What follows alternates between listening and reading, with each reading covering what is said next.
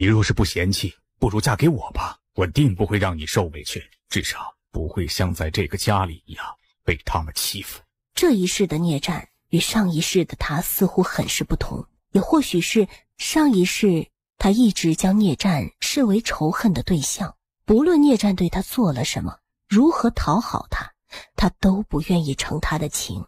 苏冉收回神思，叶将军，听闻你的宅子被烧了。聂战没有想到他会突然转口问起这个。你也听说了？我还听说史娘子为了救你被砸伤了脚，她的伤势可有好些？好多了，但还要休养一段时间。聂将军好福气，娶了一个舍命为你的好妻子，希望将军能够珍惜。聂战听明白他是在婉拒自己，还想再开口，苏冉已转身走远。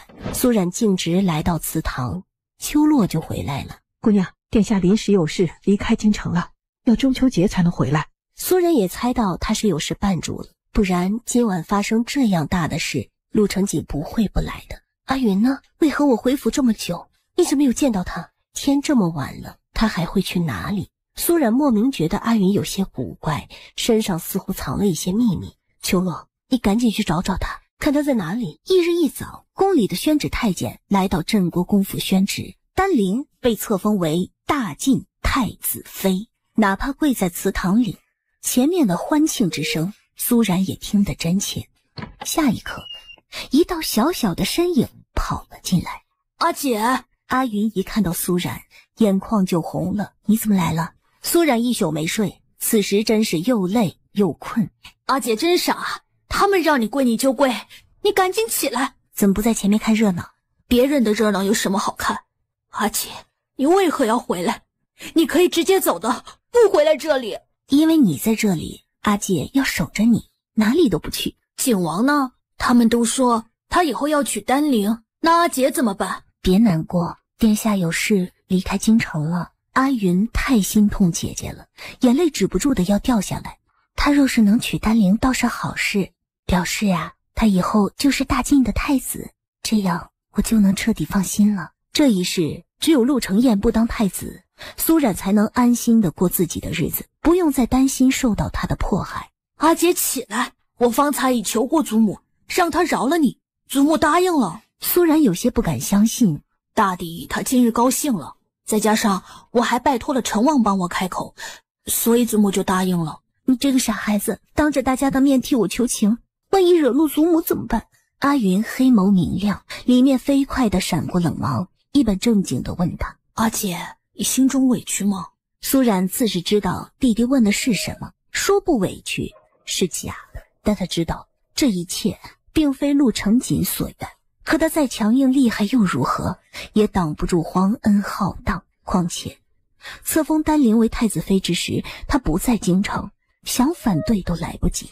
我与殿下心意相通，这一点比什么都重要，所以阿姐不委屈。阿云听他这么说，紧抿嘴唇，到底没有再说什么。到了中秋节前一日，上院派人将他换了过去。明日的中秋宫宴，皇上要嘉奖有功之人。听闻你在去往邵县的沿途救下了许多流散的儿童，抚养他们的银钱都是你出的。皇上，你昨日说过要为苏二姑娘赐婚的，如今当着大长公主与赵国公赵将军的面，皇上不如成全了这桩美事。苏冉如耳边惊起炸雷，却见晋帝转头对大长公主说：朕想将苏冉许配给赵瑞为平妻，不知姑母意下如何呀？大长公主正愁没有办法将苏冉从陆承锦身边赶走，听到晋帝的话，当真是求之不得。皇上皇恩浩荡，我们感激都来不及呢，岂会不同意？大长公主这样说，就是同意这门亲事了。赵瑞从席上站起身，朝苏冉走来。两人今日是第一次相见，苏冉希望他拒绝这门亲事，可他看着赵瑞的神情，竟不像要推辞的样子。眼睁睁看着赵瑞仙袍跪下，苏冉脸色苍白，全身如坠冰窖。在赵瑞开口前，他听到自己的声音从喉咙里溢出来：赵将军，我不能嫁给你。他的声音不大，赵瑞却听得分明。赵瑞怔了怔，侧目惊愕地看向苏冉。他倒是没想到，这个看着柔柔弱弱的小姑娘，竟敢当着皇上的面拒亲。苏姑娘，赵瑞很快回过神来，不解地看向苏冉。赵将军，我不能嫁给你。这一次，苏冉的声音越发坚定，音量也提高了，大到足以让上首的禁地与大长公主等人听到。你说什么？不等大长公主出声，上首的荣贵妃已是柳眉蹙竖。苏冉朝上首跪下，面色沉稳，毫无惧色。皇上容禀，臣女不能嫁给赵将军，还请皇上收回成命。在大家眼里，苏冉虽然出身镇国公府，但却是庶女出身。赵将军与华素郡主不和，若是她嫁给赵将军得了宠，就等同于正统娘子，实则算是高价了。苏冉此举落在众人眼里，不只是违抗圣命的大逆不道，更是不识抬举。禁地面色也冷沉下来，朝大长公主看去。大长公主做梦都没有想到，这个庶女胆子竟大到如此的地步，不但不听尊长的话，连皇上的圣旨都要违抗，却是再次辱没了苏家的家风。顿时大长公主怒不可遏，眸光几乎要将苏冉凌迟。皇上天恩浩荡，你莫不是高兴晕了头，在这里胡言乱语，还不赶紧磕头谢恩？苏冉迎上他的目光，但他没有接大长公主的话，他不会当众顶撞他，落下口实。苏冉转头朝兰贵妃以及坐在他下手的陈王夫妇看去，此时此刻大抵只有这3个人会帮自己。果然，兰贵妃在听到苏冉的拒绝后，就不禁露出了担忧之色。等再看到苏冉向自己求救的目光，对禁地说：晚辈们的心意我们也不知情，还是不要勉强，由着苏姑娘自己决定吧。荣贵妃冷冷笑：苏姑娘这般反对这门亲事，看来是心中已有了自己中意的情郎了，不如就此说出来，让皇上给你做主。荣贵妃这么说就是打定了主意，今日就算赐婚不成功，她也要让苏冉彻底名誉扫地，甚至背上藐视君上的罪名。若是你不说，那就是故意忤逆皇上的旨意，不将天下颜面放在眼里。皇上容禀，当初救助那些无家可归的孩子，都是我发自内心之举，从没有想过邀功请赏，所以皇上不必嘉奖臣女。哼，雨露雷霆均为天恩，可不是你想不要就不要的，你休想抗旨不遵。皇上，这原本就是昨日说好的，而本宫也已答应了赵将军，岂能言而无信？赵将军，还不快谢恩？苏冉全身的血液都要凝住了，他抗拒了1次，难道还要舍命再抗拒第2次？赵瑞迟疑地看了一眼苏冉。就在此时，谨王殿下到。一道高大的身影以大步跨进大殿中来，风尘仆仆，他终于回来了。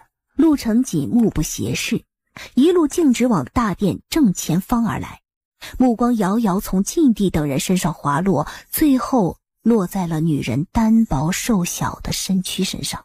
只是一眼，他就心疼了，袖中的拳头倏地握紧起来。一进宫门，关于方才发生的一切，已有人一五一十一字不漏地告诉他了。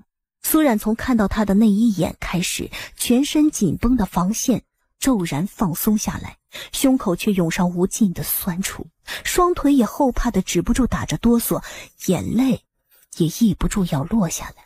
没人知道方才这一切于他而言有多艰难，多凶险可怕。陆承锦挺身立定，一礼朝上首的禁地等人行礼请安。而赵瑞在军中时与陆承锦交好，连忙上前朝他恭敬行礼，见过谨王殿下。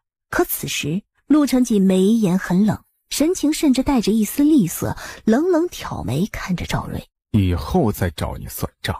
赵瑞满头雾水，可陆承锦也不再理会他。兰贵妃看着儿子风尘仆仆的形容，很是心疼。哎呀，你何时回来的？怎么也不先恢复洗漱更衣再来，就这样一身就赶来了？听闻父皇在封赏上次梁安赈灾的功臣，儿臣赶来自是向父皇讨赏来了，免得来晚了就迟了。陆承锦眸光冰冷地看了一眼上首的荣贵妃和大长公主，大长公主就变了脸色，她强作镇定地笑道：此番赈灾，锦王殿下当居首功，皇上自是要好好奖赏。说吧，你想要什么？父皇，是不是不论儿臣讨要什么，你都答应？静帝一怔，他这个儿子莫说提这样的要求，就是主动讨赏都从未有过。不觉间，静帝神情凝重起来，狐疑地看着他。陆承锦一眼就看穿了静帝心中所虑，他也懒得再多言，直接开口：儿臣喜欢一个人，要娶她为妻。此言一出，静帝只觉得这个消息比向他要太子之位还震惊。兰贵妃也是惊得呆住了，一片讶然声中，陆承锦伸手握住苏冉的手，携着她上前2步。父皇别想着将她赐婚给其他人了，她是儿臣要娶的人，儿臣非苏冉不娶，还请父皇成全。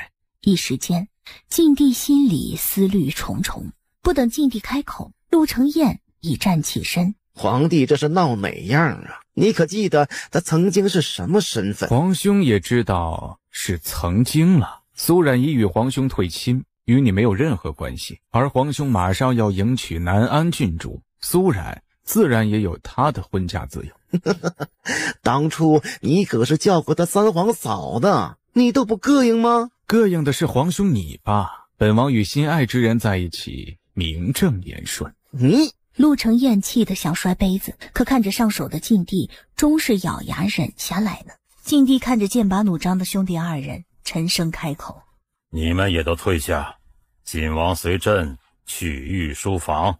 说罢，他又转头看向大长公主：姑母请先行回府，朕明日再请姑母进宫说话。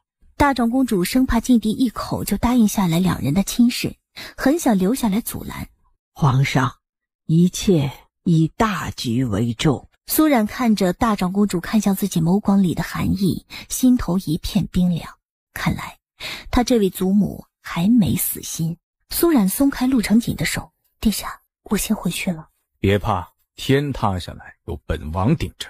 离得近了，苏冉看清楚他眸光里的红血丝，猜到他定是不分昼夜辛苦赶路赶回来的。而想到接下来他可能面临的责难和重压，苏冉的心里涌上心酸和不舍，哽着喉咙轻轻笑了笑：殿下不用担心我不怕。你先回去歇息，但别太早睡觉，等我。陆承锦目送他离开大殿，才随静帝去了御书房。而丹陵出宫的一路上陪着大长公主，面无异色，可一上了马车，眼泪就止不住落下来。外祖母，如今可怎么办啊？晋王不会娶我，那我这个太子妃岂不成了笑话？他们2个只怕早就勾结在一起了，为何到了今日才敢说出来？就是因为2人之间隔着太多禁忌，皇上是不可能答应让他们在一起的。可我瞧着皇上对晋王甚是偏爱，说不定一时心软就答应了。丹陵一想到方才在众人面前陆承锦对苏冉的维护宠溺，再想到先前在少县时他拒绝自己的冷漠无情，丹陵心里无比的愤恨。你放心，外祖母让皇上先册封你为太子妃，就是防着这一日的。有你在，皇上是不可能再答应让锦王娶她为正妃的，最多就是个侧妃。若是陆承锦肯见好就收就罢了，可方才你瞧他那样子，一副被情爱冲昏了头脑的形容，他岂会舍得委屈了他的心上人？如此倒好，只要他不答应要与皇上倔，本宫就有本事让这个不孝女连侧妃的位置都捞不着。真的吗？本宫从不诓人，言出必践。你何时与他好上的？不关你的事。怎么不关本王的事？若是在我们退亲之前你们就在一起，那你就是在背叛我。苏冉一把甩开他，推开一步，冷冷看着他：殿下请自重。自重？你好意思提这2个字？你就是故意勾搭锦王来报复本王的。苏冉，本王不会放过你的。这一辈子你都休想逃出本王的手掌心。熟悉又可怕的话语瞬间勾起了苏然上一世的记忆。陆承彦，我也不会放过你！苏然没有再退，冷冷看着面前如毒蝎般的男人。对，我就是要报复你。不止如此，我还会亲手折了你的双翼，将你所在意的东西通通的摧毁掉，让你一无所有。你说罢，苏冉伸手将他用力一推，头也不回地离开。来到宫门口，阿云从马车里探出头来：“阿姐，上车吧。”等苏冉上了马车，阿姐今日很勇敢。阿云黑亮的眸子里涌动着点点星芒，他不惜代价重活一世，不为别的，只为给阿姐一个全新的人生。所以哪怕是陆承锦，他也愿意原谅。今日阿姐与殿下将一切都说出来了，只怕往后以我在苏家的处境会更艰难。可阿姐对不起你。阿姐不要担心我，我也什么都不怕，我可以保护好我自己的。苏冉牵着阿云从马车上下来，一抬头就看到了等在门口的男人。除了陆承锦，还会有谁？陆承锦骑马又挑近路走，刚好比他们早到一步。大长公主也没有想到他这么快就与皇上谈完，不由得猜度父子二人是谈和了还是谈崩了。姑祖母，大长公主猜到他是来寻苏冉，却故作不知，笑吟吟地看着他。今日中秋佳节，殿下不在宫里陪你父皇母后过节，怎么到这儿来了？陆承锦毫不遮掩，开门见山地说：“我想带小冉去逛夜市，还请姑祖母允诺。”大长公主面容一滞，万万没想到两人才公开关系，他就这般迫不及待要带着他出双入对了。难道晋帝答应让他娶苏冉了？所以他这般的不顾忌。这样一想，大长公主整颗心都沉了下去。大长公主的心里自是10000个不愿意成全他们，但面上却无法不给陆承锦这个面子。而且他也知道陆承锦只是嘴上同他客气，他同不同意人，他陆承锦都会带走。于是他佯装大度：“难得殿下这般好兴致，你们去吧，注意安全。”你就没什么事问我吗？殿下想让我问什么？你不好奇父皇有没有同意让我娶你啊？这个不用好奇，因为结果也不难猜。那你说说看。有丹陵这个太子妃在，皇上不可能让殿下娶我做正妃的。他说这些话时很是平静。你都不难过吗？立丹陵为太子妃，明显就是大长公主故意阻拦她成为锦王妃的手段。被至亲家人这样对待，她心里可悲痛难受。如今我有阿云和殿下在身边，我高兴都来不及，岂会难过？陆承锦心中一热。你猜得不错，父皇只准让我娶你做侧妃。他比我预想的好，看来陛下是真的偏爱你，连着我也沾了光。怎么？难道你还以为父皇会让你做我的夫人或是侍妾？毕竟我与陆承彦定过亲，而且先前还被史大娘子告过状，名声闹得并不太好。可本王不会答应。本王不只许诺过你，也答应过阿云，要以正妃娶你进门。我说到就会做到。苏然想劝他，可一时间却不知要如何开口。你放心，我会想办法让父皇改变心意，答应让你做我的正妃。那丹陵怎么办？丹陵的太子妃诏书已下，两国联姻的国书也昭告天下。若是你不肯娶她，只会让皇上难做，也会给你自己添上阻碍。殿下，你一出生就与众不同，身上背负皇族陆姓的重任，有些事注定是你要承受的，你没有办法推脱。而我从来不在意名分地位，只要能与殿下在一起，像如今这般光明正大地出现在众人面前，已是心满意足。所以殿下莫要因我之事与皇上起冲突，耽误自己的前程。苏冉说的句句在理，可陆承锦一句也听不进去。本王江山也要，也不会辜负你。殿下，你一向睿智，这个时候应该知道孰轻孰重。万不能因执着于一句承诺而丧失整个大局。殿下只要对我一心一意，就没有辜负我，又何必去拘泥在意一个名分？况且只怕祖母与燕王荣贵妃不会愿意看到我与殿下在一起，未免夜长梦多，还请殿下为自己着想，也为我着想，不要再拖延，答应皇上。你从小就被欺负打压，所得所受全是最差的，本王不想你跟了我还要受这样的委屈。男人贴心的话激起苏然心中掩藏两世的伤痛，眼眶一阵酸痛，眼泪止不住的往下落。其实自从我遇到殿下，我已幸运了很多，等我嫁给殿下以后，就不会再受到委屈和欺负了，所以求殿下三思。陆承锦心头诸多不是滋味，将苏然搂进怀里。哪怕我娶你做侧妃，也不会再娶正妃。我陆承锦对着明月起誓，此生的枕边人只会是你苏然一个。至于什么太子妃，只要本王不承认，他就是个空名头，我绝不会娶丹丽。这已是他最大的让步。信中所言可是真的？是。将他带去燕王府，交给燕王处置，再给燕王殿下捎带2坛美酒，让他明日抽空陪本宫一起面见皇上。公主，您真的想好了吗？怎么，你觉得本宫对他太残忍了？姬嬷嬷连忙跪下。老奴不敢，老奴只是觉得二姑娘说到底终究是苏家的人。你当她是苏家人，可她自己可有一丝将这里当成她的家的？公主息怒。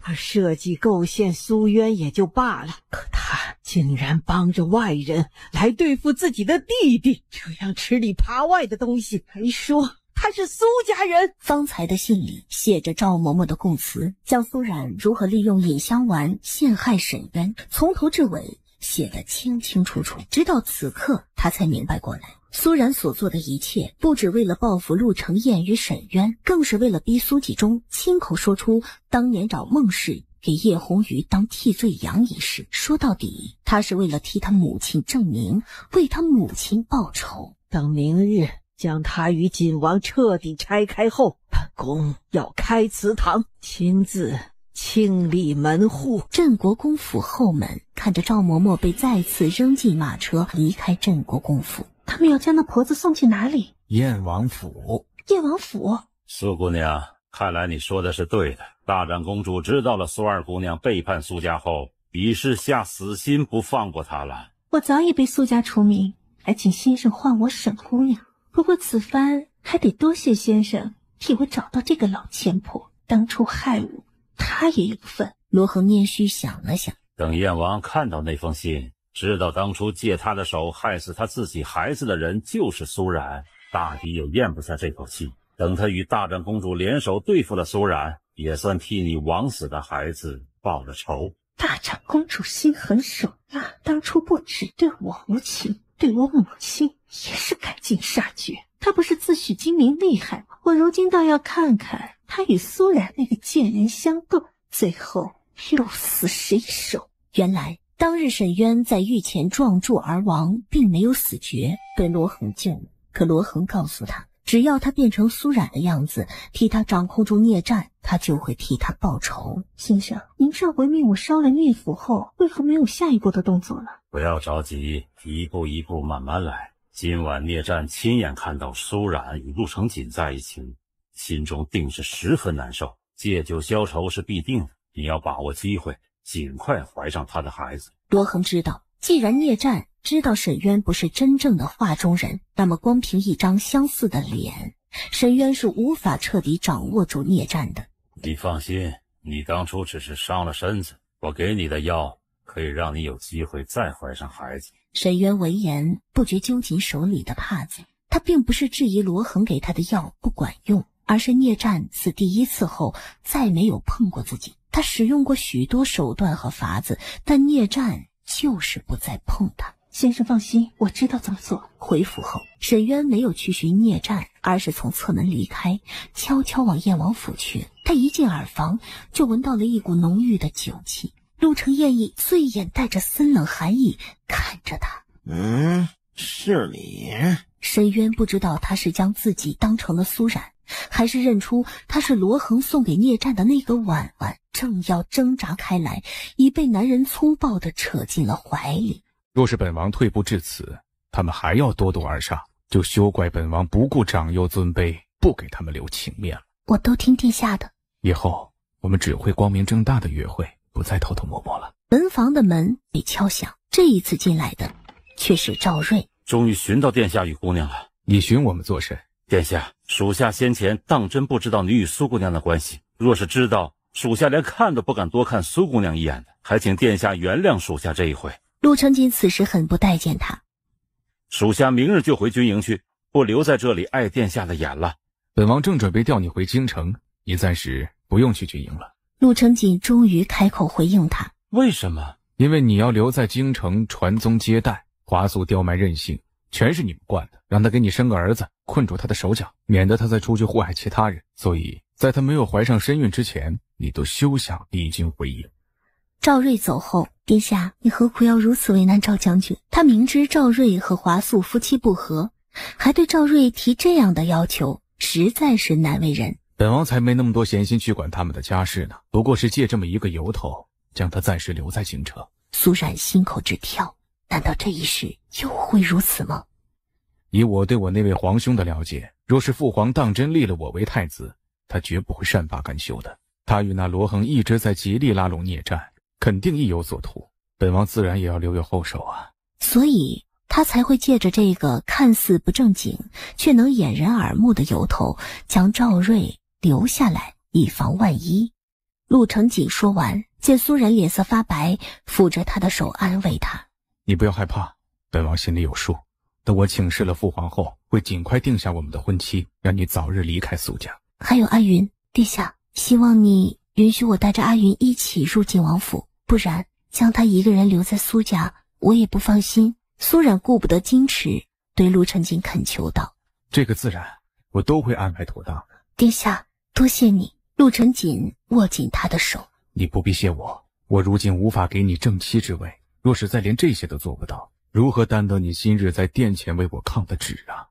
往后的日子能与殿下站在光亮下携手共进，我再没有什么怕的了。本王必不负你。回到清怀阁，阿姐，皇上可有答应让你嫁给景王？阿云，皇上答应让我给景王做侧妃，可殿下他不愿意，因为他曾经对我还有你许下过要娶我为正妃的承诺，但我劝他答应了。我早就料到了，他们是不会答应让阿姐做他的正妃的，不然就不会提前立丹陵为太子妃了。苏然一怔，他倒是没有想到阿云小小的年纪竟然也看懂了大长公主让丹陵做太子妃的目的。那你还怪殿下吗？他虽然没有履行承诺，但今日在宴席上那般维护阿姐，倒是没让我失望，所以就两相扯平了，我不怪他了。阿姐别的不怕，就怕你心里难过。阿云，阿姐从不在意什么名分地位，只要你与殿下能陪在我身边，我就心满意足了。阿姐，只要你心满意足，我就知足了。为此，哪怕让他双手染血也值得。阿云回到自己的屋子里，乌明就悄悄从外面进来。处理干净些，不要留下后患。乌明没有一丝迟疑，转身又出去了。阿云眸光幽冷地看着暖阁方向，大长公主想扣着他威胁阿姐，胁迫陈王，可他会用动作告诉他什么叫痴心妄想。就让他再高兴最后一晚吧。那个不孝女最会审时度势，可惜算不到明日本宫会与燕王联手。若是让皇上知道苏然与燕王有染，又去勾搭景王，在他两个最得力的儿子间左右逢源，只怕皇上震怒之下会将他挫骨扬灰。翌日天不亮，大长公主就出发往宫里去了。万事俱备，只欠燕王这个东风。可他左等右等，却等来燕王昨晚在府上醉酒后摔倒，磕破头昏迷不醒的消息。没了燕王，许多事情就不好办了。但不论如何，他都不会让苏冉入院。皇上如今在哪里？从外面走进来一个人，正是陆承锦。见过姑祖母。他一进来，后面的殿门就被关上。姑祖母应该知道我与父皇商议的事是何事。我如今不过是一个眼瞎耳聋的老太婆，哪里知道殿下的事？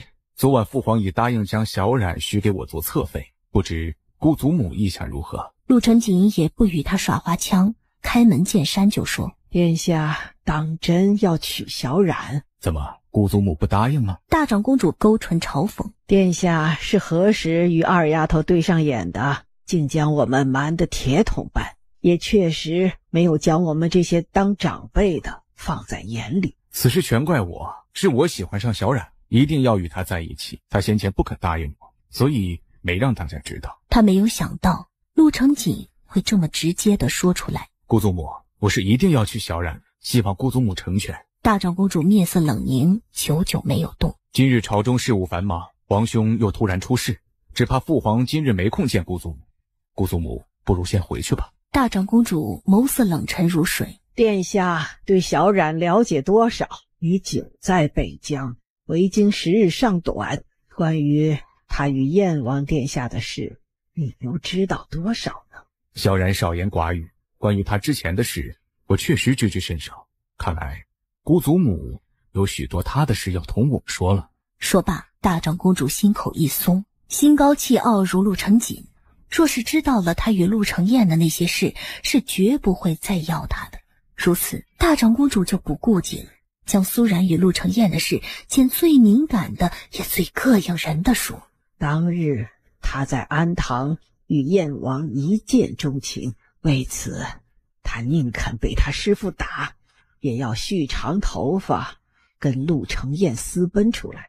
那时小冉满心满眼全是燕王，远比如今跟殿下你在一起更深情。他说完，一脸期待地看着陆承锦，可陆承锦却淡淡地说：原来是这些事，小冉早就同我说过了，她并没有瞒我。大长公主完全没有想到他会这样一副毫不在意的形容，一时间不觉怔住了。殿下都不生气吗？她不敢置信地看着陆承锦。可能是我太喜欢小冉了吧，非她不可，所以不管她以前如何，我都不在意。难道她与燕王有染，有过肌肤之亲？殿下也不在意吗？这样的话可不能乱说。姑祖母可有证据？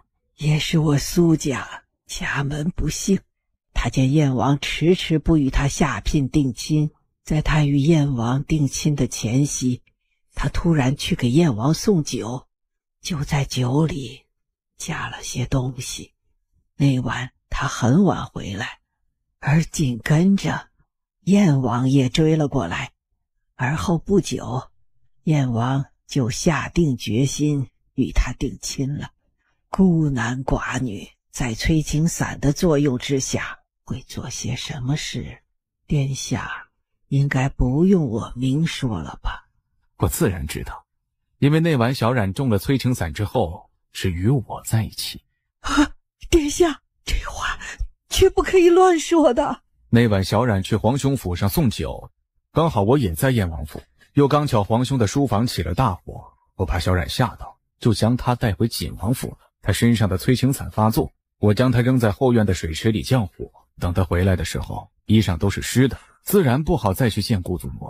说到这里，陆承锦话语一顿。小冉那晚给皇兄送的酒是御赐的百花酿，我记得这百花酿当时父皇只赏给了姑祖母您的，至于酒里的东西，我记得皇兄当时说是您下的，还很生气来着。他后面追过来，大抵是想找您问清楚此事，是被小冉给拦下来的。大长公主面白如纸。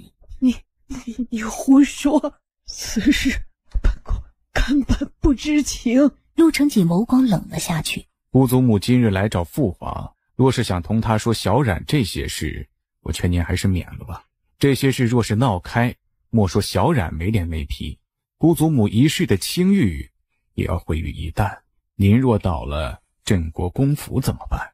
你到了此刻，大长公主才恍悟过来，原来她早就知道自己今日进宫要干什么，所以有备而来。这个景王真是太阴险，太可恨了。姑祖母素来喜欢成人之美，希望这一次也能成全我与小冉。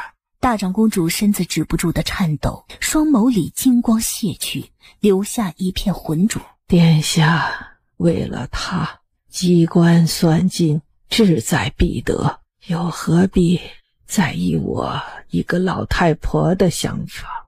所以燕王是你让他没法进宫来的。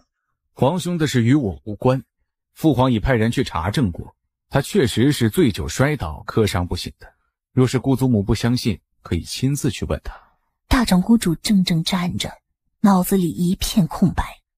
她总感觉事情没有那么简单，当中有人在布局，不然陆承锦不会这么清楚他的计划，燕王也不会这么凑巧的昏倒失约。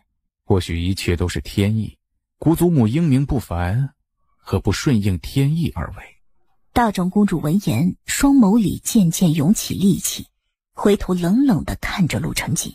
我们皇族陆氏从来都是逆天改命，若一个个相信天意，当初你父皇就不会登上95之尊了，而你也不会放着正经的太子妃不要，偏要娶一个庶女了。他再不停留，挺直了腰杆，走出偏殿。肃然，本王失言了。陛下，其实今天这样的结果我早已预料到。陆承锦一怔，脸色越发冷沉下来。陛下，我与你的前路必定阻碍重重，我也早已做好了准备，所以陛下不必觉得愧疚。他从秋落的嘴里得到的只是只言片语的消息，可当时的情景有多艰难，只有陆承锦知道。以他的性子，当时荣贵妃等人攻坚他们，让晋帝为难不再赐婚时，他定是不会答应的。他定是为了他抗争过，可有时候哪怕是他也无能为力。若真要说起来，愧疚的人应该是我。陛下不论与哪个女子在一起，都会被大家接受，可以安心顺利的在一起，唯独只有我，让殿下冒天下之大不韪，背负着各方压力。陆承锦眸光沉沉地凝着他。你何尝不是？是啊，他与陆承燕退亲后，随便找个男人嫁了都成。或许燕王与荣贵妃还会放他一马，可他偏偏与陆承燕的死对头在一起，陆承燕岂会如他所愿？殿下，这条最难行的路是我们两个人一起选择的，无论如何我都会与殿下走下去。你都不生气吗？我有什么好生气的？我待在这里一无是处，而殿下一个人面对皇家天威和各方奸佞的陷害，一人扛下所有事，我如何忍心再怪？今日发生的事太多，陆承锦来这里之前身心疲惫，也有些丧气，但此时听到苏冉的话，他的身子里又生出无穷的气力来，一把将他紧紧地拥进怀里。一时间牵涉出的事太多，燕王一道明显有备而来，此时父皇也很为难，我不好再逼他，但万事都会有转机，本王不会妥协的。苏冉见他不再陷于愧疚中，不由放下心来。我还有另一件事同你说。说罢，陆承锦从怀里取出2封信来，拿给苏冉看。他又将昨晚有人将赵嬷嬷和这些信酒送到他府上后门的事和苏冉说了，还有今日在宫里截住大长公主，以及昨晚陆承燕在府上喝酒醉倒的事都和他说了。苏冉镇住了，大长公主为了对付他使出这样的毒招，也是苏冉万万没有想到的。他心中到底有多恨苏冉，才会拿当初送酒的事来做文章，来毁他清白。一时间，苏冉脑子里涌入太多的事，都凌乱了。那陆承燕的酒醉摔倒，是殿下所为，还是这个送信的人做的？不是我做的，不过你方才倒是提醒到，或许燕王的摔倒与给我送信的这个人有关。说到这里，陆承锦将第2封信放到2人面前。已经从赵嬷嬷嘴里得知，将他和他孙子王旺抓回京城的人是罗恒。罗恒？他怎么知道赵嬷嬷的事？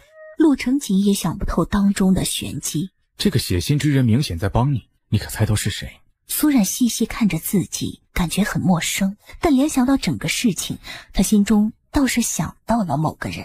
他颇是紧张地看向陆成锦，殿下，会不会是他？你是说坠影？是，他为什么要这样帮我？陆成锦不觉摇了摇头。不是他，他恨他都来不及，怎么会出手相助他们？可若不是坠影，还会是谁？本王还有事先走了，但眼下有许多事要处理，你再给我一些时间。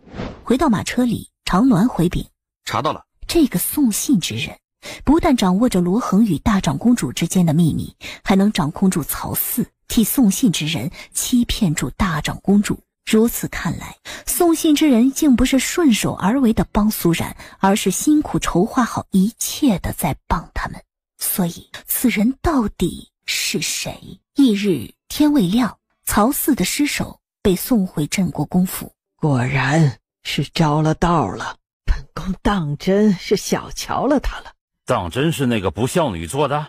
我就知道她一直对她生母之死耿耿于怀，说不定红鱼的事儿也是她设下的局。母亲，既然知道是她做的，为何还不将她绑来家法处置？苏继忠对子女凉薄，对苏冉尤其的讨厌，所以每每看到与孟氏长得十分相像的苏冉，苏继忠总是浑身不自在，所以特别的不喜欢这个女儿。他如今有锦王护着，想动他哪有那么容易？苏继忠的心中也触陆成锦，但他更恨苏冉。锦王再厉害，能管到咱们的家事？这个不孝女做出这样伤天害理的事，若是放任不管，只怕她以后要入父杀母了。大长公主眉眼里不觉聚集了杀气。那照你的意思，虽然不能直接处死她，但可以将她赶出家门，不再承认她是我们苏家的女儿。没了镇国公府庇护，他就不相信锦王能时时护得住他。大长公主有些迟疑。可若是让他离开了苏家，他与锦王之间反而就没有阻碍了。皇上如今都不会再给他们赐婚了，就凭她一个被家里赶出家门、声名狼藉的女子，还想当皇家儿媳？她休想！况且若是让燕王与荣贵妃知道是她害了元儿肚子里的孩子，他们岂会再放过她？谋害皇嗣，此罪足以株连九族。母亲，这个不孝女注定是个祸星，又与我们离心，留她在家里多一日，就是对我们苏家的拖累。只有将她逐出族谱，我们苏家才会安宁。苏继忠越说越恨，只感觉胸口闷闷的，快透不过气来。大长公主脸眸眼下眸子里的寒意，沉吟片刻。你是一家之主，既然你已做好决定，一切就听你的安排。来人，将那个不孝女捆去祠堂，本宫要清理门户。不孝女，你可知罪？不知。你做下的恶事，如今大家都知道了，你还想否认？听他添油加醋地说完苏冉的种种罪行，祠堂内一片哗然之声。你还有什么好说的？敢问父亲一句，沈渊一事是不是你私通小叶氏，联合他欺骗大家在先？你当初沈渊的事被揭露，她是你的私生女不假，她私通燕王也不假，我半点都没有冤枉她，我何罪之有？苏继忠气急败坏，却因胸口绞痛驳不出一句话来。再者，害死他肚子里孩子的人并不是我，而是燕王。父亲若是爱女心切，要为沈渊鸣不平，尽管去找燕王理论。至于你，苏冉侧眸冷冷看向跪在一旁一脸愤恨的苏琪，你强占民女，做出猪狗不如的事，却将罪行强安在王旺身上，敢做却不敢认，你有脸提公道二字吗？因着苏琪上一世对轩儿的残害，苏冉对他恨之入骨，所以说话半点情面都没有。老爷，您可一定要为妻儿做主啊！你们若是不服，当初三司判这个逆子流放之刑时，他大可以喊冤，怎么乖乖签字画押认罪了？还是说他反驳不得，只得乖乖认罪？拿家谱来，今日我要当着大家的面，将这个忤逆不孝女逐出家门，以后她不再是我们苏家的人。未出阁的姑娘被逐出家门，名声算是彻底毁了，这一辈子也完了。苏成玉知道姿势体大，但还是心有不忍。萧然，你赶紧给父亲和祖母还有齐弟认个错吧，这一个女儿家被家里赶出去，一辈子可就毁了。苏幼宁也上前劝道：你别一根死脑筋了，快认个错，让父亲收回成命。阿云却朝他淡淡一笑。苏然心里一松，弟弟是懂他的。苏家内禳发福，从里到外都烂透了。他指着母亲的牌位，当初就是这位国公爷趁着嫡妻小产之际与姨妹私通，最后怕事情败露，拿我母亲当替罪羊，最后更是将我母亲活活烧死在柴房里。我所做的一切并没有错，你们这般对我，无非是怕我记着母亲的仇恨会找你们复仇，所以借着各种莫须有的罪名要将我赶出去。苏继忠，你虐妾妻女，狼心狗肺，且没有一丝愧意，今日还要当着我母亲的灵位这般对待她的女儿，午夜梦回，你不怕我母亲向你索命吗？你真是一张好利嘴，为了掩盖做下的恶事，竟将曹四残忍杀害，光凭这一件就足以将你就地正法。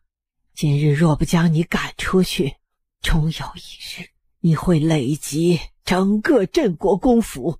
苏然早就等着他开口了，因为他知道这位才是苏家真正的主宰人。敢问祖母一句，你可有证据证明曹四是受我所害？无需证据，此事不是你做的，还会是谁？哪怕要定我的罪，也无需证据。苏然，你心机深沉且野心勃勃，悄无声息地勾搭上锦王殿下。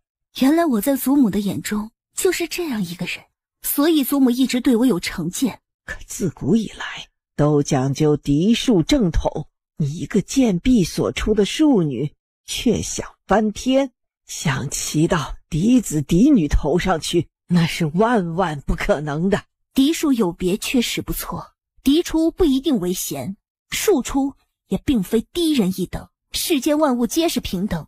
我行得正，立得端，祖母所做的一切，不过是因为我并非你想象中那么孱弱好掌控，不会乖乖做你的傀儡，所以你容不下我。此言一出，众人都惊呆了。若是祖母觉得曹四之死与我有关，大可将此事交给三司去查，你空口定罪，只怕难以服众。大家都亲眼看到了，此女是何等的忤逆不孝。本宫与国公爷一致决定，将其逐出家门。各位族老意下如何？恰在此时，苏继忠他痛苦地捂住胸口，身子竟坐不住，直直往地上滑去。老爷，你怎么了？老爷，快来人呐！快换府医来！一片混乱中，倒没人去注意苏然了。阿姐，他们要赶你走，你就离开这里，不要怕。那你呢？若是阿杰带你一起走，你怕不怕跟着阿杰去外面吃苦？他牵着阿云站在一旁，感觉阿云的手心沁出汗来。阿云，你怎么了？阿姐，若是他出事了，会不会又怪到你头上？苏然一怔，原来他并不是紧张苏继忠的病情，而是在替自己担心。心里一暖，我也不知道。一盏茶的功夫过去，傅医替苏继忠把完脉。可好生奇怪啊，这国公爷的脉象正常，查不出任何病症。大长公主的心里隐隐不安起来。苏然感觉很意外，苏继忠明显是发病了，且他发病的样子与前世他所看到晋帝发病时的症状几乎一样。后面人只能整日在床上躺着，半死不活。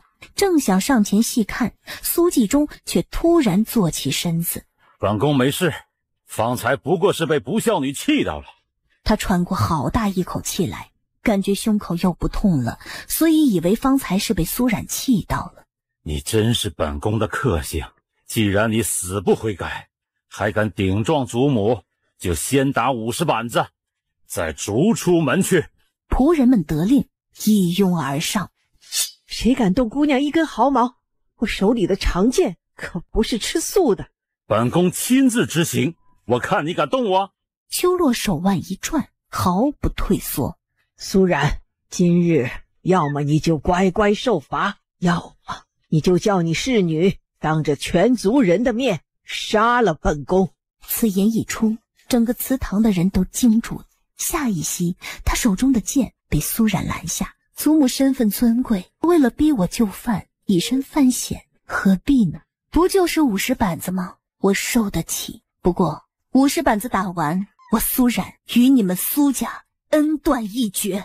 我替我阿姐受罚，你们动手啊！阿云神情冷厉，像一头护犊的狼，将苏冉挡在身后。两人一起打。就在此时，哎呀，景王来了！这是在做什么？陆承锦来到苏冉身边。姑祖母，贵府弄出这么大阵仗，却不知我家小冉犯下了什么大错。陆承锦侧目斜看了一眼还趴在条凳上的姐弟二人。趴着好看吗？还不起来？殿下，你怎么来了？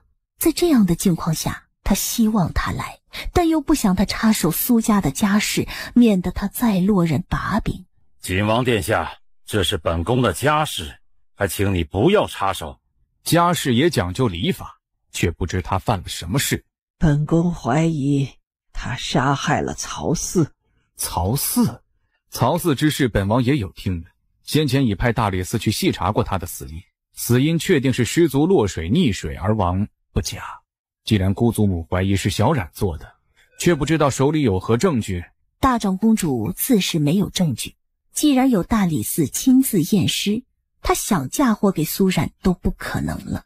就算曹嗣不是他杀的，可他忤逆犯上，目无尊长，且当众辱骂我这个做父亲的，光凭这一件就足以将他家法处置。苏继忠见母亲被陆承锦问住，忍不住愤慨地说。陆承锦听了，回眸看向苏冉。你辱骂国公爷了？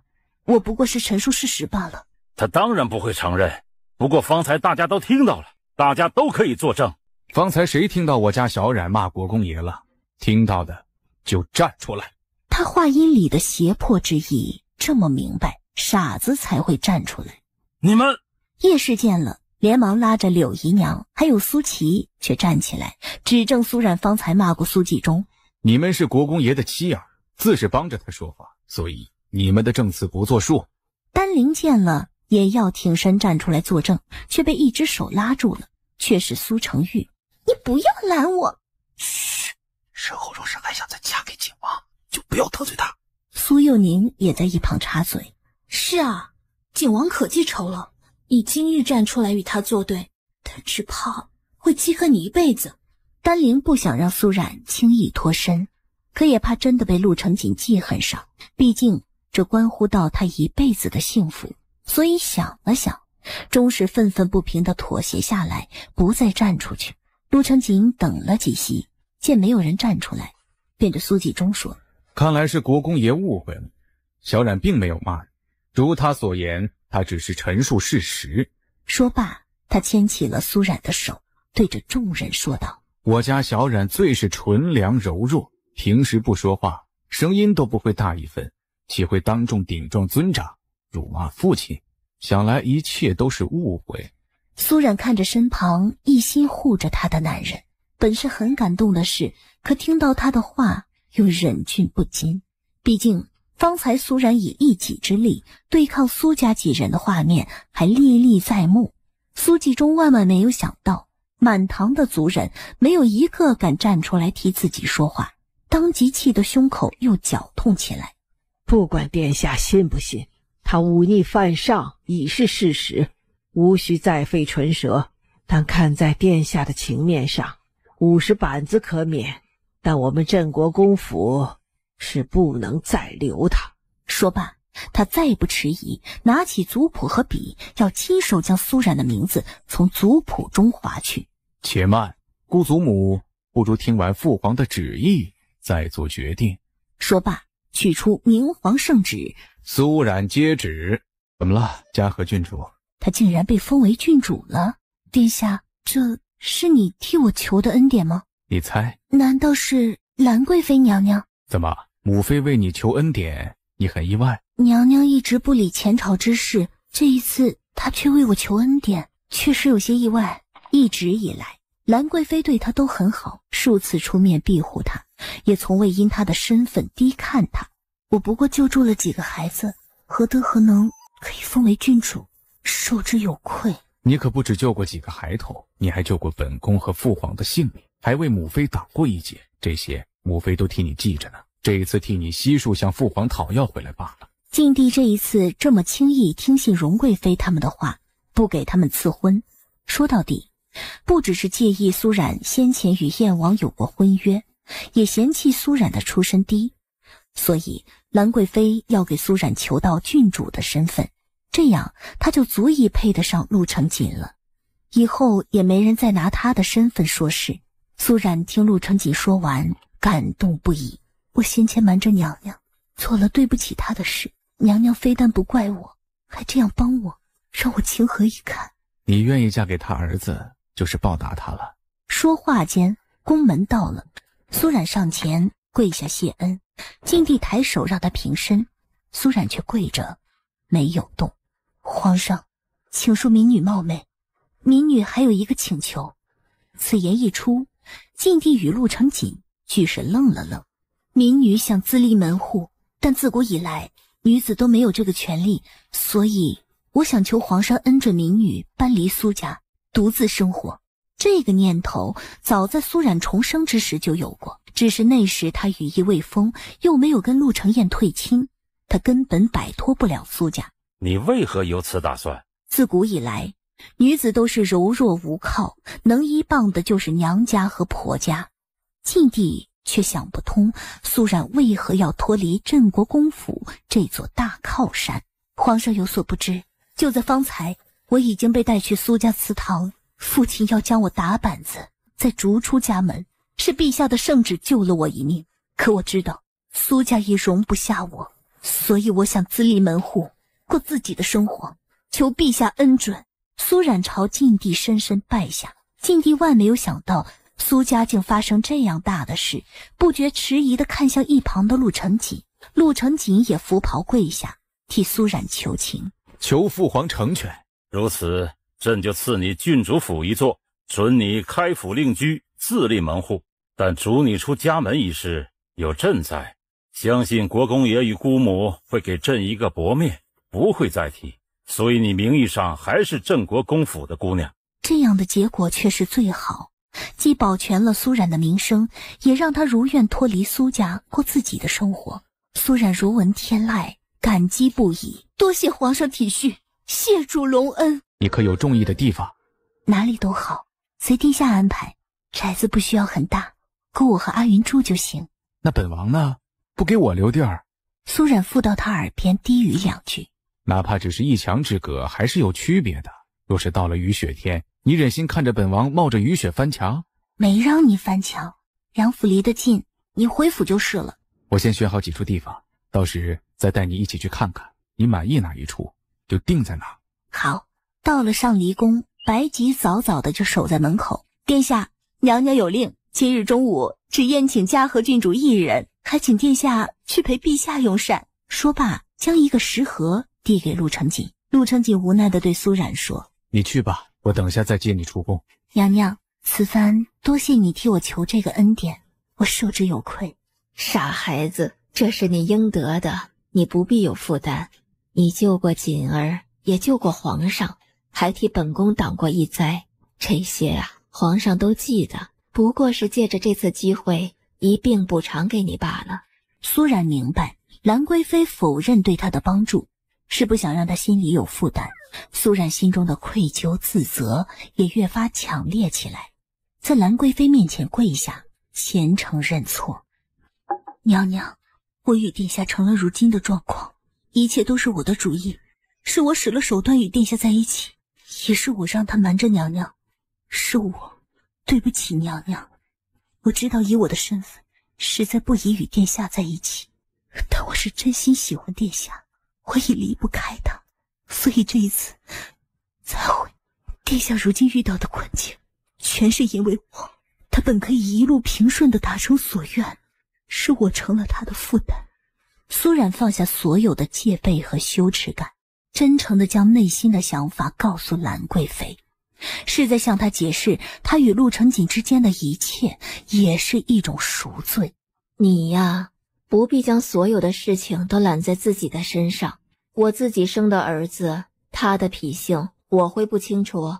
若非他也真心喜欢你，莫说你对他使了手段，就是拿刀架在他的脖子上，他也不会就范。在你与锦儿的这段感情里，你的付出并不比他少，甚至你背负的比他更多。兰贵妃对苏冉并不陌生，几次的接触中，她早已看出他虽聪慧，可奈何受苏家的苛待，甚至是掌控，他无依无靠，所以他格外的谨慎，从不冒尖，一切都那么小心翼翼。若不是真心爱着自己的儿子，他不会有那样的勇气抗旨。他是不顾性命的在爱着自己的儿子。这样可怜又勇敢付出真心的姑娘，他如何忍心再责怪她？小冉，锦儿性子不好，狂妄自大，还常年板着个臭脸，冷邦邦的像个冰山，嘴上也常不饶人，但实则他也是面冷心热。你坚韧勇敢，心地善良又柔软，往后有你陪着他，我很放心。前院通往后院的转角处，陆成锦静静站着，神情微动。原来母妃心中并非只有他民间的那个儿子，他虽是多余的那个，母妃也对他挂心着。此刻陆成锦的眼前像是蒙上了一层雾气，酸涩难受。这些年陆成锦鲜少回京，孤身一人在西北，成天与风沙为伴。他孤寂空乏，可回到京城，一个人回到空空荡荡的锦王府，身边除了舒嬷嬷与长亭几个随从，他还是孤身一人，甚至比在西北更孤单。幸而这一次回来，他遇到了苏冉，往后的人生他不会再孤寂。陛下送我回镇国公府吧。陆成锦不觉朝苏冉看去，皇上也说了，我如今还是镇国公府的姑娘，在郡主府还没有弄好之前，我还得继续待在苏家。你放心，我会尽快替你安排好郡主府，不会让你在苏家久待的。但是你还是要多小心，提防他们暗下对你使手段。苏冉点头应下。镇国公府，母亲，难道你就眼睁睁地看着那个不孝女得势吗？那你说怎么办？苏纪忠承蒙祖荫的庇护，世袭镇国公的尊位，享了半辈子的荣华富贵，却从没有真正做过一件实事。不论朝中还是府里，他所依傍的全是他的母亲。所以陡然听到母亲回问他怎么办时，他哑口无言。看着他这般形容，大长公主第一次觉察到自己将这个儿子养废了，可他还是舍不得训诫他。外祖母，如今可怎么办啊？皇上虽然没有给我们赐婚，但这个时候封赏的苏冉却是在给他助威，给他们机会。丹陵很聪明，将事情看得通透。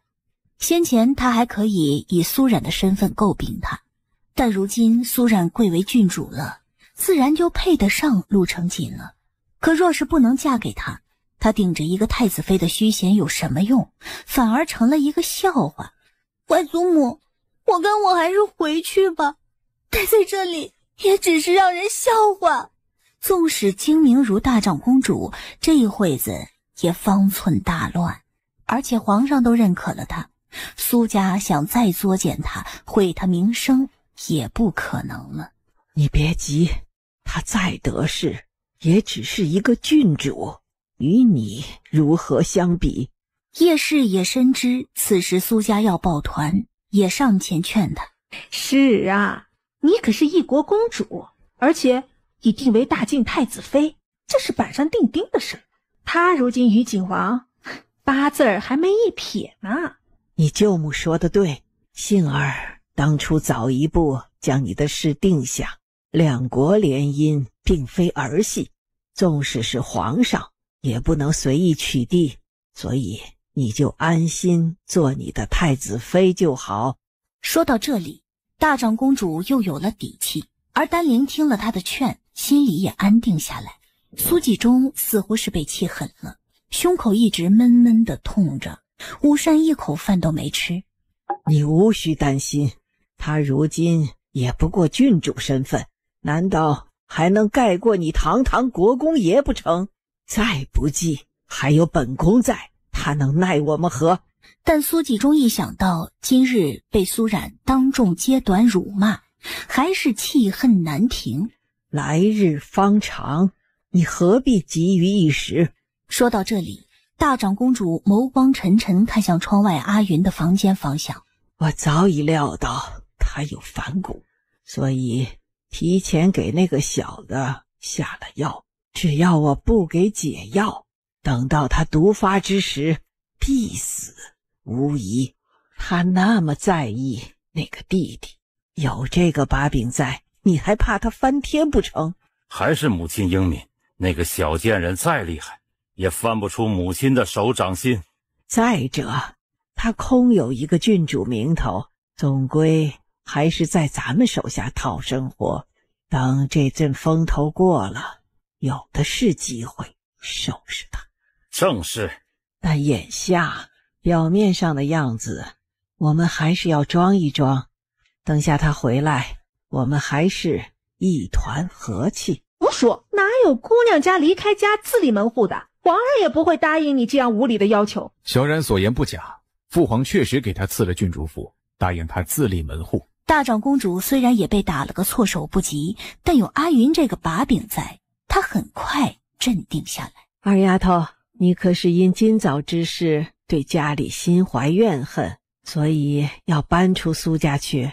苏冉不想与他多费唇舌，直接默认了。今早之事确实是你父亲做得过火了一些，但你也要体恤你父亲，他也是没办法。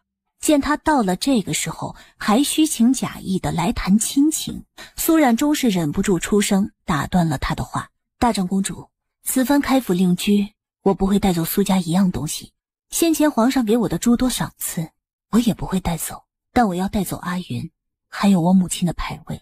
一旁的苏纪忠再也忍不住了，也顾不得陆成锦在，冲着苏冉斥骂：阿云是苏家的孩子，是我的儿子，你凭什么带走？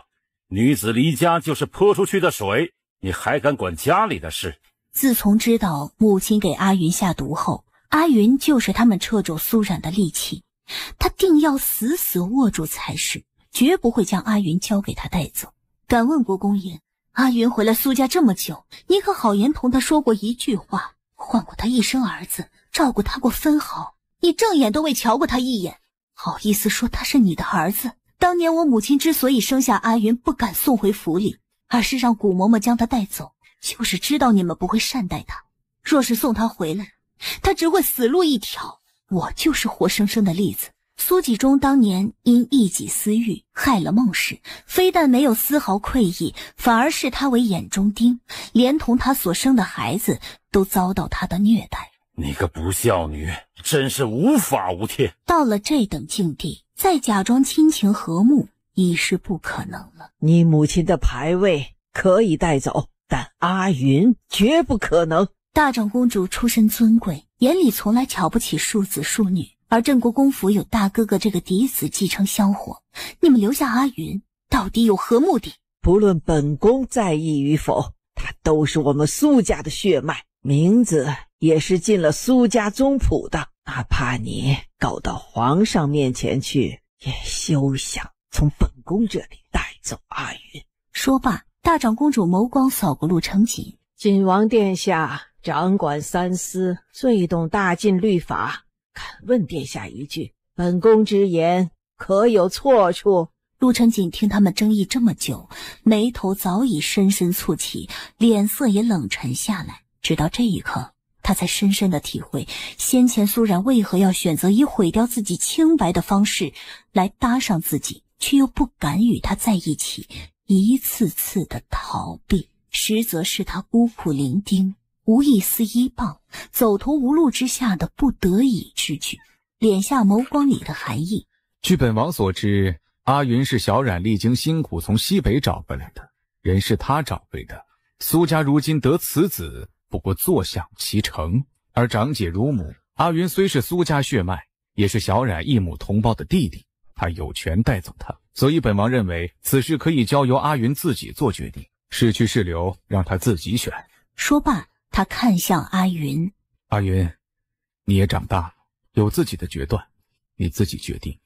顿时，大家的目光再次看向阿云。不行，这个事不能由他做主，他是苏家子嗣，一定要留在苏家，哪里也不能去。阿云父母双亲皆在，岂能离开苏家？有姐姐养大，也与理不合。父皇今日明旨，苏冉虽然离开苏家自立门户，但还是镇国公府家的姑娘。阿云哪怕跟她搬去郡主府，也还是苏家子嗣。而如今姑祖母年岁已高，国公也与夫人事务繁杂，照顾不了阿云，还不如让她随小冉去郡主府，由她照顾，这样大家都好。陆承锦太了解苏冉对这个弟弟的在意，所以哪怕明知理亏，还是为他据理力争。先前母亲将阿云留在上院照顾，是太过喜欢阿云，不然呐，我也会将她带在身边，亲自照顾的。苏冉看着一个两个虚伪的嘴脸，心中一片冰寒，同时警铃大作。蓦然间，他想到先前查到的母亲与陈王的事，心顿时咯噔一下。难道这个秘密大长公主他们早就知道？他们是想拿阿云与陈王做什么交易？明白过来一切后，苏冉一颗心如泡在寒潭里，全身都凉了，一把将他搂在怀里，声音微微发颤：“阿云，姐姐带你离开这里。”阿云安静地趴在他怀里，阿云心酸开口，轻声安慰他：“阿姐，你别怕，我没事的，我会一直陪着阿姐，保护阿姐。”他心里生出欢喜，他就知道阿云会愿意跟他走的。可下一席，阿云却对他说：“但如今我还不能离开这里，我是苏家人，自是要在镇国公府长大。”闻言，苏冉不敢相信自己的耳朵，怔怔地看着阿云，而大长公主等人却欢喜地笑了。他们万万没想到，阿云竟然主动答应留下来。好孩子，过来祖母这里。阿云，你不要留下来，他们不会善待你，你跟阿姐去郡主府。苏冉做梦也没有想到弟弟会选择留下，待看到他离开自己，朝大长公主走去，他心慌不已，一把拉住他的手，不肯放开。方才可是锦王殿下亲口说的，由阿云自己选择，如今他选择留下，希望你们说话算话，不要再做纠缠。叶氏连忙上前掰开苏冉的手，牵着阿云来到他面前。好孩子，不亏祖母疼你一场，是个知道好歹的。阿云乖巧地站在榻前，对大长公主说：“祖母，阿云有一事禀报。”什么事啊？你说吧。先前在少县时，殿下的马曾踢伤我，作为补偿，殿下说要教我骑马习字。如今我想让殿下履行承诺，让他做我的教习师傅。确实有这个事，我也一直记着。阿云转过身，朝他一一到底。多谢师傅。苏冉还一直怔愣着，阿云定是不想看到他为难，才选择留下的。主子，既然你舍不得二姑娘，为何不答应跟她离开这里？她的毒还没渗入五脏六腑，我此时离开，前功尽弃。况且阿娘的仇，阿姐的仇还没向他们讨回，我岂能离开？留在苏家，可以时刻监视大长公主他们的一举一动，且正是因为他们对她的不理不问，才让阿云行动起来更方便。而留在阿姐的身边，阿姐迟早会发现她的秘密，所以在计划没有成功之前，她留在苏家更方便。乌明听得有些糊涂，他哪里明白阿云说的是上一世苏家对苏冉的残害。那主子准备怎么做？阿云勾唇残忍一笑：毁了整个苏家，让他们为我阿娘阿姐陪葬。等到他正式离家那日，只有苏成玉带着阿云来送他。小冉，你一直乖巧懂事，我不明白祖母他们为何不喜欢你，也不明白一家人和和气气的在一起有什么不好的。大哥哥，镇国公府有你在，还有的救。你以后一个人在外面一定要多加小心，若是遇到难事儿或者有人欺负你，你记得回来找我，我也永远是你的大哥。闻言，一直没有吭声的阿云眸光微微一闪：阿云，阿姐走了，你要乖乖听话，万事自己要小心。他说一句，阿云就乖巧的应一声。看着阿云乖巧听话的样子，苏冉更是心酸不舍。大门口到了，只见门口的街道上人山人海，但眼看着有人摔倒后，后面的人非但不退，反而奋力地往前挤。苏冉看着看着，却看出端倪来。而今日之事，明显就是有人借着他千府之计，引发祸端出来。就在苏冉思索间，外面已传来哭喊声，已有百姓被推倒踩在地上。一墙之隔的镇国公府内，大长公主冷冷听着外面传来的哭喊喧闹声，嘴角勾起一抹满意的笑意来。公主，外面情形很不好，只怕会出事，咱们可要出面。不许去！不等金嬷嬷把话说完，大长公主已打断她的话。别人费心布好的局，咱们看着就行，不要去破坏别人的好事。她深知，此次若是闹出人命，第一个难逃罪责的就是苏冉，到时只怕陆成锦都护不住他。如此，无需他再动手，就解决了心头大患。故作纠缠者，按叛乱之罪杀无赦，即可驱散人群。为首之人正是禁军统领聂战，而先前那一伙煽动闹事的人，一看阵势不对，也混在退散的人群里，趁乱逃走了。人群散开，街道清空，聂战却没有急着带人离开，眸光沉沉地看着苏冉的马车。他是他心心念念想着的人，是他从漠北找到上京，几乎找遍整个大晋，才辛苦寻到的女人。他如何愿意看到她与别的男人在一起？可哪怕他与景王在一起了，他还是放不下他。马车里，姑娘，人散开了，我们可以走了。苏冉知道这是聂战的功劳，而他也早已猜到了今日这一切是谁要害他。想了想，从马车上下来，朝聂战道谢。多谢聂将军出手相助。虽然知道他只是暗里同自己客套一句，但看到苏冉的那一刻，聂战心中却涌起难言的情绪，胸口仿佛被堵住，闷闷地揪痛着。聂某护送苏姑娘回郡主府。郡主府不觉到了，走了一路，聂战的心绪相比先前平复了许多。恭喜你乔迁之喜，聂某方才出来匆忙，来不及备礼，等下差人补上。聂将军客气了。聂将军，不知您方才是偶然路过，还是特意赶来？是有人送来消息，说你被困有危险，让我带禁军相助，所以我就赶过去了。苏冉一惊，会是谁向聂战求助？下一息，他却想到了那个将赵嬷嬷送给陆成锦的人，难道又是他？难道不是你派的人？陆成燕与罗恒心机深沉，不是聂战可比的，而这个背后相助他之人，不能被陆成燕他们发现。大抵是我派去向巡防营求助的人，急乱中走错了地方，将求助消息误传进将军那里了。聂战觉得有这种可能，就不放在心上了。那一伙闹事的人是陆成燕派去的，他自是关注着镇国公府门口的一举一动，所以聂战一出现，他就知道了。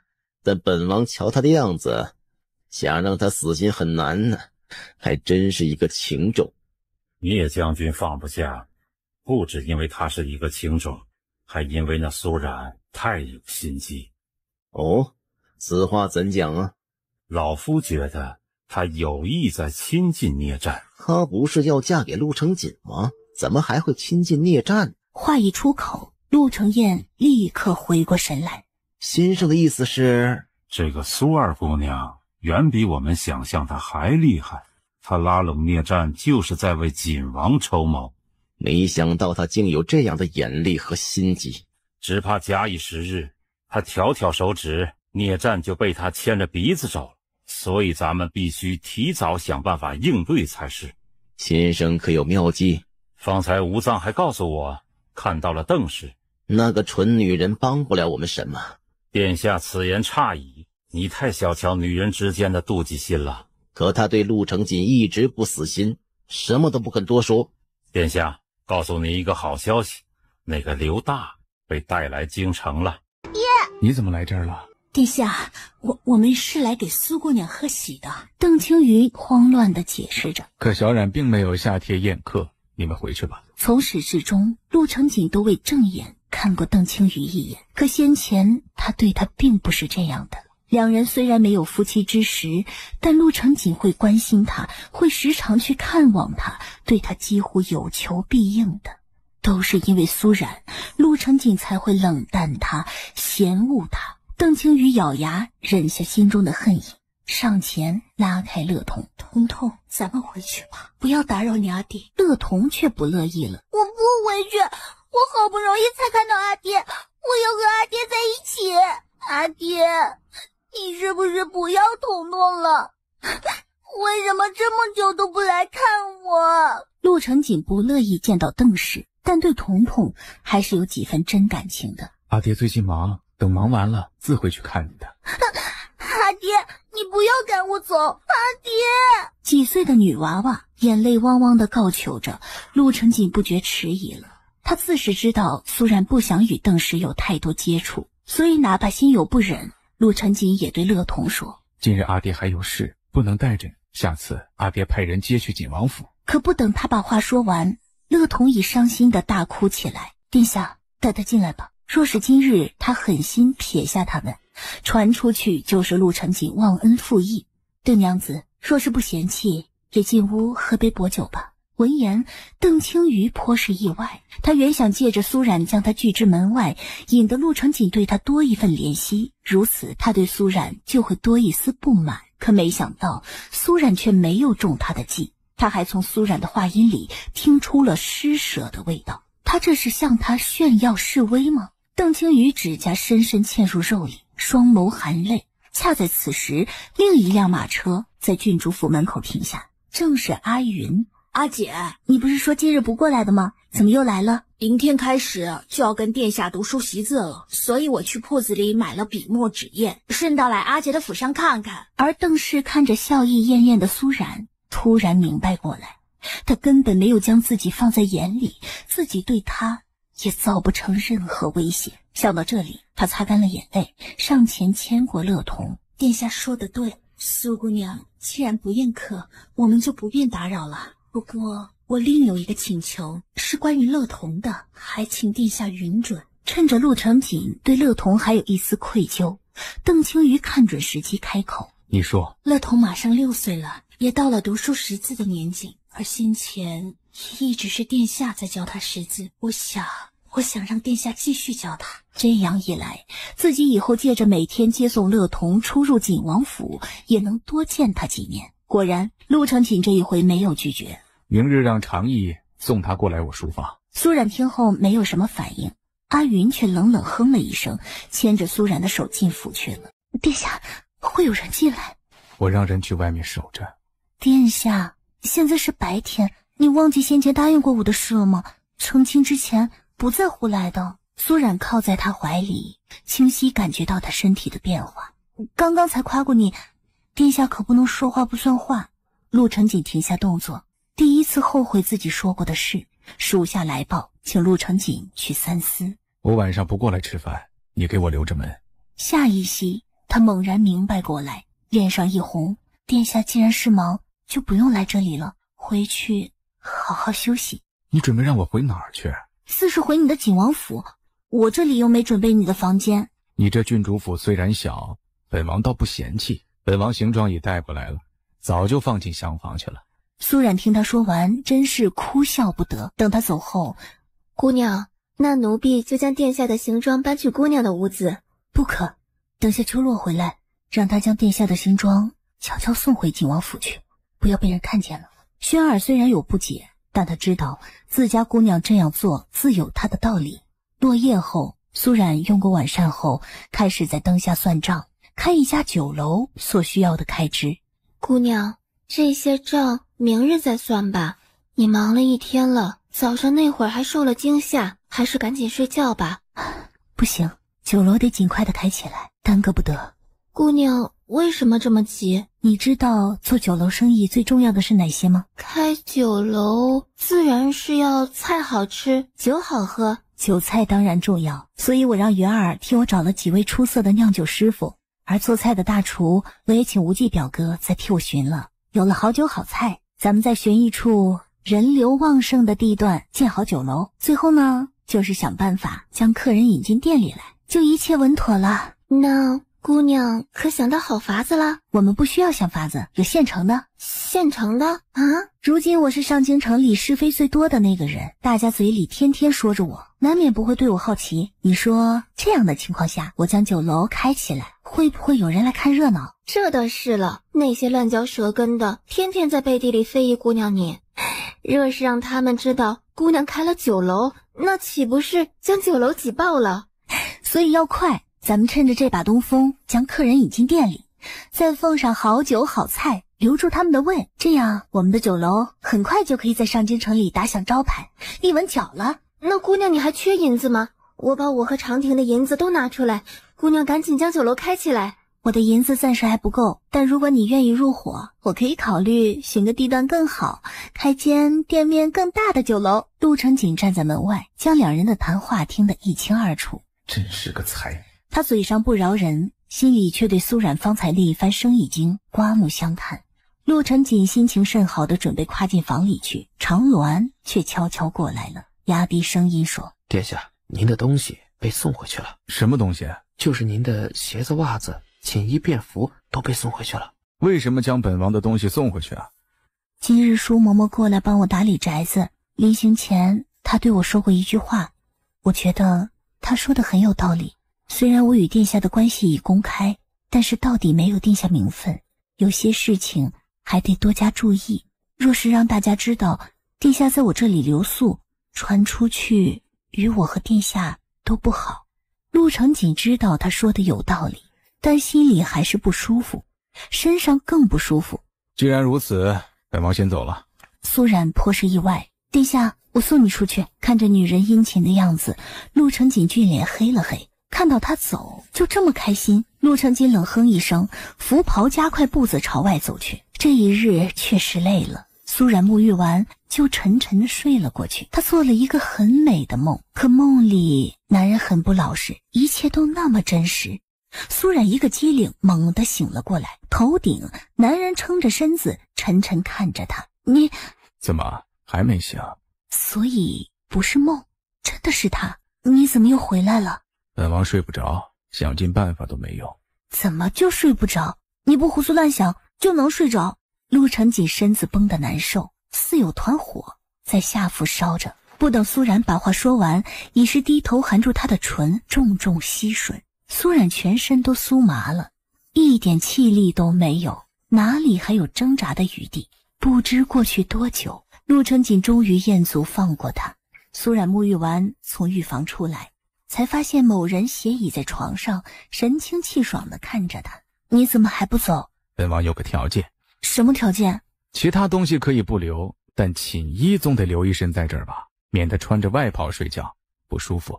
若是你喜欢本王光着身子睡觉，就算了。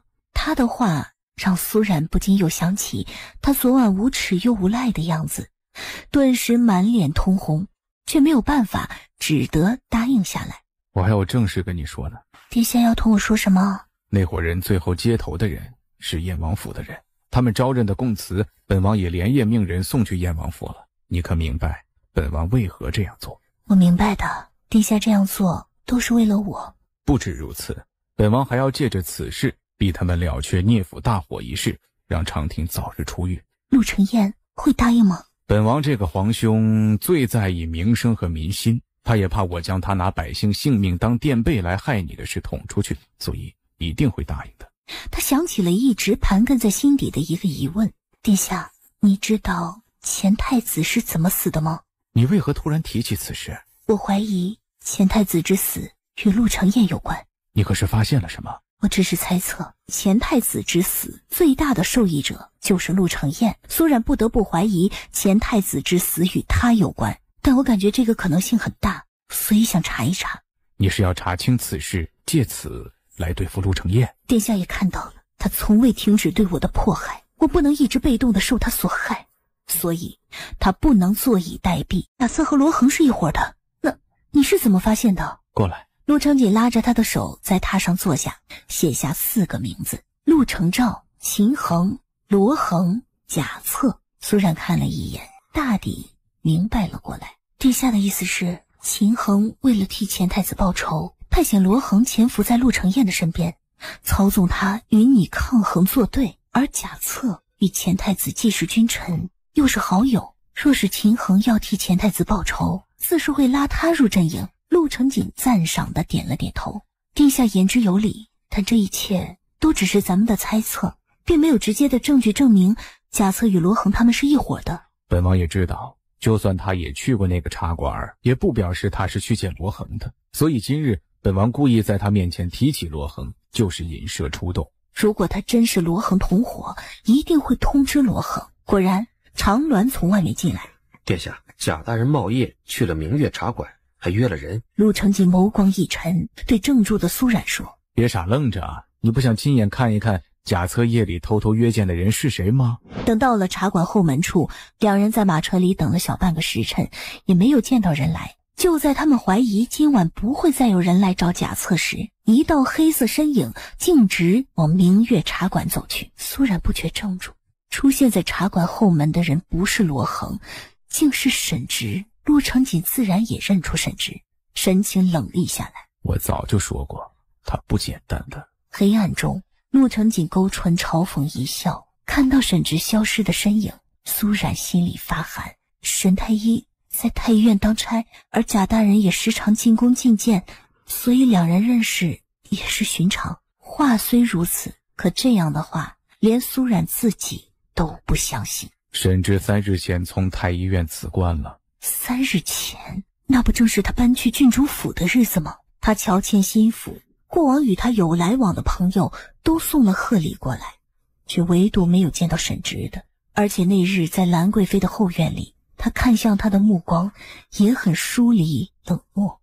苏冉明显觉察到，自中秋宫宴后，他对自己的态度全然变了。苏冉心里说不出是何滋味，他不明白他辛苦进的太医院为何突然辞官了。长鸾神不知鬼不觉回到马车边，向陆承锦禀告：殿下，听他们谈话的意思，似乎是沈太医想托贾大人替他另寻差事，就到这里找他。刚巧碰一贾大人醉酒，就帮忙送他回府去了。倒是与他们方才在外面听到的对上。苏冉听后不觉朝陆承锦看去，陆承锦也没有开口，但周身的气息还是很冷冽。殿下，如今怎么办？半晌后，他冷冷说：回去，你先前的计划不可行了。贾策此人很可疑。那沈直呢？殿下准备如何处置他？你放心，本王暂时还不会要他的性，因为还要查清他的真实身份和最终目的。殿下，我并不觉得沈直与罗衡、贾策他们是一伙的。你为什么这么觉得？沈太医医术精湛，能通过把脉诊出患者近期内所服之物，而那时他已诊出我服用过避子汤，若是他揭露出来，不就能加剧你与燕王之间的斗争了吗？可沈太医并没有这么做，所以我觉得他不是罗衡的同道。沈直诊脉的特别之处，是他在诊脉前主动告诉你的，还是事后才知道的？这个事情是苏冉上一世知道的，这一世沈直从未同他提过。一时间苏冉慌乱起来，无论他怎么回答都有问题。最后他只得硬着头皮说：沈太医事先就同我说过，但我没有当真，后面才知道真的能诊得出来。陆承锦神情冷冽如霜，他脑子里想起许多事情来，包括苏冉第一次与沈直见面时哭得悲伤难抑的形容，还有数次不顾自身安危的去华素郡主手中救出沈直。不是他敏感，他是当真觉得他对沈直很不一般。原本打算放过他这一次，可既然他知道这么多你的秘密，就必死无疑。殿下，你别这样，沈直并不是坏人，他之前还救过乐童，求殿下饶他一命。陆承锦听到他直呼沈直的名字，还有急红的眼睛，神情越发冷厉起来。苏冉，若是当初不是本王一直对你死缠烂打，不肯放手，你是不是早与沈直在一起了？殿下，不是的，我对他没有男女之情。那他对你为何那样特别？苏冉如何能告诉他，他对沈直的情谊不止这一世他对自己的照拂，更是因为上一世他对自己的好，是他黑暗人生里唯一的光亮。你先前给我的解释是，他像你的奶哥哥。你说，若是本王去查，真的能查到你这个奶哥哥的存在吗？所谓的奶哥哥，从来就不存在。他一查就知道苏冉在撒谎。方才本王说他必死无疑，不过是在试探你。瞧瞧你都慌乱成什么样子了。苏冉心口发寒，不敢置信地看着陆成锦。苏冉，如果将来有一天本王一定要杀他，你准备怎么办？上一世，甚至因他而死，难道这一世他还要重蹈上一世的覆辙？殿下，如果有一天他真的伤害到你的性命，不论你要如何对付他，我都不会干涉。反之，若是他还没有错到那个地步，我希望殿下看在我的面子上，能饶他一命。陆成锦看懂了他的心思，胸口越发冷旷。你要保他，却不告诉本王缘由，本王凭什么要放过他？就冲他先前对你的种种，本王就足以让他死无葬身之地了。若是最后本王没有按着你所说杀了他，你准备怎么办？苏冉白着脸，苦涩一笑，随殿下高兴吧，是我僭越。苏冉不再求他，越过他，径直往回走去。所以你就是不肯告诉我你与他真正的关系，对吗？我与他之间发生的一切，殿下一清二楚，又何必再问？这你……苏姑娘，好久不见。你怎么进来的？你将秋落怎么样了？放心，只是让他昏睡一会儿罢了。苏冉听说秋落没事，就放下心来。自从知道他是母妃遗落民间的儿子后，陆成锦想尽一切办法在找他。苏冉也想再见他一面。你最近一直在京城吗？坠影点点头。坠影，你要小心燕王，千万不要被他抓到了。那锦王呢？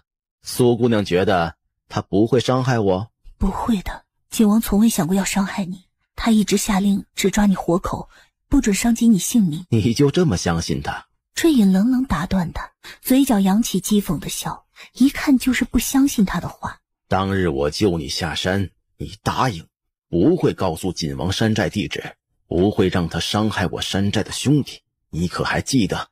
提及此事，他有些愧疚。我确实没有告诉山寨的地址给锦王，但他自己发现了，找了过去，并将山寨里的人都送去矿山了。挖矿虽然辛苦，但幸而他们性命无虞。坠影仿佛听到一个天大的笑话。他们一个个被活生生剪断舌头，再被丢进暗无天日的山矿里，没日没夜的做苦力，稍有不慎就因矿洞崩塌而活埋致死。如此非人待遇，你跟我说他们性命无虞？闻言，苏冉全身震住。坠影，你是不是弄错了？我亲口问过长亭，他不会骗我的。他不会骗你，可陆成锦会。你可以不相信我，但我今日来却是有另一件更重要的事要告诉你。什么事？你可还记得正妻，也就是我师兄？记得。你可知道锦王为什么要单独留下他，一直关押在他锦王府的暗室里？为什么？那晚的事，他嘴上说相信你，可实则抓着我师兄，至今还一直在反复盘问那晚的事。坠影每说一句，苏冉的脸色就白一分。而他抓我师兄还有一个目的，就是要利用师兄引我现身，亲自求证那晚发生的事。我原以为苏姑娘是个明白人，却没想到你也被他骗。而坠影接下来的话更是让人身体发寒。还有一件事情你可能不知道，当日你掉在山寨里的那个发簪，锦王是在我卧房的床上捡到的。他都没有去过坠影的卧房，怎么会掉在他的床上？下一刻终于恍悟过来，难怪当初自己从山寨里逃出来后，陆成锦会是那样的反应。原来当日他救自己下山都是假的，利用花簪让陆成锦误会他与他心爱的女人有染，这才是他的真正目的。是你，这一切都是你故意做下的。不是我做的。事到如今，苏冉又岂会再相信他的话？如果你今晚来寻我的目的是想离间我与景王的感情和信任，恐怕要令你失望了。难道你就这么有信心他对你毫无芥蒂？阿娘，今日又没看到阿爹。邓青瑜捏了捏女儿的手臂，让她不要当着阿云的面说。她提着食盒，有些尴尬地站着，心里满是不甘。按理她此时应该是这里的女主人，可如今她却连这扇大门都走不进去。这一切的一切全是因为苏冉害的。可正在此时，前方传来车轮声，那是陆成锦的马车。他往来接女儿这么久，今日终于遇到他了。殿下，乐童踩在雨地里，绣花鞋子一下子就湿了。陆成锦见了，弯腰一把抱起他。天气转凉了，小心莫要着凉。乐童赶紧搂住他的脖子。阿爹，我肚子饿了，可不可以留在这里吃饭？陆成锦点点头。邓青瑜听到陆成锦留他们下来吃饭，顿时激动的眼睛都红了。阿云，留下来一起吃饭，等下本王再差人送你回去。阿云看了一眼他怀里的乐童，再看了看伴在他身边的邓青瑜。不必了，我等下去看我阿姐。闻言，陆成锦眸光一暗，他岂会听不出阿云话里的意思？姐姐同他置气，弟弟还要去他面前告自己的状，他当真是太惯着他们了。想到这里，陆成锦冷哼一声。朱夫子同我说你的字儿写得太丑，今晚回去抄字帖10张，明日送给本王看，若是不过关，明天接着抄。阿爹，朱夫子今日还表扬我的字写得好。陆成锦点了点头。你也要勤加练习呀。邓青瑜抿了抿唇，突然间很开心。他暗自赞叹自己当日当机立断地送乐童来这里读书，实在是太明智了。一行人自顾自进府去了，留下阿云与兰儿2个人。两人上车后，阿云吩咐乌明驾车往郡主府去。殿下不是罚你抄字帖吗？你若去看姑娘，恐怕时间来不及。什么事情都没我阿姐的事情重要，她想罚就让她罚好。他倒不在意陆成锦与阿姐感情的好坏，他只担心阿姐是否受了委屈，所以要赶去看看。等下去了姑娘那里，我要一五一十的将方才的事情全告诉给姑娘。不过2个跳梁小丑，不值得让他们影响阿姐的心情。兰儿想想也是，这2个母女惯会作怪，以此来膈应姑娘。若是姑娘因他们生气，还与殿下生了嫌隙，才是着了他们的道了。马车冒雨往郡主府去，很快就到了。苏冉还在昏睡中，她做梦又梦到了许多前世的事情。梦中，苏冉一时梦到兰儿的断舌，一时又梦到坠影同她说的那些话。整个山寨的人都被剪断了舌头，整个山寨。苏冉悲痛又无力地哭了。兰儿是为了她遭受了那样的恶，而陆成锦做下的恶也全是因为他，一切的一切全是因为自己。姑娘，姑娘，你醒醒啊！阿姐，你快醒来！苏冉听到许多人在唤他，可他不想醒过来。阿爹，我不想看到他们，我只想和阿爹阿娘一起吃饭。陆成锦看了一眼乐童，正要开口，舒嬷嬷淡淡一笑：小小姐和邓娘子过门是客，咱们殿下呀，如今还没有娶正妃，只能请2位姨娘出来作陪了。邓青瑜心里恨意滔天，面上惶然站起身：乐童，你不能坐在这里，这里要留给姨娘们来坐的。邓青瑜垂下头，轻轻捏了捏女儿的手臂。乐童回眼看了一下，领会了他的意思，当即哇的一声大哭起来。啊！我就要坐这里，我不离开阿爹。在得知阿云当真去郡主府后，陆成锦心里莫名的烦乱，甚至是生出一丝不安来，所以听到乐童的声音，他越发的心烦意乱。罢了，不要惊动其他人，赶紧开饭吧。说罢，让乐童坐好。邓青瑜全身一轻，重新回到他身边坐下，垂下的眸子里闪过一丝得意的神情。用过饭后，陆成锦回书房处理公务。郡主府那边如何了？方才他们来报，姑娘睡了一整日，一直昏迷不醒，似乎噎住了。陆成锦一惊，放下手中的东西就要往外走，可恰在此时，邓青瑜却来到书房外，怯生生站在门口。殿下，我有事向你禀告。何事？燕王来找过我，他们似乎知道了我的身世。殿下，我该怎么办？本王知道了，你回去吧。邓青瑜见他一点都不意外担心的样子，胸口发凉。殿下，哪怕你不顾及我的性命，也要想想乐童。我害怕皇上震怒之下，连乐童都不会放过的。燕王若真要揭发你，就不会来找你。他想从你身上得到什么，你心里很清楚。我不过一个妇道人家，什么都不懂的，还请殿下明示。你若想无事，就不要再和燕王的人见面，更不要和他们多说一个字。邓青瑜诺诺地应下。陆晨锦想起一件事来，前不久樊先生来信，说邓兄的墓地有些漏水，樊先生觉得最好还是另寻一个地方给他迁坟。你若有时间，不如回燕州去，和樊先生一起料理好此事。邓青瑜神情微微一震，他就这么想赶自己走吗？景阳的墓地好好的，怎么会突然漏水？大抵是坟墓四周的山块塌方过，所以坟墓出现裂缝。你意下如何？迁坟是大事，邓青瑜是邓景阳的妻子，必须得到他的首肯才是。景阳去世时身中数箭，拔下箭头一身的箭洞，他死得那么惨，好不容易入土为安，如果又要迁坟，又要惊累他，我实在于心不忍。他的眼泪也随之掉落下来。听他提起邓景阳去世时的惨状，陆晨锦神情不觉涌现愧疚之色。那你觉得此事怎么办？樊先生只是发现表面有裂痕，不如再看看，先不煽动他。那就先这么办，本王会让先生多留意的。多谢殿下，我并非是不想回西北，而是相较西北，这里更适合乐童成长，所以才想留下。说到这里，他又哭了起来。你身世的事无需担心，本王答应邓兄护你周全，就一定会做到。你安心照顾好乐童就是了。闻言，邓青瑜暗自松了一口气。你和乐童在厢房里歇一歇，等雨小了再回去吧。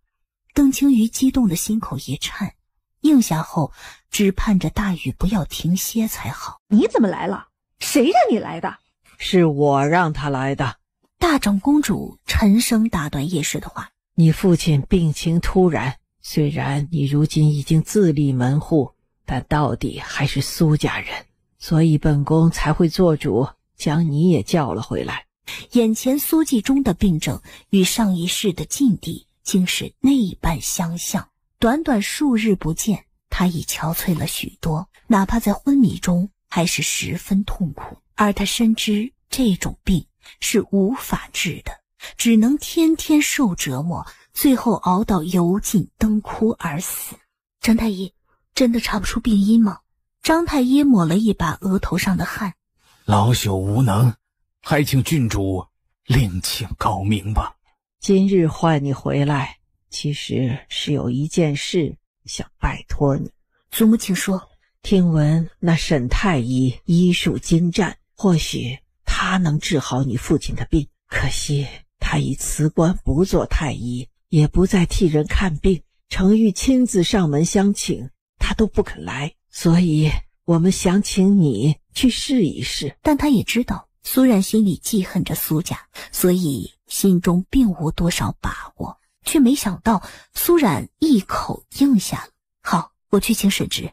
苏冉走后，阿云也回到自己的屋子里。乌明一进来就担心地问：公子，若是姑娘当真请来了沈太医，可怎么办？你方才怎么不拦着他？乌明很担心，毒是他们下的，如今好不容易让苏继忠毒入肺腑，所以绝不能前功尽弃，更不能让人发现是他们下的毒。相比乌明的担心，阿云却一点害怕都没有。你放心，阿姐虽然答应去寻沈直，但绝不会真的让沈直救苏继忠的。若是我没猜错，阿姐去寻沈直是要打探他的虚实。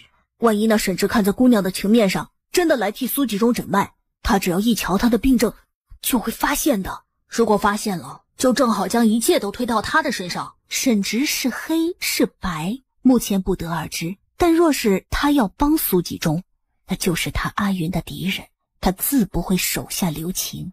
乌明明白过来，终是放下心来。趁着府里人心大乱，你去将苏继忠身边没有用完的药丸换回来，不要留下马脚。乌明走后，阿云坐在窗前，黝黑的眸子涌动着锐利的冷芒。他自然知道前世祸害阿姐的罪魁祸首是谁。阿云抬起左手，一笔一画在桌面上写下陆承彦的名字。苏继忠的事已告一段落，接下来该轮到他了。你可有想过离开京城？那晚你果然在马车里？是的，那晚我也在。说实话，看到你出现的那一刻，我很意外。可想听我解释？沈直定定看着他。苏然，我知道燕王是你的敌人，罗恒甚至贾策都是他的帮凶，可我有我的不得已呀。他眸光怯怯地看着苏然，嘴角噙着一丝心酸难言的苦笑。我从未想过伤害你，这是我的真心话，但我也有我的事情要做。沈直，我相信你不会伤害我，但我也知道你对景王有仇恨。虽然我不知道你与景王之间仇恨根源是什么，为今我只想劝你离开京城，不要踏进这场乱局一年。在苏然等着他的回答时，他突兀开口：虽然我不能去替国公爷看诊，但听世子爷昨日的描述，我怀疑国公爷不是病症发作，反而像中毒的表现。闻言，苏然神情微变，不只是因为沈直看穿了苏继忠中毒的事，他避开他前面话题的举动，就表示他没有听进他的劝告，不会离开京城。见他一个人回来，苏家人都很失望。等他一走，叶氏望着他的背影，咬牙骂道：我早就料到是这样的结果，他心里只怕巴不得老爷死呢，又怎会真心实意的去请人，真是狠毒。大长公主没有吭声，直直看着逐渐远去的苏然，眸光一片冰寒。她不相信沈直会拒绝苏然，可能正如叶氏说的，他根本就不会为了苏继忠去求沈直，甚至连口都不会开。大长公主却陡然想起另一件事来，按理她派人给阿云下毒这么久，她身体应该有中毒的反应才是，只有她有了中毒反应，她才好拿她拿捏苏然，逼她乖乖听话。可奈何阿云一点中毒的反应都没有，每天活蹦乱跳，一点事儿都没有。如此，他却无法确定阿云到底有没有中毒。阿云送苏冉出来，他自己也要去景王府上学了。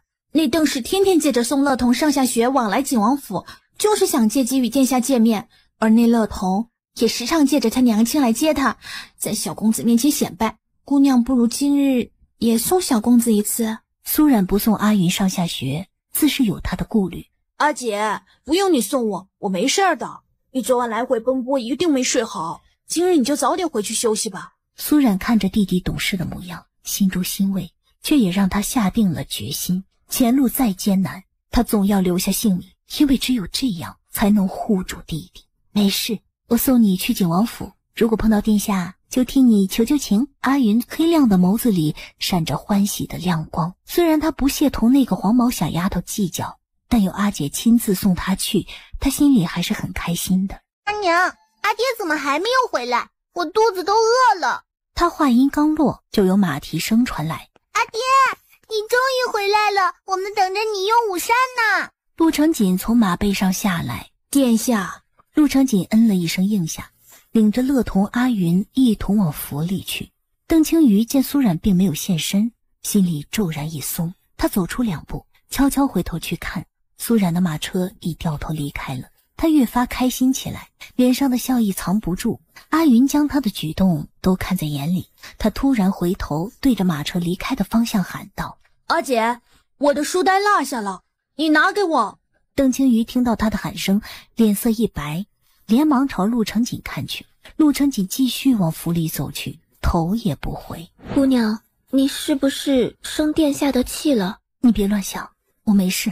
其实从那天邓青瑜主动开口求陆承锦留下乐童一起念书开始，苏冉已想到了这样的局面。同为女人，邓青瑜的那点心思她岂会看不明白？而她也非常清楚，因着邓将军的救命之恩，陆承锦会一直照顾这对母女，与他们藕断丝连，无法彻底了断关系。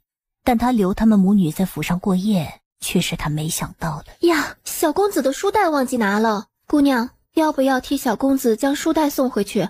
身后传来马蹄声，只见男人骑在马背上，居高临下冷冷看着他。苏冉倒是没有想到他会追上来。殿下，你怎么来了？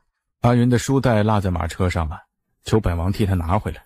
苏冉依言将阿云的书袋交到他手上。阿云马虎丢三落四的，麻烦殿下了。陆承锦看着他，见他脸上一点气怒之色都没有，心里不觉松下一口气来。可下一息，他的心里又生出更多的愤懑来。亏得他还担心苏冉看到邓氏后会误会他生他的气，可瞧见他的形容，他竟丝毫没有将此事放在眼里。他到底是太相信他，还是不在意他？思及此，他冷哼一声，调转马头扬鞭离开。殿下！某人却瞧也不瞧他，身子笔挺地骑在马背上，面容冷峻，倨傲地抬着下巴看着前方，可嘴角已忍不住往上扬起。苏冉既然愿意主动唤他留下，他就大人不计小人过，消下一半的怒气。面上他头也不回，冷冷开口：何事？殿下，阿云的字写得不好，殿下罚他抄字帖原是为了他好，可昨日因着父亲突然病倒，家里忙乱，他就没有来得及罚抄，还请殿下原谅他这一回。你叫住本王就为了说这个？陆晨锦终是忍不住回头朝苏冉看去，声音也冷下去。我不是让殿下免了他的责罚，只是想让殿下宽宥他一日，允许他今日将昨日的罚抄补齐。本王言出必践，如果这点处罚他都做不到，就不必再来景王府上学了。陆承锦冷冷打断苏冉的话，而后一扬马鞭，扬长而去。姑娘，殿下好像又生气了。殿下饿了吧？快坐下来吃饭。你吃吧，吃完饭后让长夜送你回去。说罢，头也不回地走了。邓青瑜心口空凉凉的，眼眶一红，眼泪差点掉下来。陆承锦的口气像打发叫花子一般，让他如何好意思再待下去，更没有脸留下来吃饭。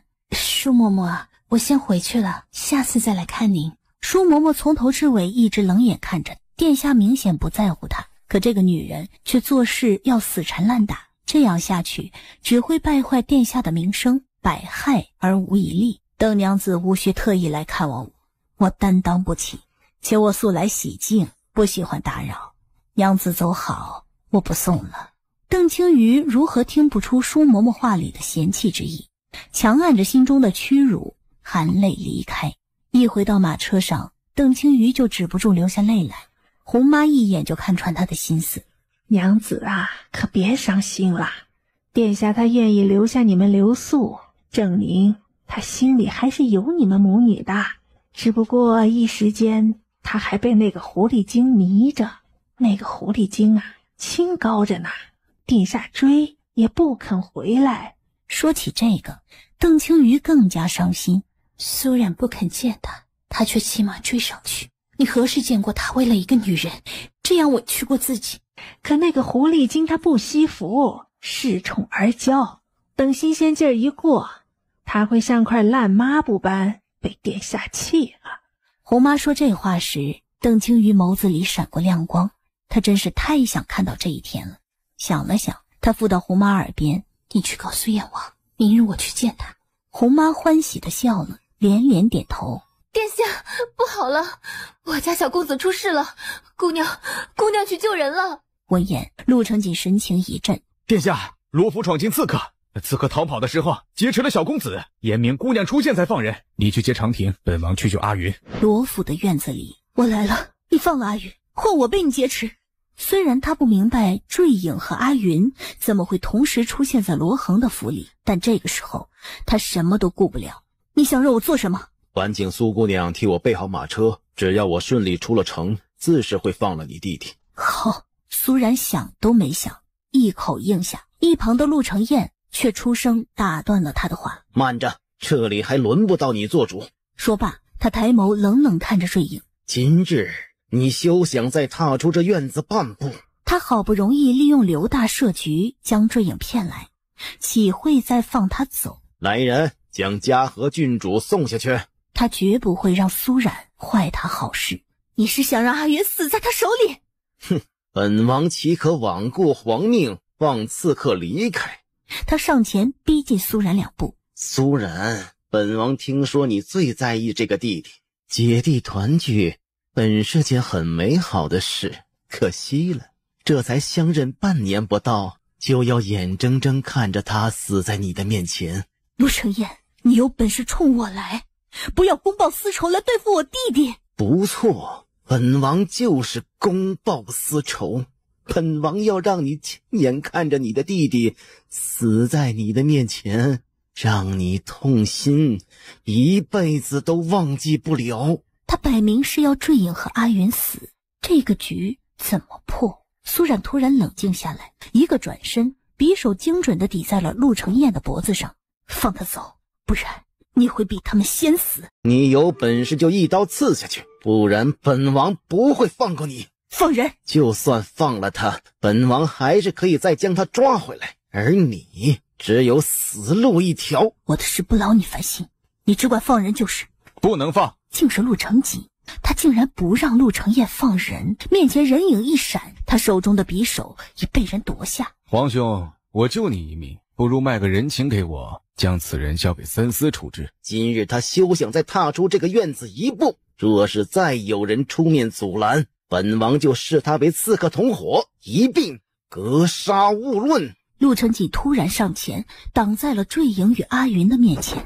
皇兄若要动手，就冲着我来，但人本王今日必定要带走，所有后果本王一人承担。陆承彦脸色阴冷欲滴，可终究不敢真的让手下对陆承锦动手。陆承锦趁机对身后的坠影说：马车已经在外面备好，跟进本王，快些。马车驶出一段距离后，阿云警惕地看着坠影。已经出城了，你放我们回去。不如我们送你去长华寺，那里有香客往来，不容易被人发现。你为什么要帮我？当日你将我从山寨里救出，无论你当时救我是何目的，但终归是你救了我。今日我就当偿还你那日的恩情。好，从今日起，我与你之间一笔勾销。言下之意，他不会再拿那晚的事威胁他。那我的那本医书呢？你放心，我也不会再拿那本医书威胁你。我不是这个意思，那本医书上面有我的好友替我批的注解，我不想丢失。医书已被我扔了，书我归还不了。苏姑娘难道都不好奇我为何会去罗府吗？你去罗恒府上是为了什么？也是关于那晚山寨上的事。山寨里还有一个知情人被留了下来，就是厨房里干活的刘大。但若是燕王让刘大说出那晚山寨的事儿，邓氏一定会反应过来，只怕到时他就不会再替你隐瞒了。而若是让燕王知道当日被劫的人是你，他的反应只怕会比今日更兴奋。坠影要带走刘大，是在帮他。多谢你告知我这些，刘大的事我会想办法解决。反而是你，这一次燕王没有抓到你，一定不会罢手，你要当心。坠影再次回头看向他。你都不担心你自己吗？山寨一劫，我是受害者，今日这一劫，我还是受害者。如果皇上真要向我问罪，只怕也会从轻发落。阿云安静地趴在他怀里，一直没有出声，似乎已经睡着了。坠影，我还想向你打听一些事情。当年许家村一案，你是当事者，相信你知道更多的真相，能不能告诉我？坠影眸光倏地一沉，冷冷看着他。你是替他问的？所以苏冉心里真正关心在意的人，永远只有陆承己。你就这么想替他查清当年的案子？还请你指点迷津。让他去查查史家。当朝太傅史周山当年正是陪狗皇帝微服出访的官员之一，他会知道当年一事的真相。说罢，不等苏冉反应过来，身影已消失不见。乌明调转车头，前方就来了一阵人马，领头的人正是陆承彦。来人，将刺客同党抓回去。燕王殿下这么着急给我扣罪名，又想公报私仇。苏冉，方才那些刺客可是你召唤来的？若是我有这样的本事，当初就不会连一个表姑娘也敢来欺负我了。陆承彦陡然听苏冉提起他，不由神情一滞。你加在我身上的罪名，会不会有人相信？但你不要忘了，你当众拿凶器胁逼本王并刺伤本王一事，无数双眼睛看着，你逃不掉的。陆承锦自身难保，你休想他再来帮你。我协商殿下一事，会自己进宫向皇上请罪。无名进宫，可陆承彦岂会轻易放他走？你不要逼本王绑了你的手脚带你走。我是皇上亲封的郡主，在皇上未定我的罪罚之前，殿下若要逼我，我只能披上这条命，保全清白了。若是殿下因为我出事，错失大好前程，那就太冤枉了。陆承彦看着他决然的形容，一时间竟不敢再逼他。正在两方僵持之时，从后面赶来二人，正是聂战与他的手下严虎。聂将军这是从哪里来呀？聂某已寻到那刺客的逃匿路线，特意回来禀告殿下。人是聂将军放走的，如今又去抓。聂将军是日子过得太清闲，还是当本王将傻瓜哄？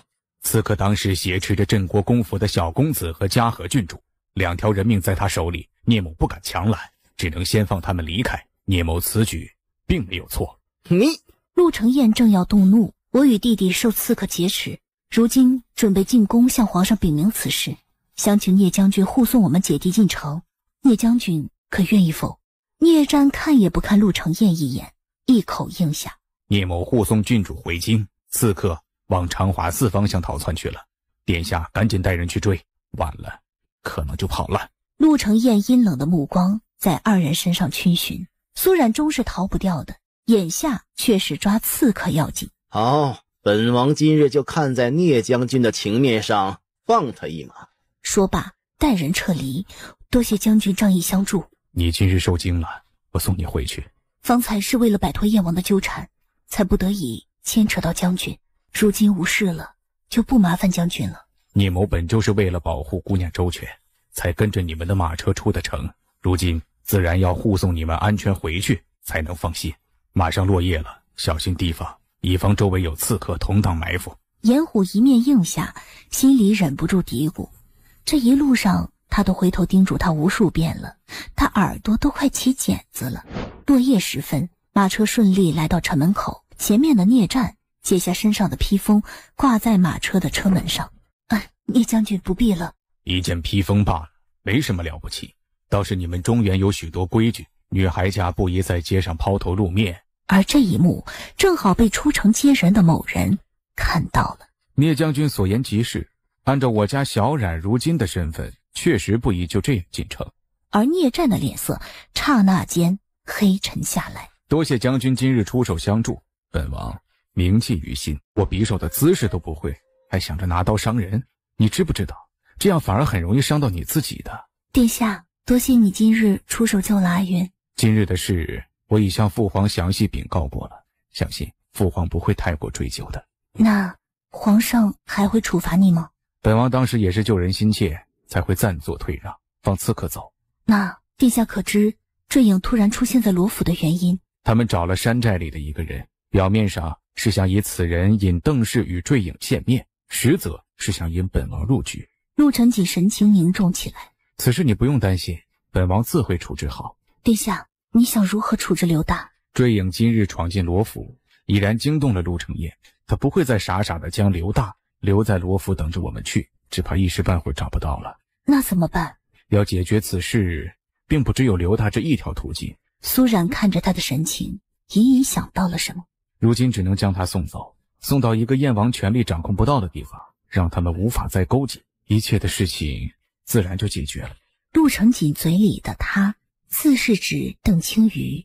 殿下的意思，邓氏与燕王勾结在一起了？我手下的人已经查到了，他将铁矿图不在我手里已丢失的消息告诉了燕王。我还听到消息，最近黑市上有人在售卖铁矿图的零碎拼图，第一张拼图已经落进了燕王的手里。闻言，苏然眸光一震，这幅铁矿图的拼凑之法异样复杂。上一世阿云花了整整3年的时间才完整的拼凑出来，但如今离邓青瑜丢失铁矿图还不到1年的时间。难道？苏然脑子里闪过一丝光亮，陆承锦开口打断了他的思绪。坠影怎么会告诉你这些事？而且他似乎很信任你，不觉得奇怪吗？他并非信任我，而是知道我知道他的真实身份，不会放由他落进陆承彦的手里不管的。回京后你和他见过面？就在那晚你生气离开后，他来找过我，我有当面问起他身世一事。坠影最先是否认的，可后面却动了怒，一看就是恼羞成怒，所以他确实就是你的哥哥。闻言，陆承锦神情一怔，有片刻没有开口，但是内心他非常震动。他明明只在山寨里见过苏冉一次，可给陆承锦的感觉，他似乎认识了苏冉很久很久，对他有一种别样的感情。而山寨那次，坠影为什么要背叛山寨兄弟救苏冉出来？想到某个可能，陆成锦内心情绪翻涌，手掌不由紧握成拳。所以你屋子里的屏风不是你起夜撞倒的，是他打翻的。我并不是有意隐瞒你，那次之后我也没有机会与地下说这件事。那晚你们还说了些什么？他告诉我，地下扣着正妻关押在景王府的暗室里。他还说，殿下将山寨里的人都剪掉舌头扔进了矿山里。而关于坠影拿山寨那晚的事威胁他和他分开的事，他终是隐瞒了下来。听完他的话，陆成锦目光沉沉地凝着他。所以你上回被困梦魇是被本王吓到？不是的，我一向有梦魇的习惯，不关地下的事。他方才说这句话时语气里的慌乱瞒不过他。我有许多事情要向他问清楚。地下想问他什么？他为何要故意将你的簪花放到他的床上来误导本？他为何会好心的救你出山寨？这些事本王都要查清楚。而一想到他这样做或许是某种可能，陆成锦的脸色越发难看起来。花簪的事我也问过他，他说不是他放的。他的话你就完全相信？见苏冉竟是这般的相信他，陆成锦心中倏地涌起怒火。你可别忘了，花宴之上他差点要了你的命。殿下，你可是怪我多事，不该插手你们兄弟之间的事。或许本王将他当成同母异父的亲兄弟，可在他眼里，本王是夺了他母亲的仇人帮凶，他根本就不会领你的情。所以以后不论是他与本王之间的事，还是与母妃之间的事，你都不要再管。听着陆成锦的指责，苏冉突然觉得自己真是一厢情愿的可笑。殿下的话我记住了，今日来回奔波，我着实累了，先回去休息了。说罢，苏冉向陆成锦行了半礼，转身直下了楼。景王府，常婷见他脸色黑沉，连忙将苏冉让他转告的事一字不漏禀告给陆成锦。此事你怎么看？既然姑娘已指明是史太傅，殿下就从史太傅身上下手。本王不是问你这个，本王是问你，这么重要的信息，坠影为什么会告诉他？大抵是姑娘想帮殿下，所以主动向他问的。他一问他就肯告诉他。陆成锦声音沉沉的，神情却越发冷凝起来。先是无条件的救他出山寨，再是一次两次的挑拨本王与他之间的关系，而如今又肯告诉他如此重要的信息。常婷，如果换做你会对谁这般有求必应？常婷听了他话，脑子里冒出来的人就是轩儿。这个念头也终是让他明白过来陆成锦的意思。姑娘与他见面不过2、3次，两人之间并无交集，应该不可能的吧？陆成锦勾唇嘲讽一笑，感情的事没什么不可能的。想当初他初识苏冉时，也从未想过会对他情根深重，可如今一想到其他男人，甚至是他的大哥也对他怀了这种心思，他就控制不住情绪了。殿下还是想办法尽早将姑娘娶进门吧，这样一来就不怕姑娘被其他人惦记了。他不由又想起今日在城门口聂战取下身上的披风给苏冉当车帘的情形来，而他也知道是聂战不顾陆承彦封锁城门的命令，打开城门放他们的马车出城的。原来不止他可以为他违抗皇命，其他男人同样也可以。陆成锦第一次感觉到了一种坐立难安的危机感。没想到你从牢里走一趟，脑子反而更机灵。将心比心嘛，若是有其他人惦记着轩儿，我也会不开心的。你的意思，本王此时的形容不开心？这还用问吗？你的脸暗的都要滴出水了。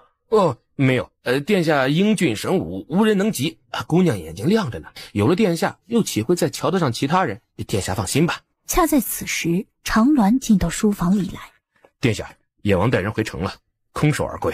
陆成锦听后倒没有什么意外，坠影只要离开京城，天大地大，燕王根本抓不到他。邓氏的事查到了吗？邓娘子原本是出门准备去见燕王的，但恰巧有一个叫红流的丫鬟找上门来，如此就耽搁了。红流在西北时，她是邓氏的贴身丫鬟。她之前不是在西北得重病过世了吗？但听闻她并没有死，被先生收留了。半年前独身来了京城找救主，昨日终于找上门来了。等主仆相认后，邓娘子在出门赴燕王的约时，罗府已经出事了，她见势不妙，就躲起来不见了。原来如此，陆成锦最初还以为他是临时醒悟过来，不打算与燕王勾结，看来还真是高看他了。既然邓青瑜死性不改，那就休怪他陆成锦无情了。去告诉他，明天本王去见他。殿下如果要赶我回西北怎么办？娘子是何打算？我好不容易才回来，定不会再回去的。第二日，陆成锦一早就听到常毅的禀告，说邓氏病了，卧床不起。陆成锦一进院子，就听到了邓青瑜的咳嗽声。娘子昨晚替小姐缝衣裳，忘记关窗户，一不小心就着了凉。可有请大夫来看？请了的，多谢殿下关心。回身对常婷吩咐，请张太医进来。邓青瑜自是知道陆成锦此举的意味，心里酸涩难言，更是生出慌乱来。妾身见过殿下。他跪下请安，身子孱弱的跪都跪不稳，小脸一片苍白，真是我见犹怜。陆成锦脸眸坐着，没有应话，也没有让他起身。反省陈太医替他好好诊疗。红妈趁机扶邓青瑜起身，让陈太医给他诊脉。娘子是风寒入体，下官开几贴药，相信很快就会好的。邓青瑜听完，抬眸泪光盈盈地看向上手的陆成锦，有陈太医的亲诊，他不会再怀疑他装病了吧？他如今这般与赶路可有干系？可邓青瑜却瞬间呆住，他就这么着急的要赶自己走吗？陈太医回过神来，注意防寒保暖，再按时服药倒是无大碍，但下官建议还是等邓娘子愈后再赶路，等她愈后只怕就走不了了。陆成锦打断陈太医的话，终是正眼看向了一脸煞白的邓青瑜，即刻收拾行李离开京城。陆成锦此言一出，邓青瑜整个人都镇住了。殿下，你要让我去哪里？除去回西北，你还想去哪里？殿下，我们母女二人在西北无依无靠，我想留在这里，求殿下怜惜，不要赶我们走。可你留在这里却不安分，你这样做不仅会害死自己，还会连累乐童。陆成锦看都不看他一眼，神情间满是嫌恶。他给过他机会的，只是没想到他明知陆承彦利用他，他还死性不改地与他勾结往来。殿下可是怪我与燕王往来，殿下明察，是他一直派人找上门来，我不过脸皮薄，不懂得规矩，就见了他1-2次。殿下，以后我一定听你的话，不再与他往来，求你不要赶我们母女走。邓青瑜看着男人冷峻的面容，犹不甘心。殿下，如今你在京城，让我们回去，谁来照顾我们孤儿寡母？樊先生会替本王照顾你们的。闻言，邓青瑜内心的绝望排山倒海般的堆压，压得他快透不过气来。他终是鼓起勇气说：殿下，你答应景阳要照顾我们母女一辈子的，你不能食言。正是因为记着邓兄的恩情，本王才会在你自寻死路之前再拉你一把，不然本王今日不会踏进这道门，更不会留在这儿跟你说这些废话。陆成锦不想多待，离开前对他说：你无需收拾太多行李，你以前在燕州的住处里那些东西都在，路上所需一切本王也会命人替你打点好，你尽快离开便是。殿下的意思，我们回燕州后不能再住在大将军府了。他万万没有想到，陆成锦不但要将他赶回西北，更是要与他划清界限，连大将军府都不让他进了。可在大将军府的日子却是他此生过得最幸福的时光，他怎么会舍得同他割舍？殿下，你不能这样对我，你答应过景阳的，你不能抛下我们母女。眼见陆成锦要离开，邓青瑜再也顾不得矜持和体面，一把抓住他的袍角痛哭起来。这是他心心念念爱慕着的男人，他好不容易才与他靠近，如何肯放手让他走？陆成锦眸光幽冷。之前邓兄一直在人前夸赞，说你公良淑贤，可后来你全变了。本王觉得你的改变就是从你入住大将军府后开始的。况且上次本王已与你解除了关系，你要以什么身份再留在大将军府？最后这句话陆成锦问得极重，邓青瑜全身一颤，终是松开了扯着他袍子的双手。是啊，他和他连假夫妻的关系都没有了，他还凭什么再住进他的后宅？赶紧替你家主子收拾，明日之前离开京城。陆成锦一走，邓青瑜双腿一软，跪伏在地上，哭都哭不出来。娘子，罢了，咱们还是死心吧。娘子收起心思，只当自己做了一场梦吧。胡妈知道邓青瑜爱慕着陆成锦，一心想跟在他身边，同他做真正的夫妻，可没想到到头来却是一场空。他以前从未这样对过我，他以前明明是关心我、喜欢我的。邓青瑜脸色苍白，我没有做错，是他答应景阳要娶我进门的，是他食言，是他为了苏冉想甩掉我们母女二人，是他忘恩负义。他的声音越来越尖利，眼睛都红了。消息传进燕王府，他要送他走，咱们就替他留下。殿下要想个十全的法子才是。先生放心，这一次一定不会搞砸。锦王为人十分警觉，只怕我们能料到的事，他早就防备到了。所以我们要想办法将他困住，就像上次让父皇将他困在宫里一样，让他脱不开身。不如让荣贵妃娘娘请嘉禾郡主进宫一叙。陆成锦让邓氏明日之前离开京城，想来他们会在今日落夜前出发。你即刻进宫，让母妃午后召苏冉进宫问话。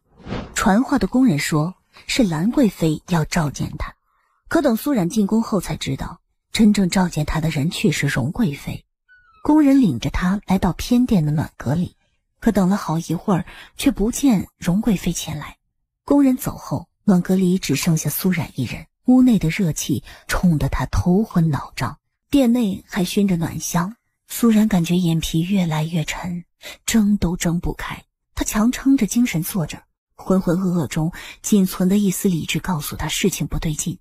来不及多想，苏冉连忙起身朝着门口走去，可他一起身，只感觉天旋地转，下一刻他已是眼前一黑，晕倒了过去。不只会讨景王欢心，还会讨皇上的欢心。还请娘娘慎言，娘娘羞辱我不打紧，可是侮辱皇上却是不要脸的小，还敢拿皇上来威胁本宫，你真当本宫不敢动你？荣贵妃这一巴掌积攒了她太多的怨气，所以打得极重。苏冉没有防备，当场被打得跌倒在地。小，本宫从一开始就知道你不老实，你果然不是个好东西，请早早的就瞒着本宫和燕王勾搭上景王，哼，最后还倒打一耙，闹出退婚的丑闻，还连累的本宫被禁足半年，你真是找死！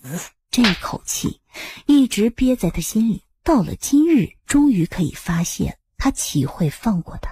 再加之这一次苏冉竟敢拿匕首威胁陆承彦，还刺伤了他，更是搅乱了他抓刺客的局。荣贵妃更是恨上加恨，只恨不得苏冉死掉。感情娘娘今日骗我进宫，就是为了报仇来的。可若是我今日在明翠宫里出了事，娘娘也脱不了干系。您放心，本宫不会要你诫命，这一巴掌不过是你刺伤燕王的小小惩罚，便宜你。娘娘打也打了，骂也骂了，可否让我出宫？哼，着什么急？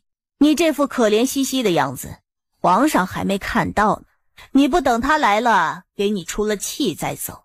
苏冉听他今晚一再的提起禁地，心里不好的预感愈发的强烈。皇上怎么还没来？话音刚落，就听到外面响起工人的唱诺声，禁地来。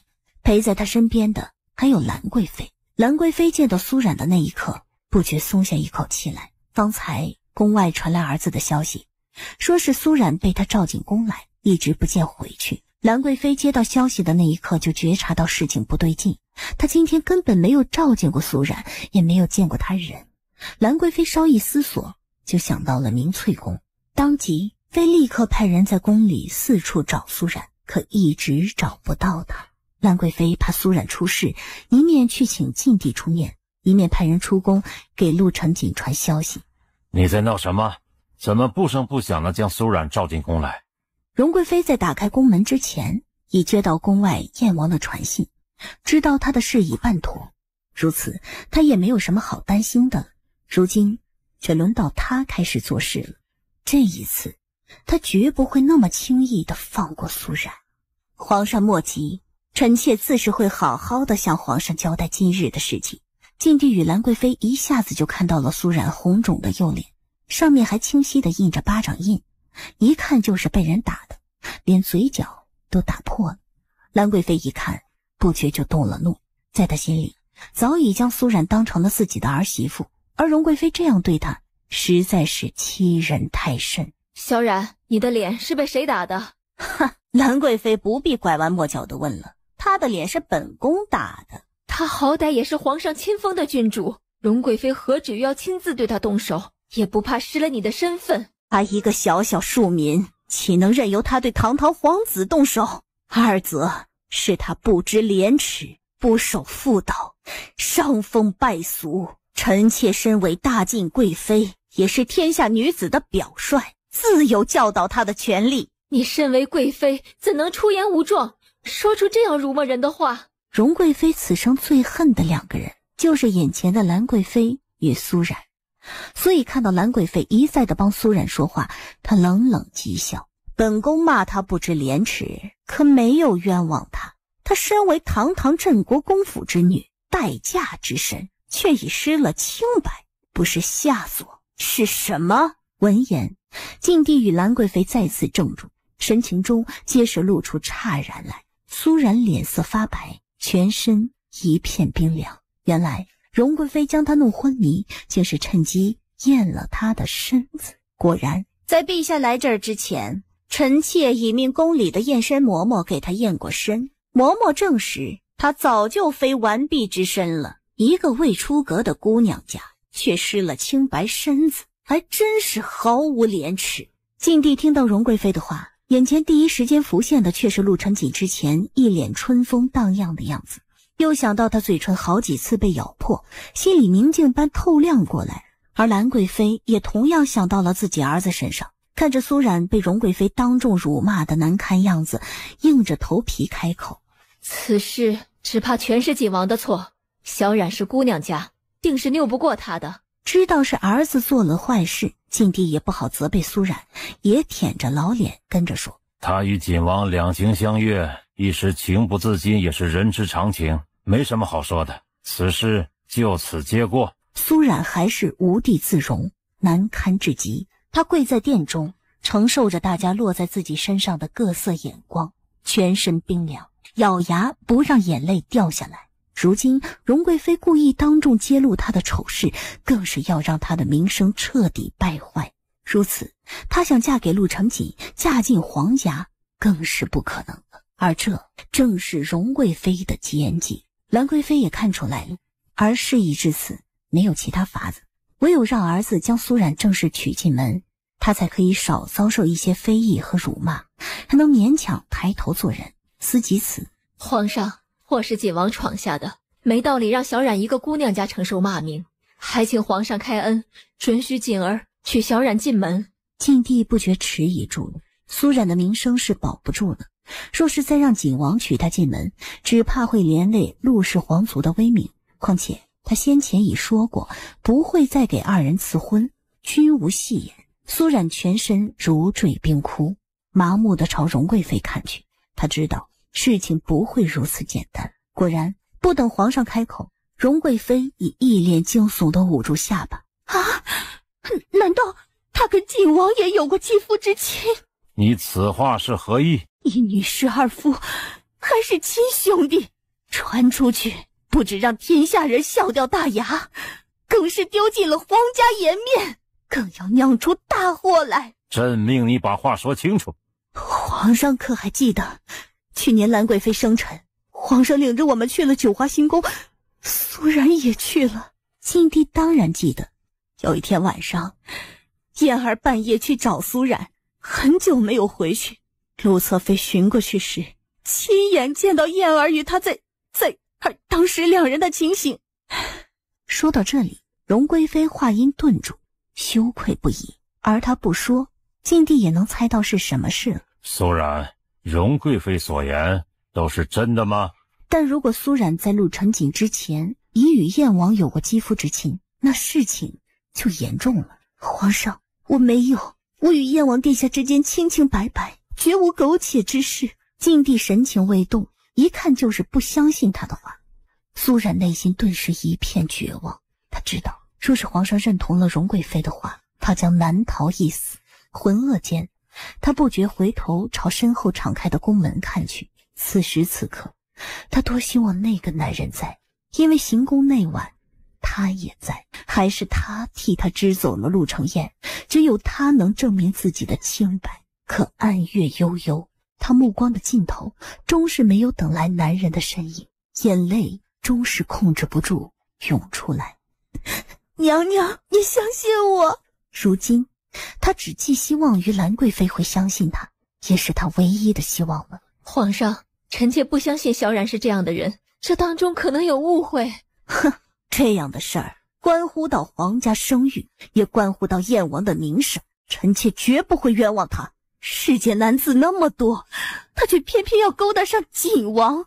荣贵妃每说一句，静帝的脸色就黑下去一分，神情肃杀。荣贵妃说到最后，突然想到了什么，本宫终于知道你为什么要拿刀刺杀燕王了。你是想杀了他，就没人知道你一女侍二夫的丑事了。你真是太狠心了，你完全不顾当初与燕王同床的情谊，就这样拿刀刺他，你真是歹毒至极。他用尽力气，又是重重的一掌掴在苏冉的脸上，眸光中露出凶残又得意的汗毛。他终于除掉心中的这口恶气了。等他的耳鸣消失，他听到静帝的冷冷下令：将他关进大牢，重查他刺伤燕王一案。皇上，苏世子马上就要大婚，而国公爷正在病重中，你此时将苏冉关进大牢，大长公主经不起这样的打击的。那就将他关押在宫里，不许他再见陆承锦。静帝最后下令道：姑娘，到底发生了什么事情？不过是我与殿下的事被发现了。他们要将你关在这里多久？这一切都要看殿下的。秋落不明所以地看着他。姑娘，听说皇上要重审你刺伤燕王的案子，还要查你和刺客的关系。皇上这样做不过是寻个由头，将我关押起来，就是阻止我与殿下再见面。秋落似乎明白过来，姑娘的意思，殿下若一日不放手，不答应与姑娘分开，皇上就会一直将姑娘关在这里。皇上本来是要将我关进大牢的，是兰贵妃求情，才让我暂时关押在宫里。秋落全然明白过来，不觉慌乱起来。那如今怎么办？可要将此事告诉给世子爷。苏冉却摇了摇头，大哥哥马上就要成亲了，不能将他牵扯进来。此番连兰贵妃求情都没用，大哥哥的话皇上又岂会听得进去？秋落，你出去以后替我将此事瞒下来，不要让轩儿他们担心，特别是阿云，若是遇到事情就去找大哥哥。大哥哥成亲的贺礼我已让轩儿备好，他知道放在哪里，到时你替我将贺礼送过去。还有酒楼的事，若是吴表哥有事找我商议，你让他自己拿主意就好，我相信他。等酒楼开起来以后，就让他娶兰儿过门。轩儿也是一样，他同长亭也是时候成亲了，若是长亭事忙忘记了，你就提醒他，轩儿脸皮薄，是绝不会自己主动开口的。还有你以后还是要回殿下身边去，如果遇到喜欢的人，你就去向殿下求个恩典，让他为你做主。那殿下呢？姑娘就没有话要带给殿下吗？他那么厉害，没有人欺负得了他，我很放心。姑娘，是不是殿下答应和你分开，皇上就会放了你？我不会劝他放弃我，但他若是放手，我不会怪他。秋落刚一出皇宫，就被长鸾叫上了马车，径直回了景王府。殿下，他和你都说了些什么？可有话托你给本王？秋落迟疑片刻，终是将苏冉叮嘱他的话都说了出来。这个傻女人明明没有什么本事，还要做一诺千金。苏冉对他许下的诺言做到，可他承诺他的要护他周全，要娶她为妻，却一样都没有做到。胸口似被堵上厚重的棉絮，他有些透不过气来。他倒是聪明，将难题留给了本王。殿下，以后怎么办？按照你主子的吩咐，将他托付给你的事情办好。秋落应下，替他守好郡主府，等他回来。秋落退下，刚出房门，常毅迎面走来。殿下，邓娘子与小小姐被关进大牢后，一直在哭求着要见殿下，求殿下救他们。陆承锦眸光里寒芒四射，一切都是他自找的。他既然要与燕王勾结，就让他在牢里好好待着吧。陆承锦终是不忍。你去找曾少北，让他将乐童从大牢里带出来。毕竟他是邓景阳唯一的骨肉，陆承锦是不会让他出事的。你给邓氏带句话，若是他能管住嘴巴，按着本王教他的那般去做，本王可以最后一次看在邓兄的情面上保全他的性，否则连尸都不会给他收，即刻进宫。若是儿臣如实说出了原因，父皇能不能放过邓氏，饶他一条性命？他原以为他今日进宫来是为了救苏冉来的，没想到他一开口竟是为了邓氏求情。是谁？若是儿臣没有猜错，他定会趁着邓氏关押期间向他逼要铁矿图，所以儿臣请求父皇将邓氏从大牢里放出，避免此图落于燕王之手。听陆承锦说完，晋帝已是半信半疑。以你之能，不可能这么晚才发现刺杀你的人是燕王所为。可是因为你知道了他与苏冉有过肌肤之亲，心生报复，所以才来同朕说这些。若是因为一个女人兄弟气强，甚至是反目残害，那么最该死的就是那个女人。久经沙场的陆承锦对杀气最熟悉不过，自然明白父皇心中的打算。一个不得宠的小庶女吧，父皇太抬举她了。儿臣选择今日同皇兄发难，不为别的，只因东宫之位已空悬太久，儿臣不想再等了。陆承锦毫不遮掩自己的野心，晋帝倒不意外。之前你还劝朕，说朕身体健朗，可以晚些时候再立太子，怎么如今你又等不及了？父皇也瞧见了，皇兄已然将我当成了眼中钉。若是儿臣再迟疑，只怕大晋江山就要动摇了。我不希望自己拿血汗护住的江山，有一天会动摇崩塌。你到底还知道什么？实不相瞒，自去年聂将军回京之后，皇兄先是力保他成为禁军大统领，而后又一再挽留聂将军留京任职。在儿臣看来，他在意的并非聂将军这个人，而是禁军统领的位置。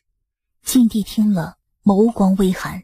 而皇兄很早前就一直派人在搜寻这铁矿图，他一早就知道了这个机密，而且一直隐瞒不报，想来就是要占为己有。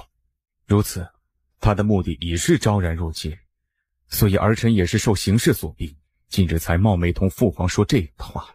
陆承锦此番话可谓大逆不道，但却又全是事实。而燕王这些年所作所为，其实晋帝早有耳闻。你也知道，父皇对你一直抱着很大的希望，也很愿意将大晋江山交给你。但你之前执意要娶苏冉为正妻，不愿意娶父皇为你挑选出来的太子妃，而如今闹出苏冉与燕王的丑事，你打算如何处置此事啊？父皇不会以为儿臣会为了一个女人放弃大晋江山吧？那你之前为何不肯娶丹陵？儿臣只是不想被人嗤笑，说儿臣的太子之位是靠娶丹陵这个太子妃得来的。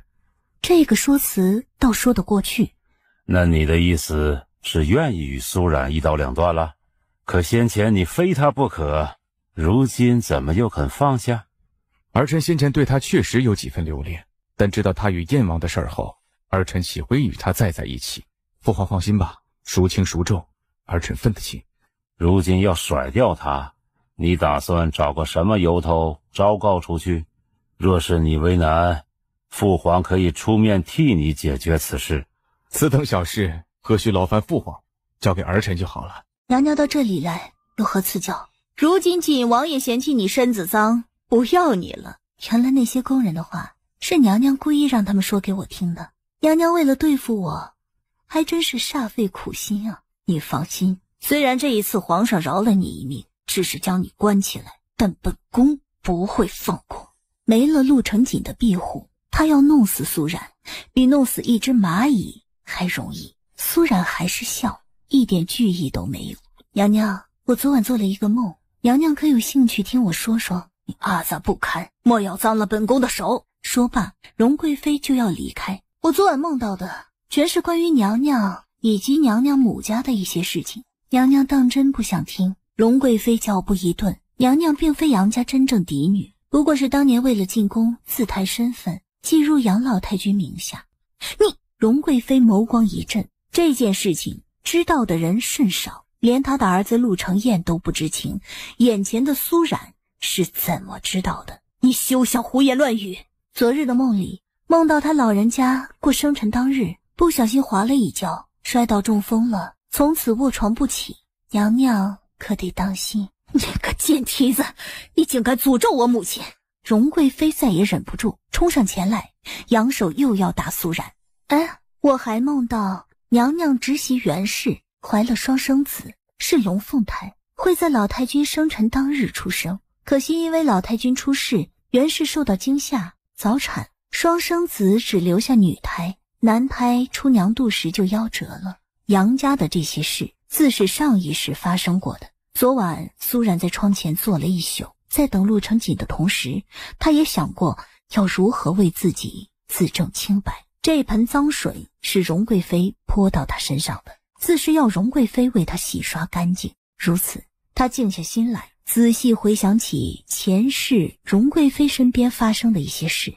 你个小贱蹄子，你好狠毒，竟诅咒我的家里人！娘娘，这些不过是我在梦里梦到的，还未发生，说不定是假的，娘娘不必当真。只不过梦境太真实，就像真的一样。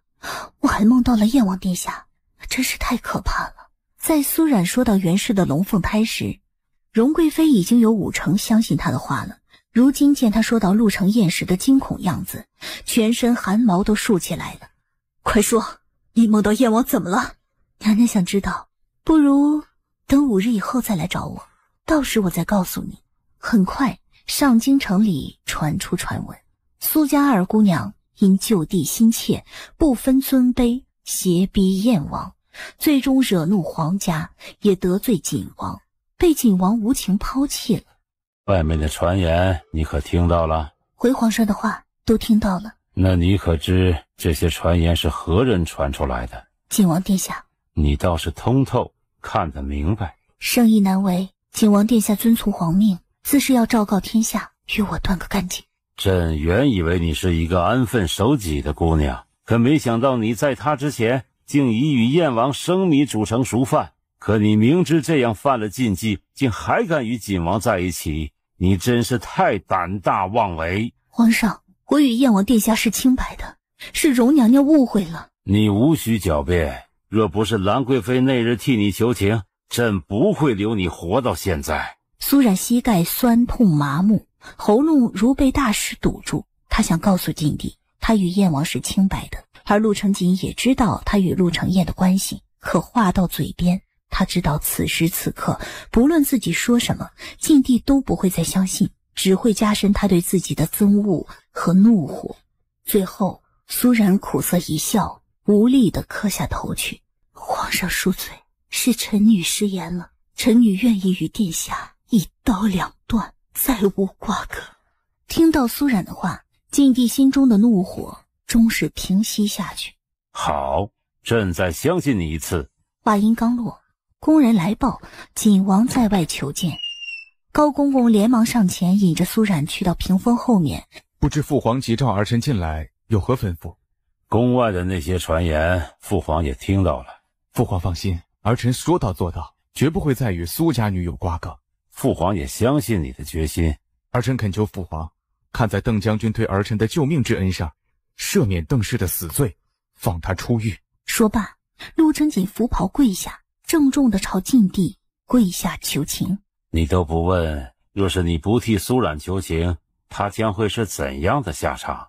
说不定朕会将他在紫乌宫里关一辈子。闻言，苏冉心口一颤，全身都冻住了。在禁地目光扫向屏风时，陆承锦就觉察到了异样。儿臣倒巴不得父皇将他关在紫乌宫里一辈子，免得他再出来碍儿臣的眼。只可惜，若是一直不放他出宫，恐怕只会惹得外面的人怀疑和非议。陆承锦一面说，一面打量着禁地的神情。不等禁地眉头冷下，他话锋一转，所以恐怕父皇要替他想出一条罪名，才能不惹人怀疑的将他关起来。闻言，晋帝心中最后的一丝怀疑都打消了。苏冉拖着疲惫的身子回到子午宫，他全身的力气仿佛用光，脚些一软，整个人倒在地上，不知是睡着过去还是昏迷过去，很久都不见他醒过来。苏冉被关进子午宫，先前一直憋着一口气不让自己垮下，可方才从御书房回来后，这一口气却再也绷不住。脑子里一直回想着晋帝说过的那句话，要将他在这里关一辈子。上一世他在这座冰冷的宫室里关到死，而这一世他好不容易摆脱了被活埋的命运，难道最后他又要被关在这里一辈子吗？他原以为只要陆承锦愿意与他分开，晋帝就会将他放出去的，可事情远没有他想象般简单。他不禁再次困于梦魇中，呜咽压抑的哭声在空寂的宫殿里回响，听得男人眸光暗沉下来。迟疑片刻，他从袖带中取出针带，取出一根银针。落针后不久，苏冉全身一个机灵，他终于从梦魇中挣脱出来，睁开了眼睛。是我。怎么是你？你又回来了？你是怎么进来的？宫禁森严，他被关押在这里。坠影是怎么找到这里来的？那日我出城后，燕王的人一直追着我不放，而我也担心你受我牵连，我又返回城里来了。后来一直不见你出宫，就干脆进宫来找你。坠影说得轻而易举，苏冉却惊出一身冷汗来。这里是后宫，有禁军把守，而燕王的人还一直在找你，你还是赶紧出去吧。我会走的，我可以带你一起离开这里。说到底，是我连累了你。见到苏冉尚且无事，他就放心了。来，趁着夜黑，我带你出去。苏冉怔怔地看着他，只感觉眼前的一切都那么熟悉。他仿佛又看到了上一世的沈直，也是在这里。他在被下令活埋的前一天，沈直从天牢里逃出来，要带着他一起走。而如今，他同样放不下阿云，他又知道他的身份，他没有办法跟他一起离开。谢谢你，可我不能跟你走。他都不要你了，你还舍不得放下他？我留下来并非为了谁，我要证明自己的清白，堂堂正正地从这里走出去。见此，坠影不再说什么。还有一件事情要告诉你，刘大死了，而我会救出师兄，与他一起离开京城，再不会回来。刘大一死，他与师兄离开山寨的事就不会再被人发现。实则他上次逃离京城后，坠影这个身份他就不打算再回来。可这一次苏冉出事，他终是忍不住前进宫里来看看他。刘大是你杀的？话一出口，他就知道自己说错了。不是我动的手，也不是锦王的人。苏冉不觉愣住，不是陆承锦还会是谁？正要开口，坠影已离开，不见踪影。另一边，陆承锦的心里比谁都难受。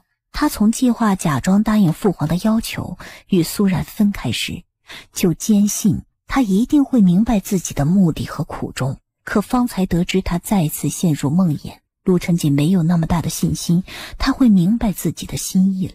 而父皇这次决然的态度，即便是他也对二人的将来迷茫起来。儿臣莫说出面帮他求情，哪怕提到他，儿臣都要万分小心，所以此时只能请母妃出面护他周全。说罢，陆承锦拂袍跪下，朝兰贵妃郑重磕头。兰贵妃从未听他开口求过自己，更未见他如此郑重的模样，不禁落下泪来。荣贵妃母子此番弄出这样的阴招，确实让我防不胜防。但事已至此，我唯有这样做，才能保全他的性命。但要拆散我们，绝不可能。兰贵妃心里悲喜交加。可你已经答应你父皇了，与小冉分手的传言也已经传开了。若是你后面反口，你父皇和燕王一党绝不会放过你的。所以我已经请求父皇立我为储，只有这样，我才能再有机会与他在一起。但他也知道事关重大，儿子稍微走错一步，不仅他会出事，苏冉也会死无葬身之地。前朝的事儿臣都会打理好的，只是不放心他一个人被关在后宫里，所以想请母妃在这段时间里帮忙照顾他。你放心，只要知道你没有愧对小冉，母妃自会为你们赴汤蹈火。昨晚燕王去见你，都同你说了什么？殿下真是骗得我好惨啊！想那么大的一口黑锅扣在我身上，殿下也不怕我背负不起吗？若是山寨一事传出去，让别人误以为被刺客玷污的人是他，那他以后还怎么见人？陆承锦闻言毫不客气地说：所以此事就此淹没下去最好。你若是受燕王蛊惑，想旧事重提，最后身败名裂的是你。刘大已死，正妻在他手里，邓青瑜若是喊冤，没人相信。况且他的手里还握着邓青瑜亲笔签字的结案书。邓氏全身颤了颤，眼泪滚落下来。殿下，可你这么做，有没有想过我的感受？你对我实在不公平。刺客是你引去的，而他们要抓的人本身也是你。小冉不过代你受罪，你没什么好委屈的。你休息几日，等乐童养好身子，你们就回西北去。听到陆承锦又要将自己送走，邓青瑜红着眼睛，犹不甘心。如今我已不是戴罪之身，所有的事情都过去了，殿下为何还要将我们母子赶走？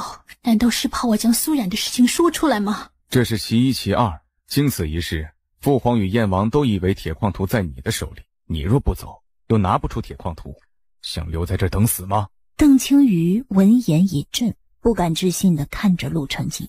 原来殿下从一开始就想将一切压在我身上，好为苏冉转移罪行，再逼我离开。殿下，你真是好狠的心啊！此事你同样怨不得别人，一切都是你心存歹念，想与燕王狼狈为奸而起的。不是的，明明是你为了救苏冉才这么做的。你明知道他在山寨里失身，又与燕王有苟且之情，你为何还要这样帮他？啪的一声脆响，吓得邓氏脸色一白，连忙收口，不敢再说下去。若不是为了引开本王好去抓捕你，燕王不会让荣贵妃把他骗进宫去，也就不会发生后面的许多事了。你还敢说一切与你无关？邓氏被他渗人的目光吓得瘫软在地，止不住地往后退。你休怪本王拿你做饵，莫说是牺牲你，就是要牺牲本王去救他，本王也乐意。所以本王劝你安分些，不要再打着他的主意，更不要到母妃面前去兴风作浪，提起坠影一个字，否则不要怪本王翻脸无情。等乐童病好了，你就滚回西北去，不要再回来。若说陆承锦之前对邓青瑜还留有一丝情念，到了如今，他第一次如此厌烦一个人。邓青瑜面如死灰，刚刚复燃的心再次死寂下去。苏冉，你给我出来！娘娘这般着急寻来，可是有什么事啊？你这个乌鸦嘴！你上一次诅咒本宫的母亲和侄媳，如今他们受你所害，都出事了。此事你要如何向本宫交代？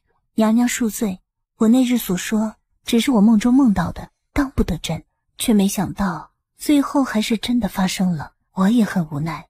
你都知道了，只怕整个上京城无人不晓杨家今日大事件的。说罢，他将方才抄好的经书拿出来，递给荣贵妃。这是我为早夭的小公子抄的往生经，希望他早日超度，能在世投胎为人。有些事是注定的，娘娘想开些。荣贵妃接过他手里的经书，扫了一眼，脸色越来越难看。他很想狠狠地扇苏冉2巴掌，但偏偏他说的全中了。母亲摔倒中风，侄媳产下男胎死婴，一切都是那么的诡异。难道他的梦境真的能预言将来？想到这里，荣贵妃身子直打哆嗦，因为上次他见苏冉在提到自己儿子时，神情带着惬意，似乎并不好。你老实交代，你上次在梦里梦到燕王怎么了？不急，你少耍花样，快说。苏冉看向敞开的大门，事关殿下的机密，娘娘准备就这样敞开地说。荣贵妃会意过来，冷冷看了他一眼，却终是命人将殿门关起来。殿门关上后，苏冉眼角的余光看到报信的宫女悄悄从后门进来了，朝他轻轻点头。我知道娘娘心急，想知道燕王殿下的事，但我同样也有事想请教娘娘，不如娘娘先替我解惑。哼，你想知道什么？那日你在皇上面前说陆侧妃看到我与燕王有染，我想问娘娘一句，陆侧妃当日到底同你说了什么？你什么意思？娘娘撒过的谎，心里比我清楚。哼，本宫明白了，你是怪本宫那日冤枉了你，来找本宫对质的。对，因为我与燕王从未有过沾染，当日在行宫，他确实对我起了不轨之心，但我没有让他得逞。我准备换人时，恰好陆侧妃闯了进来，将燕王叫走。因为皇上差人过来，召他过去陪他下棋，所以当日你是故意在皇上面前诬陷我。此事娘娘今日若不向我说清楚，休想从我这里打听到燕王的一个字。此事也怪不得本宫，当日陆侧妃说的含糊不清，我怎么会知道你与燕王到底是怎么回事？我不相信娘娘没有私下问过燕王，他是怎么说的？儿子自是不会骗他，但他没有打算将真相说出来。可如今为了知道儿子梦境里的事，他只得屈服。本宫前2日确实问过燕王，他说没有。随着他话音落下，苏然紧绷的心弦终于放下，心里一酸，差点流下泪来。下一刻，紧闭的殿门被人一脚踹开，门开处，男人黑沉着脸，冷冷看着荣贵妃，竟是陆承锦，而他的身后还站着禁地与兰贵妃一行人。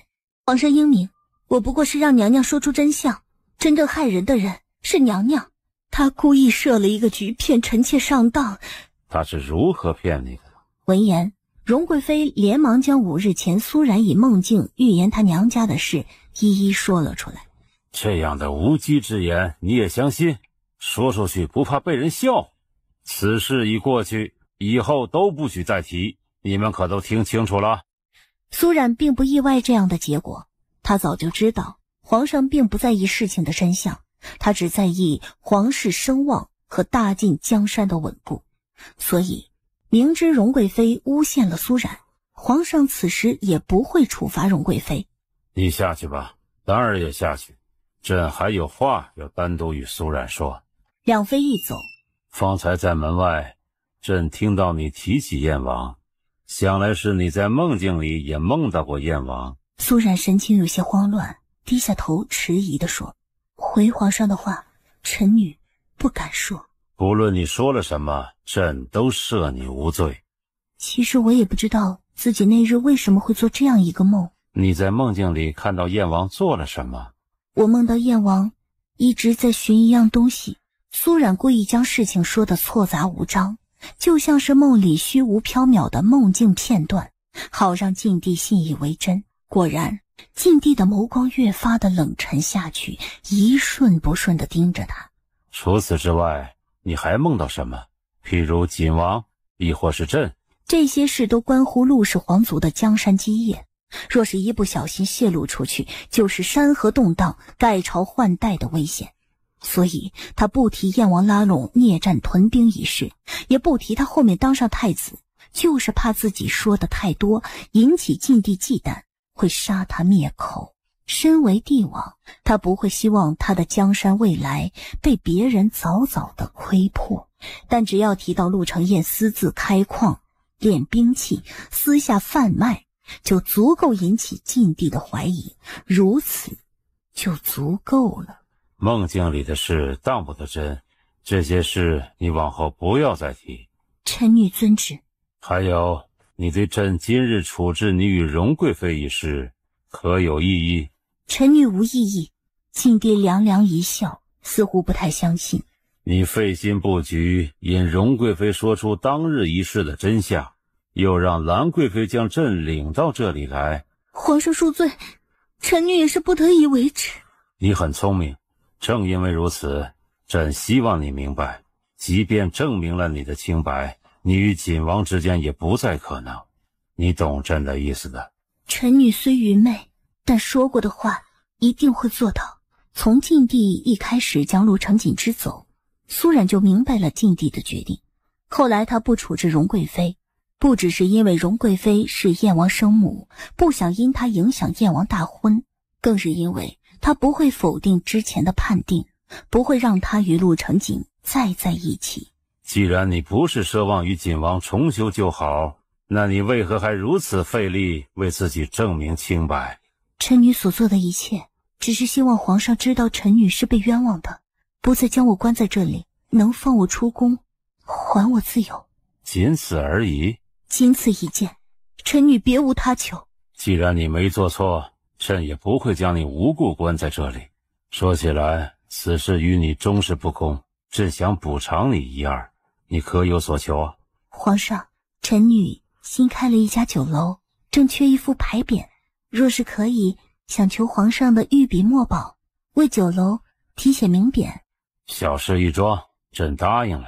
苏然早就想过，如今既然与陆成锦断了关系，他放在他身边的那些人也不能再用了。但苏然又必须要防着陆承彦寻他麻烦，但如今有了禁地御赐的牌匾，他再也不用担心了。叶将军冒夜找来，有事吗？没事，不过是担心你。自传出陆成锦与苏然分手的消息后，聂战这几晚都没有好好睡过觉。他说不出心里是何滋味，有高兴，也有替他担心，怕他挨不过。所以这些日子他一直派人守在宫门口，只要他一出宫，他就来找他。多谢聂将军挂怀，我没事。今天很晚了，我先回府，将军也回去吧。你今后什么打算？我没什么打算，一切照旧如常。虽然他不要你了，但你不要难过，以后聂某可以照顾你。若谁敢在你面前胡言乱语，聂某一定对他不客气。苏冉终是明白他找来的意思，原来他是在担心自己，说不感动是假的。谢谢将军关心，我没事的，将军回去吧。但他不想走，他想留在这里多陪他一会儿。可苏冉却不能与他待在一起太久，不然被人看到了，又会有流言传出去。苏姑娘，要不你随我去西北吧，或者去其他地方也行。他想过的，他可以带他离开京城，只要离开这里，找一个没人认识他的地方，他就不会再受流言所扰，开开心心的过日子。不由回头对聂战说：叶将军，我知道你是一个好人，你听我一句劝，还是回西北去吧。他知道，只要禁地证实了他今日梦境里的一切都是真的，就一定会怀疑陆承彦。一旦认定他有了反心，禁地必不会再留他。不论陆承彦要面临何种处罚，他身边的人都脱逃不了干系。苏冉在设这个局时，想过让陆承彦罗横死，但没有想过要害聂战。他望着苏冉：你若跟我走，我现在就带你出城，不然我不会离开。对街拐角处的马车里，陆成锦冷沉着脸坐着。他从宫门口一路跟着苏冉的马车回来，将二人的对话也听得一字不漏。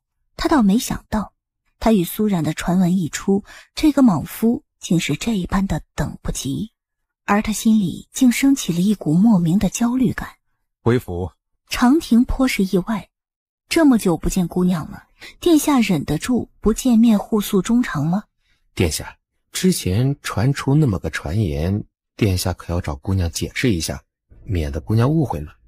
他刚出宫就有无数双眼睛盯着，只怕父皇也不会真正相信我。此事不能去见他，他会懂的。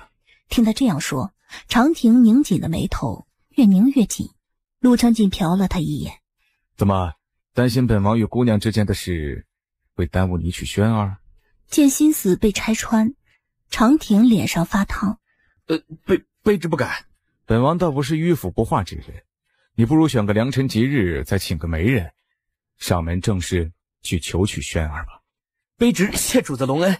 看着长亭笑得嘴巴都要咧到耳后根去了，陆承锦很想骂他一声没出息，不知为何他突然间竟是很羡慕长亭。父亲，你怎么来了？这里不欢迎你。还有你这个野种，滚出去！苏冉紧牵着弟弟的手，望着苏继忠。父亲真是病糊涂了，竟胡言乱语，不知所谓。我下回再来看你，你好好保重。说完，他牵着弟弟离开那间屋子，回到正堂，大家都在，祖母，如今父亲也住在上院，只怕会急到祖母。孙女想接阿云去郡主府住。方才听到苏继忠骂阿云的话，苏冉再也不想将弟弟留在这里。弟弟阿云的身世，大长公主与苏继忠只怕早就知道了，却仍要将阿云留在这里，肯定另有目的。叶氏听了苏冉的话，嘲讽一笑：也好，反正你这一辈子是再也嫁不出去了，注定无儿无女。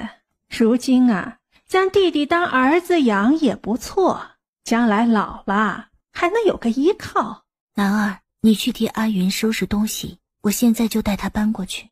谁允准你将他带走的？一声断喝打断了苏冉的话，却是一直都没有出声的大长公主。他是我们苏家的子孙，你要将他带到哪儿去？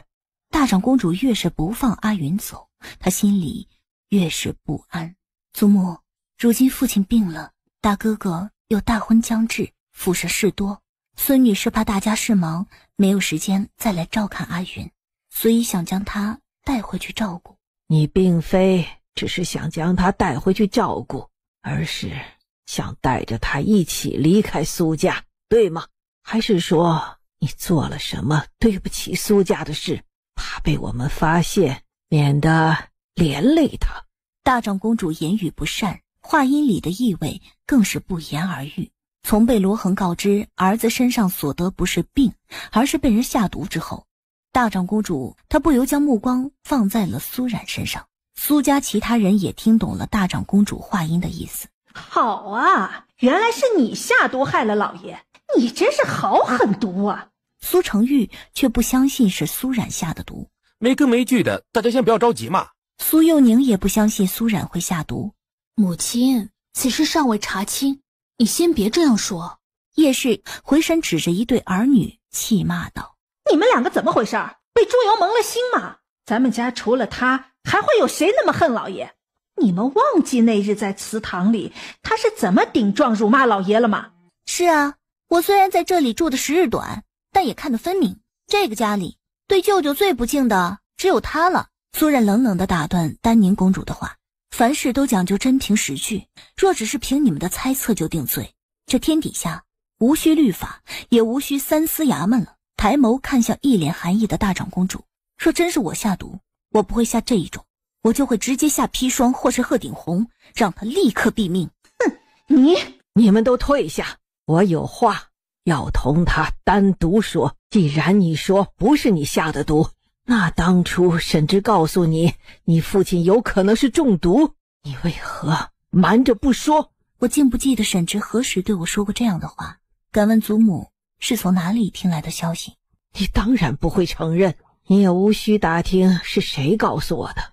我今天留你下来，也不是要追究你的罪责，而是要同你做一桩交易。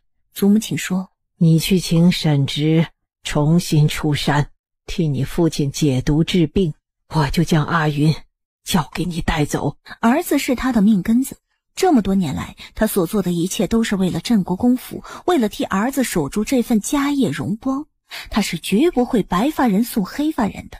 这些日子以来，看着儿子身体一日不如一日，大长公主心急如焚，走投无路的她顿时将最后的希望都放在了沈直身上。可奈何沈直自从太医院辞官后，已封诊，不再替人看病，连他亲自上门求见，沈直都避而不见。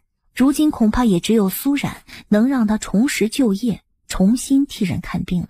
我知道你聪明，有些事情或许你早已知情，所以你若是请不来沈直，你弟弟阿云就得替你父亲陪葬了。你什么意思？你对阿云做了什么？实不相瞒，我早已知道你有反骨，对你母亲之死耿耿于怀，势必会找苏家报复。我也知道阿云并非我们苏家真正血脉，所以才会将他留在我的身边。虽然早已料到是如此，但亲耳听到他说出来，苏冉还是全身汗毛倒立。从接他到我身边开始，我已命人往他的食物里投毒，解药我有，若是你不按照我说的去做，我就会毁了解药，让他替你父亲陪葬。他平生最痛恨陪葬2个字，偏偏大长公主还拿阿云来威胁他，眸光不觉迸发出杀气来。苏冉抬步朝大长公主走过去，大长公主不觉被他的举动怔住了，她竟然从苏冉的身上感觉到了一种熟悉的威仪感，朝他伸手，把解药拿出来，不然我要整个镇国公府死。逆女，你敢？你看我敢不敢？玉石俱焚，我说到做到。不等他反应过来，苏冉拾起地上的一块锋利瓷片，今日你若不交出解药，我就与你一同死在这里。我死了没关系，可你若死，整个镇国公府都会崩垮，你最舍不得的儿子也会死。他一面说，手上用力，瓷片扎破他的手，瞬间将他身上的衣裙染红。看在大长公主的眼里，心惊肉跳。你疯了！对，我就是疯了。快把解药拿出来！血淋淋的手再次伸向大长公主，金嬷嬷上前阻止，又怕激怒苏冉，只得跪在一旁哭劝：公主啊，你答应他，把解药给他吧。啊，姑娘，好姑娘，你千万不要冲动啊。大长公主看着眼前逼视着自己的苏冉，咬紧了牙关。她心里确实生出惧意，但她这一辈子活了70载，还从未被人这样威胁过，何况还是被她曾经最瞧不起的小庶女威胁。所以哪怕心里恐惧，但最后的威严还是让她硬生生挺住，不肯松口。大门被推开，苏成玉带着大家冲进屋来。待看清眼前的一幕，大家都惊呆住。你想干什么？苏成玉很快回过神来，上前劝说苏冉：小冉，你怎么了？咱们别这样，有话好说嘛。苏冉身子毅然不动，手里仍然握着瓷片。大哥哥，祖母在阿云的吃食里投毒，却不肯拿出解药，我也是没办法。啊，投毒？怎么会？苏成玉简直不敢相信自己的耳朵，而叶氏他们却根本不相信苏冉的话。你好大的胆子，竟敢污蔑婆母！对，我是给他投了毒，你若不听我的话，救活你父亲，解药我是绝不会拿出来的。大长公主终是回过神来，再次恢复往日的威严。你若不答应，就让阿云跟季忠一起死。就凭他也配拉上阿云？我是不会去求沈直来救他的，你死了这条心吧。好，那就让阿云一起毒发而死。你够胆，现在就割破我的喉咙，杀了我。解药你休想拿到。说罢，苏冉眼睛通红，恨不得真的杀了他。苏成玉见此情形，连忙上前一把拉开苏冉。小冉，要不你去求沈直救一救父亲，祖母也将解药拿出来，咱们一人退一步嘛。小冉，难道你要因为同父亲祖母置气，连阿云的命都不顾了吗？他今年才8岁呀，还那么小。是啊，弟弟才8岁，他的人生还没有开始，他不能因为一时的气恨将弟弟拖累。只要能救弟弟，莫说让他去求人，他什么都能做。好，我去求沈直，也希望你能说到做到，将解药拿出来。阿姐，你不用为了我向他妥协。阿云一眼看到他手上的瓷片，眸光一颤，看着苏然手掌被划破的条条血痕，心痛的红了眼睛。阿姐，我没有中毒，他派人给我下毒时被我发现了，我全吐了。阿云抬头看着苏然，红着眼睛朝他笑道：阿姐，说过我会照顾好自己的，你要相信我。你怎么了？沈直，求你替阿云看看，他可能被人下了毒。你别急，我替他看。说罢，让阿云伸出手，凝神替他诊起脉来。你放心，阿云脉象平稳，一切如常，没有中毒的迹象。沈直，谢谢你。沈直看向他的手掌，我帮你看看。没事的，只是不小心划破了一点口子。我替你包扎，很快的。沈直上前拉过他的手，待看清他掌心的伤痕，眉心不觉拧紧，皮肉都翻开来。沈直眸光不觉沉下去。到底发生什么事了？有人给阿云投毒，我为了逼他拿出解药，就不小心弄伤了自己的手。闻言，沈直替他包扎的动作顿下。怎么这么傻？哪怕他不给你解药，不是还有我吗？苏冉不觉低下头，避开沈直的目光。当时太着急，没想那么多，只想着拿到解药救阿云。后来才听阿云说，那些毒药他没有吃，都吐了。可我还是不放心，见他低头躲避自己。沈直眸光微暗，心头揪痛。听说苏家一直在找你，想请你去替国公爷解毒。你今日这般，是不是苏家又逼你，让你来请我去替国公爷看诊？大长公主她见你看出国公爷是中毒，就认定你会解这个毒，所以就拿阿云来逼我求你出诊。沈直闻言眸光一沉，没想到我当天随口一言，竟给你添了这么大的麻烦。更没想到当日我也只是猜测国公爷是中了毒，而这世间有很多毒都不可解，即便是我也莫奈何呀。大长公主他们实在没必要这样为难你。下次若是苏家再派人来，你可以直接跟他们讲明，免得他们来叨扰你。我记住了。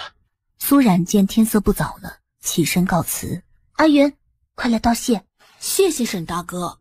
你若真要谢我，不如后日陪我去城隍庙，给灾民们送药包。你这些都是给灾民们准备的？如今我不替人看诊了，放着也是可惜，不如给灾民送去。好啊。后日你要不要一起去？苏冉想了想，神情间闪现出一丝犹豫，但最终终是点头应下。好，离开沈家回到郡主府。殿下，他有些不敢相信自己的眼睛。怎么几日不见，不认识我了？陆承锦眸光沉沉地看着他，眸底涌动着难言的情绪。这几日于他而言，无异于刀山火海，异常难受。还是那么傻，竟然把手冻成了这样。苏家发生的事，陆承锦已经知道了。得知他受了伤，他再也忍不住，终是冒夜偷偷前进郡主府来看他。苏然撇过头去，不去看他，以免眼泪流出来。可下一刻，他的脸颊被陆承锦扳回来。苏然，是本王愧对你，没有保护好你，你可以怨我，可你不能放下我们这段感情。在他话音未落之前，苏然的眼泪再也忍不住涌了出来。苏然，那日我在御书房同父皇说的话都不是真的，外面那些传言也全是假的。我陆承锦说过，此生的枕边人只会是你苏然一个，我说到做到。陆承锦的声音闷闷的，语气却无比的坚定，听得苏然越发心酸。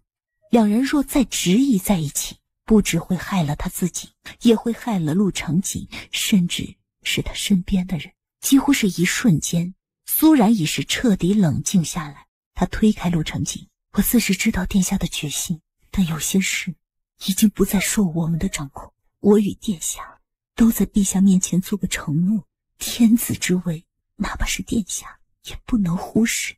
而我与殿下的关系，在世人面前已成事实，这些都改变不了。这些话，苏冉相信陆承锦比他更懂，但又自己说出来，陆承锦的心里或许会好受一些。苏冉说的对，这些事情他比谁都看得分明，这样的结果他也早已预料到，但他就是不舍得，也不甘心。所以你的意思是真的要分开？殿下，除此之外没有第二条路可以走。静谧的灯火下，他脸上的泪痕清晰可见，他眸光里的无奈痛苦也深深刺痛了陆承锦的心。陆承锦想起父皇至今还派人守在他的府门口，胸口更是死死的揪紧。最后他勾唇讥讽一笑，你说的不错，本王答应我们分开。说罢，他站起身朝门口走去。苏然目送他离开，心里说不出是何滋味，眼泪止不住又要涌出来，却被他生生忍住了。可男人走出2步又停下步子。苏然，我们的分开只是暂时的，本王很快就会让你名正言顺地跟我在一起，不再受任何人的掣肘。而那些伤害过你的人，欺辱过你的人，本王会替你一一讨回公道。他脚步不由自主又往回走，来到苏冉身边，定定地看着他。正是因为太在意他，一向倨傲不羁的他才会忍痛对他暂时放手。苏冉，本王的诺言一直都在，不会改的。而你已经是我的人了，这一点也永远不会改变。他目光肆意狂热，声音更是凛然霸道。苏冉看着他，一时间不知道要如何回答他。在他正愣间，陆成锦抬手抚上他的脸颊。苏冉，本王是真的很喜欢你。他喃喃朝他低语，捻在他唇瓣上的力道不觉加重，他的目光也越发炙热。我也将你当成我的妻子，我也知道前路会很难，但不会放弃。鼻息间全是他的气息，他的心跳也越发狂热。所以你要等我。说完这一句，他捧住苏冉的脸颊，终是重重吻下去。殿下，你别这样，既然要分开，我们之间就不能再这样下去。他了解他，有了这一次就会有下一次，如此下去，他与他的关系就永远不会了断清楚。而禁地并不是好糊弄的，万一被他发现，后果不堪设想。苏冉的话终是让意乱情迷的陆成锦回过神来。陆成锦在他前站着，迟迟舍不得离开。他心里有许多话要同苏冉说，可最后他只沉声说道：你好好照顾自己，若是遇到难事，就让秋落去找我。说完，他转身打开房门走了。陆成锦一走，屋子里安静下来，也空了下来，一如苏冉空荡荡的心口。轩儿、兰儿还有秋落悄悄走进来，安静陪着他。姑娘，你与殿下到底怎么样了？我与殿下已正式分开，因为圣命已下，哪怕殿下也不可违抗。陆成锦许诺他的事还是未知数，他现在还不能告诉他。皇后啊，你们不要再提景王与我的事，可记住了。姑娘，那以后你怎么办啊？全天下的人都知道姑娘与景王在一起，可如今他与殿下分开，这往后谁还敢娶姑娘？你们不要担心我，往后啊，我就专心开酒楼做生意，努力赚钱，养大阿云，还有照顾好你们，日子一定会过得下去的。今日发生这么多事，姑娘也累了，我们都下去，让姑娘早些歇息吧。秋落替他点上安息香，悄悄禀道：姑娘，陈王约你见面。事到如今，苏冉也不会再去问他到底是不是阿云生父这样的问题。王爷，您之前可知道我阿娘怀上阿云的事？当年本王认识你阿娘，实属是一场意外，所以当时并不知道她怀了孩子。王爷身份尊贵，自是不会在意一个随手可弃的小妇人。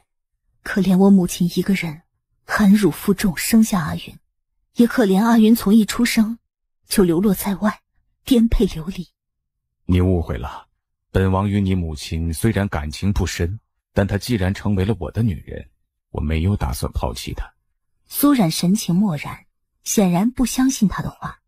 当初本王知道她是苏继忠的妾室后，我提出过要带她走，但你娘说她的女儿还在这里，她若是走了，她的女儿就会越发可怜，没人会再记得她。苏冉闻言眼眶一热，原来当年阿娘是因为他才留下来。你是如何知道阿云是我的血脉的？是你母亲告诉你的？关于阿云与他的关系，哪怕就是大长公主也只是猜疑，不敢100%的确定。可眼前这个姑娘却似乎很笃定他们的关系。阿云回京城的那一晚，王爷与大长公主就迫不及待的同时对他出手，就为了试探他到底是谁的血脉。王爷生母舒太妃9年前离世，作为儿子，王爷一定是会回京的，所以时间上也与阿云的年龄对上了。王爷心中有顾虑，一直克制着没有与阿云相认，但王爷费心的安插袁嬷嬷去到阿云的身边就太过明显了。在这之前我只是猜测，并不敢100%的确定，所以那日请王爷出手相救，其实也是做最后的试探。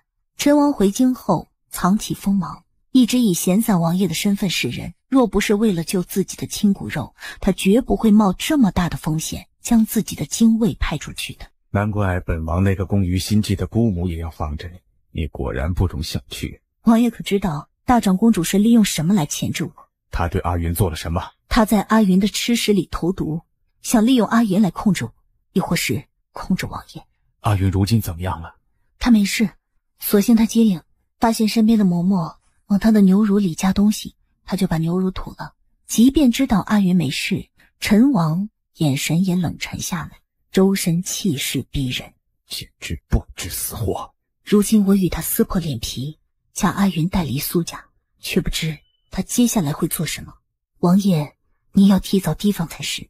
若是大长公主揭露此事，最先遭殃的就是阿云，所以最好的法子就是将大长公主交给陈王去对付。果然，陈王抬眸沉沉地看向苏冉。你想让本王对付镇国公府，明天沈直也会去？正是。不止如此，他还托罗恒说动燕王，替他正式向史家退亲了。那个沈太医对苏姑娘还没死心啊？曾少北打量了一下陆长锦的神情，道：那个沈太医还真是有决心呢。你刚跟苏姑娘分手，他就退了史家的亲，追上去了。看来比那聂统领更有毅力啊！不等他把话说完，某人的眼神已如杀人般朝他扫来，吓得他赶紧闭嘴。他与长亭说好，若是苏冉离开城隍庙回自己的家了，他就进来告诉自己。可一整天了，长亭再没有见他出现过。陆长锦暗忖，这么晚了他还没有回家，难道还与沈直在一起？想到这里，他胸口气血翻涌，正忍不住想要起身离开，终于看到长亭脚步匆匆的进来。殿下，府里出事了。可等回到府里一看，他还是惊住。此番邓青瑜的院子着火，阿云和乐童落水，都是行凶者为了刺杀正妻做下的引线。他们就是要借着府里出事，引开看守正妻的暗卫，好伺机绞杀正妻。邓青瑜从火场里逃过一劫，女儿又落水昏迷，他都快吓晕了。如今见陆长锦回来，他的哭声更加悲痛了，哭得梨花带雨。殿下，殿下，有人要放火烧死我，还要淹死乐童。殿下，到底谁这么狠心，要我们母子的命啊！陆长锦心情沉郁，听到他的哭声更是厌烦，他理也没有理他，越过了邓青瑜，上前查看昏迷不醒的两个孩子。当即舒嬷嬷就吩咐下人将邓氏带下去，免得他在这里哭，扰得陆长锦更烦。目光落在阿云身上时，他想到苏冉为了这个弟弟不惜与大长公主拼命，若是阿云在他府里出了事，他只怕一辈子都不会原谅自己。来人，即刻去宫里请太医，让院守亲自过来。长亭得令，院子里常毅领着两名暗卫，浑身湿漉漉的跪着。陆长锦来到面前，到底怎么回事？邓娘子的院子着了火，府里的人都赶去救火，属下照殿下的吩咐，寸步不离实事。可后来花园里传来了呼救声，是小公子和小小姐被人推进了湖里。属下担心大家忙着救火，无人救他们，只得带上两个兄弟下水救人了。等属下救完人，再返回石屋那边，才发现看守那里的兄弟中了迷烟，全部倒地了，而正妻已经遇害了。是属下无能，着了刺客的道，还请殿下责罚。陆长锦听完，神情冷凝，心里却着实佩服此人手段之高明。虽然你没有守好暗室，但所幸你救回两个孩子，功过相抵，暂不追究。孙院守已给两个孩子分别施了针。殿下放心，两个孩子只是滞了气，下官已经替他们施针顺气，等半炷香就应该会醒的。陆长锦听了，悬着的心终于落了地。长亭提醒他，殿下，小公子的事儿要不要差人去告诉姑娘一声？长亭话音刚落，殿下，姑娘来了。不等他把话说完，苏冉疾步走了进来。殿下，阿云在哪里？他怎么样了？看到苏冉的那一刻，陆长锦的神情不觉缓下。他正要告诉阿云没有什么事，可下一息却看到沈直跟在苏冉的后面一同走了进来。你来干什么？在下听闻阿云溺水出事，就跟郡主一起过来看看，能不能帮帮忙。沈太医不是辞官罢诊，不再替人看病了？你还能帮什么忙？因为那是小冉的弟弟，在下愿意为他破例，重拾脉诊。此言一出，陆成锦的神色越发冷郁。殿下，阿云在哪里？我想去看他。他就在里面。苏然也是迫不及待地往内室里走去。沈直正要跟进去，陆成锦冷冷说道：有孙院守在，无需你帮忙。沈太医还是在外面喝茶吧。长亭，上茶，好好招待沈太医。沈直眼睁睁看着内室的门帘放下，眸光冷沉。他随长亭去桌前坐下，袍中的拳头死死地握紧。他终究是来晚了一步。内室，他没事的，孙院守已经替他们看着了，你不用担心。那他们为什么还不醒？孙院守说他们是一时滞的气，应该很快就会醒过来。听了这话，他才放下心来。陆成锦在他对面坐下，眸光一瞬不瞬地看着他。自从知道他今日要和沈直一起去城隍庙，今日一整天陆成锦都魂不守舍，可如今他就坐在自己面前，陆成锦的心里说不出是何滋味，但有一点他很确定，那就是他的心不再慌了。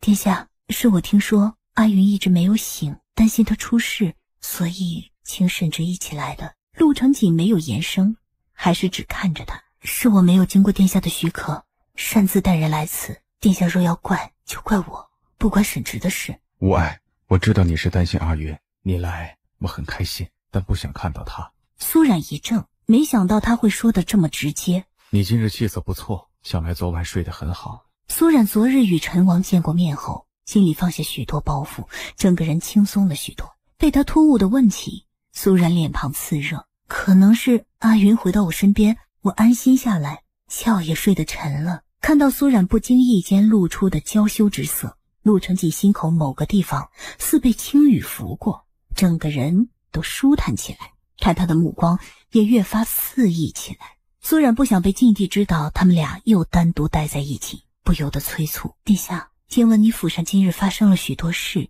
想来殿下还有许多事情要做，这里我守着，殿下去吧。等阿云醒来了，我就带他回去。这里是我府上，你想赶我去哪？殿下忘记我们说好的吗？我们这样待在一起不合适。陆成锦如何不明白，可他就是做不到。就在此时，榻上传来响声，乐童一醒来就找陆成锦哭诉告状：阿爹，有坏人将我和阿云推进湖里，阿爹，你快派人将坏人抓起来。阿云，他睁开眼睛看到苏冉后，弱弱了叫了他一声：阿姐。苏冉悬着的心终于放下，叠声问他身上还有哪里不舒服。阿姐，我没事啊，你不要担心。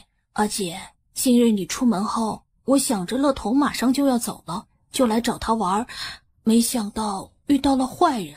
下次我不会乱跑出来玩了，我一定好好听你的话。你没事就好，阿姐没有怪你。苏冉放下心来，带着阿云向陆成锦告辞。陆成锦看了他一眼，没说什么。他们来到外面，沈直迎了上来，他看了一眼阿云，关切地问道：阿云怎么样了？苏冉怕他与陆成锦之间再起冲突。阿云没事了，我现在带他回家。多谢殿下款待。沈直回头朝苏冉笑道：我们一起走。陆成锦负手凉凉扫了他一眼。正在此时，常毅从外面疾步进来：殿下，找到香头了。闻言，沈直与阿云不约而同地停下步子，朝他手中的香头看去。这个香头是不是可以帮殿下抓到坏人？香头可以给我们提供一些线索，确实可以帮我们抓到坏人。沈直的眸光飞快地从他手中扫过，眉头几不可见地微微蹙起。苏冉知道陆成锦是在查刺杀正妻的人。苏表妹，可否让阿云多留些片刻，看能不能从他这儿得到一些线索？那个坏人是从后面推我们下水的，我没有看到他的样子。陆成锦本就不对这两个孩子抱什么希望，他留阿云下来不过是想借此让苏冉多留些片刻。院守大人，可认出这是什么香了吗？殿下，青树老朽才疏学浅，听闻沈太医与香料一块颇有研究，不如殿下让他看看。甚至认真看了看，无奈地说：沈某无能，也辨不出来。陆成锦深深看了他一眼，没说什么，让常毅收起香头。苏冉再次朝着陆成锦告辞，可他刚与阿云出门，就迎面遇到了邓青瑜。苏姑娘，好久不见了。苏然早就料到他不是善类，从一开始就避开他，如今更是不想看到他，所以他只朝邓青雨点了下头，算作回应，而后离开了景王府。苏然生疏冷淡的态度让本就极恨的他越发恨意难平。若不是如今他被困在这里，他恨不得跑出去告诉所有人苏然的丑事。可如今不止刘大死了，连正妻都死了，能站出来指证苏冉去过山寨的人就没有了。想到这里，邓青瑜心里的恨意越盛。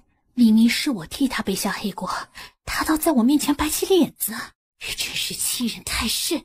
夫人不要与他一般计较，现如今他被殿下抛弃，声名狼藉，这一辈子休想再嫁出去，注定要孤独终老。而夫人可比他强多了，你有小小姐，而小小姐的干爹又是景王，这一层关系是怎么也断不掉的。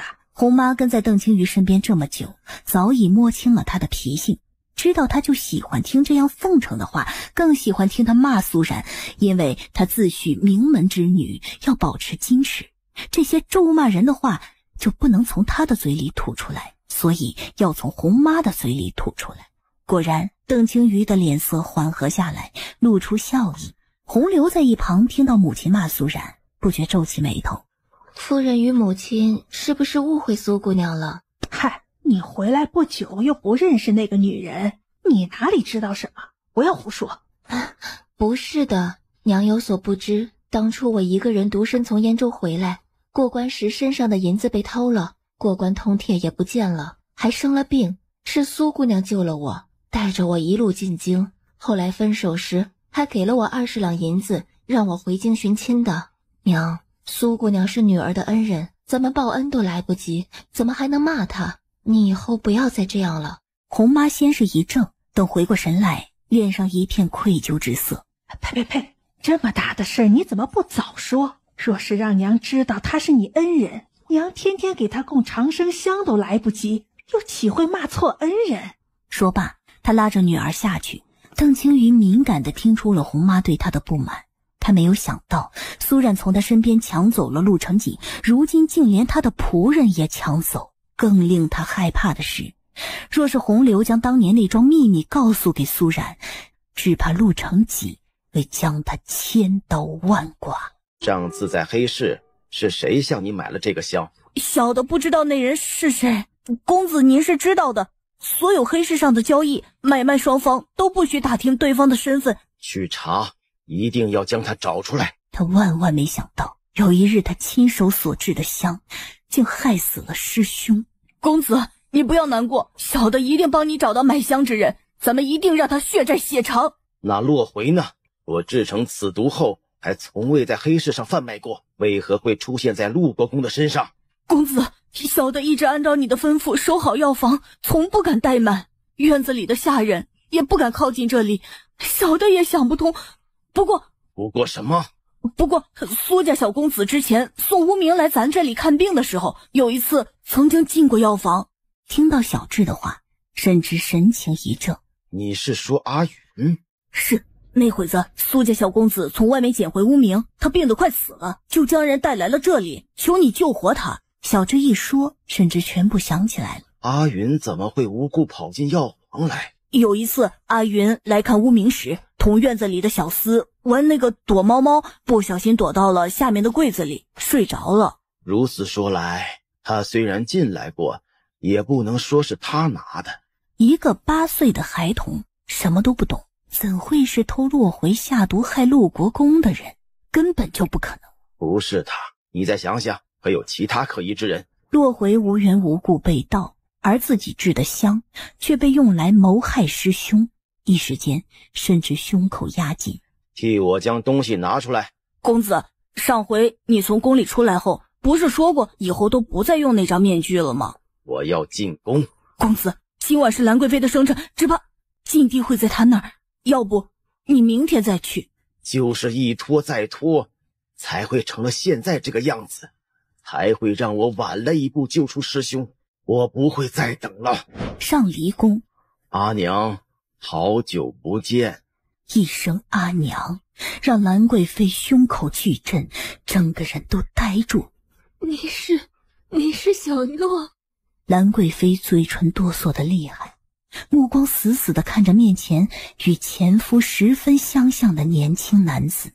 坠影勾唇极其嘲讽的一笑，难为阿娘还记得我的名字，我自己都忘记我原来是姓许名诺的。这些年他是背负仇恨不能见光的杀手坠影，也是悬壶济世为自己保留心灵最后一丝净土的太医沈直。小诺，我的儿啊！阿娘住在这样荣华之地，只怕早已忘记当年你与阿爹为我取名许诺时的诺言了吧？不是的，我从来没有忘记你和你阿爹，一个都没有忘记过。这些年我一直在找你们。坠影看着他，冷笑着直摇头。你不用自欺欺人，你明知我与阿爹是受何人所害，可你却嫁给了仇人，还为他生子，如今还想假惺惺的来骗我，你还当我是3岁小孩吗？兰贵妃痴痴地看着儿子，不论儿子如何骂他，他都不怪他。这一刻看着儿子好好的站在面前，亦是上天对他最大的恩赐。小诺，这些年阿娘一直在找你啊。你当真还记得我与阿爹？坠影冷冷打断他的话。我从来没有忘记过。好，那你现在跟我走，我带你去见阿爹，我们一家3口团聚。坠影再次打断兰贵妃的话，眸光残忍地看着他。当年我与阿爹受狗皇帝所害，掉下山崖，所幸老天垂青，让我和阿爹都活了下来。如果你真的想着我们，你就离开狗皇帝，离开这个富贵窝，跟阿爹和我过回从前的日子。你答不答应？你愿不愿意放下这里的一切，跟我们走？我当然愿意跟你们回去。当年是我害了你们父亲，下半辈子我要好好向你们赎罪。兰贵妃这样的回答却是出乎他的意料之外，但下一刻，但是现在还不行。小诺，你弟弟陆成锦马上就要成为太子，若是此时我走了，会连累他的。兰贵妃虽然对面前失散多年的大儿子怀着深深的愧疚，也很想离开这里，离开皇宫里尔虞我诈的一切，过回他一直向往的田园生活。但理智却告诉他，如果他此时离开，会连累到陆成锦，会毁了他一生的前程。话一说完，兰贵妃看到坠影的脸色眼见的黑沉下去。小诺，你再给我一点时间啊！等他成为太子，大局已定后，娘亲一定会跟你走的。坠影刚刚回暖的心瞬间跌入谷底，甚至跌得更深。说到底，你还是舍不得如今的荣华富贵。等你儿子成了太子，你将成为万人之上的太后娘娘，到时只怕你更加不会舍得走了。你就是贪慕虚荣。不是的，若是我现在跟你走，会连累陆成锦。如果他成不了太子，就不能与他心爱的女人在一起。为娘已经害了你，不能再害了他呀。听到兰贵妃说出心爱女人4个字，坠影的目光越发深沉下去。心爱的女人？你指的可是小冉？什么？你也认识小冉？何止认识，她也是我的心爱之人。此言一出，兰贵妃脸色大变，惊诧地看着坠影。你在说什么？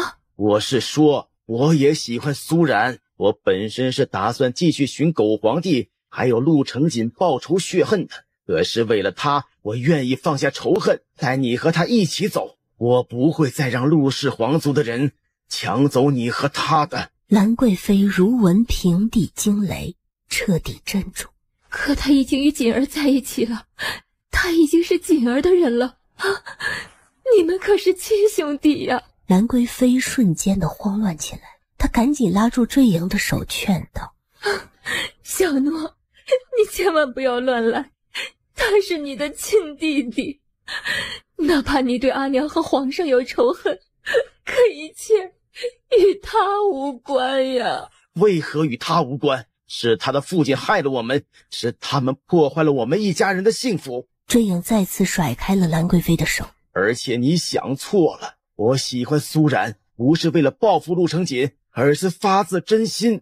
还有，你有没有想过，晋帝这么反对他与小冉，若是他还执意与小冉在一起，最后受到伤害只是他，被关在紫梧宫里幽闭的也只会是他。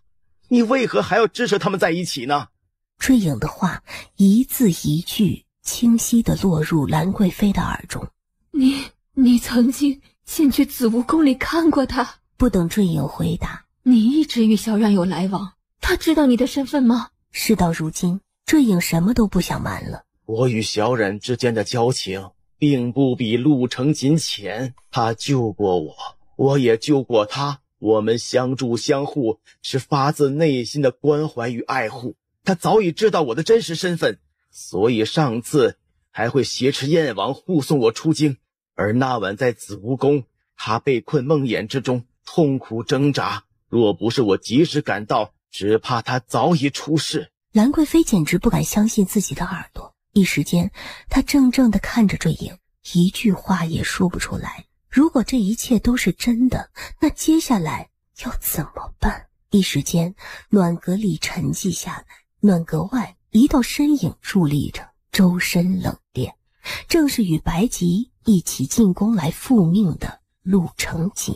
你若想留下小命，就速速离去。哼，锦王以为我有本事进来，没有本事出去？锦儿，他是……父皇已经醒来，正在找你，母妃快回去吧。说罢，他又对坠影说：你若想要你师兄全尸，就马上给本王滚！如若不是，本王不介意拿你师兄的身体去喂狗。你敢！陆成锦耳闻寝宫那边传来的脚步声，再看着母妃慌乱为难的痛苦样子，他咬牙按下心头的怒火。燕王已经在向本王索要你师兄的尸首，若是你肯合作，本王答应将你师兄的尸首还给你。啊，小诺，你先走吧，阿娘答应你的事一定会做到的，你快走吧。坠影的眸光沉沉地看了一眼兰贵妃，离得近了，他神情间的哀伤和关怀不像是假装的。好，明晚城西乱葬岗，我等你将我师兄送还给我。一言为定。坠影听他应下，转身从后窗翻了出去，瞬间无影无踪。待回到寝宫，兰贵妃的眼泪就无声地流了出来。之前她尚且可以自欺欺人地同晋帝在一起，可如今大儿子找回来，明确告诉他就是晋帝害了他们父子，让他如何还能与晋帝在一起？虽然兰贵妃一句话也没有说，可她的心思陆成锦全明白，对兰贵妃正色劝道：多余的话不用我说，母妃也能明白。事到如今，我只想告诉母妃，若想大家都安好，母妃就当今晚的事情没有发生过。说罢，他转身朝外走去。锦儿，陆成锦收住脚，却没有回身。可我已经答应他，我会跟他走的。锦儿，我想离开这里，离开这座牢笼，我不想再看到你复活，我无法面对他。儿子，你能不能帮我？求你帮帮我。身后，兰贵妃伤心无助地像个孩子，陆成锦的心口仿佛被人重重地击中，痛得他咬紧了牙关。他的耳边回想起他年幼时偷偷跑进上离宫，站在窗下听到母妃说的话：如果当年没有生下他就好了，我就不会被牵绊住，要被迫留在这里，我就不该生下他，我真是大错特错。多年前，母妃的哭声一如今日这般绝望悲愤，也成了压垮他幼小心灵的最后一根稻草。从懂事起，他就知道母妃不喜欢他，他一直不明白自己到底哪里做得不好，才会惹来母妃的厌烦。直到那天听到母妃亲口说出这些话，他才明白过来，原来他是多余的，他并不是母妃想要的儿子。往事重现，陆承锦眸光一片灰暗，半晌后，他头也不回，淡淡回答：好，我答应你，等有朝一日，我一定让你如愿与他们团聚。苏然，殿下。本王累了。声音低沉暗哑，难掩疲惫，甚至是悲伤。他不知道陆承锦发生了什么事。殿下，怎么了？苏冉一下子担心起来。没事，就是想你了。是不是发生什么事了？快告诉我。陆承锦从他的眼睛里看到了自己憔悴，甚至是有些狼狈的模样。这个样子与13岁那年他在上离宫后求见母妃却被拒绝时的模样是那么相像。那时他可以跟着樊先生骑着比他还高的踏风逃避到西北去，而如今他只能逃避到苏冉这里来。苏冉，母妃要跟坠影走，他们一家3口要团聚，我是多余的那个，什么都没有，只有你，所以本王一定不会让你离开我。苏冉一听，眸光一震，殿下，他们相认了。是的，亏得我们还担心他们母子相见会发生冲突，恰恰相反，他开口要带母妃走，母妃一口就应下了。陆承锦说得轻松，苏冉却听出了一身的冷汗。坠影公然进宫去见兰贵妃，并要带她走，若是被皇上知道，只怕会天崩地裂。那你昨晚可有与坠影正式会面？你们可有说什么？我约了他今晚在乱葬岗见面，将他师兄的尸首还他。苏冉再次叮嘱：你之前在紫梧宫里，他是不是去见过你？苏冉看他这个样子，也是料到坠影定是和他说过什么，心口一紧。是的，之前他去紫梧宫里找过我。他是不是还说过要带你走？说出这句话时，陆承锦眸光沉沉地凝着苏冉，深邃凤眸里明显凝聚了怒火。他确实提过，但在我看来，他说要带我走和要带娘娘走是同一个目的。殿下，你从一开始就明白他的目的，为何还要被他这么浅薄的假象骗了？你的意思，他是故意提出带母妃走，好令我难受？不止如此，他或许也是在试探娘娘，甚至是故意让娘娘陷入两难的境地。而以坠影这些年对兰贵妃的误解与怨恨，他就是想令兰贵妃陷入两难的境地，让她痛苦难受。陆承锦是当局者迷，再加之这么多年来兰贵妃心心念念地记挂着坠影，所以陆承锦一直以为母妃的心中只有他那个民间的儿子。如今听到苏冉的分析，他恍悟过来，他还真是卑鄙无耻。殿下也要谅解他，他心中有仇恨积存多年，却无处发泄，更无法对娘娘下狠手，所以只能用这种法子折磨娘娘。说到底，大家的心中都不好受，坠影如此，殿下也如此，娘娘更是如此。我想娘娘答应跟他走，更多的是出于愧疚与补偿的心理。他这样做也并非就表示他的心里没有你，甚至是皇上。而在我看来，娘娘心里其实很在意你，不然她也不会一意孤行地支持我。她与陆承锦在一起，几乎遭受了所有人的反对，但兰贵妃却一直坚定地支持他们。所以殿下不要埋怨娘娘，这种时候她比谁都痛苦。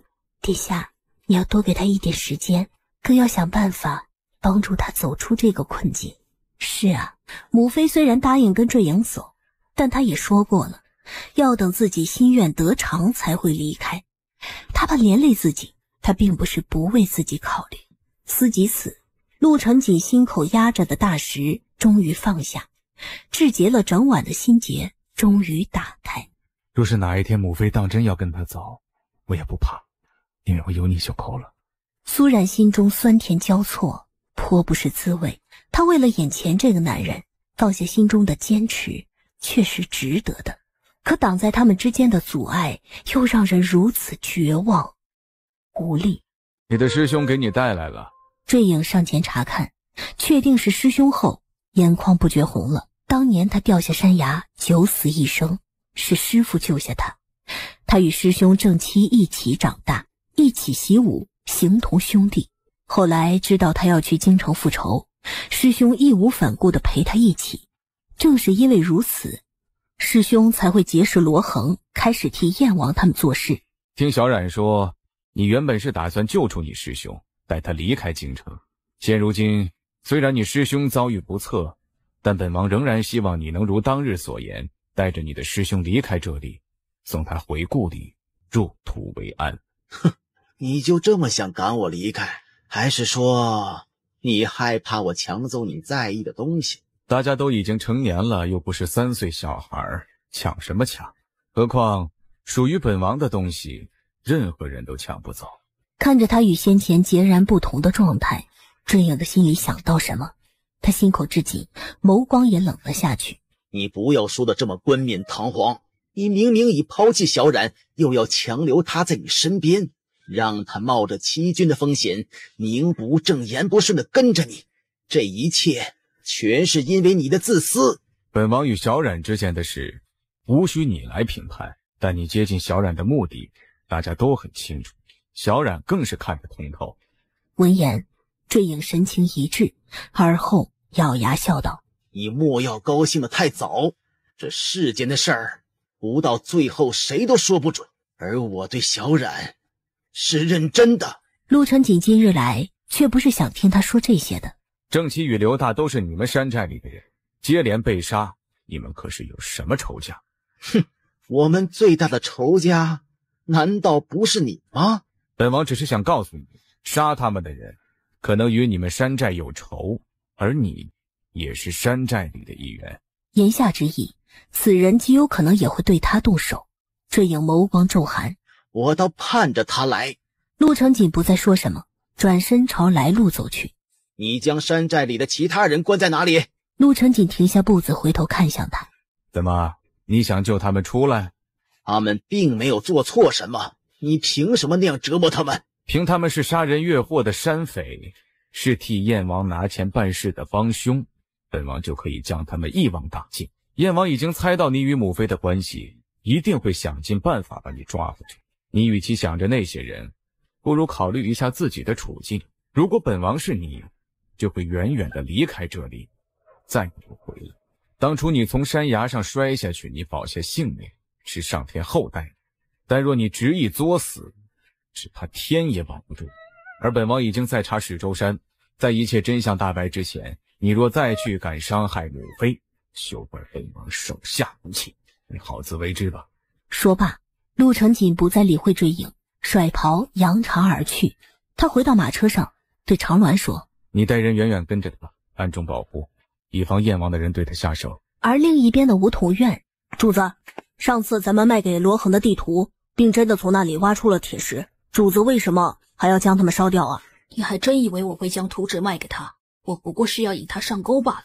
然而在大仇未报之前，他不会让阿姐知道他也是重生之人，他更不想将阿姐卷进凶险当中来，所以这些图纸暂时还不能出现。景王和大理寺可从香头上查到了什么？他们只查到香料来自黑市，还没有查到沈太医身上去，却不知道会不会牵连上他。放心吧，他很聪明，不会让陆承景查到他的。景王府里还有什么异动？昨晚燕王去了景王府，向景王索要那正妻的尸首，可景王没有给他。燕王为何一定要抓到那个坠影？他是很重要的人吗？坠影此人重不重要，他暂时不知道，但他知道正妻刘大都是他让乌明杀的，若是让坠影知道了，他一定会要来替他们寻仇的。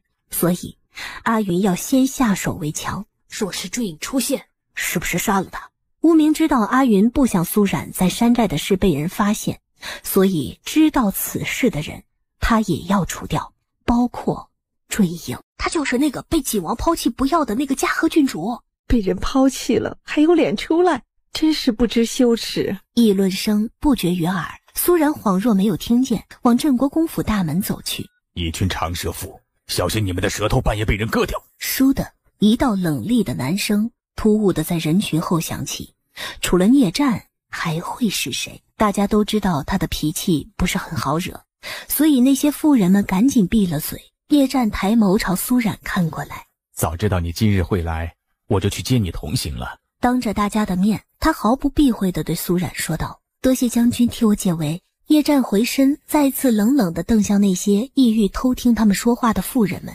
若是下次再有人说你，你就告诉我，本将军一定把他舌头拔出来。此言一出，那些妇人们吓得赶紧做鸟兽散。史娘子没有来吗？闻言，聂战神情微滞，家里有事，他抽不出空来。这时，一个与聂战相熟的人走过来。郡主，你有所不知，将军家的小妾有喜了，史娘子贤惠，亲自在家里照料她安胎呢。小妾有喜了。苏冉闻言，神情微微一滞，有些走神。他不是奇怪聂战有小妾的事，而是这样的话，这样的场景太过熟悉。上一世，聂战曾经欢天喜地地告诉他身边所有的朋友说，我家小娘子有喜了。他嘴里的小娘子就是苏冉。苏冉身体寒凉，很难怀孕，所以那个孩子是他求方问药，花了很多心思才得来的。只是最后他舍下性命，甘愿受五马分尸之酷刑，也没能让陆承彦解恨，从而放过他的孩子。思绪收回，苏冉暗忖，上一世叶战对孩子那么在意，如今他的小妾怀上了他的孩子，叶战定是十分欢喜的。如此，他诚心诚意地为他道谢。恭喜将军了。叶战脸上却是一僵，他脸上非但没有欢喜色，神情还黑冷下去。他回头瞪向那个人，你真是多嘴。那人连忙向他作揖请罪，嘴里却继续笑道：哎，将军有后，这么大的喜事儿为何要瞒着？应该要好好摆上几桌，请兄弟们喝酒庆贺才是。叶战一气之下将那人赶走。等他回过头想去向苏冉解释时，才发现苏冉已经离开了。而在苏冉到达上院时，已有好事者将方才他在府门口被人议论，聂战公然站出来替他撑腰解围的事传进厅里去了。闻言，大家集体默了默，目光全都不约而同地悄悄朝着陆承锦看去。在众人的打量下，他神情如常，姿势照旧，依然慢慢品着香茶，好似丝毫未将苏冉与聂战的事情放在眼里。见此，大长公主非常满意，丹玲扬了扬下巴，神情间是遮掩不住的得意。恰在此时，下人来报说二姑娘在外求见，来给大长公主请安。哼，她来做什么？轰她出去！之前因着陆承锦，叶氏对苏冉还有几分惧意，但如今陆承锦已经不要她了，她再无靠山，叶氏才不会再怕她。而今日是儿子大喜的日子，苏冉声名狼藉，她才不愿意让他来玷污儿子的好事。大长公主又看向陆承锦，见他还是不为所动，满意的一笑：你告诉他，这里没有人愿意见他，让他在院子外面磕个头就走吧。所谓痛打落水狗，此时的苏冉在他们眼里就是个落水狗。而大长公主一想到他竟与陈王勾结，让陈王来威胁他，心里恨不能杀了他，自是不会再给苏冉留情面。下人得令，正要下去，陆承彦扬声对大长公主说：姑祖母，我好久未见二表妹了，甚是想念呐。不如让她进来吧，撇开你们之间的关系，她还是我们的表妹呀。你不如大度些。我又没说不认这个表妹，皇兄何必以己之心夺我之腹呢？陆承彦面容一滞，厅里的气氛顿时尴尬起来。今天这么好的日子，大家无需为了一个无关紧要的人败兴。顶着众人打量的目光，苏冉上前朝着大长公主屈膝行礼：孙女见过祖母，请祖母安。本宫以为你今日不会来的。大长公主如此冷漠疏离的态度，俨然是告诉在场的各位，她已是不再将苏冉当成苏家人了。今日是大哥哥大喜的日子，我是真心来给大哥哥道贺的。哎呦，别说的那么好听，你明知道自己声名狼藉，还要出来丢人现眼，你这哪里是来为你大哥哥道贺呀？你明明是故意来这里抹黑你大哥哥，给你大哥哥难堪的。丹玲也在一旁打量着苏冉，待看清他今日的装束相貌，心里却是极恨不已。他自诩自己今日能盖过在场的所有女眷，一枝独秀，可一向简朴的苏冉今日竟打扮得明艳动人，生生将他比了下去。见此，丹玲把心一横，上前一脸忧心地对着苏冉说：二表姐，外祖母之前被你气坏身子，这才堪堪养好，你千万不要再气倒她了。方才听说你与聂将军的事，外祖母已经不高兴了，不如你走吧，别在这里了。而随着他带了头，其他女眷也劝道，大家你一言我一语，实则每句话都在攻坚伤害着他。虽然早已料到今日来这里会是这样的下场，但此刻苏冉的内心还是倍感酸楚无力。大家说的有理，如此我先行告辞了。说罢，他落落大方地行了礼，然后转身离开。回到前院，大门外突然响起震天的鞭炮声和喜悦声，是迎亲的队伍回来了。恭喜哥哥和嫂嫂，祝哥哥嫂嫂琴瑟和鸣，同心永结。小冉，大哥哥知道你素来不喝酒，但等下一定要陪你嫂嫂喝酒，咱们一家人一起高兴高兴。一句一家人，不觉让苏冉红了眼睛。他很想告诉苏成玉，自己马上就要走了，不能在此久留，但看着哥哥希冀的眼神，他喉咙哽住，说不出话来。陆成锦一进来就看到苏冉背过身，偷偷地抹掉眼泪。陆成锦的心里不知是何滋味，只感觉密密实实的痛着，有些透不过气来。陆成燕也看到了，他看向陆成锦，凉凉一笑，却不知二表妹是后悔的哭呢，还是为自己不值啊？走在他们面前的叶氏听到了，没好气地说：只怕是殿下猜错了，他是看到别人成亲，想到自己这一辈子都嫁不出去，眼红的哭了吧。此言一出，立刻得到陆成燕的附和，还是表婶分析的有理。看到苏冉偷偷抹泪，丹玲十分的解气。唉，每个女人都盼着自己能风风光光的嫁人，可二表姐只怕此生无望喽，也难怪她会这么伤感。听着他们一唱一和，陆成锦初十分的生气，可等他看向堂首的两位新人，心中打定的某个主意在这一瞬间彻底坚定下来。每个女人都盼着自己能风风光光的嫁人，可二表姐只怕此生无望喽，也难怪她会这么伤感。听丹玲公主话里的意思，似乎你也急盼着嫁人呢，却不知你未来的夫婿在哪儿。请王殿下明珠顾问。是吗？可本王只知道你的夫婿不是本王，其他的本王真的不知情。说罢，他扔下了满脸羞红的丹玲，朝席位上走去。丹玲正在当场，他原以为他与苏冉分开后会答应娶她成亲的，可没想到陆成锦竟在这样的场合公然拒绝了自己。一时间丹玲难堪之极，眼泪差点掉出来。看到大哥哥与新嫂嫂拜完天地，苏冉不想再待下去，可上马车时才发现轩儿还没有回来。姑娘不好了，轩儿被四公子抓起来了，他把她关在院子里，不肯放轩儿出来。苏冉一听，神情瞬间冷下，双眸迸出杀气，快将马车赶去侧门。上一世苏琪那个畜生活活将轩儿折腾致死，难道这一世他还要再来害轩儿？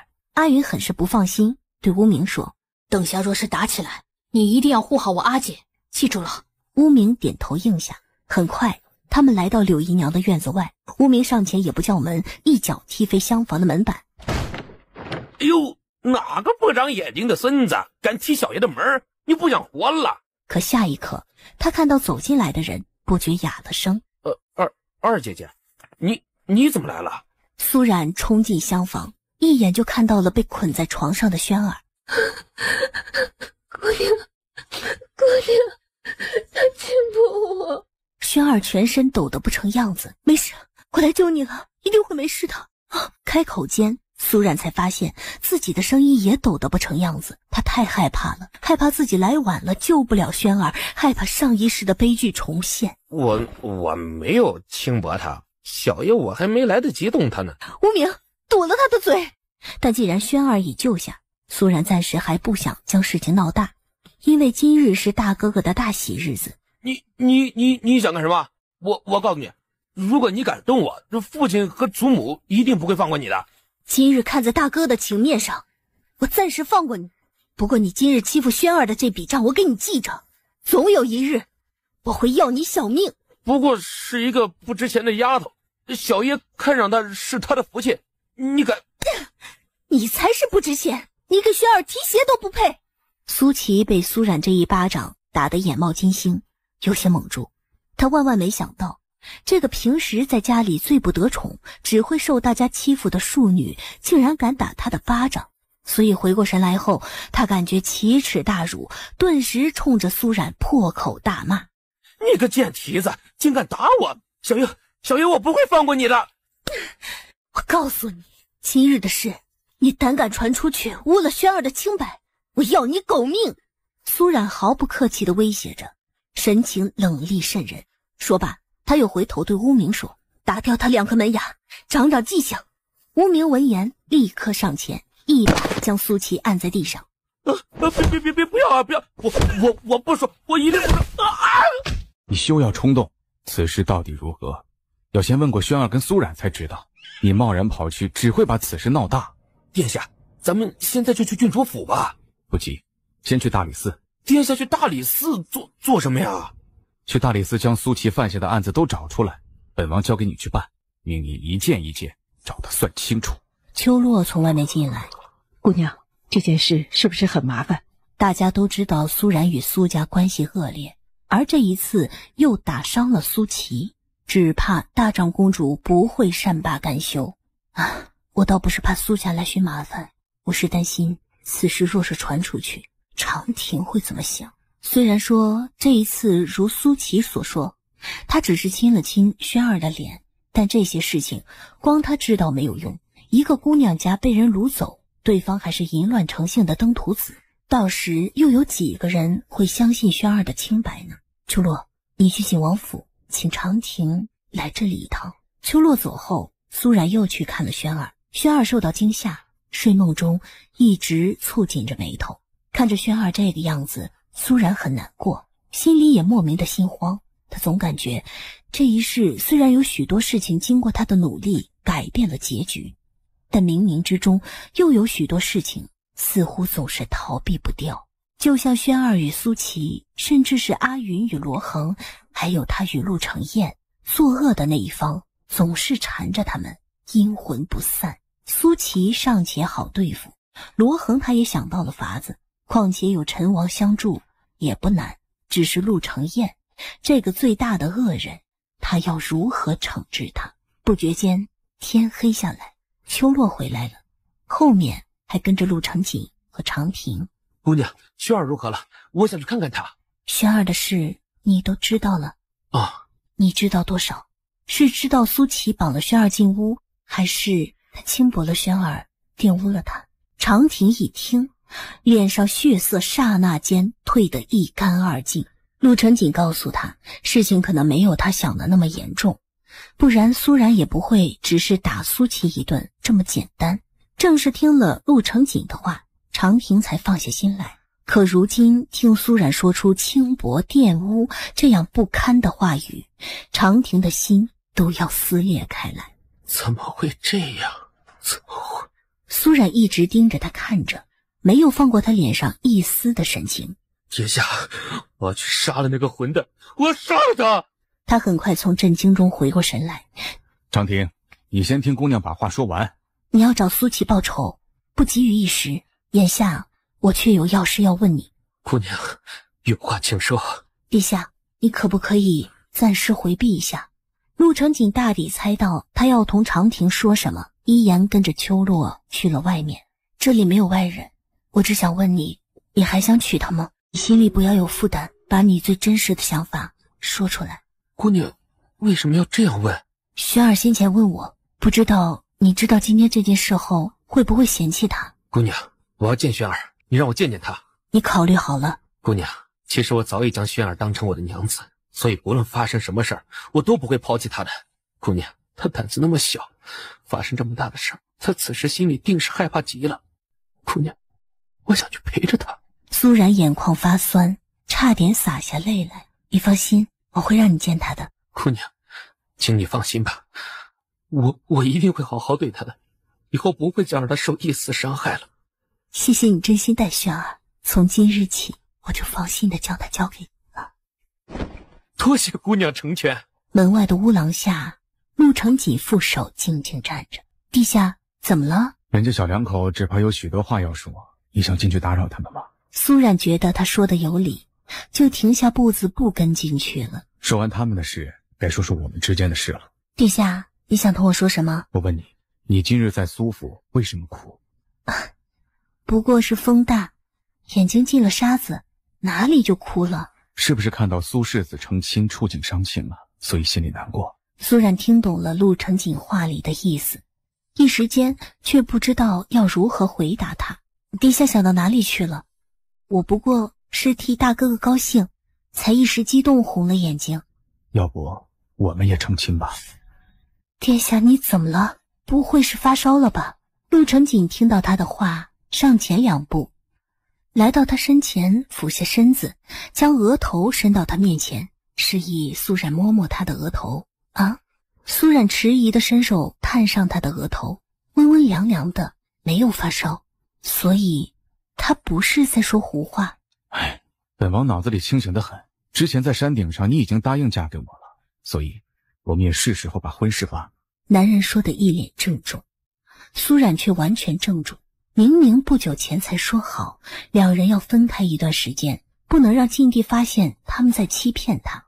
怎么突然间他又萌生出这样的想法来？苏冉不解地看向他。殿下，我们之前说好的，现在还不能在一起。明面上我们暂时还不能在一起，但在私下我们仍然可以做我们约定好的事儿。殿下的意思是？我想以单纯的陆承锦的身份跟你成亲，我不是大晋四皇子，你也不是镇国公府家的二姑娘，我们只是我们自己，是这天底下成千上万最寻常不过的芸芸众生之一，所以我们按着自己的意愿去做，不需要任何人的同意与赞成，就我们2个人就可以。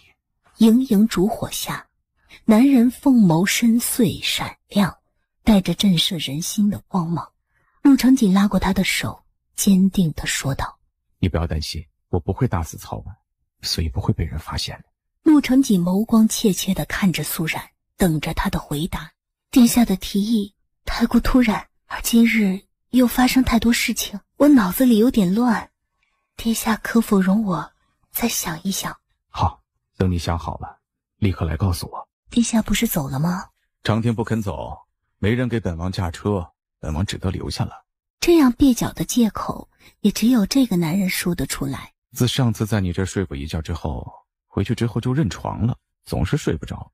方才回去后又是如此，所以我就回来了。哪有人会认自己家的床的？摆明就是找借口耍无赖。今天一下午都在大理寺查案子，本王着实困了，你让我在这睡吧。可陆承锦都这样说了，苏然也没有办法再赶他走。突然手里被塞进了一个东西，殿下送给我的。废话，可这些太贵重了。陆承锦见他把同心锁放到一边，只抱着东珠看，嘴角几不可闻地扬了扬。这个才是我送给你的，那些珠子都是拿来垫盒底的，傻瓜。听到他的话，苏然怔了怔，拿东珠垫盒底，普天之下只怕也只有这个男人做得出来。殿下，同心锁我收下了，这些东珠太过贵重，你还是收回去吧。听说上次你救治灾民花了不少钱。好好的，怎么突然又说到他救治灾民的事情上了？那些灾民都安置妥当了吗？马上要下雪了，他们御冬的炭火、棉服、被褥都有了吗？苏冉看着他，摇了摇头。他能力有限，上次也只是帮到了一小部分的灾民。你说，若是将这盒子珠子都卖掉，够不够银子助他们挨过这个冬天？男人嘴角勾着笑，凤眸闪着光，赤裸裸地引诱着他。殿下，你到底想干什么？向你答应和我成亲。送同心锁给他是真，拿珠子诱惑他也是真，所有的一切都是想他答应他。这一招却是从长亭那里学来的。长亭给轩儿送房契存银，可他的房契太多，存银也太多，几马车都搬不来。等我们成了亲，我的东西就全是你的，你想开店开店，想帮人就帮人，全随你安排。苏冉看着男人难得孩子气的样子，不觉勾动了他心底最柔软的地方。殿下不是答应让我好好的想一想吗？为何又要弄这些？你别想了，我想立刻就听到你的答案。之前答应给他时间考虑，可一走出这道门，陆成锦就后悔，因为余生他只想与苏冉在一起，除了他，陆成锦谁都不要。他已是认定了苏冉，苏冉终是感觉到他不是一时的决定。其实在他开口同兰儿提起这件事时，他心里已有了答案。人的这一生太过短暂，没有太多的光阴可以虚度，他也不想让自己与陆成锦留下遗憾。如此，他羞涩地低下头。殿下这般耍无赖，我能不答应吗？苏冉把头压得低低的，声音也小小的，可陆成锦听得一清二楚，心中一片狂喜。我们就定在最近的吉日。哎，可近期不行，我的酒楼马上就要开业了，我还想早些把轩儿和长亭的婚事办了，所以日子不能太急。你只管放心做你的事，成亲的事我会安排妥当，当时你只要安心做新娘就好了。一切都听殿下的，最重要的事情办妥了。陆成锦心中的大石安稳落了地，双唇不自主就吻了上去。男人火热的吻几乎要将苏冉融化掉。小然，我想要你。苏冉如何再舍得拒绝他？他回吻住他，当作对他的回应。窗外秋风乍冷，但芙蓉暖帐能抵一切风寒。我可是你们郡主的小娘，我今日来是来替我儿子纳妾的。若是耽搁了，你们郡主身边的丫鬟嫁人，我告诉你，只怕要你们小命。住口！忍无可忍，苏冉一声厉喝，打断了柳姨娘的话。哎呀，二姑娘，姨娘啊，我今日来找你呢，是有好事呢。你闭嘴，马上把这些东西抬出去，莫要脏了我的地方。柳姨娘闻言先是一愣，下一刻，嘿，你真是不知好歹。我儿子那是贵为堂堂镇国公府的四公子，来纳你的丫鬟为妾，是给你们脸了，竟敢赶我走。原来苏琪被关进柴房后，伤口痛得她天天哀嚎着喊柳姨娘救她出去。柳姨娘求过大长公主与叶氏都不管用，走投无路之下，府里的白姨娘却是给她出了个主意，只有纳轩儿为妾才能让苏冉消气，如此才能让苏成玉放了苏琪。柳姨娘觉得她说的有道理，所以当即就带着聘礼上门来。她以为只要她开口，苏冉必定会答应的，毕竟儿子肯要轩儿是轩儿的福气。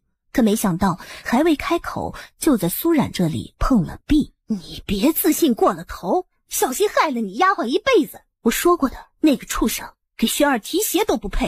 你！柳姨娘被他气得话都说不出来。滚！好，苏冉，若是你不让世子爷放了我儿子，明日你酒楼开业，我就去你酒楼闹，让大家都知道你丫鬟的丑事。闻言，苏冉眸光一寒。当晚，镇国公府柴房突起大火，苏家四子葬身火海。没错，火是他让秋若放的。恶人就是恶人，施恶后不会悔改，反而要捏着行恶的把柄继续行恶，继续伤害受害者。苏家有什么反应？所以刑部最后的结论是，四公子因服用50散致幻，不慎打翻酒壶和灯烛，导致火灾身亡。50散是朝廷严禁的禁药，子孙后被私服禁药，大长公主觉得颜面无光，自是不想将事情闹大，连苏琪的死一并瞒下来。姑娘，你是如何知道四公子有偷服50散的习惯的？苏冉自是不会告诉他，上一世那个畜生正是因为服食过量的50散，才会生生将轩儿折磨死的。初时秋若并不明白自家姑娘为何要他放火之前要先去找到50散，直到如今他看到大长公主处理此事的方式和态度，终是明白过来了。姑娘这一招着实滴水不漏，哪怕柳姨娘她再想闹，也闹不起来了。他这一次收拾苏琪，除了不让他再伤害轩儿，也是为了不让他日后连累大哥哥。所以这个祸害，他要替轩儿和大哥哥除去。秋洛，此事暂时不要让轩儿知道，免得他心里有负担，但可以同长亭知会一声。姑娘一心为身边的人着想，把大家保护的都很好。而这一次，为了保护轩儿，一向心善的苏冉更是狠下心，动了杀念，除去了苏琪。苏冉眸光一暗，心中却涌上无尽的酸楚、悲痛。上一世跟在他身边的人无一善终，谁能体会那种眼睁睁看着身边的人被残害，一个个离他而去，而他却无能为力，不能救他们时的绝望心境。所以这一世，他必须要护住他们。我哪有你说的这么好？罢了，事情都过去了，这件事以后都不要再提了。今日是我们酒楼开业的大日子，我们得打起精神，忙活去了。你说什么？他会骑马？在聂战的潜意识里，他认定苏冉是会骑马的。你见过他骑马？关你什么事儿？本世子为何要告诉你呢？聂战迫切的希望从袁世子这里求一个答案。你在何时何地见过他骑马的？赶紧说清楚。聂战知道苏冉的性格，他既然不肯告诉自己，那不论自己如何问，苏冉都不会回答他。而他可以对任何人恶言威胁，唯独对苏冉不敢动气，所以只能来逼问袁世子了。你哑巴了？快说！苏姐姐的事儿关你什么事儿啊？你家里都有老婆了，还想惦记苏姐姐不成？我呸！他才不会将苏姐姐的事告诉他呢。苏冉怕闹出事，正要上前阻拦。景王殿下，快救我！我的手都快被他钳断了，救命啊！苏冉循声回头，竟真的看到了陆成锦。他明明听高公务说他在宫里陪禁地的，怎么会来这里？今日人家酒楼开张，聂将军就要带头在此闹事吗？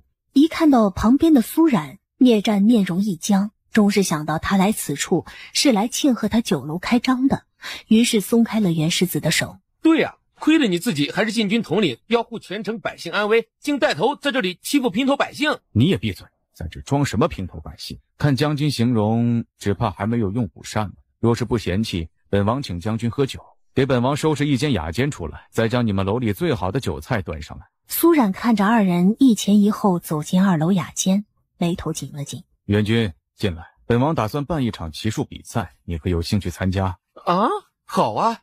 听闻聂将军的骑术一流，不知到时可有兴趣与本王赛一场？晋王殿下到底想干什么？不想干什么，只是听说将军的骑术不错，想与将军较量一下，比个高低。聂战的好胜心被他激起。实不相瞒，聂某更想与殿下较量一下武艺，要不我们择日去教场真刀真枪打一场。言下之意，他想打他很久了。好啊，本王久不逢对手，正手发痒，闲得慌。火药味儿一下子浓起来，坐在二人中间的袁世子当即他就坐不住了，连忙起身告辞。殿下，我还有事儿，我就先走了。袁军连忙起身往门口溜，聂战再次扣住他的手，当着陆成锦的面问道：你今日若是不告诉，你休想离开。这一声，聂战的声音比先前更冷厉，竟是赤裸裸的威胁起来。为了脱身，袁军嚷嚷着：好了好了，我告诉你，苏姐姐是会骑马的，而且骑术一流，比我们还好，你快放开我。闻言，聂战神情一震，放开了袁军。袁军趁机赶紧开门溜走。陆成锦眸光沉沉地看着对面的聂战，更是没有来由地想起苏冉的骑术。他之前就怀疑过，为何他从没去过西北，可骑马的身法却全是西北的骑法。面上他却故作轻松地随口问道：聂将军为何对此事如此在意执着？聂战心绪翻涌，一时间没有回过神来。苏表妹会不会骑马，与将军到底有什么关系？聂战翻涌的情绪化作了一种难言的欢喜。殿下可相信命中注定？陆成锦从他的神情中看出意味来，眸光化刃。你的意思，你与苏表妹是命中注定？是的，正是如此。陆成锦的怒火再难压抑，正要开口，聂战却道：好，我答应你，与你进行一场赛马，可我要一个赌注。不用他开口，陆成锦已猜到聂战想要什么了。如果我是将军，明知不可为的东西，就不会说出口。怎么，殿下怕？本王只是替将军惋惜，更替你家小妾腹中的孩子可怜。你口无遮拦，到底想说什么？见终于说到正题上，陆承锦语气微凉。所谓君子不立危墙之下，若是将军不能及时抽身，到时莫说你性命不保，恐怕还会累及你的家人和孩子。你就不怕我把这些话告诉燕王吗？陆承锦语气微凉。本王的皇兄素来多疑，你觉得从将军坐下和本王喝酒的这一刻起，他还会相信你？聂战眸光收紧，这才反应过来，自己不觉间已经走进了陆承锦设的局里。你想让聂某变节，背叛燕王，由正变邪才是变节。本王将将军从邪路上拉回正途，效忠朝廷。你与燕王同为皇子龙脉，为何随你就是正道，随他就是邪路？殿下未必也太自以为是了。聂某与殿下根本就不是同路人，以后你也无需再来找我。说罢，他转身朝外走去。走到门口，他又说：既然殿下给不了赌注，那赛马就取消了。身后陆承锦看着他消失的背影，勾唇嘲讽一笑：不撞南墙不回头，真是头马牛。楼下，聂战黑沉着脸走出来了。他看到苏冉，脸色瞬间缓和下来。先前他一直以为苏冉只是他单纯的一个梦，但知道他会骑术，与他心中一直坚信的念想是一致的后，他终于相信，除了梦境里那些事情，他与他有着不同寻常的关系。聂战看向他的目光越发柔和，甚至带着一丝愧疚。若是他能早一些找到他，他就不用吃这么多苦，受这么多非议，更不会被无情的男人抛弃掉。苏姑娘，将军回去吧，时候不早了。我有话想跟你说。见到苏冉避着自己，聂战的情绪激动，有些难以克制。将军不必说了，我都明白。你真明白？我明白将军心里的想法，但不论如何，请将军明白，我与将军之间除了朋友，不可能再有第二种关系。所以请将军不要令我难做，不然我与将军连朋友都不能做了。苏冉话里的意思很明白，哪怕聂战想起什么，他与他之间也永远不可能的。聂战神情一震，心中的激动也瞬间扑灭。这间酒楼是我的心血，希望将军不要令我的心血白费。他今天开业第一天，他就来纠缠，若是传出去，不只会坏了苏冉的名声，更是会坏了梦楼的声誉，酒楼的生意也就很难做下去。聂战听懂了他的话。苏姑娘，我很想看你骑一次马。我只是略懂皮毛，没什么好看的。聂战从他的眼神中看出了一丝慌乱。之前你劝我离开京城，其实我也有过这个打算。若是你能陪我骑一次马，我就听你的话，离开这里，回去西北。只要他离开这里，陆承彦就失去了最大的助力，于他和陆承锦都是好的。如此，他正要答应下来，身后却传来陆承锦的声音：你要先赢了本王，才有资格让他陪你骑马。将军，方才我已经同你说得很明白了，我与你之间只是最普通的朋友，像一起骑马这样的事，我不会答应将军。还有，将军的去留是将军自己的决定，与我无关。聂战脸色青白交加。那好，我不再提其他的事，我们就单纯的一起去骑个马，好吗？若是将军执意如此，以后这里不再欢迎你。此言一出，聂战彻底变了脸色。但如果自己再坚持下去，到时真的与他连朋友都做不成。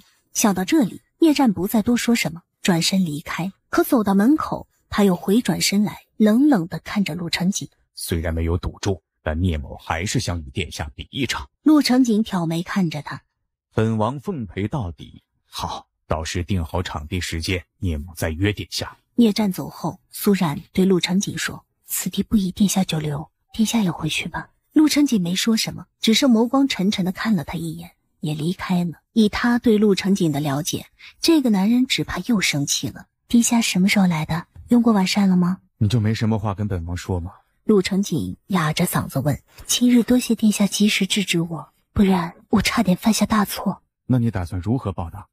陆承锦沉沉地看着他，手贴着他的肌肤游走，他的手掌滚烫，像团火，在苏冉的身上四处烧着。殿下，我今天还没有去看过阿云，我答应洗完澡去看他的，只怕他等不及了。要不你再等等。不等苏然把话说完，嘴已被严密的封上。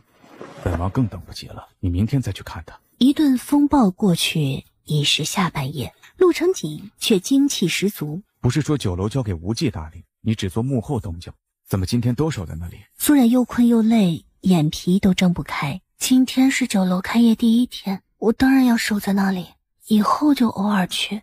你还想偶尔去？一想到今日袁世子那圈纨绔像尾巴一样一天都黏着苏然，一个个盯着他看，陆承锦的心里就不舒服。这些人都这样，其他人可想而知是如何觊觎他的美貌了。一天才赚了这么点小钱，还那么辛苦。苏然掀起眼皮看了他一眼，正要告诉他梦楼今日的收入很可观，陆承锦正色说道：这家酒楼以后你都不要管了，就交给无忌。你之前说过，不是要将兰儿嫁给他吗？就全当是给兰儿的嫁妆。苏然闻言一怔，他没有想到自己辛苦建起的酒楼，陆承锦不让他做了，而梦楼只是他的开始，他要靠自己的能力去赚钱，再借着这些钱去做其他的事。可今日才开业第1日，他就不让自己做了。可先前殿下是支持我的，而我今日也同聂将军说得很明白了，我跟他只能做最普通的朋友，再没有第二种关系。苏冉说的气呼呼的，瞪向陆承锦时，星眸含情，却是媚眼如丝，落在男人的眼里，不觉又是另一种致命的迷人风情。手又扬起来了。殿下，你饶了我，我有很重要的事要和你说。苏冉越是这般的求他，他越是忍不住。在当陆承锦低下头时，他偏开头躲开他。哎呀，殿下，我当真有很重要的事情和你说，是关于罗恒和前皇后的。殿下可知罗恒嘴里的阿良是谁？难不成是前皇后？殿下真是聪明，一点就通。自从在陈王妃和苏幼宁那里得来罗恒与前皇后的那些消息后，苏冉就想找机会将这些事情告诉给陆承锦。照你所说，是父皇当年发现了前皇后与西袭先生，也就是罗恒，所以父皇处死了前皇后，连前太子也是受此牵连，并非暴病。不过这只是我的猜测，毕竟如今还不能完全确认罗恒就是前皇后的西袭先生。如果当真一切都是因为罗恒而起，那他背后主公又是谁？他与前皇后、前太子又是什么关系？所以一切事情还是要从前皇后与前太子身上查起。你是如何知道这些事情？关于陈王与阿云之间的关系，现在暂时还不能让陆承锦知道，所以他之前就想好了说辞。之前殿下不是让我去苏幼宁那里打探假册的消息吗？他似乎有什么不得已的苦衷，才不肯与幼宁在一起。你觉得他这个不得已的苦衷与前太子有关？而我猜测，只要燕王一反，不论胜败，罗恒背后的主公都会出现。上一世，他的魂魄最后只看到了陆承锦将陆承彦斩杀于太庙列祖列宗的牌位前，所以最后的结局有可能是陆承锦登基称帝，也有可能是被他那个幕后主公所害，也成了那个人的垫脚石。一想到眼前的男人有可能最后会遭到陷害，苏冉心痛如麻，忍不住紧紧地抱住了陆承锦，脸色都白了。殿下，我们一定要在燕王动手之前找出罗恒幕后的那个主公。你怎么了？可是有什么事瞒着我？我没事，我只是突然觉得这个幕后主公不是简单人物。陆承锦也是第一次觉得遇到了一个强劲厉害的对手，但他不想苏冉替自己担心。怎么？你担心本王敌不过他？我自是相信你的，只是他们在暗，殿下在明，总归是你们吃亏，所以一定要尽早的将他找出来。其实还有另一个法子可以逼他们现身。殿下的意思是向燕王揭穿罗恒的真面目，从而让罗恒一党的阴谋无法继续下去。正是。陆承彦没了罗恒的怂恿和支持，只怕就不能起事了。殿下心中有计划了吗？倒也无需什么特别的计划。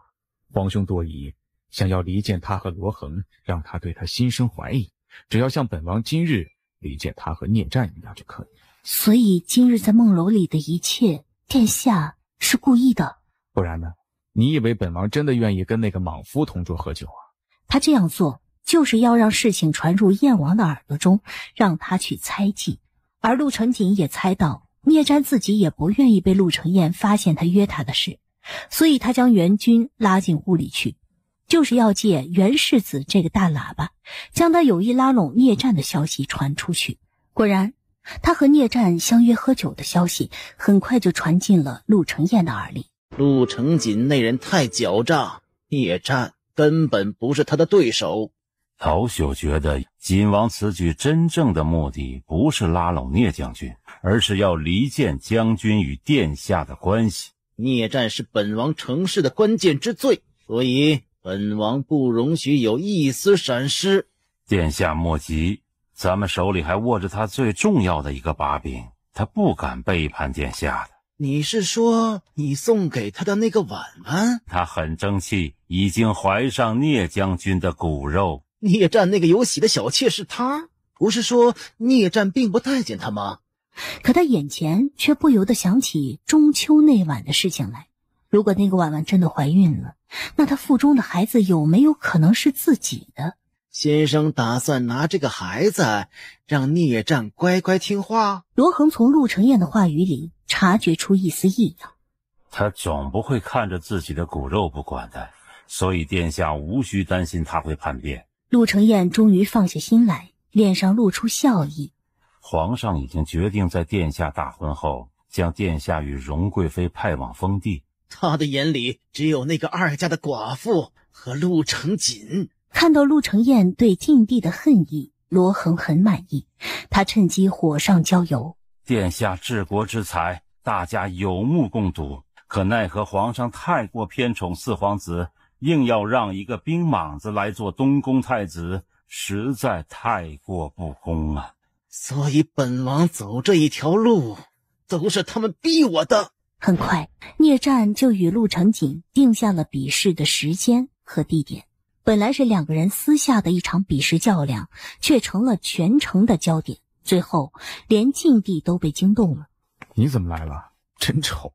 嘴里嫌弃，眼角却不觉带了笑。他知道苏然是担心自己，不然也不会装扮成这个样子赶来的。陛下，等下比试，你准备怎么做啊？自然是打败那个莽夫了。你不会是想让本王故意输给他，让他这一次？听他这样说，苏然就猜到他也听到外面的那些传言了。外面那些流言定是燕王一党故意传出来的，所以天下今日不能输，只能赢。如果陆承锦今日输了，就会坐实外面那些传言，让大家都以为他技不如人，当初西北的军务权力是他强抢过来的。你倒是聪明，一眼看出了燕王一党的目的。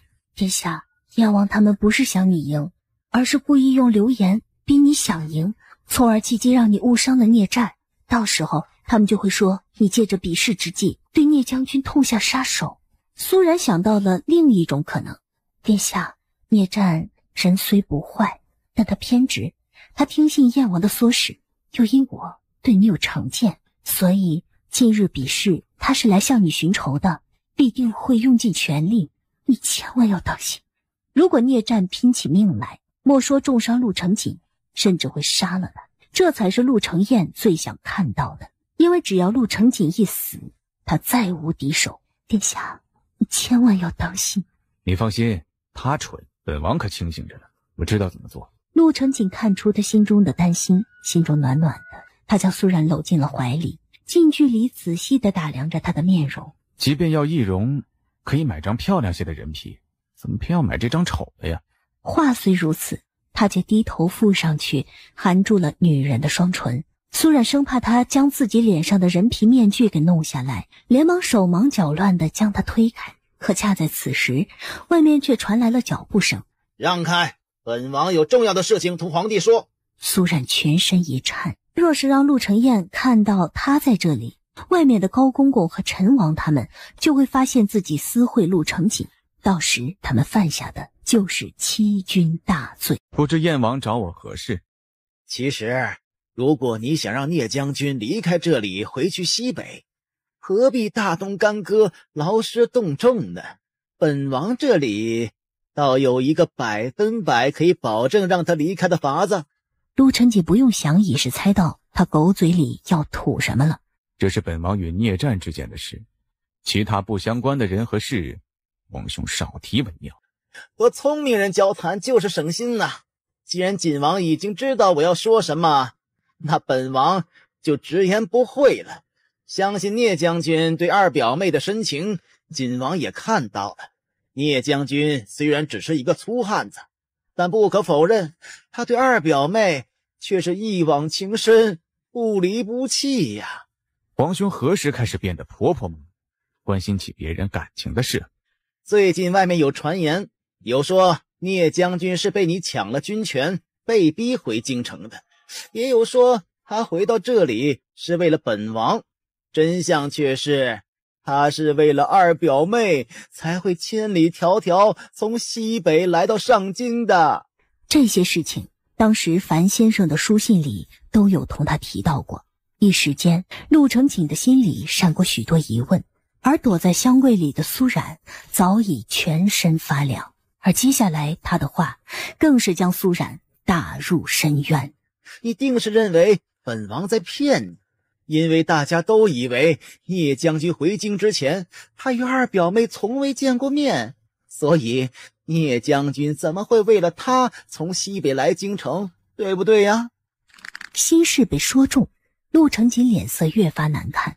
你有所不知啊，聂将军是在梦里认识二表妹的，还不是一次两次。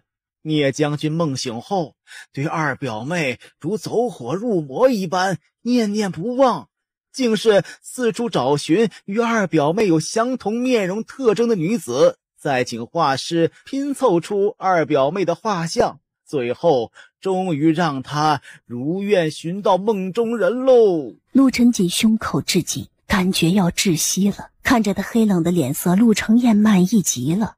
他后院的那几个妾室，每一个身上都与二表妹有一个相同的特征，他们全是聂将军找来的替代品。陆成锦想到聂战府里之前出现的那些画像，已是明白陆承彦所说都是真的，而他也终于明白过来，为何聂战在听到苏冉会骑马后会那般的激动，还对他说他和苏冉是命中注定的缘分。原来如此，可这样的答案却让他愤恨难当。说实话，我并不相信什么梦境相会的事儿，我倒是怀疑是不是二表妹之前在安堂时与聂将军有过一段缘分呢？你闭嘴！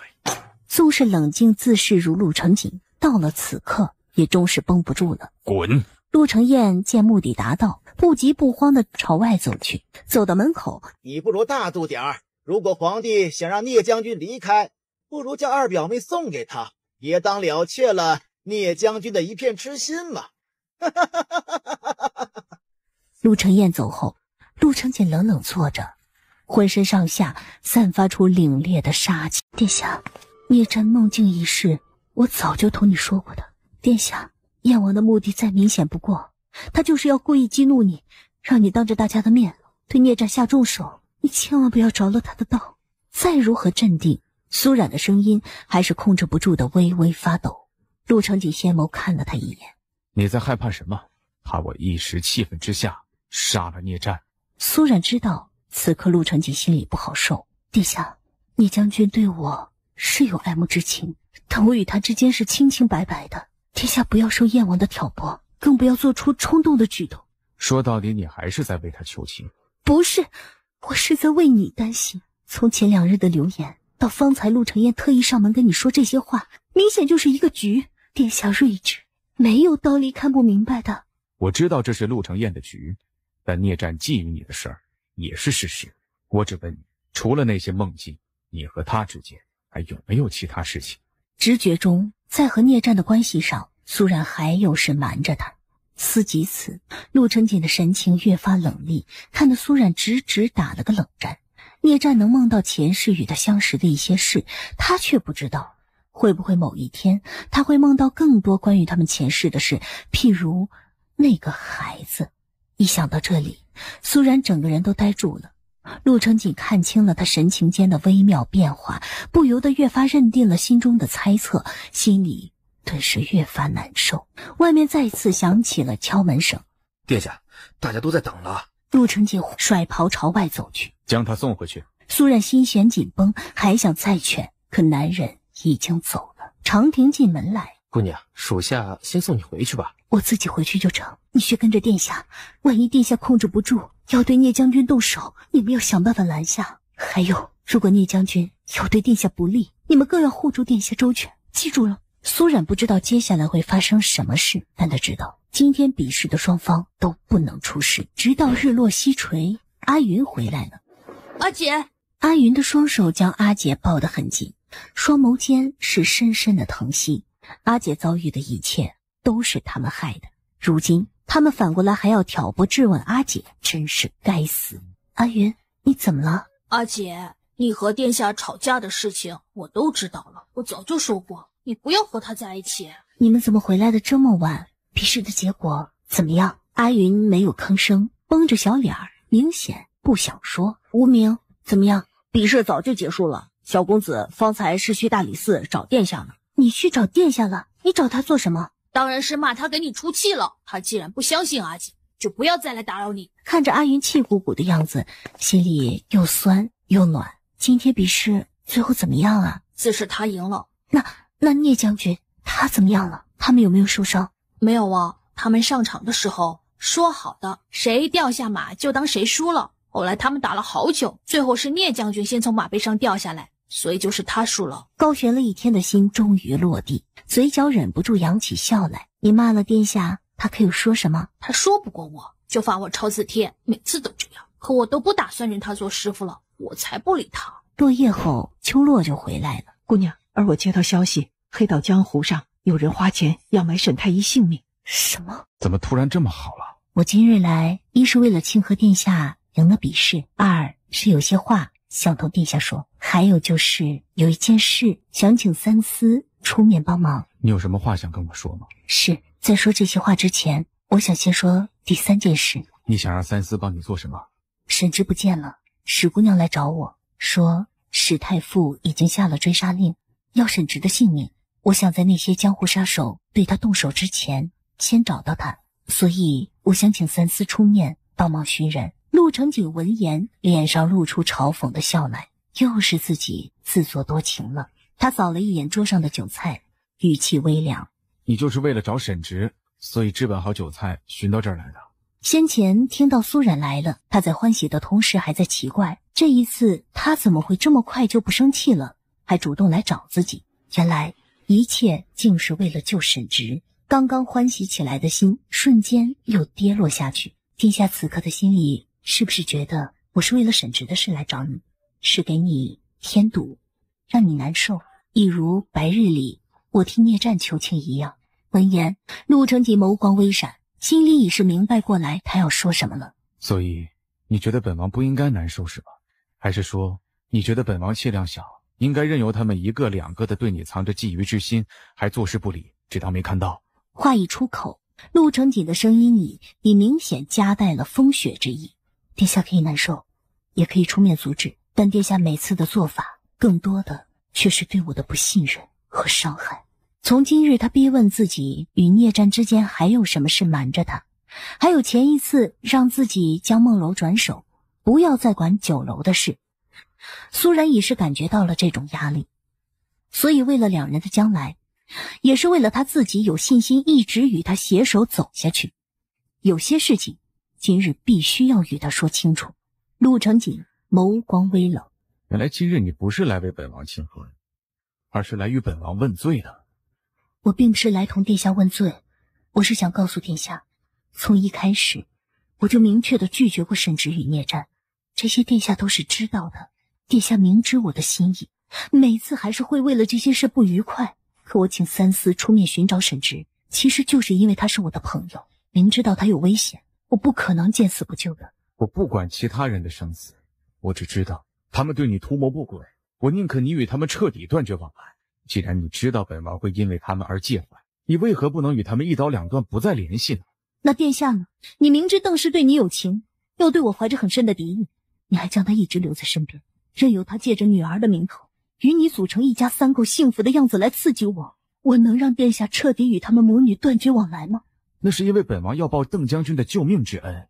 殿下，甚至于我也是有恩的。叶将军也曾经相助过我，还救过安云的性命。我们每个人的人生中，注定有各种牵绊和责任负担，所以我们的人生中，不可能只有爱情单一的存在。亲情、友情对人的一生来说也同样重要。关键是我们明白自己的心意就好。闻言，陆承锦眸光微动，下一刻，只见苏然从随身的袖囊里拿出了他送给他的那枚同心锁，轻轻地放到桌子上。你这是什么意思？在来这里的一路上，我想了我与殿下的将来。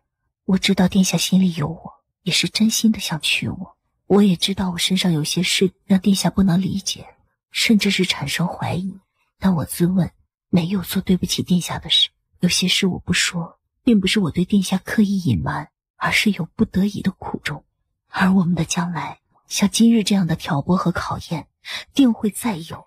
若是殿下不能完全的信任我，我的日子注定艰难，我就不能再嫁给。这半天的时间里，苏然想了很多。他知道，他前世的存在，注定让他和陆承锦的未来增添许多变数。如果陆承锦不能完全信任他，那将来的日子，他就会像今日躲在那方小小的箱柜里一样，惶恐不安，绝望无力。可这并不是他想要的生活。苏然将同心锁推到了陆承锦的手边。如果殿下做不到100%的信任我，那这个同心锁就请殿下收回。离开大理寺时，姑娘，你当真不与殿下成亲了？这个问题不在于我，而是在于殿下。姑娘，你放心吧，殿下一定会想明白的。他只是对姑娘太在意了。你不用担心我们的事，等忙过这段时间，就选个好日子，把你和轩儿的婚事办了。闻言，长亭胸口一松，嘴角不由露出笑意来。陆承锦站在窗前，看着马车消失在拐角处，没有言语。长亭回来了。殿下，姑娘她回去了。之前让你们安排邓氏回西北的事，安排的怎么样？上次她院子起大火后，本来是要立刻安排邓娘子离开的，可前几日邓娘子身边的红妈得了场风寒就过了，为了给她治丧，行程就拖延了下来。不过邓娘子说了，等红妈下了葬，就会带着小小姐离开的。你听谨些，尽早将她送走，再写封信给樊先生，让他以后替本王看着她，让他以后都不要再与本王联系。长亭应下，陆承锦又问：方才他都跟你说什么了？长亭不敢隐瞒，将方才和苏然所说的话都如实禀告了给陆承锦。他听后冷哼一声：自己一把年纪了不嫁，都成天想着将身边的丫鬟嫁出来，真是傻得可恶。长亭不敢答话，他怕自己一不小心说错话，令自家主子一个不悦，他就成不了亲。他扯开话题：城门口那边有什么消息？那里一直派人盯着呢，但自从上次坠影带着正妻的尸体离开之后，一直没有看到他再出现过。殿下，会不会像之前姑娘所说，他会带着他师兄离开，不会再回来了？如果真是这样，反而更好。如果他能放下仇怨，就此离开，与大家都是好事。可他知道，坠影不会那么容易放下仇恨的。继续派人盯着，他一回来，立刻通知本王。你终于出现了，你去哪里了？我回了趟老家，这因为走得匆忙，忘记同你告别了，害你担心了。闻言，坐在苏冉身后的阿云抬眸看了他一眼，眸光微闪，果然被他猜中了。沈直是送正妻的尸首回去下葬去了。最担心你的呀，是史姑娘，是她偷跑出来托我来找你，她很担心你。提到史静一，沈直脸色微滞，双眸间涌起了难言的情绪。门房又来禀告，景王来了。殿下，你怎么来了？陆承锦看了他一眼，而后目光掠过他，冷冷落在了后面的沈直身上。大理寺得到消息，三司一直在找的受害人出现，本王来带他回三司问话。我刚刚赶路回来，饥肠辘辘，殿下可否容我吃完这顿饭，再去三司回话？他并不是罪犯，回三司只是协助三司调查，所以陆承锦不能强行带他走。苏然怕两个人起冲突，殿下若是不嫌弃，不如留下来一起吃饭，今天是长亭和轩儿定日子的好日子，我特意设宴，再给他们庆贺呢。既然郡主盛情相邀，又是你我手下属从的大喜之事，本王岂有推辞之理？如此恭敬不如从命。看着男人倨傲的模样，苏然脑子里不由冒出娇气二字，而阿云忍不住嘀咕着骂了一句矫情狗。苏然立刻着人重新准备饭菜，给陆成锦单独设席。无需另外准备，本王就在这里用膳。说罢，他径直来到桌前，在沈直的对面坐下。我替大家敬殿下一杯。这是自上次大理寺还他同心锁后两人的第一次见面。男人眸光沉沉地看着他。郡主今日好兴致啊。小冉，多谢你的挂怀，让你担心了，我敬你一杯。苏冉正要端起杯子，陆成锦冷声说道：沈太医等下还要回大理寺回话，为你保持清醒，不说错话，沈太医还是别喝的好。哼，沈某虽然不才，但区区几杯水酒倒不在话下。若是殿下怕等下处理公务不够清醒，倒是要少喝一些呀。说罢，当着陆成锦的面举杯一饮而尽。如此，本王就浅饮一杯，庆贺沈太医平安归来。也是一饮而尽。听闻为了寻找沈某，劳动了殿下与三司不少精力，在下敬殿下一杯，以示感激。如此，二人你来我往的拼杯，竟是没有间歇过。苏冉在一旁提心吊胆地看着，两方都不敢开口劝，只能任由两个人喝。很快，桌面上的酒被二人喝光了。陆成锦正要让下人再去拿酒，苏冉连忙接话：真是不好意思，府里已经没有备酒了，要不殿下与沈太医今日就先喝到这里，两位下次去梦楼喝个痛快，归我请客。陆成锦看了他一眼，苏冉止不住地向他使眼色，求他不要再喝了。看着女人慌乱急促的样子，陆成锦突然间心情大好，放下杯子。好，就依郡主所言，我们下次再喝。沈直也看出苏冉的为难，那就听小冉的。小冉，多谢你今日的款待。陆成锦站起身，对长亭沉声吩咐：带沈太医回大理寺。说罢，他率先朝门外走去。苏冉正要送阿云回梧桐院，门房却再次跑来禀告，说是聂将军在外求见。你来这里是来找景王的？是的。景王他们已经走了，大概有半个多时辰了。聂战一听，冲他道了声打扰了，就往外走。敢问将军一句，可是出什么事了？我原本打算明天启程回西北的，但家里的小妾却突然留下家书离家出走了。她带着身孕，我不放心她一个人在外漂泊，所以想请景王多宽些日子，让我找到她再离开。好好的，她怎么会离开家出走？她信中说受不了史氏的虐待羞辱，所以要离开将军府，自己去外面讨生活。闻言，苏冉觉得怪怪的。聂战这位小妾他没有见过，但史月瑶的为人他知道，他不是那种会虐待羞辱人的人。而这个小妾之前不走，却偏偏在聂战离京前一天离家出走，会不会太刻意了？将军莫急，他一个女儿家，又怀着孩子，肯定走不远的，一定找得回来的。多谢郡主。你去大理寺找景王时，可以顺便将你家小妾的形容样貌描绘出来，张贴到告示榜上，这样就容易找到。不行。回过神来时，聂战察觉到自己失态了。你不要怪我，我一时心急。话虽如此，但苏冉还是觉察到他在掩饰什么。无碍，将军赶紧去寻人吧，如果有需要我帮忙的地方，一定要开口。聂战走后，苏冉直觉聂家小妾离家出走一事与陆承彦有关，因为这个时候最不想聂战离开京城的人就是陆承彦。兰儿，你去安排一下，明天早上我们去将军府一趟。翌日，姑娘，我昨晚去史家送消息，看到了一个人。看到谁了？姑娘，你猜他是谁？是坠影。你怎么知道是他？他记得秋落是没有见过坠影真容的，是他主动告诉我的，让我不要再跟着他。姑娘，你说他去史家，是不是去找史周山的罪证？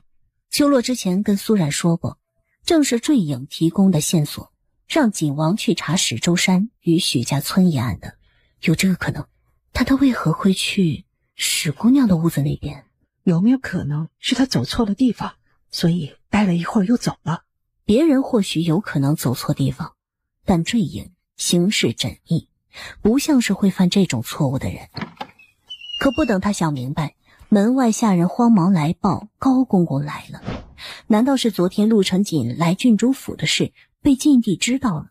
郡主莫怕，皇上这2日自己已是焦头烂额，哪里还有心思管其他的事儿？公公，可是发生了什么事啊？郡主有所不知。听到旧事2字，苏冉不觉想起了当年许家村的那件事。娘娘如今怎么样了？兰娘娘不愿再待在宫里，要搬到城外的寺庙去住。高公公，皇上想让我做什么？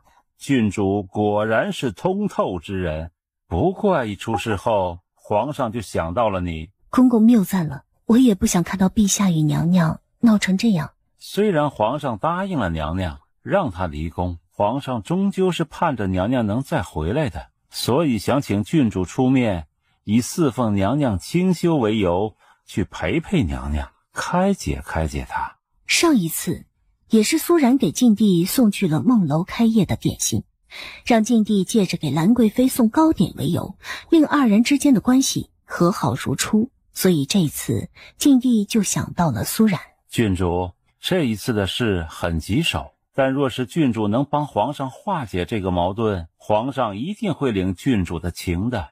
秋洛，你去看看，若是他还活着，就带他去看大夫。姑娘还有呼吸，在发高烧。兰儿提着灯笼凑过去一看，姑娘，她是红领，就是之前你给了她银子，让我带她回京城寻亲的那个姑娘。苏冉倒是想起这个人来，看着他如今这般的惨状，奄奄一息的，想来是亲人没有寻到了。姑娘，送他去沈太医那里试试吧，他医术高明，应该能救活他。苏冉也是这么想的，他还有救吗？哎呀，他是病得太久啊，眼下暂时算是保住性命了，但还要多观察几日。真是多谢你了，幸好有你。你不必谢我，你也是帮人呢。若是你得空，想麻烦你替我照顾他一段日子，我近日要陪兰贵妃去寺里清修，不便照顾她。好，你放心去吧，他这个样子呀，我也不放心让他离开，等他病好了，你再来领人。3天时间转眼过去，娘娘金安，你怎么在这里？他自小在安堂习经，对各种经文颇是熟络，所以父皇特召他来陪母妃一同清修。兰贵妃闻言，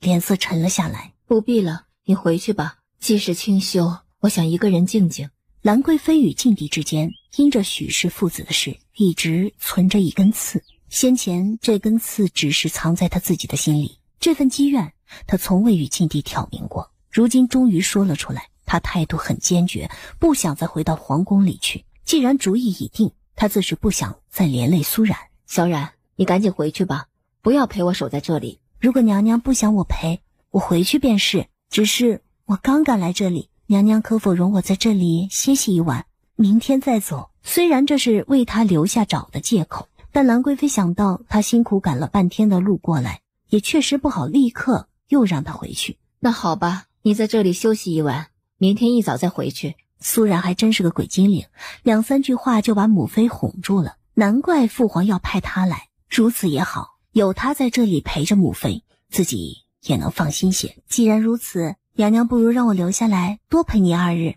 刚好我也好久没有来寺庙清修了，就当见娘娘的光了。兰贵妃见他不像是开玩笑的样子，也猜到是晋帝对他下了命令，他不能违抗。若是自己执意让他走，苏冉反而不好交差了。那好吧，你就陪我在这里几日，等皇上知道你劝不动我，自然会死心了。母妃，我要回去复命了，你在这里安心静养，儿臣有时间再来看你。我知道你事忙，你不必挂心我，也不用特地跑来看我，好好照顾你自己。陆承锦应下，没有再多说什么，退了出去。退到门口，他看了一眼苏冉，却没有再迈步子。兰贵妃如何不明白儿子的心思，推了推苏冉，你去送送他。陆承锦领着他从后山下来。你上次去聂战府上可发现了什么？陛下，我觉得他家的小妾离家出走很奇怪，我怀疑那个小妾是燕王的人。本王这个皇兄果然不会让人失望，这样的伎俩也只有他能使得出来了。我已让秋洛去查那个小妾的底细了，只要能找到他，聂战就没有理由再留下来。这些日子你与母妃当心些，无事就不要踏出寺庙。殿下是怀疑有人会趁着此次娘娘出宫对娘娘下手？他们已经开始对母妃下手。荣贵妃很明显就是想逼母妃出宫，所以你和母妃这段日子要小心。正是以待乐童回了西北，他们不会再回来了，以后不会有人再刺激你了。我知道了。余下他没有再和他说什么。你到底想本王怎么做？这段日子他确实有想过他的话，他并不认为自己不信任苏然，只是自己从小养成谨慎的性子，让他必须对存疑的事情保持警惕。陛下，其实你有没有想过，皇上与娘娘闹成今天这个样子是为了什么？陆承锦看着他没有言语。其实娘娘与皇上的问题看似是荣贵妃的挑唆，实则也是因为彼此对对方的不信任，所以才会经不起一点风浪。我不希望我将来与殿下会成为如今娘娘与皇上这个样子。闻言，陆承锦神情一顿。这几日发生在父皇与母妃身上的事，他看得最清楚。他凝着苏然，一字一句地说道：苏然，是你先有事情瞒着我，你不向我坦诚，让我如何彻底相信你？况且这些事情还是他与聂战、沈直之间的纠葛关系，让他如何安心？我不再逼你跟他们断绝往来，但你要告诉我，你跟他们之间到底还有什么事情是本王不知道的？我认识殿下，在他们二人之前，而后我与他们之间的事情，殿下都知道，所以我自问没有什么瞒着你的。可陆承锦明显不信。撇开其他事情不说，他永远都记得苏冉第一次见沈直时的异常。后来他给他解释时说，沈直像他的奶哥哥，所以一时间认错，才会情绪激动。可后来他查过，苏冉自小被丢进安堂抚养，是他的师傅将他养大，苏家巴不得他死在安堂里，根本没有派奶嬷嬷去照顾他，所以何来的奶哥哥？他没有戳穿他，只沉沉地看着苏冉。当真？他这样问就是不信的。苏冉没有再说什么。好像要下雪了，殿下快回城吧。说罢转身往寺庙里去。陆承锦看着他的背影说：苏冉，这是本王最后一次问你，只要你肯说，不论你之前跟他们做过什么，本王都可以原谅你。听到原谅二字，苏冉的心中突然生出了一阵悲凉。他到底做错了什么，需要他的原谅？我没什么好说的，殿下就当之前我什么都没有说过。说罢头也不回地走了。看到苏冉这个样子，陆承锦的心里不由又来了火气，转身下山。兰贵妃想到那天他送陆承锦出去，回来后脸色就不太好。你上次是不是和锦儿吵架了？没有，只是那天与殿下聊到最近的一些事有些复杂，所以有些担心。兰贵妃信以为真，想起了上次陆承锦同他说过的事。上次锦儿同我说他要和你成亲，你也同意了。他没有想到陆承锦将这件事同兰贵妃说了。你们成亲的时候，我一定会去的。如果被皇上知道了，一切由我担着，你放心。苏冉的心中五味杂陈，一时间却不知道要如何告诉兰贵妃自己如今与陆承锦的关系。最后他只能小声地说：娘娘，我们不成亲了。你们怎么了？可是发生了什么事情？难怪这几天儿子都不来这里，原来是两个人闹翻了。这是什么意思？我确实有些事情瞒着殿下，但这些事我无法跟殿下言明。为什么？因为有些事我说出来与我们之间的关系无异，反而只会令他们之间无法再回头。闻言，兰贵妃眉头轻蹙，神情肃凝。我胡言乱语，把娘娘都听糊涂了。不，我明白你的意思。正如皇上怪我为何不一早将阿诺还活着的消息告诉他一样，那日他也口口声声地指责我，说我将事情瞒着他，不信任他。可他是害死他们父子的元凶啊！我岂会傻到将阿诺还活着的消息告诉他？我这样做不是推阿诺去送死吗？可即便锦儿是我儿子，我也想说，我们女人这一辈子都掌控在男人手里，他们已经习惯了做我们的主宰者，让我们事事都听他们的，什么都要依从他们，不容许我们有一丝的藏私。这就是我们身为女人注定的悲哀。而这些年我跟在皇上身边，我承认他对我很好，但我何尝不是一直活在他的掌控中？我连想踏出那道宫门都花了25年的时间。看着兰贵妃悲痛的样子，苏冉深有同感。因为上一世他受过最残酷的掌控，生不如死。而若是要他向陆承锦坦白，就是要他将上一世最不堪的痛苦过往重新揭开伤口，一个个让他们重新展现人前，又成为他这一世的耻辱和噩梦。如果要他这样，他宁愿舍弃这段感情，一个人过。娘娘最近可听闻过前漕运通倭一案？听说过。殿下怀疑史太傅是当年谋害坠影父子的主谋，他想要查清楚这件事，还皇上一个清白。当年他只是随皇上出巡时见过我一次，并不认识我的，为什么要害我？娘娘，当年入宫时可有发现什么事？苏冉直觉这两件事有关系。当年我入宫之时，正是前皇后与德妃斗得最凶的时候。如今想来，皇后是将我当成了对付德妃的棋子。所以当初史太傅陷害坠影父子，逼娘娘进宫，其实是受了皇后的指使。这个发现让苏冉震惊不已。你是说，当年前皇后为了对付德妃，让史太傅故意将阿诺和他的爹爹推下山崖，逼我上京告状，然后又让我在状告无门之下与皇上重逢，最后进宫成为他的妻子？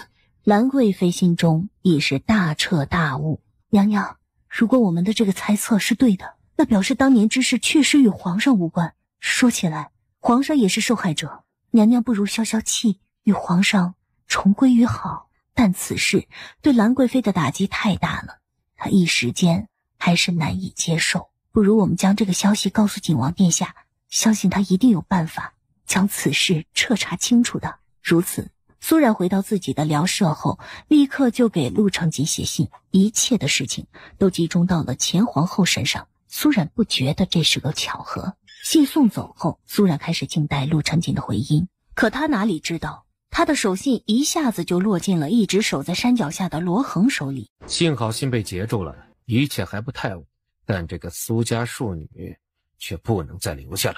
活擒兰贵妃，杀了苏冉。众人领命，迅速朝着云雾寺出发。没过多久，山上的嘶喊声很快消失，只余下火光在那里晃荡。果然是公子考虑的周到。这是孤与景王的第一次交手，启荣有事，兰嫔的性命暂时留下，孤留着还有用。父皇那么喜欢他，说不定日后还可以利用他来做点事。2盏茶的功夫过去，外面再次响起脚步声。先生，有急事禀告，史公子带人冲进禅寮后，兰贵妃不见了。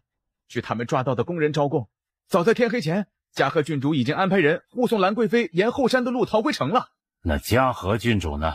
他是不是也提前逃走了？他倒没有，他是在我们的人助史家死士杀进寺庙后，才由护卫护送逃出寺庙的。下一息，他看到了掉在地上的那半张信笺，倏地想到了什么，速速护送公子离开！于是对身后的暗卫厉声喝道：公子老朽死罪，咱们中计了，你快跟他们离开！你的意思是，那个小庶女故意利用这封信引孤现身？话一出口，陆承照已完全明白过来。从一开始，他这封信根本就没有打算送给陆承锦，是故意落入他们手里的。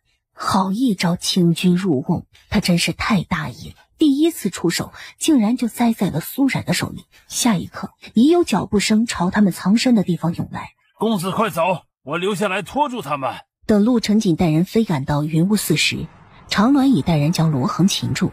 看着眼前的情形，陆承锦不难想象昨晚是怎样的一个激烈的厮杀场面。他派在这里的守兵本就人数不敌史家的死士，何况他还抽出一部分人护送母妃回京，万一他出事怎么办呀？他人呢？天黑路滑，积雪又那么厚，万一苏冉走不动怎么办？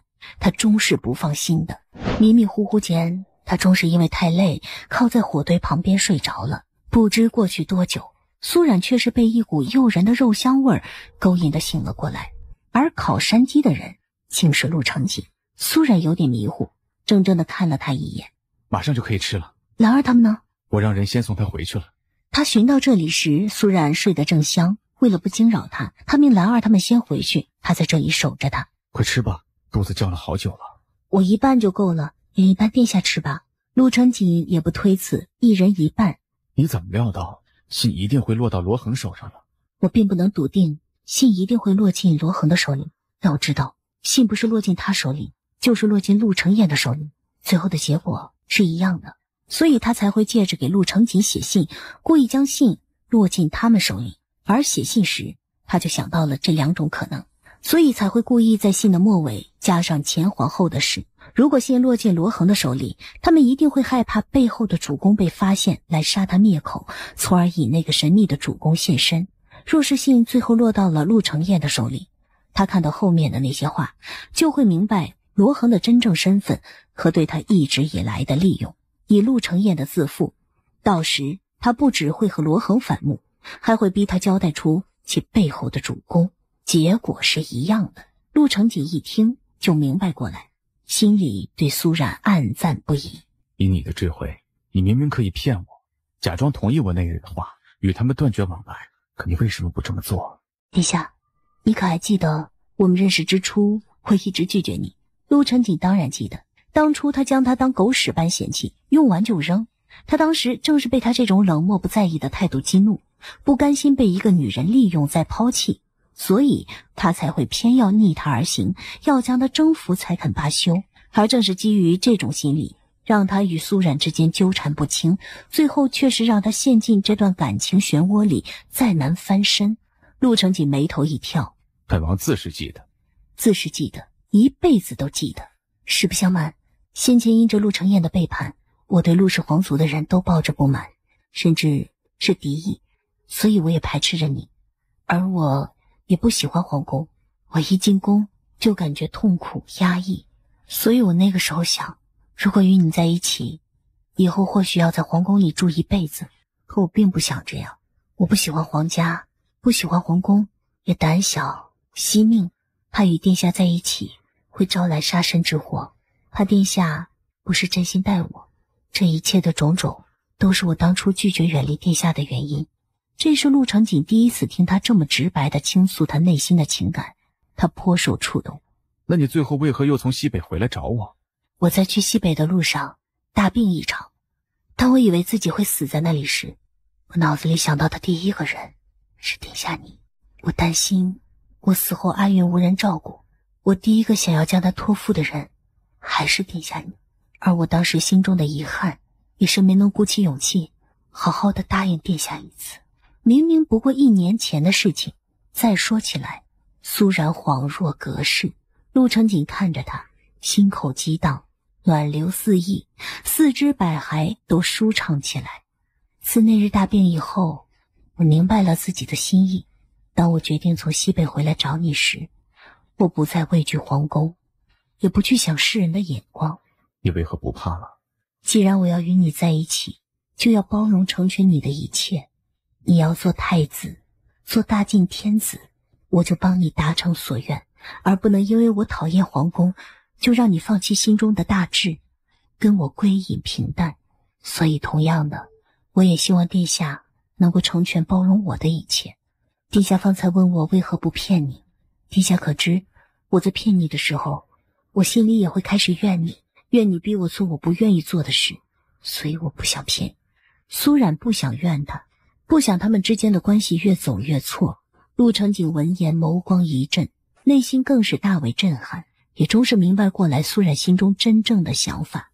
一直以来，陆承锦都觉得苏冉在对他的感情中不够主动热情，总是回避沉默。直到这一刻，他才明白，他对自己的感情沉敛深情，远比他想象中的深沉。内心震动，千言万语在心中翻涌，可陆承锦一时间不知该和苏冉说哪一句。所以这一次你以身犯险，要引出罗恒背后之人，也是为了我。苏冉轻轻点下头，没有再说话。陆承锦静静地看着他。天色不早了，我们回去吧。陆承锦点头应下。踏风等在路边老半天了，早已不耐烦。苏冉朝后看了看，只有踏风一匹马在。陆承锦知道他在想什么。父皇不是傻子，我们瞒不了他太久的。这次听我的，以后都听你的。别怕，一切有我在。殿下，你要如何向皇上交代？不要担心，我自会有法子说服父皇。苏冉想到陆承锦即将面临的困境，不由得很是担心。殿下，要不我陪你一起进宫去见皇上吧？你放心，今日发生了这么大的事，父皇处理其他事情都来不及，一时间顾不到我们身上。接下来还有很多仗要打，殿下一定要当心。你先回去好好休息，其他的事以后再说。罗恒与史周山这2个引子被引出来后，接下来的事才是最要紧的，整个朝野只怕都要翻天了。陆承锦会心一笑，莫说他们不是本王的对手，如今有你在身边，本王有何畏惧？好，殿下放心，我一定会陪你一起的。闻言，陆承锦眸光越发亮了，嘴角的笑意也越深。大理寺，陆承锦坐在衙堂里，看着史家的招供书。曾少北从外面进来，殿下，燕王来大理寺要人了。说罢，就将陆承彦为罗恒辩解的借口说了出来。简直可笑！大雪天派罗恒去云雾山买茶，这样拙劣的借口，亏得说得出口。他倒比本王预料中早到。殿下料到燕王会来保释罗恒，陆承彦不会坐以待毙的，而罗恒背后的主子也不会袖手旁观。这次燕王反应这么快，想来是那个背后之人给他助力了。那个罗恒看似一把年纪了，骨头倒是很硬，一句话都问不出来。但这次好不容易抓他回来，就算燕王亲自来，咱们也不能放人。本卿就不信了，所有刑具用一遍，他还不开口。此人不是一般角色，刑具对他无用。之前小质子一案，大理寺不也没能从他嘴里问出什么吗？不必再浪费时间了，放了他。曾少北很是意外，但他了解陆承锦，料到他这样做定有后招。果然，陆承锦冷声吩咐，让玉娘伺机将东西送到燕王手里去。而陆承锦为了不引起他的怀疑，让曾少北配合着与他对峙闹上半天，最后才不甘不愿地放了罗恒。罗恒受了刑，是被人抬着出大理寺的。带回到燕王府，他还是挣扎着从担架上爬起来，给燕王磕头认罪。殿下，此次是我连累了你，请殿下责罚。陆承彦人前维护着他，人后心里的怒火可就控制不住了。他忍无可忍，上前一脚将他踢翻。你知不知道，本王这一次差点被你害死？我问你，你为何擅作主张去了云雾山？从被他接出大理寺，罗恒就知道那晚的事，他必须要给陆承彦一个交代的。殿下容禀，我确实是求胜心切，太想一次了结了锦王，所以才会冲动行事。你老实交代，是不是有事瞒着我？陆承彦疑心本就重，而罗恒这一次的举动又太过反常，不由得让他越发的怀疑。殿下，我一心为主，绝无二心，您一定要信我。先生伤成这样，不便再挪动身子，就留在这里养伤吧。刚好接下来也有许多事情要同你商议，免得你来回跑，弄坏伤口。罗恒被关在大理寺的这段时间里，最担心的却是他的主公陆承照，但为免引起陆承彦的怀疑，他只得假装感激的应下。父皇想知道什么？你与苏冉共骑一匹马，还招摇过市，你当我不知道？不过是那日他为了救母妃，引开那些杀手后，在荒野里迷了路，刚巧被我路过撞到了，就捡他回来了。就这样？你是不是又同他在一起了？没有，我早就不喜欢他了。自己下的种，肚子里在打什么馊主意，禁忌岂会看不明白？你到底什么意思？有话直说，少跟我耍花招。儿臣说的都是实话，如果父皇不相信，我再去昭告天下，我不会要他的。你不要他，还跟他骑一匹马，臭小子！禁帝忍无可忍，将手边的奏折朝他砸去。你少在这里故弄玄虚，别以为朕不知道，你一直还对他念念不忘。如今这里没有旁人，你有什么话就直说。见目的达到了，陆承锦终是满意笑了，嘴上却仍不松口。父皇想让儿臣怎么做？禁帝见他得了好处还卖乖，正要气得破口大骂，门外宫人来报燕王殿下在外求见。看来他是想到了办法，来父皇面前为自己解围了。父皇，之前我一直介意着嘉禾郡主与儿臣的过往，所以不喜他与皇帝在一起，但此番皇帝不计前嫌，为我洗清身上嫌疑，我感激不尽，想替皇帝向父皇求一个恩典。这一下不止陆承锦狐疑，禁帝也迷惑住了。求父皇成全皇帝与嘉禾郡主，让有情人终成眷属。但陆承锦很快就回过神来，知道这绝不是陆承彦的本意。难道是贾策给他出的这个主意？离开御书房，恭喜皇帝了。我倒是没想到皇兄会来撮合我和萧然。这次皇帝能秉公办理云雾寺一案，还本王清白，本王自是会领你的情。那我倒是要谢谢皇兄了。却不知史太傅的案子查得怎么样了？他招认了吗？证据确凿，他不认也不行。陆承彦最担心的是史周山有没有将自己牵扯进来。皇兄可得当心了，之前史太傅与你走得近，特别是与你身边的那个罗先生关系紧密，你可不能被人当成棋子利用了。多谢锦王提醒，可从来只有本王知人为子，却不会有人敢利用本王。是吗？皇兄可还记得去年本王与苏家三表妹下聘当日，突然有人将你与三表妹私通的书信递到了父皇的龙案上。你到底想说什么？我想知道何人这般厉害，能仅凭皇兄的几封信，在破坏我与苏家联姻的同时，又伺机打压了皇兄你，真是一箭双雕，好生厉害。说罢，陆承锦上了马车，扬长而去。陆承彦想起来，当初是罗恒第一个发现徐志自尽的，也是罗恒告诉自己告密信一事是徐志做的。可如今看来，此事却与罗恒有着莫大的关系。答案呼之欲出，似乎很多事情都是罗恒预先安排好的，在牵着自己往前走。他就像是陆承锦所说的，成了别人手里的棋子。像他这般自负满满的人，发现被人当棋子欺骗利用，还是他身边最信任的人，简直比杀了他还难受。回府，他要当面向罗恒问个清楚。殿下，你千万要保重啊！至此，陆承彦已明白，一切都是罗恒做下的，自己竟被一个谋士玩弄于股掌之中，这样的打击让自负的陆承彦如何接受得了？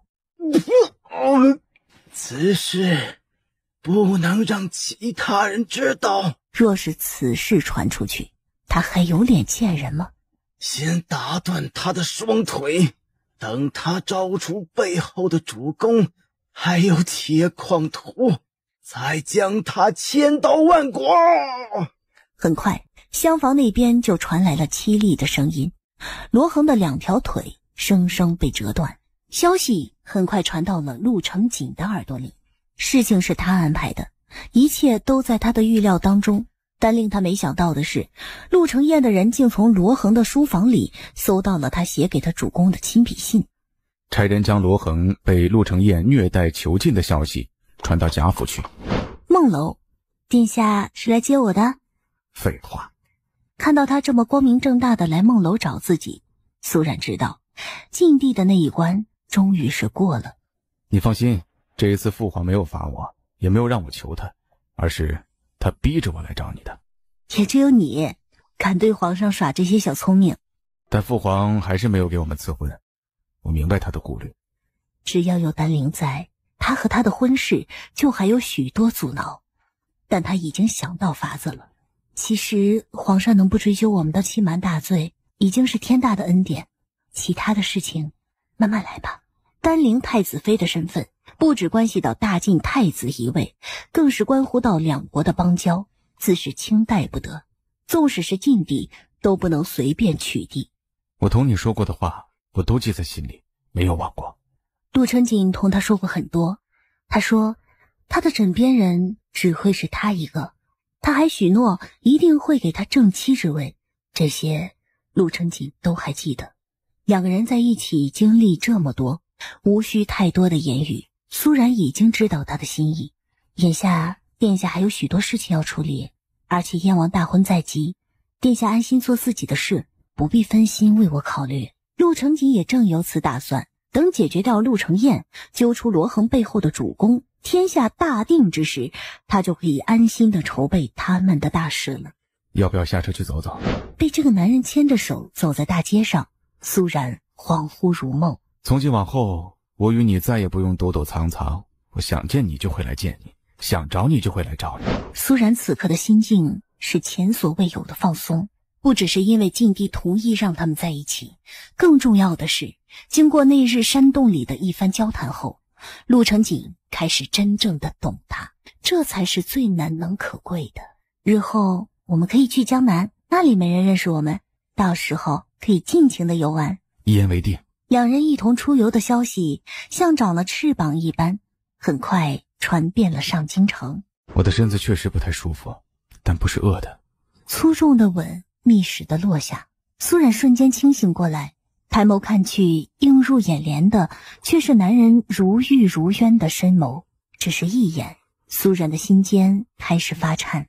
那日在山上看日出，你可还记得答应过我什么？我答应了你什么？给我生个闺女。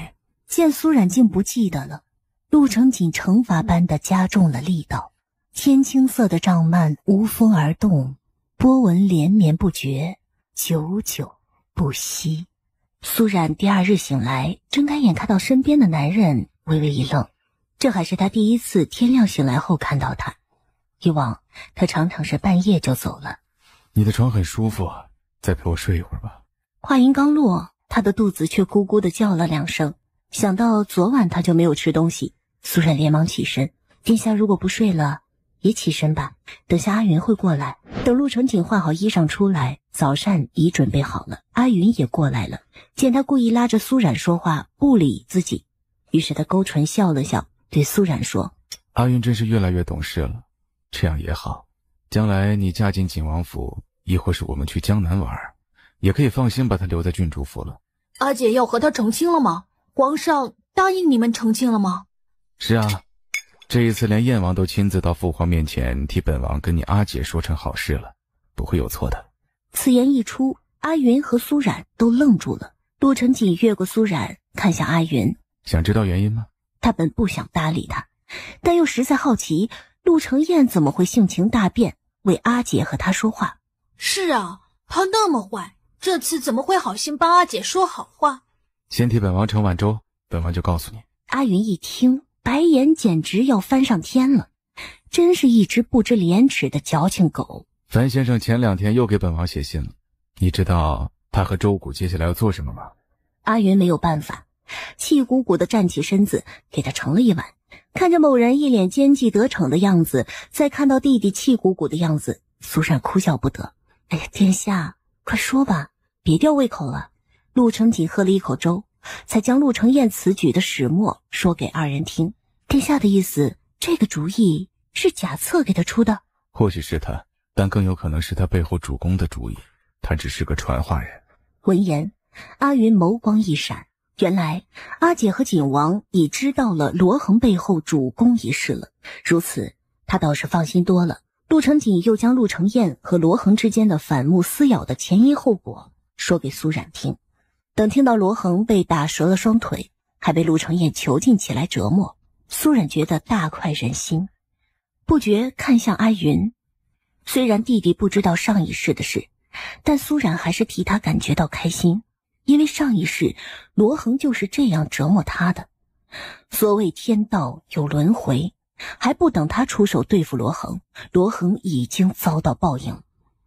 苏冉却感觉到弟弟在听到罗恒的下场后，似乎很痛快，很解恨。这个发现让苏冉心口一颤，一个惊人的念头在他心中迅速浮现。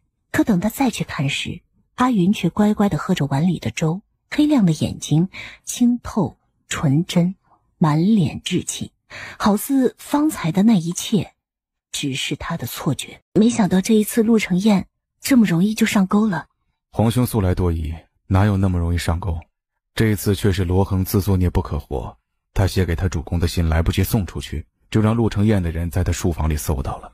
看来老天也不放过罗恒了。阿云低下头去，眸光微冷，再次不露痕迹地勾了勾唇。老天才不会闲得来管这些事呢，恶人必须要亲手收拾才行。殿下接下来有什么计划？我已派人将罗恒被囚禁虐待的消息传进贾府了。殿下要引罗恒背后的主子去救他？他为他的主子做了那么多事，而如今他们的计划尚未成功，他的主子应该不会这么早放弃他的。只要他们去燕王府救人，到时就能顺藤摸瓜，揪出这个神秘的背后之人。苏冉听后心口一松，而陆承彦与罗恒反目成仇，史太傅也被抓入狱，陆承彦没了这2大助力，想再成事也难。所以唯今只有这个神秘的背后之人最让他担心。若是陆承锦这次计划成功，能顺利抓到他，他就可以彻底放心了。苏冉想到方才心里的猜想，想单独找阿云问清楚，陪他一同回梧桐院去。可不等他走出门口，外面门房来报，说是镇国公府的金嬷嬷来了。金嬷嬷是替大长公主办事，她找来自是表示大长公主有事找她。金嬷嬷侧身坐在苏冉下手的绣凳上，絮絮叨叨地同苏冉说着镇国公府里的事儿，却不知道嬷嬷今日大驾光临，可是祖母有什么事吩咐？方才说了，三姑娘要提前出嫁，公主想在三姑娘出嫁前聚集一家人吃顿饭，所以特地让老奴来请姑娘与小公子回去吃团圆饭。阿云这2日有点闹肚子，就不去了。阿云的身世大长公主他们都已经知道，她自是不会再让弟弟回去受别人的眼色。小公子不方便，那姑娘呢？大家可都盼着姑娘回去的。苏冉看到金嬷嬷慌乱的神情，猜到这顿饭定不会那么简单。嬷嬷来请，我给嬷嬷的面子也是要去的。那多谢姑娘抬爱，老奴即刻回去禀报，晚上在府里恭候姑娘回家。金嬷嬷走后，陆承锦从内室走出来。你明知此行不简单，怎么还答应他回去？他与我东拉西扯说了那么多，足以说明他们此次请我回去关系到的事情不简单。所以即便我今日去了，下一次他们还是会来，躲不掉的。再者，如今罗恒被囚，与那背后之人联络的人就只有贾策了。我还想借助苏幼宁去打开他这边的线索，所以回去一趟也好。本王还想在你这儿再吃1天的白食，你这是故意借机赶我走了。殿下，要不要同我打个赌？只怕你连午膳都没有办法在这里吃的。陆承锦刚要开口，常毅却是从外面匆忙进来。殿下，不好了，邓娘子和小小姐的马车在去西北的路上出事了。发生什么事了？据护送他们回去的侍卫来报，马车已经摔下了山坡。他们人呢？侍卫们在山坡下找到马车的，但马车里已经没有人了，四周也都找遍了，都不见郑娘子和小小姐的身影。听到这里，苏然觉察出蹊跷。以宫城为中心，向周围的县城关口张贴他们的画像，尽快将他们抓回来。陆承锦用到抓这个字，就是以认定邓青瑜是自己逃走的。等常毅退下，苏然说：殿下，有没有可能是有人将他们绑走的？之前陆承彦与罗恒一直想拉邓青瑜过去，也有可能是他们趁机将他们带走了。有这个可能，但我更认为他是自己逃走的。那他为什么要带着女儿逃走啊？陆承锦虽然在感情上拒绝了邓青瑜，但在物质和条件上，他对他们一直多加照顾，没有亏待半分。如果邓青瑜能放下执念，带着女儿好好的过日子，其实他的日子并不难过。陆承锦一时间也想不明白他此次的目的，但自邓青瑜从梁安回京城后，后面发生的事情他也算是将他看透了，他就是死性不改。所以在听到常毅说他出事的那一刻，他的内心再无波澜，唯一不放心的就是乐童了。陆承锦走后，苏然想了想，去后面的梧桐院找阿云。阿姐，你怎么了？阿云，你是不是有什么事瞒着阿姐？阿姐在说什么呀？我没有事情瞒着阿姐啊。你是不是知道前世的事情？阿姐，什么叫前世啊？看着弟弟懵懂无知的样子，苏冉的心里生出疑问，难道先前的一瞬间真的是自己看错了？但就算没有看错，此时看阿云的样子，他也不会同他说真话。前世就是上辈子的事儿，阿姐逗你玩的。阿姐，你上辈子肯定也是我姐姐，下辈子还是我姐姐。苏冉的心里五味杂陈，但不想让阿云多想，他撇开话题，告诉阿云晚上自己要回苏家去，让他自己一个人在家里。阿姐，我陪你一起去吧，我怕他们又欺负你。不用了，你还是待在家里，阿姐不会有事的，你不要担心。苏冉走后，无名从后面的耳房里走出来，公子，那罗恒确实被打断了双腿，囚禁在燕王府。公子说要他狗命，我今晚就去办。就这样杀了他，太便宜他了。何况他背后之人还未现身，先不要动他。而且最近你都不要再去燕王府了。阿杰已经怀疑他了，而陆成锦的人又在盯着燕王府，或是被他发现了污名，他身上的秘密就瞒不住了。但现在还不是让阿杰知道他秘密的时候，因为除了罗恒，还有陆成燕没有收拾。如果让阿杰知道他接下来要做的事，他一定会阻止自己的。可上一世他们对他做过什么，这一世他通通要他们还回来。思及此，他对乌明说，陆成燕看到那封信后，一定会去黑市上找铁矿图，到时你将消息传出去，我们将图卖给他。公子，你当真要将这图卖给他？不这样如何引他上钩？公子准备什么时候动手？就定在他大婚之日。陆母，你不知道写信之人是谁吗？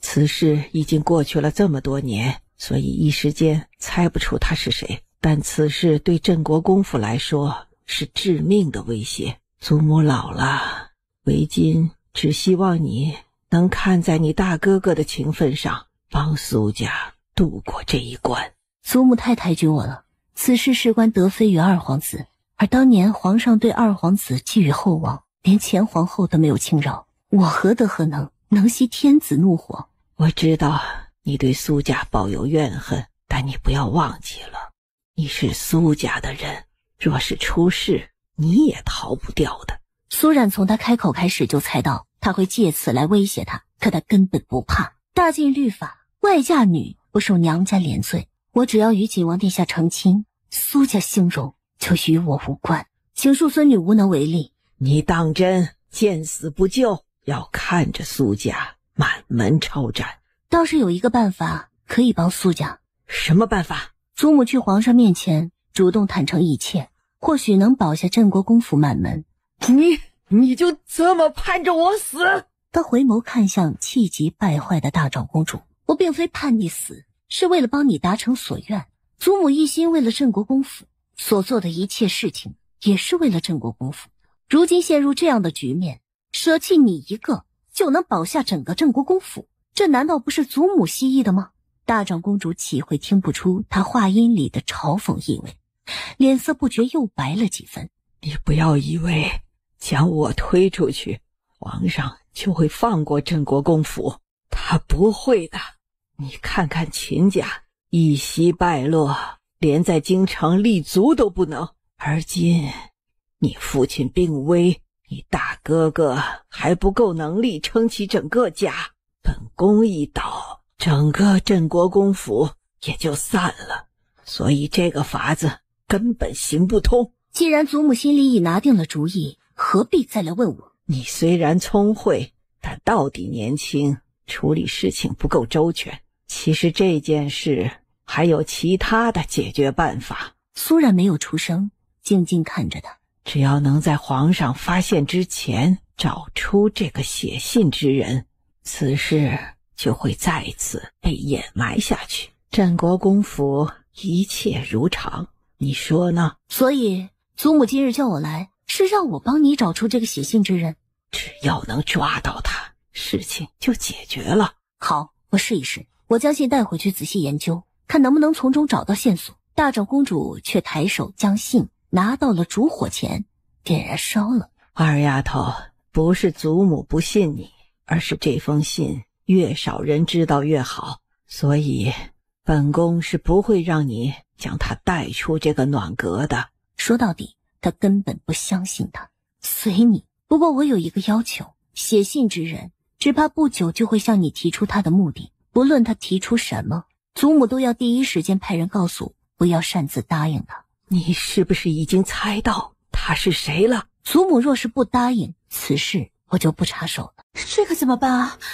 如果这次我再结不成亲，祖母和母亲都会被我气死的。苏幼宁虽然对袁家五郎没有感情，他也自知婚姻坎坷，若是自己再被退亲，不止自己抬不起头来做人，整个镇国公府都会丢尽脸面。所以这也是他一直没有拒绝这门亲事的原因。你先别急，要不去找袁五郎当面问清楚，此事暂时先不要让家里人知道。小冉，你陪我一起去吧。苏冉看着他慌乱的样子，答应下来。袁公子，我妹妹想找你谈一谈。不知袁大哥为何突然要退亲？我知道你心里有心仪之人，既然如此，我就不勉强你嫁给我了。这是你上次落在他府上的帕子，被送到我手里来了。看来啊，他不想你嫁给我。既然如此，我就不耽搁你们，希望成全你们。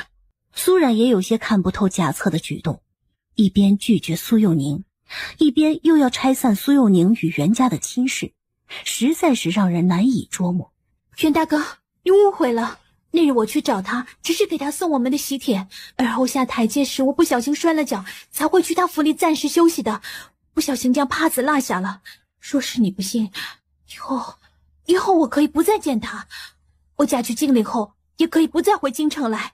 听到苏幼宁对袁五郎说的话，莫名心痛起他来。女子不易，哪怕苏幼宁心里喜欢的是贾策，可因为贾策对感情的摇摆和退缩，让苏幼宁无所适从，痛苦不已。可即便如此，苏幼宁想到自己的名声和家族的声誉，她最后还是选择嫁给袁五郎。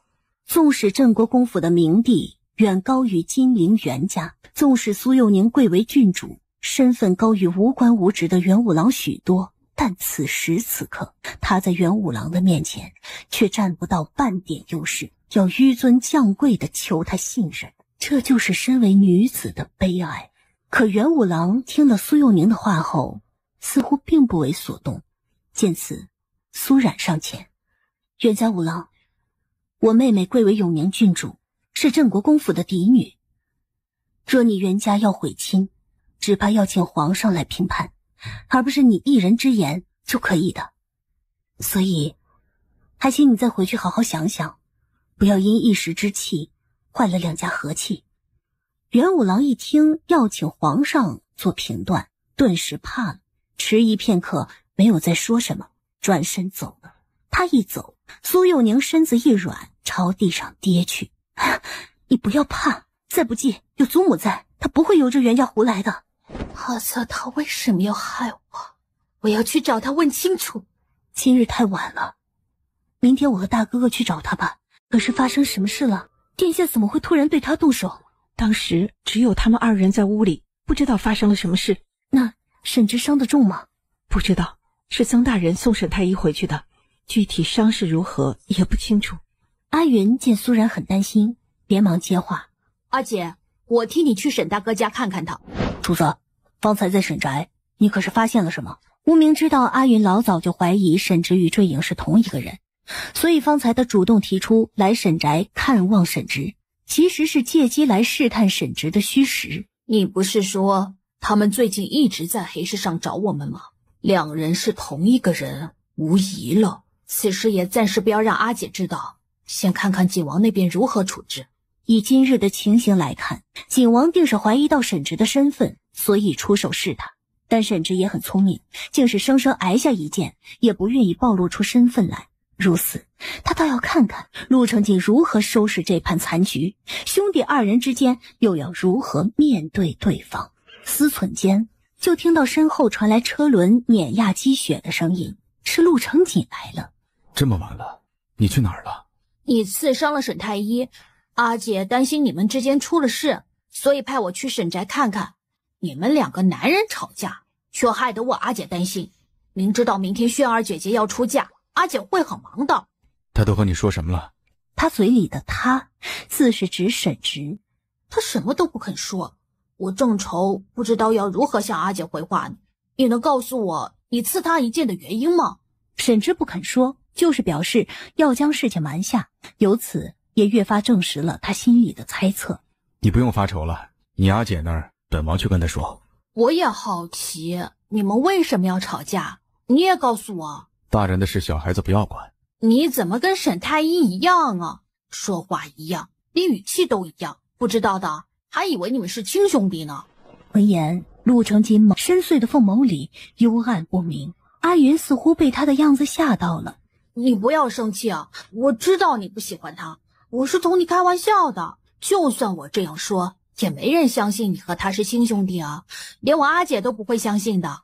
阿云笑嘻嘻地向他解释着，看似无意的话，却让陆成锦身上的酒意散了大半。陆成锦没有说什么，转身继续往前走去。阿云看着他的背影，抿了抿唇，但他不希望阿姐知道沈直就是坠影，因为在阿姐的心目中，沈直是上一世里唯一对他好的人，是他短暂又悲惨的生命里一束温暖的光亮。如果让阿姐知道他就是坠影，阿姐一定会猜到他就是上一世里那个刺杀禁地，导致禁地病危，从而害他做了冲洗皇后的始作俑者。阿姐心目中唯一的美好就破灭了。这样的真相对阿姐来说很残忍。当然，你觉不觉得阿云有些不寻常？难道陆成锦也发现了弟弟身上的秘密？陛下，你觉得他哪里不寻常？陆成锦暂时没有办法将昨日阿云说过的话同苏冉说。陆成锦同他说起另一件事。你还记不记得上一次我与坠影约在乱葬岗见面，将他师兄的尸首还给他，我派了长鸾他们悄悄护送他出城，发现还有一个人一直暗中跟踪着坠影。闻言，苏冉心口咯噔一沉，一时猜到了什么。当时我们以为是陆成燕的人，可后来查到是阿云身边的污名。弟弟背着他到底做了多少事是自己不知道的，可是面上他只能这样说，可能是上一次坠影在罗恒府上劫持过他，所以阿云让无名跟着坠影的，想看到他离开京城才能安心吧。之前陆成锦也是这样想的，可自昨日听到阿云的那些话后，他却不这么认为了。可能是吧。苏冉知道陆成锦心思很厉害，一点蛛丝马迹都逃不过他的眼睛，所以他不敢再和他谈阿云的事，就赶紧扯开话题。邓娘子与乐童有消息了吗？还没有他们的消息。殿下一定能找到他们的，时候不早了，殿下早点回去歇息吧，明天还要进宫呢。苏冉说完，见他不吭声，还坐着不动，就明白了他的心思。明天要进宫见娘娘，殿下也不想让我失礼吧？大不了我答应你，今晚不碰你，本王说到做到。他都这样说了，苏冉还怎么赶他走？陆成锦从后面抱住他，抚上他平坦的小腹。他正气恼陆成锦说话不算话，可他却说：这里什么时候会有我的闺女？她不易怀孕，这件事上一世他就知道的，而这一世他之前喝过太多避子汤，本就寒凉的身子就越发难孕了。陆成锦感觉到他身子的僵硬。你怎么了？殿下还记得吗？你之前带我去看过大夫，那个大夫说我不易有孕的。之前沈直不是替你治过寒凉症吗？你自己也说了，你的身体比之前好多了。寒凉之症要断根很难，只能慢慢的养着。总归来说，就是我很难有孕，所以殿下不要抱太多期望。如此，苏冉的心情越发沉郁苦闷。没事的，太医院有那么多医术高超的太医，总能治好你这个寒凉症的，到时再生也不迟。他看得出陆成锦是真的想要一个女儿，但他自己的身子他心里有数。殿下，如果我一直无法怀孕，不能给你生孩子怎么办？陆成锦从没想过这件事，一时间不觉怔住了。第二日，陆成锦走后，苏冉也起床了，稍微打扮了一番就进宫去了。事情都过去了，我一点事都没有，娘娘您不必记挂在心上。上次在云雾寺，你瞒着我，劝我回来，自己却留在那里，万一出事了怎么办？兰贵妃越看他越是满意，拉着他的手笑道：我昨天同皇上说了，让他给你们赐婚，这一次啊，皇上同意了，等一下皇上过来就会正式下旨了。没想到竟然是要给自己赐婚，苏冉的脸倏地就红了。只是锦儿的情况你是知道的，皇上有意立他为太子，而太子妃的人选早已择定，且旨意已下，又关系到两国邦交，所以改变不得，只能委屈你做他的侧妃。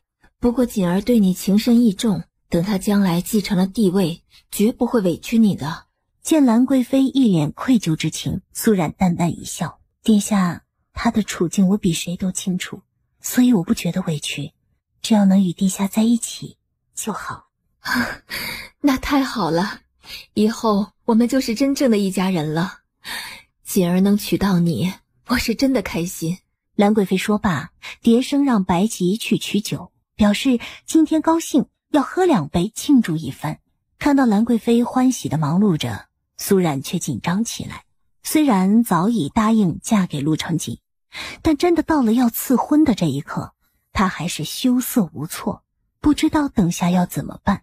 不一会儿，静帝和陆成锦过来了。兰贵妃难得热情地主动给静帝倒酒，还给苏冉倒了一杯，让他也喝一点。陆成锦也喝了很多酒，一杯接一杯，几乎没有停。苏冉觉得他今天怪怪的，神情冷冽漠然。苏冉却是想到，昨晚他向陆成锦坦诚了自己可能不能给他生孩子的事，难道他是在为这件事发愁难过？很快的，静帝与兰贵妃也发现陆成锦的异常。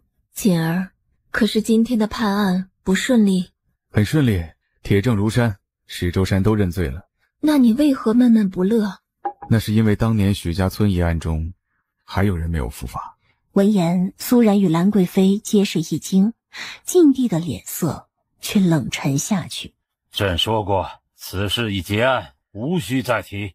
兰贵妃一见静帝动了怒，连忙瞪了陆成锦一眼，让他闭嘴。皇上，此番小冉立下大功，皇上不是要嘉奖他吗？昨天朕与你母妃商议过，将嘉禾赐婚给你，做你的侧妃，你意下如何？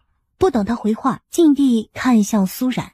朕知道你是个好孩子，让你做侧妃是委屈了你，但太子妃人选已定，朕不能出尔反尔，希望你能谅解。你们来之前，我已经同他说过了，他不贪图名利，只想跟锦儿在一起，自是会体谅的。还愣着做什么？赶紧谢恩呐！苏冉看了一眼陆成锦，正要跪下谢恩，身子却被陆成锦一把拉住。他是不会做儿臣的侧妃的。这个赐婚就此作罢了。多谢父皇，儿臣与小冉的事自有安排。哼，不要以为朕不知道你在打什么主意，你就是不想娶丹陵，可国书以下容不得你任性。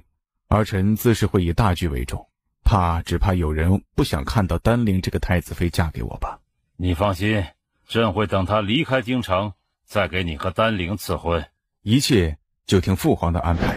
他去到寝宫时，娘娘，您不要生皇上与殿下的气。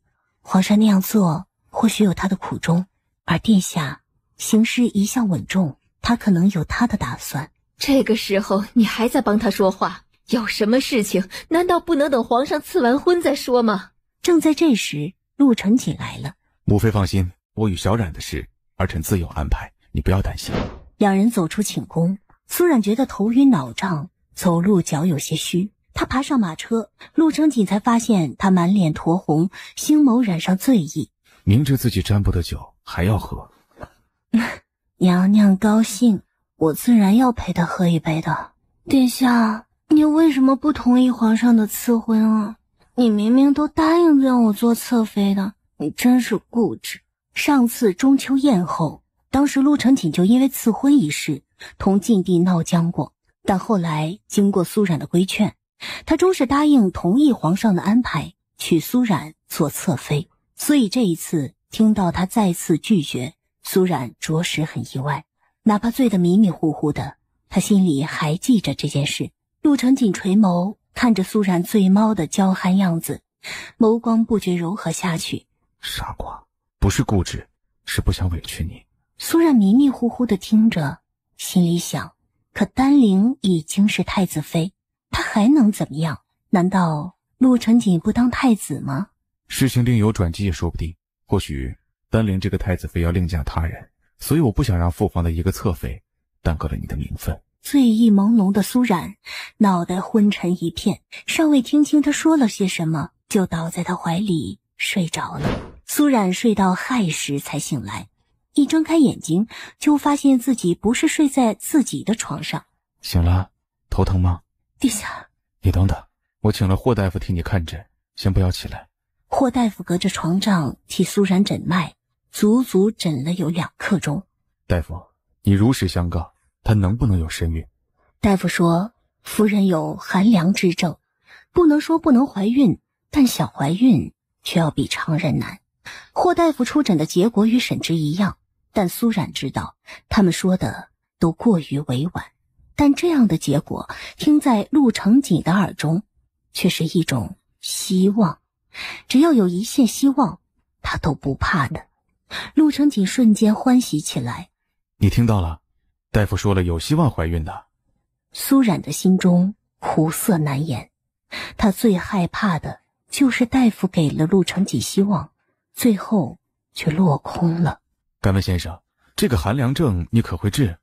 不论如何，本王都要治好他。怀疑白书瑶在燕王府里误认成我的那个女人，就是孽战走失的那个小妾，大抵是陆承彦将她藏在了自己府上。如果真是这样，事情倒是好办。一看到陆成锦这副形容，苏冉就知道他心里已有了计划。你记住了，不论是苏幼宁与贾策的事，还是陆承彦与孽战之间的事，以后你都不要管，安心调养好身子。苏冉直觉陆成锦已知道罗恒背后的主攻是谁了，心里蓦然紧张起来。殿下，方才大牢里的狱卒发现史家嫡姑娘史静一偷偷进了牢房里探监。一听到史静一回京了，苏冉一惊。殿下，大人让属下来请示，可要即刻将她捉拿归案。殿下，既然她已出嫁，就请殿下饶过她这一次吧。青云，不要惊动她，放她走。青云领命应下。等她走后，殿下，你为何要派人盯着史姑娘？估计她今晚去大牢是去探路了。什么？难道她想劫狱？不只是她，只怕还有一人也有此动机。还有谁？沈直。他是要去救史家二公子？陆成锦点点头。他上次去大狱看过二公子，还开口为二公子向我求过情，就是我刺伤他那一天。难道他是因为这个与殿下起了争执，所以你才刺伤了他？沈直的事你以后都不要再管，我会看着处理。陆成锦离开郡主府后，没有回景王府。本王这次来和你做个交易。愿闻其详。你离开京城，不要再回来。殿下第一次让我离开京城是因为小冉，那这一次又是为了什么呢？你明知故问。明知故问4个字，不过是殿下不能容人的借口。只要你离开，本王就会放过史静一，允许你带着他一起离开京城。你们将他抓回来了？他畏罪潜逃，罪加一等。朝廷如果要判刑，只怕他同他的哥哥们一样，都要被处斩。沈直脸色发白，面上再没有方才的淡定。你若敢抓他，我绝不会放过你。若是你不离开，本王即刻就派人去抓他。莫说之前你在暗处都奈何不了本王，如今更不是本王的对手。我劝你见好就收。既然如此，你再答应我一件事，我保证离开这里，永世不再回京。你要本王放了沈二公子？沈直点头。只要你放了阿简，我会带着他们兄妹2人离开。陆成锦先眸扫了他一眼，却没有回答他。堂堂锦王权势滔天，又诡计多端，此事难不倒你的。你有信心能瞒他们一辈子吗？此言一出，沈直脸色再次突变。若是让史家兄妹知道他就是许诺，就是当年受他们父亲所害掉下山崖的许家儿子，史简与史静一要如何与他相处？两家早在25年前就结下不共戴天之仇，而今又因为他的报复，史家满门服罪，无一幸免。在他们兄妹看来，他何尝又不是他们的敌人？这是我的事儿，无需殿下操心。殿下只需答应我放人便是。好，本王答应你，也希望你说到做到。你怎么了？可是发生了什么事儿？听说小智出事了，到底是怎么回事啊？你应该知道小智是被吴藏杀害了的吧？小智与他们无怨无仇，吴藏为什么要害死小智？根据沈直所言，那吴藏将罗恒从燕王府救出来之后，送罗恒去沈直那儿锯掉废掉的断腿，大抵是他们担心小智泄露他们的行踪，所以杀人灭口。你方才是不是去过沈宅？我听说小智遇害了，我放心不下，想去找沈直问清楚是怎么回事，也想安慰安慰他，但没有看到他人。苏冉觉得此事远不止外面传言的那么简单，所以他想亲自去问沈直。殿下，沈直与史姑娘是不是被你藏起来了？是我让人将他们送去了私宅，我怕小智的案子会让人发现史姑娘也在沈宅，也担心罗恒会继续对沈直下手，所以暂时让他们不要见面。他的解释合情合理，苏冉却嘲讽地笑了笑。这些药丸当真是殿下的太医朋友做的，原来他早已知道了沈直的另一重身份，也知道了他们之间的关系。小冉，你是怎么知道的？此言一出，就是他承认了，哪怕早已知道了真相，但他还是不敢相信沈直就是坠影，两人竟是一个人。事实确实如此，我们大家都被他骗了，但你是如何知道他就是坠影的？苏冉呆愣了片刻，将秋洛带回来的包裹打开，从里面拿出了一本医书来。之前坠影来找过我，拿走了我的一本医书，就是这一本，而我方才在沈直的家里看到了他。之前坠影来找苏冉，威胁他与陆成锦分开，并拿走了他的医书。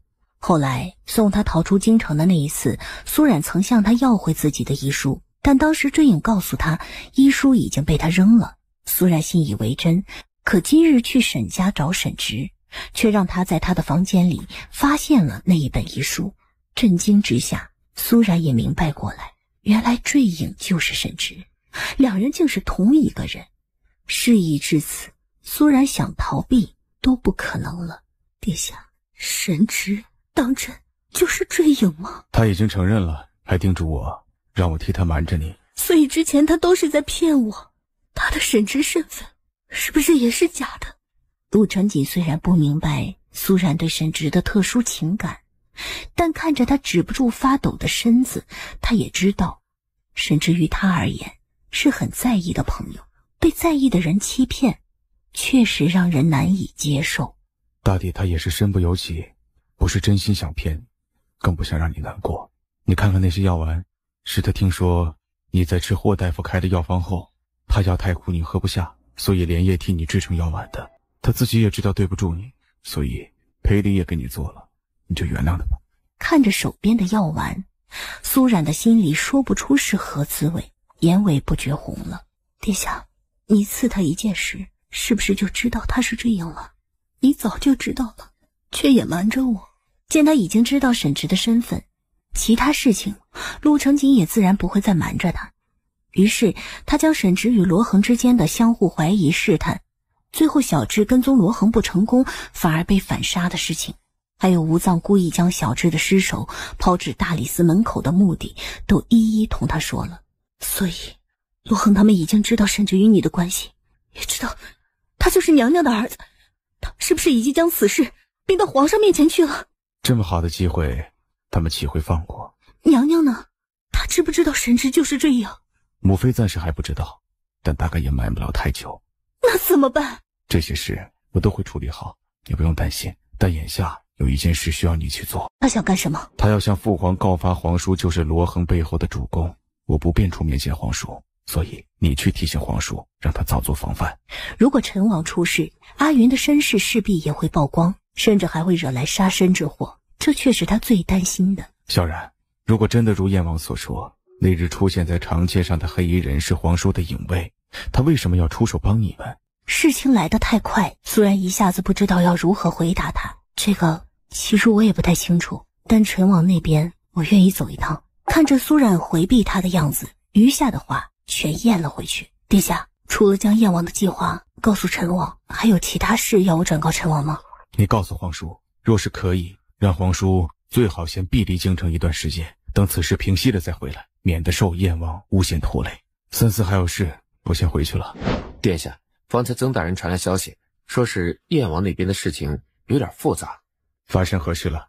南安郡主押着小妾快到宫门的时候，却被燕王带人截下了，然后聂将军也赶了过来。可奇怪的是，他竟然帮着燕王不许南安郡主带他的小妾进宫。以陆成锦对聂战的了解，他是绝不会忍气吞声的。事出反常必有妖，他直觉聂战小妾一事中应该另有隐情。他与燕王之间大抵是有什么见不得光的事情在，所以不想让人知道。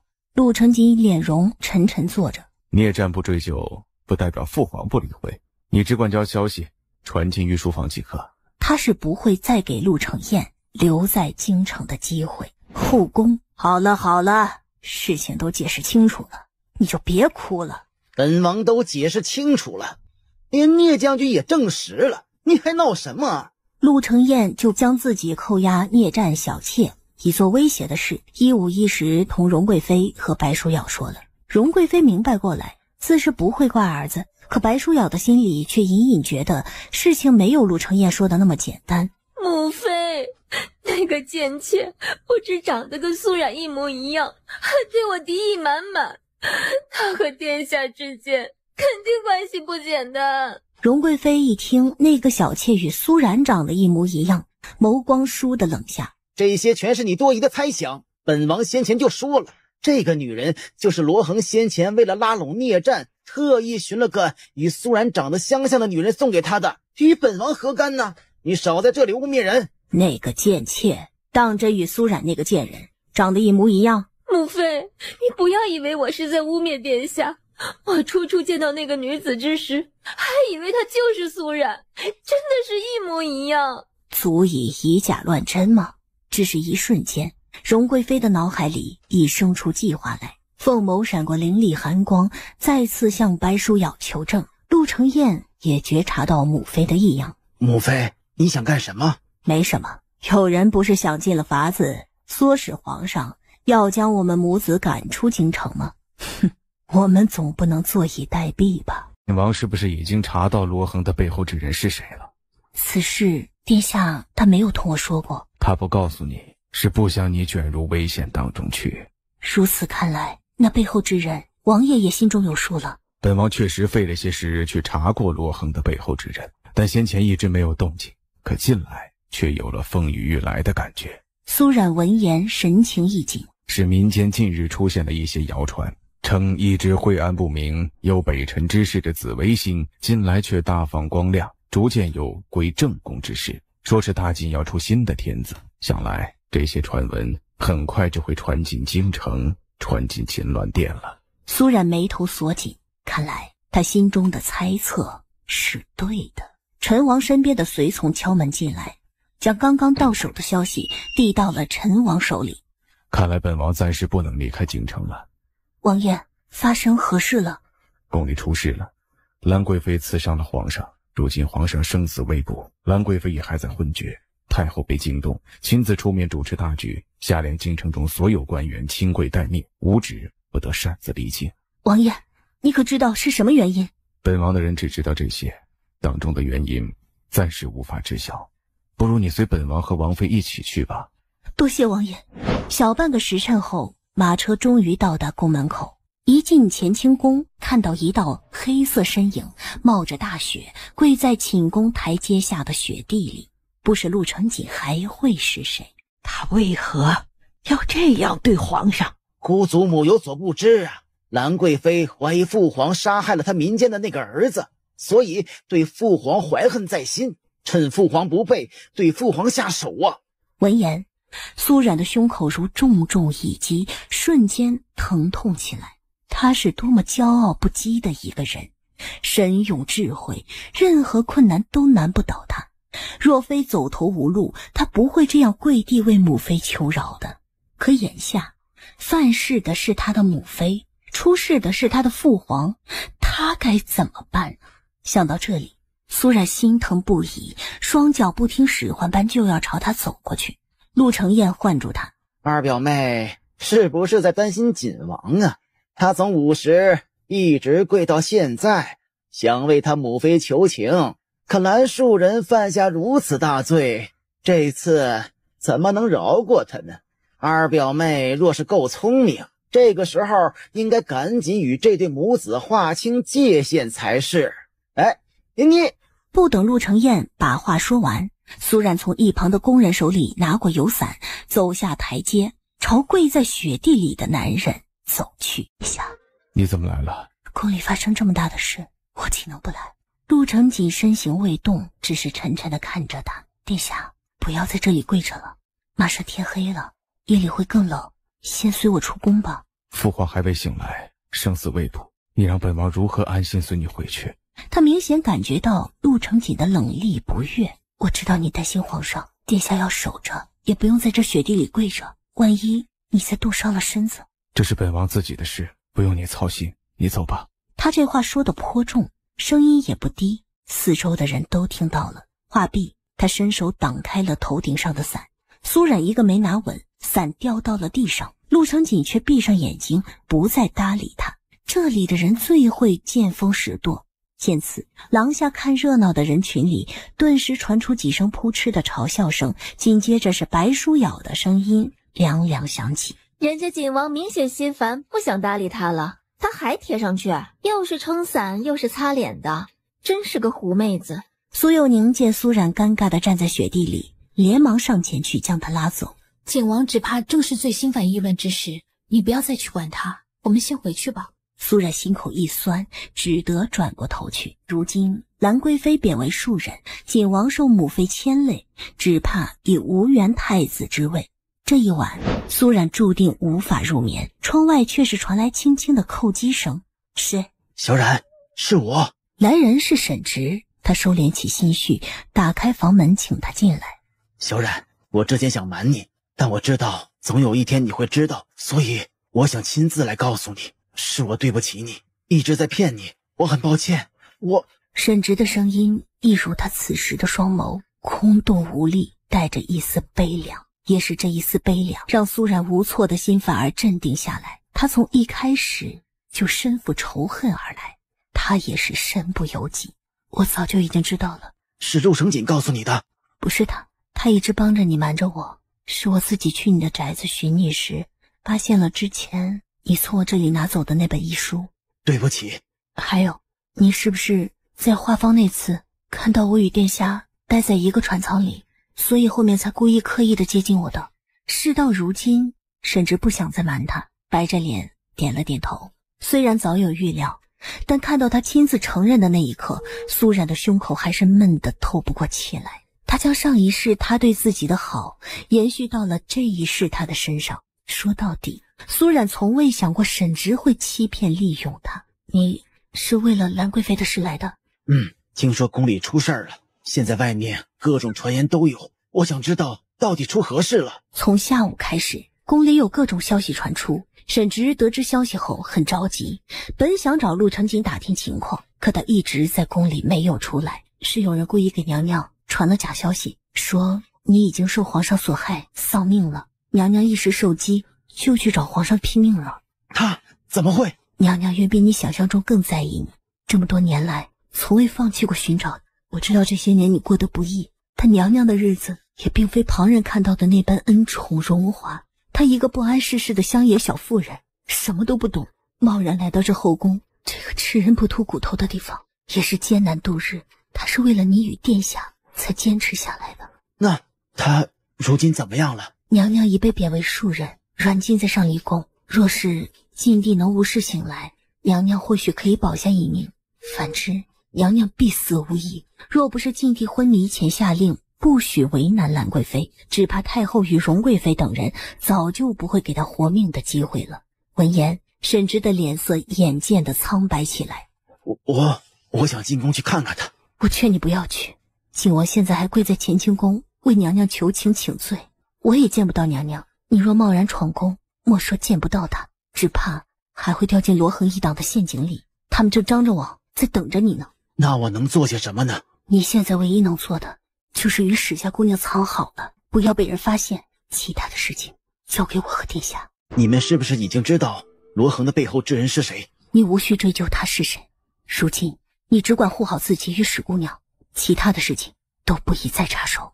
不止禁地在找他，陆承照、陆承彦的人也在找他，所以他只按着陆承锦的安排，等尸检一放出来，他们三人就离开京城，再不回来才是妥善的办法。沈直看着他，心里有许多话想说，终了却是一个字都说不出来。沈直，到底哪一副才是你的真面孔？你觉得到了如今，我还会以假面来面对你吗？啊？那坠影呢？是你的伪装。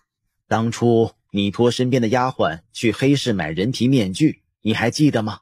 你就是那个鬼医。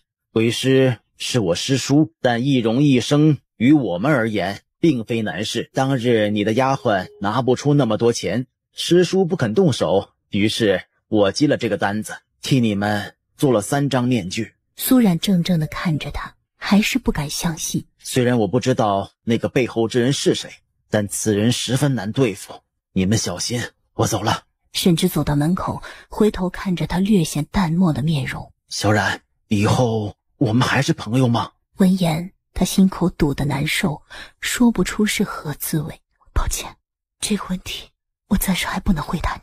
沈直神情微愣，却终是什么都没说，打开房门，冒着风雪离开。在知道他就是坠影，苏冉不禁想到上一世的许多事情。那上一世，他当成黑暗生命里的唯一光亮的挚友，却是害他成为冲喜皇后的罪魁祸首。这样的真相对苏冉来说太过残忍。苏冉房间的灯火一宿未熄，镇国公府上院暖阁里的灯火也亮了大半宿。殿下真是好手段，仅凭一个药童小厮，就令锦王方寸大乱，而如今又借兰贵妃出手，打了锦王一个措手不及。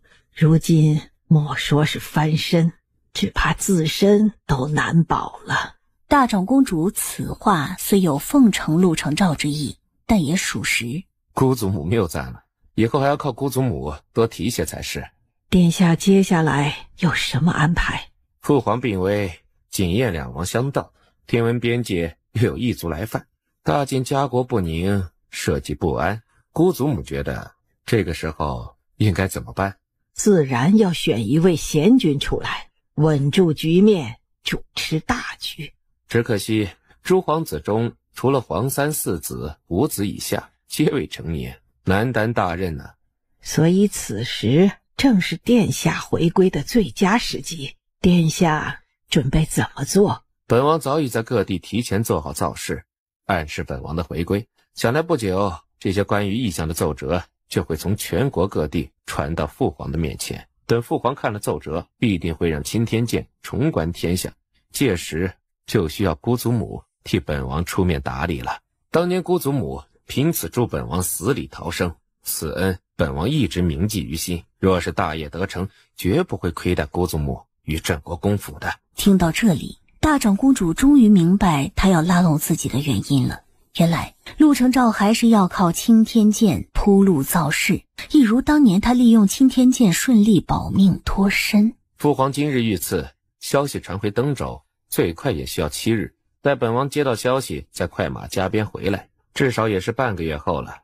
所以殿下准备在半个月后正式回归。哦，二表妹好灵的鼻子呀！啊，知道今日这里热闹，竟自己寻了过来啊！他话里的嘲讽意味再明显不过。陆承锦侧手看了他一眼，低声问道：你怎么来了？我找不到你，听大哥哥说你来了这里，所以就寻过来了。吃完饭你就回去吧。从进屋开始，苏冉就觉察到陆承锦不对劲，事情好似不像他故意疏离他那么简单。既然来了，就喝杯茶再走吧。祖母还有事同你说。苏冉看他的形容，猜到是有关上次密信的事同他说，于是留了下来。玉安从外面进来，小声同他禀告了什么。陆承彦听后神情一慌，连忙起身告辞走了。他一走，苏冉明显感觉到陆承锦全身松弛了下来。下一刻，大家可否回避一下，我有话要单独同姑祖母说。苏冉去了一旁的偏厅等着，苏幼宁跟着进来。姐姐，你没来之前，我听母亲说，景王这次来和燕王一样，都是冲着丹陵公主来的。难道他也改变主意，想去丹陵了吗？苏冉闻言，神情不由一紧。他不相信陆承锦会这样做，他一定会有别的理由。姐姐，如果真是这样，你打算怎么办？大家都知道丹陵性子好强，且不喜欢苏冉。如果她嫁给了景王，岂会有苏冉的好日子过？其实你也要想开些，丹陵是太子妃已经是事实了。如果景王将来继承大统的话，肯定是要娶她的。听说这一次兰贵妃的事情对景王影响很大，如果他想再分身，恐怕也要借助丹陵和大魏的势力了。是啊，形势对他不利，他也只能借助外力，自己帮不到他。可丹陵不一样，他的背后不只有大魏国，还有大长公主与镇国公府。想到这里，苏冉心里苦涩一片，更多的却是无奈。我没事的，只要殿下他能过这一关，其他的都不重要。真的吗？表姐当真什么都不在意？丹灵施施然走了进来。你怎么偷听我们说话？怎么话无不可对人言？我呢也不过是碰巧路过，表姐何必说偷听这么难听啊？是不是？你表姐，如果你当真不在意，就不会在这里眼巴巴的等着了，更不会听到景王来了这里就赶忙追过来。而我不妨告诉你，如果景王想娶我，就绝不能再娶你，哪怕做他的侧妃小妾都不行。他话说的不止难听，更是带着赤裸裸的挑衅。可苏然却并没有受他所激。公主是皇上亲封的太子妃，没人同你抢的，公主大可高枕无忧。说罢，苏冉再不理会他。见他这个样子，丹灵只感觉自己所有的气力打在了棉花上，一点作用都没有，像个跳梁小丑。顿时他又气又恼，狠狠瞪了苏冉一眼，甩袖走了。姑祖母的意思，难不成希望与苏家联姻的是大婚在即的燕王，亦或是姑祖母有了更好的人选？殿下说哪里的话，本宫一直最想看到的就是你早日与丹灵成亲，只是丹灵的性子要强，既然她不想你娶二丫头，若是你办不到，这桩亲事注定成不了。如此一来，就算本宫去太后面前替兰树人求情，与殿下的大业也无益，岂不是白忙一场？闻言，陆承锦眸光一沉，大长公主这一般的敷衍他，已经说明了他的态度。他已选择站队陆承照，自是会替陆承照保守秘密，不会告诉他任何事。本王自然是尊重姑祖母的决定，待父皇醒来，本王会亲自告诉父皇，本王求娶失败，告辞了。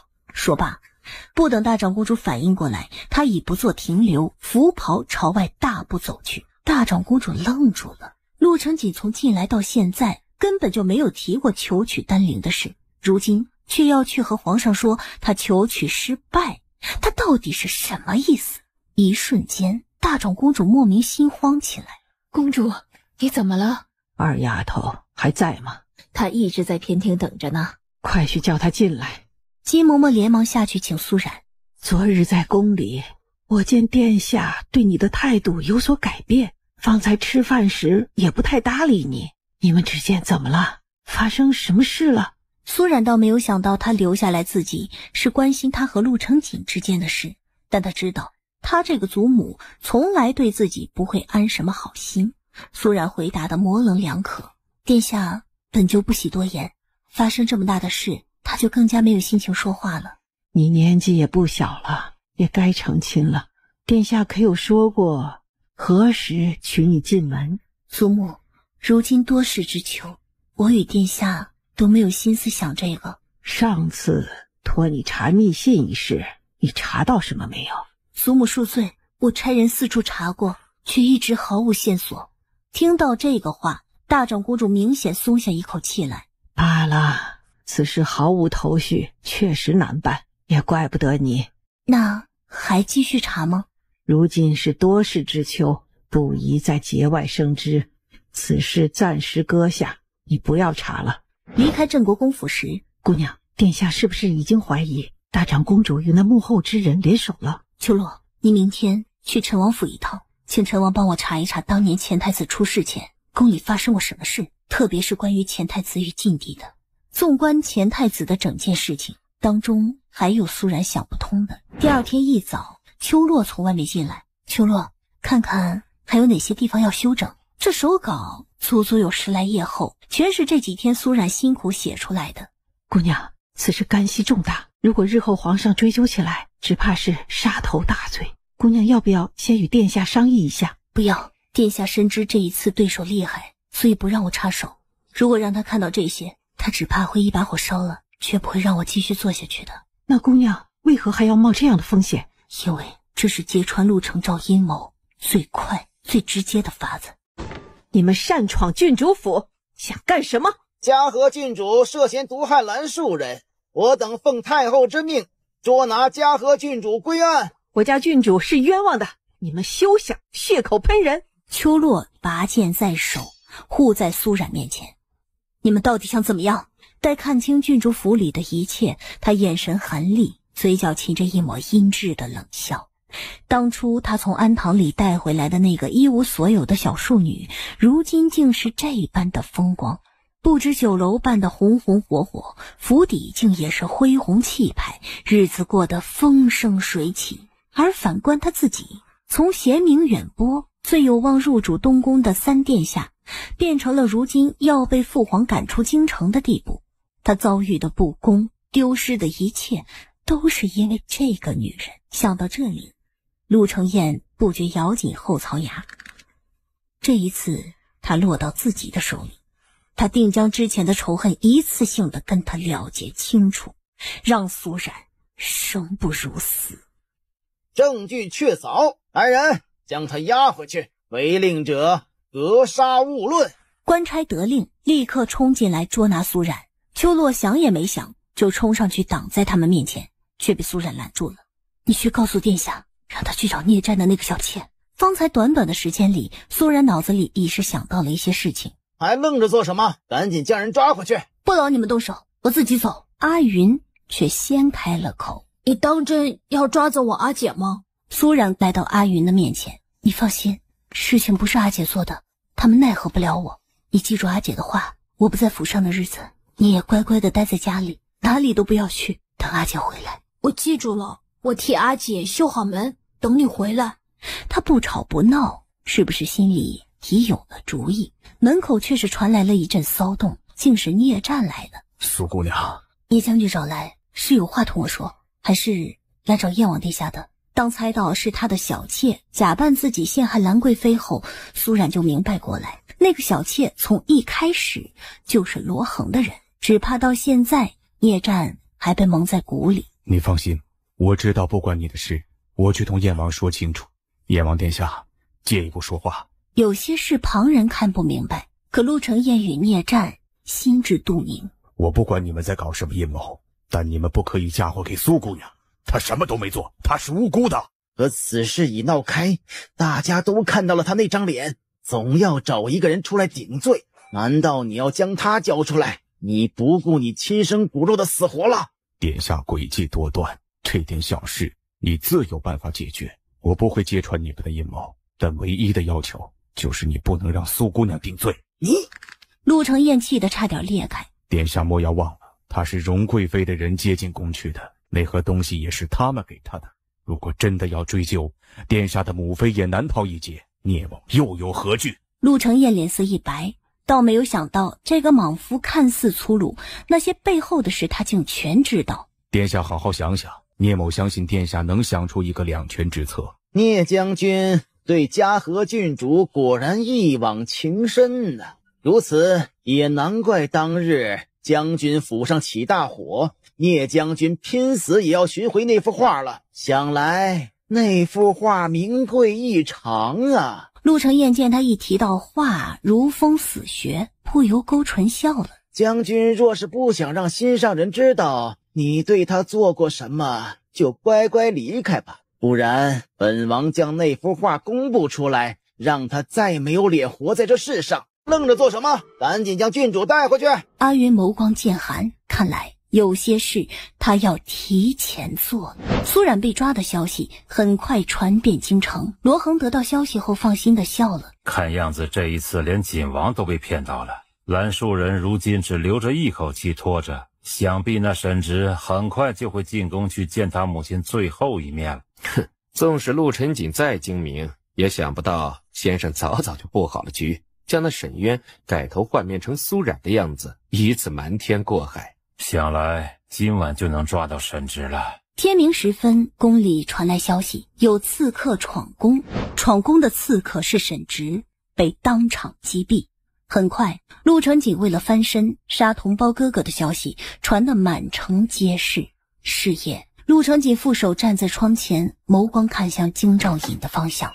殿下，大长公主落夜后偷偷出府，去了清政司府上，这是各个地方传来的密报。还以为他有多高明的手段，全是些下三滥。曾少北他们准备好了吗？曾大人与大公子都准备好了，就等殿下一声令下。动手。半夜时分，大理寺天牢方向火光冲天，似有人放火劫狱。他们所杀之人，却是前不久刚从登州抓捕归案的国舅爷秦衡及其家人。所幸大理寺防卫森严，刺客最后没能得逞，临行前却放火烧大牢。史家二公子石简不幸在大火中丧命。消息传开后，整个上京城里都震动了。到底是谁要杀秦衡？事态严重，惊动朝野。掌管三司的景王立刻下令关闭九门，所有人一律不得出城，并亲自带人捉拿刺客。城西某处院子里，先生不走吗？我不能走，殿下此刻还没出城，我要在此拖住晋王。可若是先生落到晋王手里，必死无疑的。走不掉了，他们已经到门口了。果然，下一刻院门被一脚踢开，陆承锦带人闯了进来。带人进屋搜，每寸地方都不能放过。殿下无需劳师动众，你要找的人已经走了。他走得出这个院，却走不出这座城。1个时辰前，本王已经下令封闭九门，一只苍蝇都不许飞出去。你们的主公离开还不到半个时辰，他已经出不了城了。闻言，罗恒脸上的血色瞬间褪去，一片苍白。去各个城门口搜，叛党刺客一定躲在出城的队伍里。殿下，我们奉命搜查院子时，发现了邓娘子。陆承锦闻言先是一怔，而后眸光冷了下去。果然，邓青瑜并不是失踪了，而是没有死心，又与罗恒勾搭在一起了。乐童呢？他一切和好，有没有伤到哪？我们没有看到小小姐。我们进屋时，厢房里只有邓娘子一个人在，可她一言不发，最后才说要见到殿下才告诉我们。他又想搞什么花样？上夹棍，若是他再不招，就夹断他的手指头。陆承彦一大早就过来亲自提审苏冉，先逼苏冉认罪，再想办法让婉婉拿出那幅画。如此有把柄在手，就不怕聂战宇的翻脸了。陆承彦，你休想屈打成招！娘娘出事那天，我根本没有离开过郡主府，我全府上下都能为我作证。你若真要查，就去查那雪花酥是从哪里得来的，每天进出宫的人到底有哪些？陆承彦知道他想说什么，重重地扣下惊堂木。你府上的人自是帮你说话，而宫里那么多眼睛看到的是你给蓝树人送去的雪花酥，铁证如山，你逃不掉的。不如招了，免受皮肉之苦啊！你不如直接杀了我，不然你休想让我替你们顶罪。如此，你休怪本王不顾情面了。永祥，若是他再不招，大棍伺候。你敢？话音未落，陆承锦甩袍大步跨进堂来。你来干什么？太后已下令，此事不许你插手。陆承锦却看都不看他一眼，径直来到苏冉的面前。秀冉，对不起，我来晚了。这些天发生太多事了，苏冉一直盼着能见到他，可陆承锦一次都没有出现过。我没事，我知道地下有很多事情要做，我知道你一定会来。听得陆承锦越发心疼起来，看着二人旁若无人的在公堂上恩爱私语，陆承彦拳头几乎要捏出火来。听闻皇帝手下的大理寺刺客闯进去，肆无忌惮的杀人放火，发生这么大的事儿，皇帝不去抓刺客，竟然还有心思来这里多管闲事儿啊！本王今日来是来接小冉出去的。皇兄既然知道本王事务繁忙，就不要再阻拦耽搁。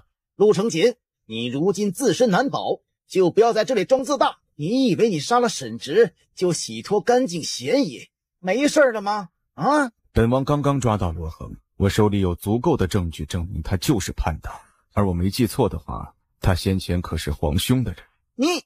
罗恒做过许多坏事，死10次都不够，但他不过是一个名不见经传的谋士，若非皇兄慧眼识珠，他岂能做成这么多大事？陆承锦，你休要血口喷人，他的那些事儿，本王一概不知。我也相信皇兄是清白的，我更知道他背后另有人在指使他，而本王如今就是要找出他的背后之人。皇兄觉得他会招出谁来呀？等听明白他话里的意思，他再也绷不住，脸色大变，彻底慌了。哪怕他当初打断了他双腿，罗恒也不肯将主公招供出来。如今他落到陆成锦的手里，陆成锦要审他，他为了报断腿之仇，一定要将所有的坏事都往自己的头上推，到时候他岂不是百口莫辩，死路一条？想到这里，陆承彦整个人都僵住了，好半晌才从牙缝里挤出话来：你到底想干什么？如果他想活命，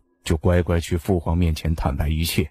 你母妃在中间担起什么角色，你心知肚明。还有，你将那个婉婉交出来，替萧然洗刷冤屈。陆承锦连婉婉的名字都叫得出来，事情他早已一清二楚，亏得他还以为事情天衣无缝，将那婉婉给保下来，如今却成了陆承锦钳制自己的利器。而下一刻，猛然从他的话音里觉察到了什么。你方才说去父皇面前坦白，父皇是不是早就醒了？到了大理寺，他带着他去了房间里。陛下，你是如何查到聂战的那个小妾的？不等陆承锦回答，还有，殿下，听说沈直出事了，是真的吗？是不是皇上早就醒了，他与娘娘都没有事？你先休息一下，等你病好了，我再把这些事情告诉你。你先睡一会儿。苏冉这几日确实没有好好的休息过，如今陆承锦就在身边，他也就放松了，眼皮不觉沉下来，昏昏沉沉的睡了过去。你去召大公子过来，给他看病。苏冉迷糊间听到了陆承锦提到大公子，谁是大公子？以前怎么没有听陆承锦提过？不一会儿，一个男人背着药箱走了进来。小冉发热了，你替他看看。男人坐下，手指轻轻搭了上去。他是太累了，神思疲怠，引起了热症。我去给他煎一剂药，等他服下后，你让他好好睡一觉，应该就没事了。12公子怎么样了？虽然救了他的性命，但他还是不能原谅我。所幸有静怡帮着劝他，他才平复了不少。你打算什么时候带他们离开？尽快吧。你安排好后告诉我，我会让人护送你们出城。天色渐渐暗下去，秋落也来了。姑娘，你身子还好吗？大家都很担心你。我没事，只是没睡好。府里一切都好吗？阿云有没有出去？府里一切都好。小公子除了上次和我一起来见殿下，其他时候都乖乖的待在家里，姑娘不用担心。闻言，苏冉不由得放下心来。紧接着，长鸾的声音在外面响起：殿下，他一直闹着要见您，您要不要去见他一面呀？苏冉脚步顿下，却久久没有听到陆承锦的回答。姑娘，我方才进来时听到外面的人说，大理寺在抓罗恒时，在罗恒的院子里找到了邓娘子。苏冉眸光一紧，终是明白陆承锦为何迟迟没有开口了。邓氏之前带着女儿离开京城回去西北，却在半路失踪，如今看来他根本就是有预谋的逃走。姑娘，这次抓到邓氏时，他的女儿却没有在身边，听闻长鸾带人四处找过，都没有找到，而问了邓氏，他却一直不肯说。听到这里，苏冉的心口莫名一跳，继而咯噔一声往下沉。陆承锦过来耳房：有没有感觉好一点？我好多了，没事了。我还有事，马上回来。殿下，你是不是要去见邓青瑜啊？我陪你一起去吧。你都知道了？是。陆承锦看出他眸光里的担忧，心里也跟着往下沉去。下一刻，他终是点头，握紧苏冉的手，一起往大牢里去。你为什么要带他来？我不想看到他。邓青瑜一时凶狠地看着苏冉。乐童在哪儿？你将他藏在哪儿了？邓青瑜一听到他提起乐童，目光痴迷地看着陆承锦，语带幽怨：殿下，你为何总是记着他？难道你一点都不关心我吗？邓氏，你如今连自尊自重都不要了吗？自尊自重？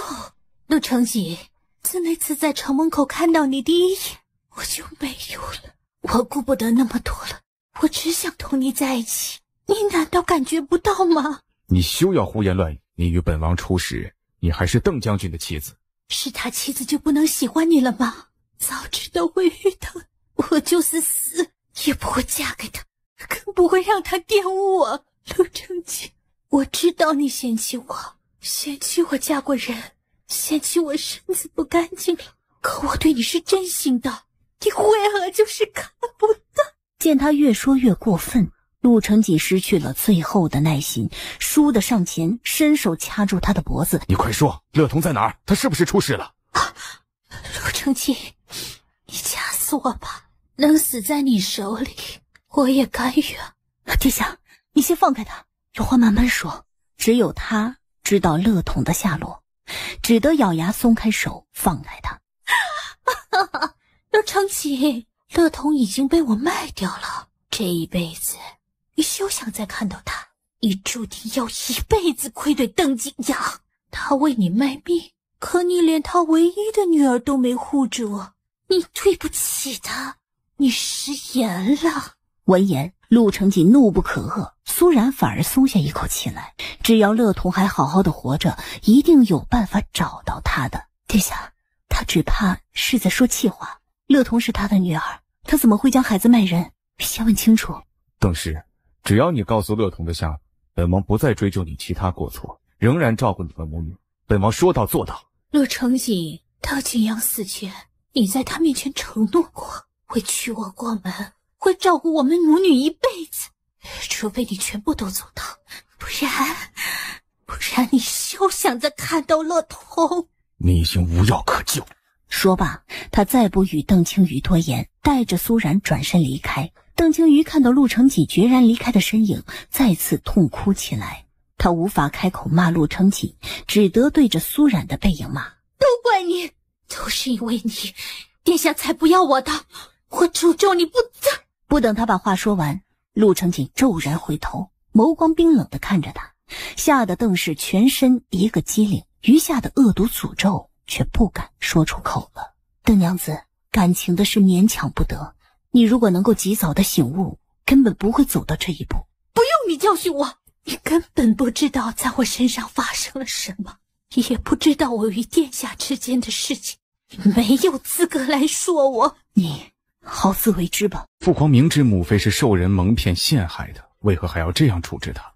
朕若是不这样做，连你都会毁了。父皇准备让我何时出发？新年将近，等过完年你就回北疆吧。朝中的形势瞬息万变，等他将来再回来，只怕京城早已变天了，所以他是绝不会离开的。其实父皇早已知道掀起这阵风波的人是谁，所谓的天象，各地方涌现的异象，还有之前给父皇写的告密信，给母妃假消息的人，都是他。虽然陆成锦没有提名字，但禁地已心知肚明。父皇这个时候让我离开，是不想让我继续查他的事。从朕昏迷至今，你查了不少时日，可一直没有结果。朕总归要给天下人一个交代。我早就说过，那罗恒就是他的人，他处心积虑地将罗恒安插在燕王身边，唆使陆承彦与我为敌，他们好坐收渔翁之利。他并非临时起意，他绝不是无辜的。你说再多，都只是你的揣测。你掌管三司，难道不知道口说无凭？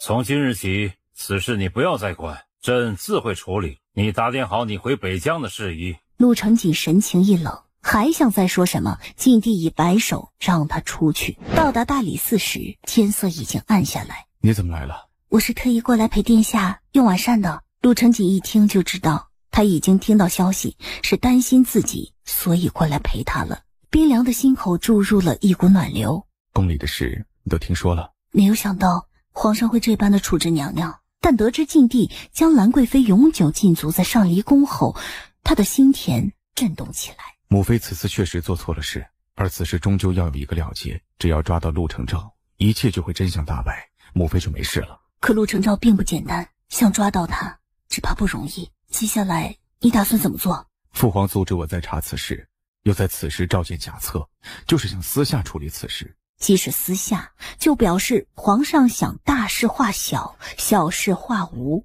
不会追究陆承照的罪责。看来皇上对前太子的感情比他预想中更深。父皇还对他抱有父子之情，希望能劝服他收手。可陆承照野心勃勃，为了复位，什么事都做得出来，是父皇把他想得太简单了。殿下，皇上此举是有意将殿下的风声平息下去。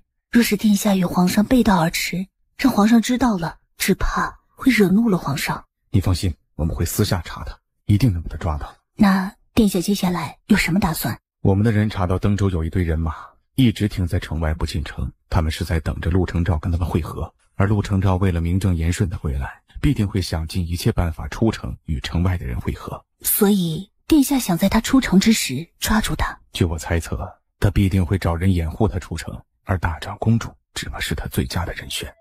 要不明日我回镇国公府一趟，看祖母那边有什么动静。你不要去，大长公主已经知道我们对她起了疑，若是你突然回去，反而会打草惊蛇的。隔了2日，镇国公府派人来请他过去。丹陵公主要回大魏了，公主今日在家里设了家宴为她饯行，所以请二姑娘一起回去赴宴。苏冉听后心思微动，马上过新年了，丹陵怎么会在这个时候回大魏？难道真的如陆承锦所说，是大长公主要帮陆承昭出城，利用丹陵出城为他做掩护吗？当即就跟着金嬷嬷去了镇国公府。你将我弟弟抓去哪里了？姑娘不要着急，说起来你是我的表妹，而令弟呢更是我的堂弟，本王不会为难你们的。听到堂弟2字，苏冉心头雪亮。你要利用阿云逼陈王送你出城？闻言，陆承昭神情微顿，他是真的没有想到苏冉竟能一眼猜中他的心思。为何是陈王而不是你呢？陈王府，君主有何打算？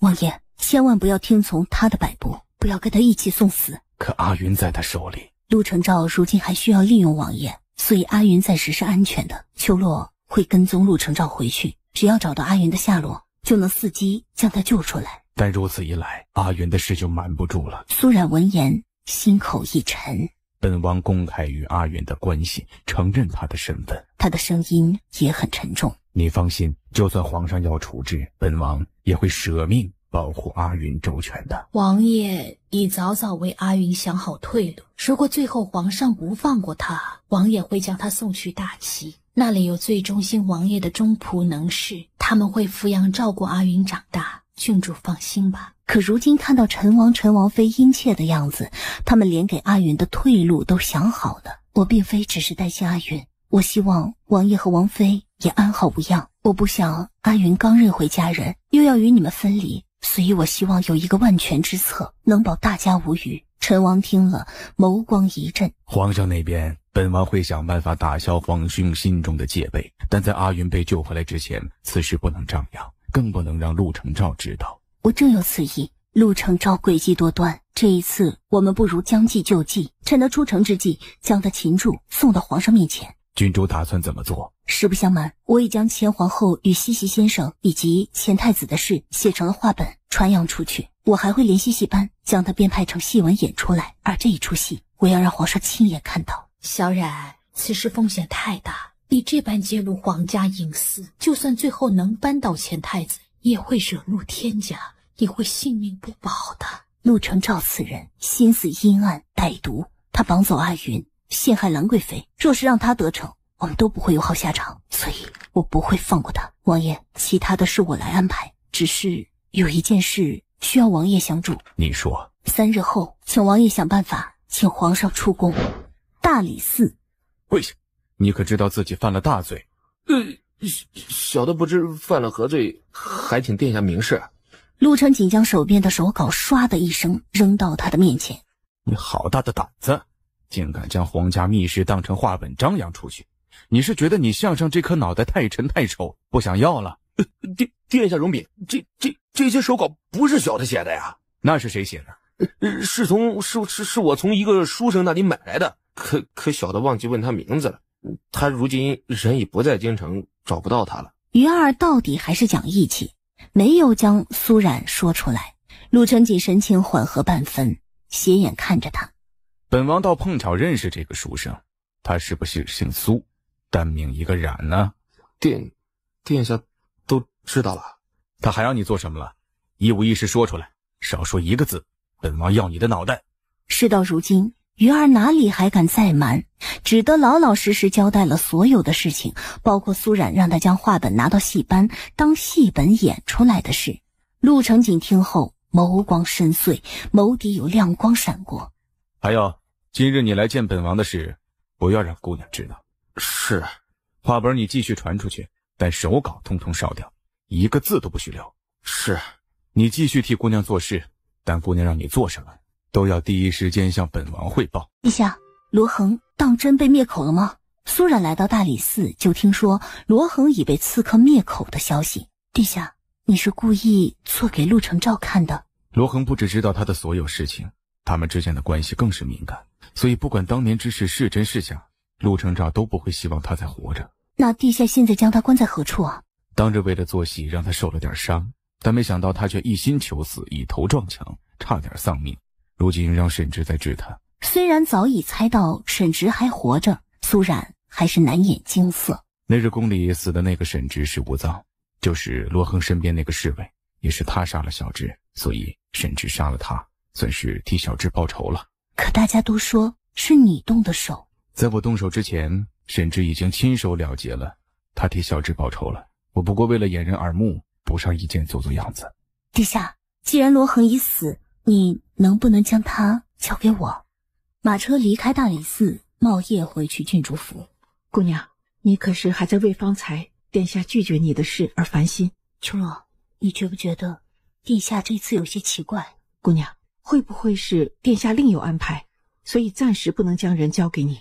秋洛说的似乎有理，但苏冉还是觉得陆承锦有事瞒着他。姑娘，我正想同你说，我上次去大理寺，长鸾他们似乎有事在防着我，我就觉得……余下的话秋洛没说，苏冉也明白他的意思。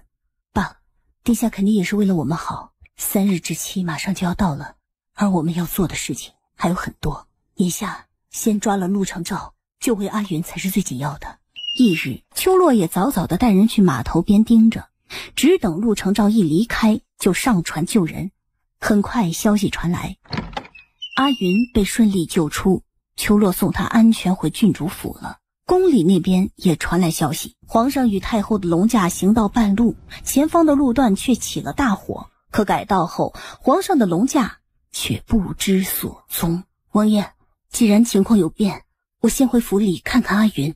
王爷放心，我回去之后会好好的同阿云解释您与他之间的关系，等他想通之后，我再安排王爷与他见面。听他这样说，陈王不觉松下一口气来。多谢郡主体谅，如果阿云不愿意认我，本王也不勉强。阿云的心智不同一般的孩子，他会明白的。听他这样说，陈王妃终是放下心来。从陈王府出来，苏冉坐上马车回郡主府。秋洛，陆承照没有按着约定来陈王府，而皇上的龙驾也出事了。我怀疑陆承照是要趁着城中大乱，趁机出城。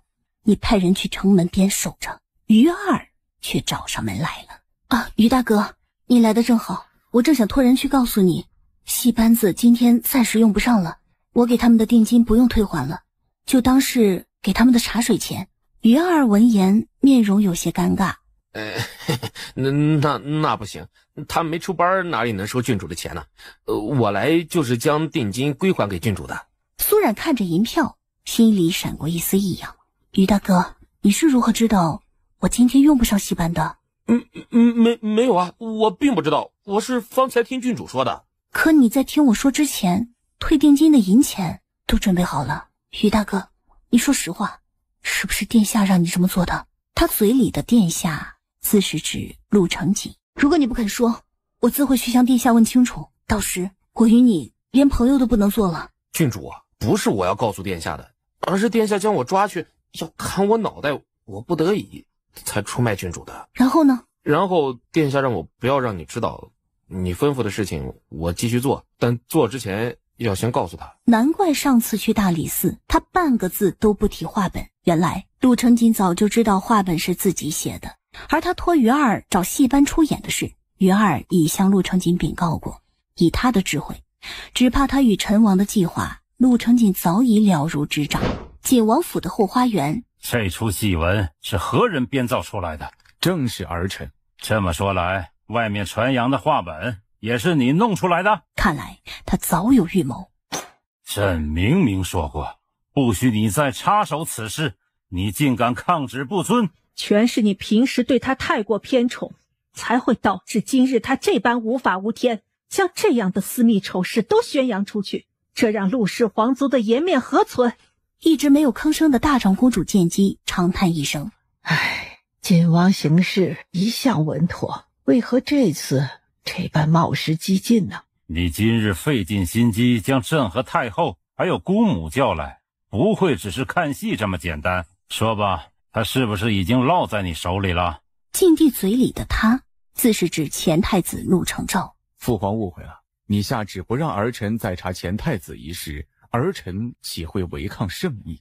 其实今日儿臣请父皇太后来看这出戏，是为了解开先前关于天象异象的谣言之谜。而最后三司查到，所谓帝王星归位，不过是江湖术士收了银钱的胡诌之言。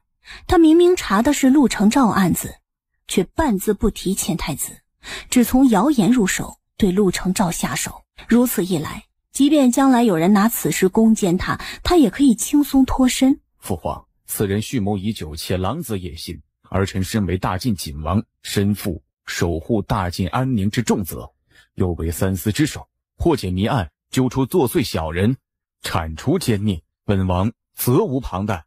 太后神情恢复沉静。当初你一时心软，留他一命，而今他怀恨而来，野心勃勃，若是再抓到他，皇上定不能再放过。戏文里的剧情样样与当年之事贴合，不仅勾起了他尘封的记忆，还解开了他当年心中未解的疑惑。譬如当年他为何病得蹊跷，为何秘药需要亲人的肉血做药引，原来全是有人刻意谋划。如此，这一次皇上没有再反驳太后的话，竟是默默应下了。既然父皇心意已定，大理寺已将此案主犯抓获，父皇可要移步大理寺亲审此案。原来一切全在他的掌控中，而陆承诏也早就落在了他的手里。陆承瑾坦然迎上晋帝的目光，再次开口：是在大理寺公审，还是将他提到这里私下审理？儿臣全听父皇安排。四皇帝，想当年你连门栓高都没有，如今竟能挡住姑的光了。母后说的没错，你们这群庶子就像宫墙角的那堆杂草，讨厌又显眼，要尽早除去。当年你若不是去了西北，姑早就不会留你至今日了。你放心，你的坟头很快就会长出数不尽的杂草，东宫的门栓本王都会全都换了，扔到你的坟头烧给。哼，你要杀我，陆承瑾，你不敢的。你若要杀我，早就动手了，不会等到现在。你若杀了我，父皇不会放过你。你已背负了一个杀兄的恶名，你若敢再对我下手，你永远别想得到大晋江山。本王贵为三司之首，连国舅爷的头都敢砍，何时不敢杀你一个造谣生事的鼠辈？他平生第一次被人骂作鼠辈，简直比杀了他还难受。本王不杀你，是因为不想太便宜你。你难道忘记了，你身上还有许多未解之谜呢？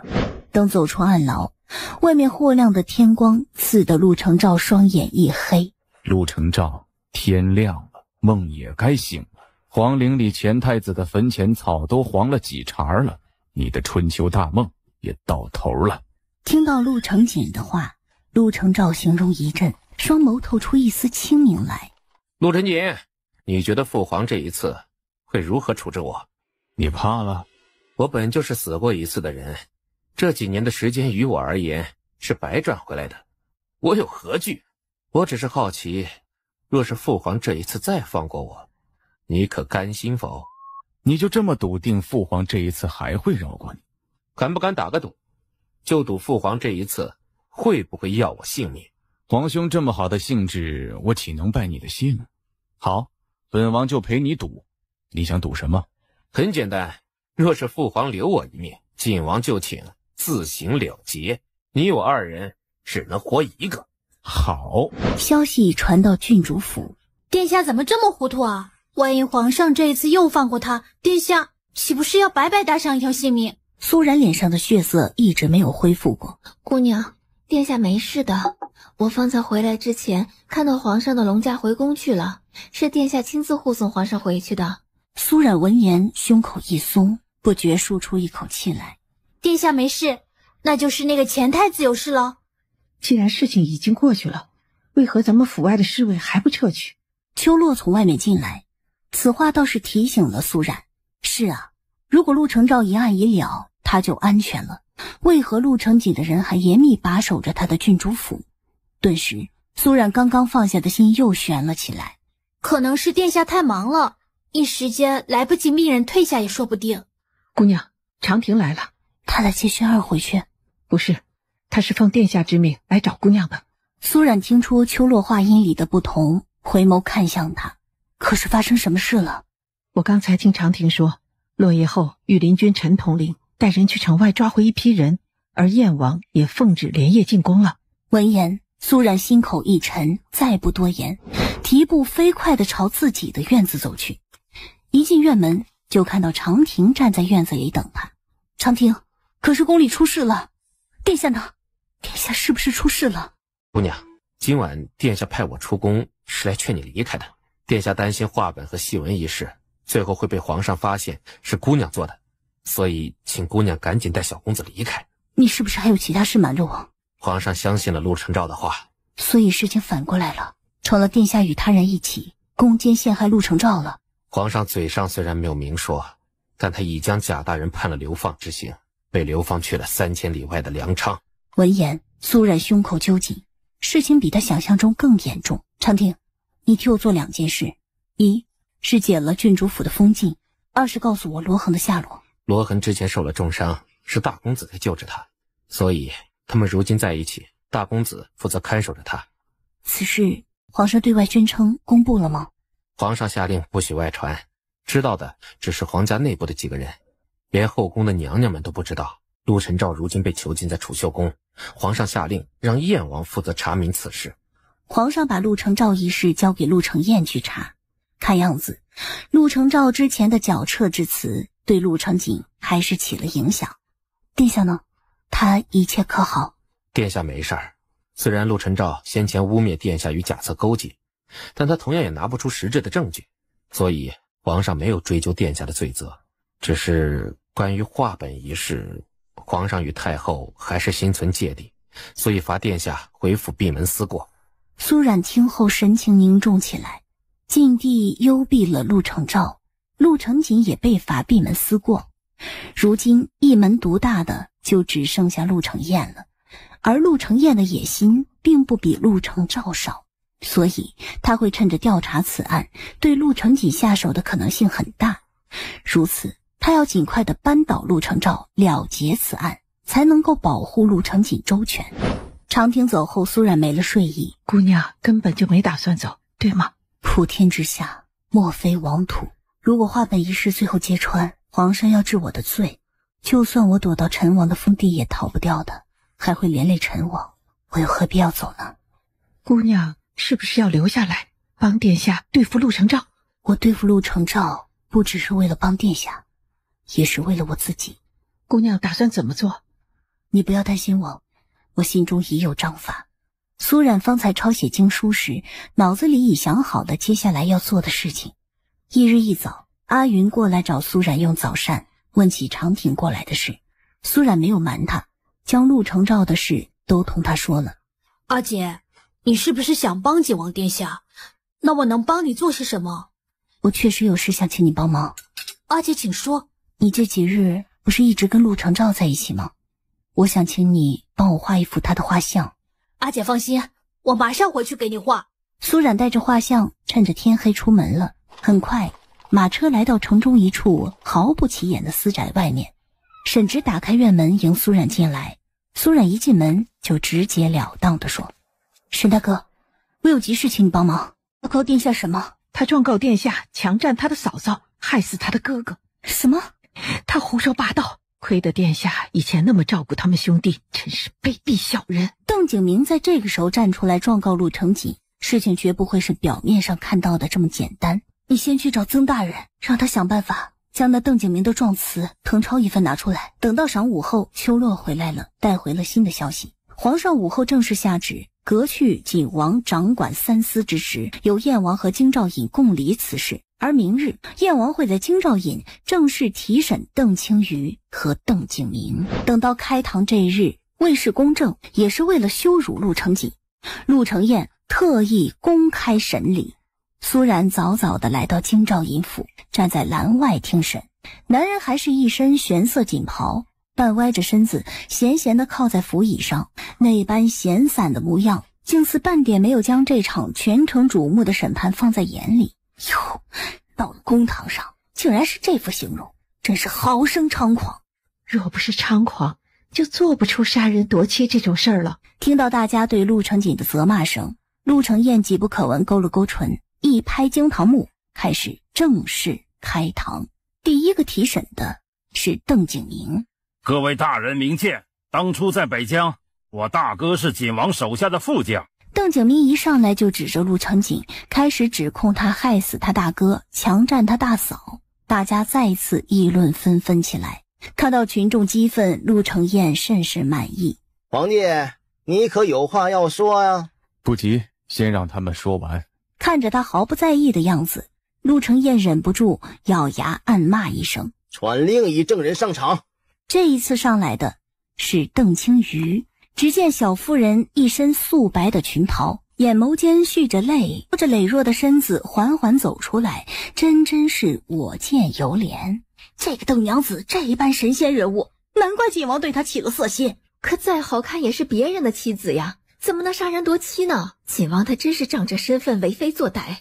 邓景明，这位可是你的嫂嫂邓氏？正是。方才你小叔子所言你都听到了，他所言可句句属实啊？是我对不起夫君，早在发现晋王对我心思不纯时，我就应该告诉夫君的。可晋王权力通天，我不敢得罪他，便想委曲求全，可却没想到他却步步紧逼，最后竟是害死了夫君，都是我的错。简直是痴人说梦，不支持。邓氏，你所言全是你的意念，本王莫说对你起男女心思，就连看你一眼我都嫌恶心。陆成锦一开口，全场倏然安静下来。他不动自威的气势不止将邓青瑜吓得住了嘴，连场外围观的百姓也集体噤声。明明是你不守妇道，背叛邓将军，想攀上本王，如今却倒打一耙。邓氏，本王还真是小瞧了你。本王再问你最后一次，你到底将乐童卖去了哪里？不是他逼我的，我没有不守妇道，我是清白的。看着他疯魔般的样子，陆成锦神情间的厌恶更深。陆成锦，是你将我害成这样的，你不能这样对我。邓氏，你方才说锦王诬陷你，可有证据？这句话再次点醒了邓青瑜，他在堂前跪下。愿王殿下明鉴，臣妇却有另一桩冤情要诉。陆成锦看着邓氏疯魔的样子，已料到了他要说什么，冷声警告他：邓氏，你休要胡言乱语。殿下容禀，当日在梁安之时，明明是苏然被劫匪绑走，并绑至土匪山寨里2夜未归，可景王为了保全他的名声，硬生生逼我签下结案书，让我替苏然担下这个污名。此言一出，公堂内外再次一片哗然。哦，皇帝啊，邓氏所言可是当真？疯人之言，岂能当真？吴国公问邓青瑜：你先前说景王为了你杀害了邓将军，如今又说他为了保全嘉禾郡主的名声与你不义，岂不矛盾？邓青瑜神情一僵，马上哭了出来。是他喜新厌旧，为今后遇到苏然就将我抛弃了。他不止逼我签下结案书，更是为了保守这个秘密，将整个山寨的人都割掉舌头扔进了深山的矿山里。愿王殿下可以派人去矿山里找一找，只要找到那些断舌之人，就知道我没有说假话。此事与此案无关，若是你们要将两者混淆，本王拒绝参与本案审理。哼，如果能证明邓娘子方才所言是真的，那就说明她没有污蔑你。同理，她说你害死她丈夫，也就可信了。说罢，陆承彦抬手指向围栏外的苏冉：既然事关嘉禾郡主，而他又刚好在这里，不如请他过来说清楚。臣妇愿意与他当面对质。因着邓青瑜方才的话，大家看苏冉的目光都异样起来，一个个的对他避之不及。在土匪窝子里待了2天的女子，哪里还会有什么清白？他一脸妩媚呀，不然啊，这景王如何被他迷的，将那邓氏都抛弃了？姑娘，我们回去吧。苏冉却轻轻摇了摇头，抬眸朝陆成锦看去。他还不能走，他要弄清楚邓将军一死的真相，帮他洗清罪名。进入堂内，邓娘子，你口口声声要与我当面对质，也好，我也有话要同你说。从我认识你的第一天起，我就知道你深爱着景王，你用尽了手段要与他在一起，可你如今却在撒谎，说殿下强占你，你不止可耻，更是可悲。你血口喷人！我去过燕州，也听过你和殿下的事情。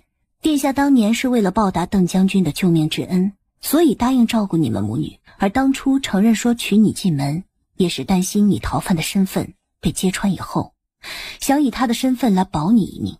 可殿下从未对你有个男女之情，他只是将你当成嫂嫂看待，以礼相待。真正有非分之想的人是你。你胡说！是不是胡说？燕州城数以万计的百姓可以替殿下作证，殿下不揭穿你是顾及着邓将军，为你保留最后一丝脸面罢了。我亲耳听过你亲切地唤过殿下锦郎，而当日你从北疆回京也是瞒着殿下，殿下数次要送你回去，你百般借口就是不肯走。你一直想嫁入锦王府，就在前不久，你还拿乐童的下落逼殿下娶你，是殿下再一次拒绝了你，你才颠倒黑白，要报复殿下。苏冉的声音不急不徐，却落地有声，莫名的让人信服。他转身看向了一脸正恶的邓景明。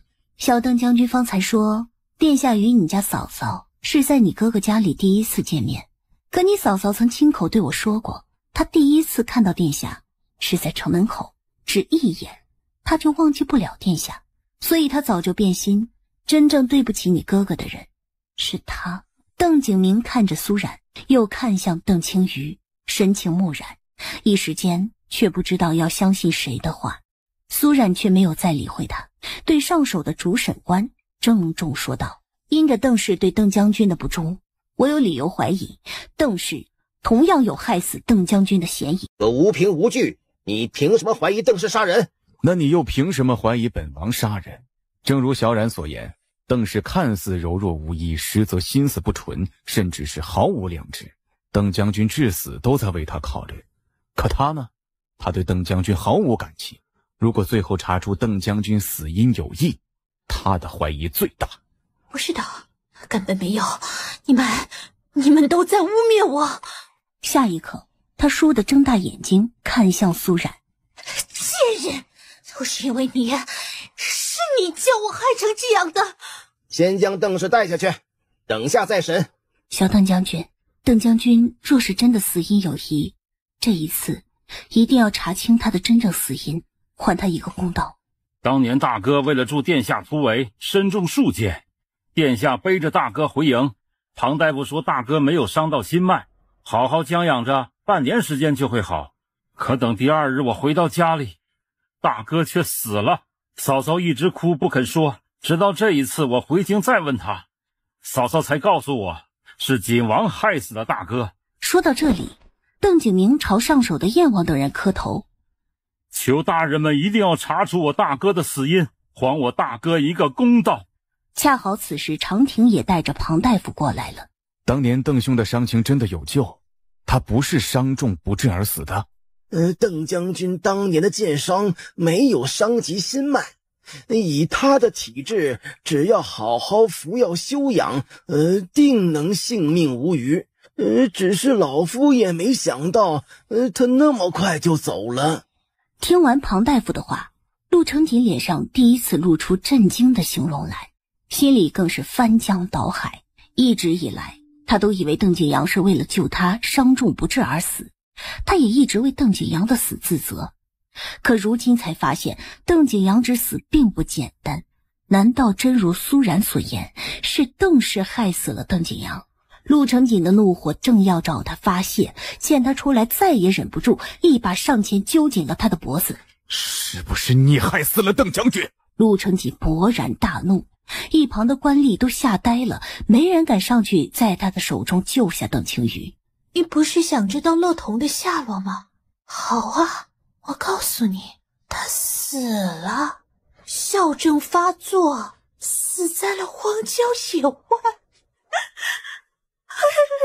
陆成锦，乐童死前一直喊着阿爹，他是在喊你的，喊你去救他。你为什么不去救他呢？她可是你的女儿啊！随着邓青瑜的话，陆成锦耳边响起乐童的声音：“你个毒妇，我要将你碎尸万段！”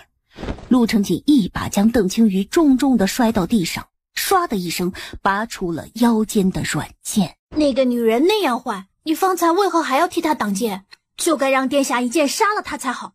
傻丫头，若是殿下方才杀了她，就是中了她的计。姑娘，你的意思是，那个邓氏是故意在这个时候爆出乐童的死讯，来激怒殿下？他大概是也知道自己罪行难逃，所以想拉着殿下下水。他真是比想象中更狠，只是可怜了乐童那孩子。殿下一向将她当亲生女儿看待，却不知这一次殿下如何承受得住。他离开京兆尹时，脸色很冷，一言不发，像个式神一样让人不敢靠近。但苏冉却感觉到他心里的悲痛。殿下，他一定会挺过来的，只是他也需要时间平复心绪，所以这段日子他无法去做的事情，苏冉都要替他做好。姑娘，方才那邓氏当众说出你被劫一事，若是传进宫里，只怕皇上又会……姑娘，这可是你的终身大事，你赶紧想想办法吧。你觉得燕王会放过这么好的机会吗？眼下殿下的事最要紧，其他的事以后再说。秋落进来了，姑娘有何事吩咐？这封信你立刻派人给樊先生送去，越快越好。我们要尽快的查清邓将军的死因。姑娘，邓将军死了这么多年，又是在北疆，我们如何查得到他的死因呢？找机会去试探一下邓景明，我感觉他与邓青瑜之间的关系不寻常。翌日小年，苏冉则带着熬好的腊八粥，带着秋落坐上马车往景王府去。郡主怎么到这里来了？啊，我熬了腊八粥，还有些吃食，给殿下送过来。郡主有心了，可殿下为了小小姐的事食不下咽，只怕这些东西送进去也是浪费。郡主还是带回去吧。我想进去看看殿下，麻烦嬷嬷行个方便啊。殿下如今在关禁闭中，皇上有令，不许他与外人接触。郡主还是请回吧。自己被掳劫一事，想必景王府里的人肯定也都听说了。如今看到舒嬷嬷对自己的态度，苏冉已是心知肚明。那麻烦嬷嬷告诉殿下，我已托人给贾探花在粮仓寻了个差事，幼宁也会跟着他一起去粮仓，这样他们以后就能衣食无忧的在一起了。郡主放心，老奴一定替你带到。还有邓将军的案子，我也有了一些眉目，请殿下不要担心。邓将军一案，殿下说了，不用郡主担心。郡主先前答应离开京城，还请姑娘说到做到，尽早启程。嬷嬷，敢问一句，殿下是不是已经查到邓将军死因的线索？这是机密之事，老奴也不知道。老奴还有事，郡主请回吧。说罢，转身进去，关上了门。苏冉满怀着欢喜而来，却没有想到最后连陆成锦的面都没有见到。姑娘，要不我带你翻墙进去见殿下？不必了，进去了殿下也不会再见我的。为何？说不定这只是舒嬷嬷的意思，殿下他并不知道你来了呢。殿下他知道的，舒嬷嬷是照他的意思传的话，所以我们进去他也不会见我们。苏冉真的没有想到今日来见他会这般碰壁。他原本还想着见到他后与他商议邓将军还有罗恒的事，再好好的宽慰他，让他不要再为乐童的死而伤心。我们回去吧。从舒嬷嬷出现开始，陆成锦就来到墙下，所以苏然与舒嬷嬷的对话他听得一清二楚。可不止他一人，与他站在墙下的人竟还有陆承彦。真的舍得吗？这样的红颜知己，皇帝就这样抛弃了？方才的事皇兄都看到了，可以回去回复父皇了。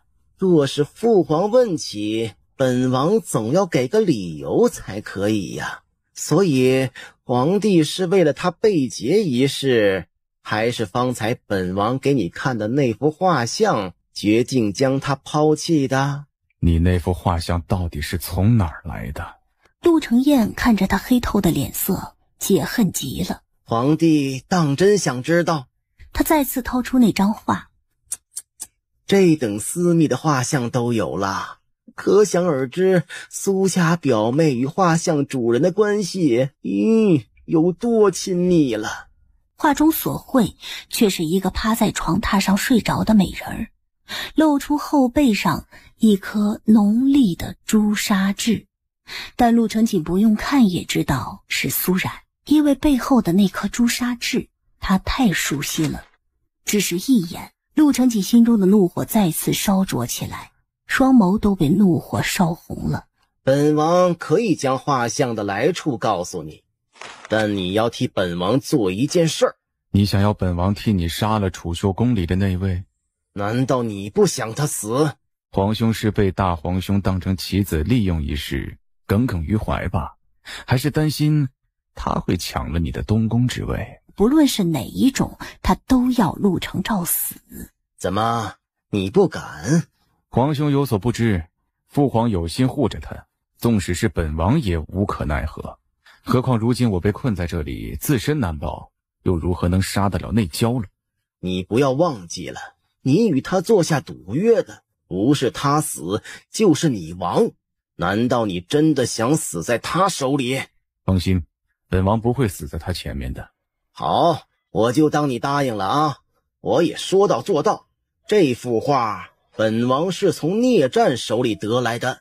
一听聂战的名字，陆承锦神情剧烈一震，犹如五雷轰顶。他们之间到底是何关系？虽然他相信苏然，但他与聂战之间的关系太过异常，让他不得不怀疑。还有之前的种种，他越想越觉得苏然身上瞒着他太多的秘密，而这些秘密一日不解开，一直像扎在他心头的一根针，令他痛苦难受。好，我答应你杀陆承照，但你也要答应我一件事。你想让本王将画像给你？拿陆承照像上人头换你一幅画像，并不过分。这也是陆承彦今日主动寻上门来的原因。好，一言为定。若是在事成之前，此画像传出去半分，本王不止与你的交易作废，我同样不会放过。好，我答应你。陆承彦走后，殿下，燕王的话可信吗？他的话从来都不可信，可如今没有其他的法子，只能暂时先稳住他，等解决了邓将军一事，再想办法除掉他。邓景明那边安排好了吗？曾大人来信，已从邓景明嘴里套出话，他与邓氏确实早有私情。因为他与苏然想到了一处，他也怀疑了邓景明与邓青瑜的不正当关系，所以公堂之上，他当着邓景明的面拔剑去刺邓青瑜，以此来试探邓景明。果然，邓景明一看到邓青瑜有危险，当即不顾一切地冲上来，将他护在怀里。你告诉曾少尉，让他照着之前的计划做。你偷听我与舒嬷嬷说话？本王可不是偷听啊，是本王的皇帝亲自邀请本王去听的，以此证明他已决心抛弃你。殿下到底想说什么？不如痛快地说出来。表妹对这幅画像不陌生吧？等他反应过来画中之人是自己后，心里已是瞬间明白过来。看到他神色大变，陆承彦终是满意的笑了。现在你知道锦王为何不见你了吧？你从哪里得来的这幅画？表妹不愧是与锦王心意相通啊，两人连问的问题都一样。可是聂战不愧是自己做过的事儿，表妹一猜即中。你寻过来绝不是为了嘲讽我几句这么简单，你是不想我帮景王破邓将军的案子，对不对？苏然，你知不知道你落到今天这个田地，全是你的聪明害了你。当初若是你像寻常女子一样对我与沈渊的事睁一只眼闭一只眼，说不定本王早就娶你进门，你可以安心的做你的燕王妃，何至于落到现在这般田地呀？我哪里比不上陆成锦啊？我出身比他高贵，当初也是我先认识你，更是我将你带回京城的，可你却背叛我，与陆成锦勾搭在一起来对付我。看着咆哮出声的陆成燕，苏然反而镇静下来。听闻殿下与南安郡主的大婚就定在腊月28，殿下马上要小登科了，何必再提那些陈年旧事？陆成燕深吸一口气，让自己冷静下来，取出一张请帖扔到苏冉的面前。对，倒忘记正事了，本王此次来也是来送喜帖的，表妹到时可一定要来呀。殿下盛情相约，我一定去。可明日的堂审，本王却不想看到你出现。若是明日陆成锦堂审，你再出现帮他，本王就将这幅画像公之于众，让你再也无脸活在这世上。你知道锦王看到这幅画像后的反应吗？他怒不可遏，所以啊，你不要再奢望他会再要你了啊！陆成燕走后，苏冉怔怔坐了很久。原来陆成锦看过那幅画像，他还问过画像是谁的，所以他明明知道自己去找他，他就站在一墙之隔的门后，却没有出来见他。原来这才是他对自己避而不见的原因。姑娘，你不要着急啊，事情一定有办法解决的。秋洛，今日发生的事不要告诉他们，只有我们2个人知道就行了，你记住了。姑娘放心，我不会说的。话音刚落，轩儿他们进来的。姑娘，我听下人们说燕王来过了，他来做什么呀？他是不是又想做什么坏事？没事的，他是要大婚了，为借着送请帖来我面前炫耀罢了。称个亲有什么了不起的？姑娘，你不要去。是呀，姑娘，最近外面很多流言，你还是不要去了。轩儿担心燕王会借着大婚之日人多之时，借机羞辱苏然。阿姐，越是这个时候，你越不怕，到时候我陪你一起去。姑娘，我擅作主张，还带了一个人回来过节。红柳，你不是要见姑娘吗？快进来吧，燕王他这是做贼心虚。你上回说你的女儿是锦王的女儿，到底是怎么回事啊？但是他强占于我，而后不久我就发现怀上身孕。如今他虽然移情别恋，喜欢上苏家姑娘，但他对乐童爱是真心真意，没有亏待过乐童半分，还说以后他做了皇上，乐童就是长公主。只是可惜我的童儿没有熬到做长公主的那天。你放肆！一声厉喝突然打断邓青瑜的话，众人循声看去，却是迟迟未见面的锦王拂袍大步走进来，紧跟着陆成锦后面又进来一队人，还抬着一副官酒。锦王，你搞什么鬼啊？怎么抬了这样的东西到这里来？你们不是要查清楚邓将军的死因吗？今日本王就替你们查个清楚明白。开棺！棺木立刻被打开，一股刺鼻的陈腐味道弥漫开来。陆成锦对邓景明冷斥：滚过去看一看，看里面是不是你大哥邓景阳。陆成锦此言一出，在场的人不觉惊住。邓氏，你的夫君就在你面前，你不去看看他？那边邓景明回过神来，连忙跑去棺木边查看。真的是哥哥，你快过来看。闻言，刚刚站起身子的邓青瑜双腿一软，瘫跪到了地上。来人，拖他去与他夫君相认。邓青瑜咬牙稳住心神朝里看去，可棺木里的情形实在骇人，再加之做贼心虚，待看清尸首面颊上空洞的眼眶还有洞开的嘴巴，他脑海里不由回想起邓景明死前瞪大了眼睛，张大嘴巴痛苦看着他的样子，当即吓得脸无血色，连忙撇开脸不敢再看，还忍不住干呕起来。邓娘子呕吐的厉害，可是身子不适，要不要请大夫过来替你看看？长亭在一旁关切地问道，一面说一面朝着邓景明看去。邓景明在听到呕吐厉害4个字后，神情一滞，继而不自主地朝邓青瑜的小腹看过来，脑子里却是瞬间想起新认识的那个算命先生替他算的卦。嫂嫂，你不要太伤心，要注意自己的身子。邓景明神情间的变化全落进陆成锦的眼里。邓景明，今日当着你大哥的面，你如实交代，与你嫂嫂邓青瑜到底是什么关系？此言一出，众人一片哗然。邓青瑜早已面无人色，连忙低下头躲避邓景明的目光。大丈夫敢做敢当，做出的事就要敢承认。你去看着你大哥，亲口告诉他，你对他都做了些什么。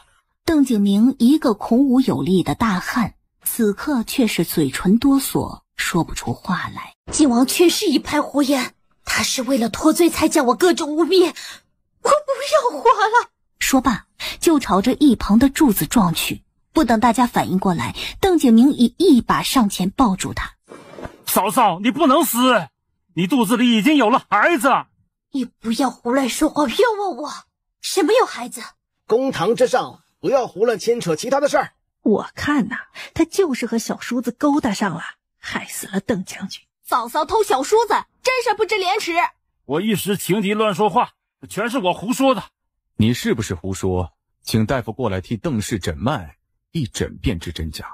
你无故要验我的身子，却是故意当众折辱我，臣妇受人冤枉，百口莫辩，求燕王殿下做主。锦王抬了邓将军的棺木来，说要查明他的死因，为何此时又在这里揪着其他事不放？因为我怀疑邓将军是被人下毒毒死的。本王请孙院守过堂，就是为了查明邓将军的死因，是皇兄一直在多加阻拦。好，就依你所言。邓景阳死去多年，尸首腐化为骨。胡仵作一看到他胸骨上的灰黑斑点，就皱起了眉头。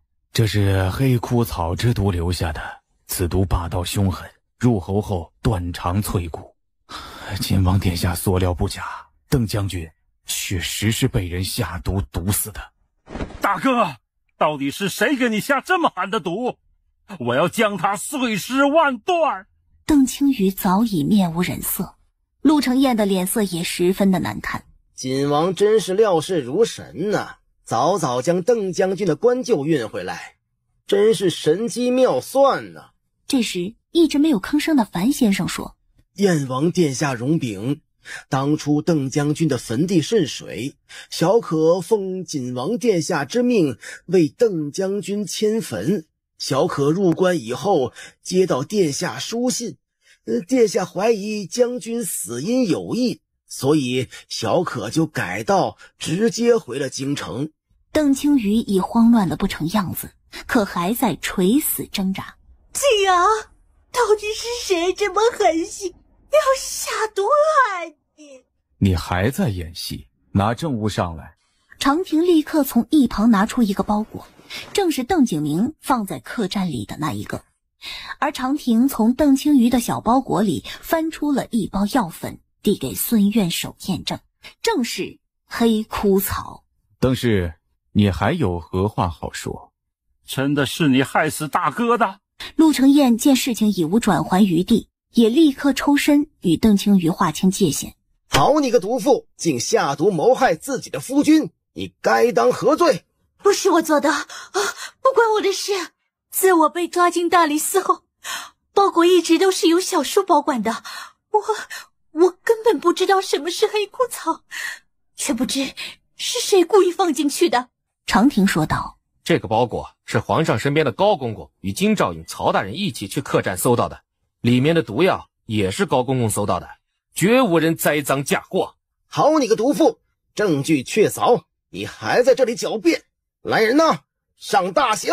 你连你的骨肉都不顾了。她怀了孩子，你们要打就打我吧，我替她受罚。毒药是我的，我哥哥也是我害死的，你们放过青瑜，他是无辜的。真是个十足的蠢货。孙院守，请你替邓氏诊脉，看他到底有没有身孕。孙院守应下，替邓青瑜诊起脉来。邓景明着急地问：怎么样，她有孕多久了？两位殿下，她并未怀有身孕。邓青瑜双腿一软，跪坐在地上，面白如鬼。不可能，卦象明明说有天丁之喜的，怎么会没有孩子？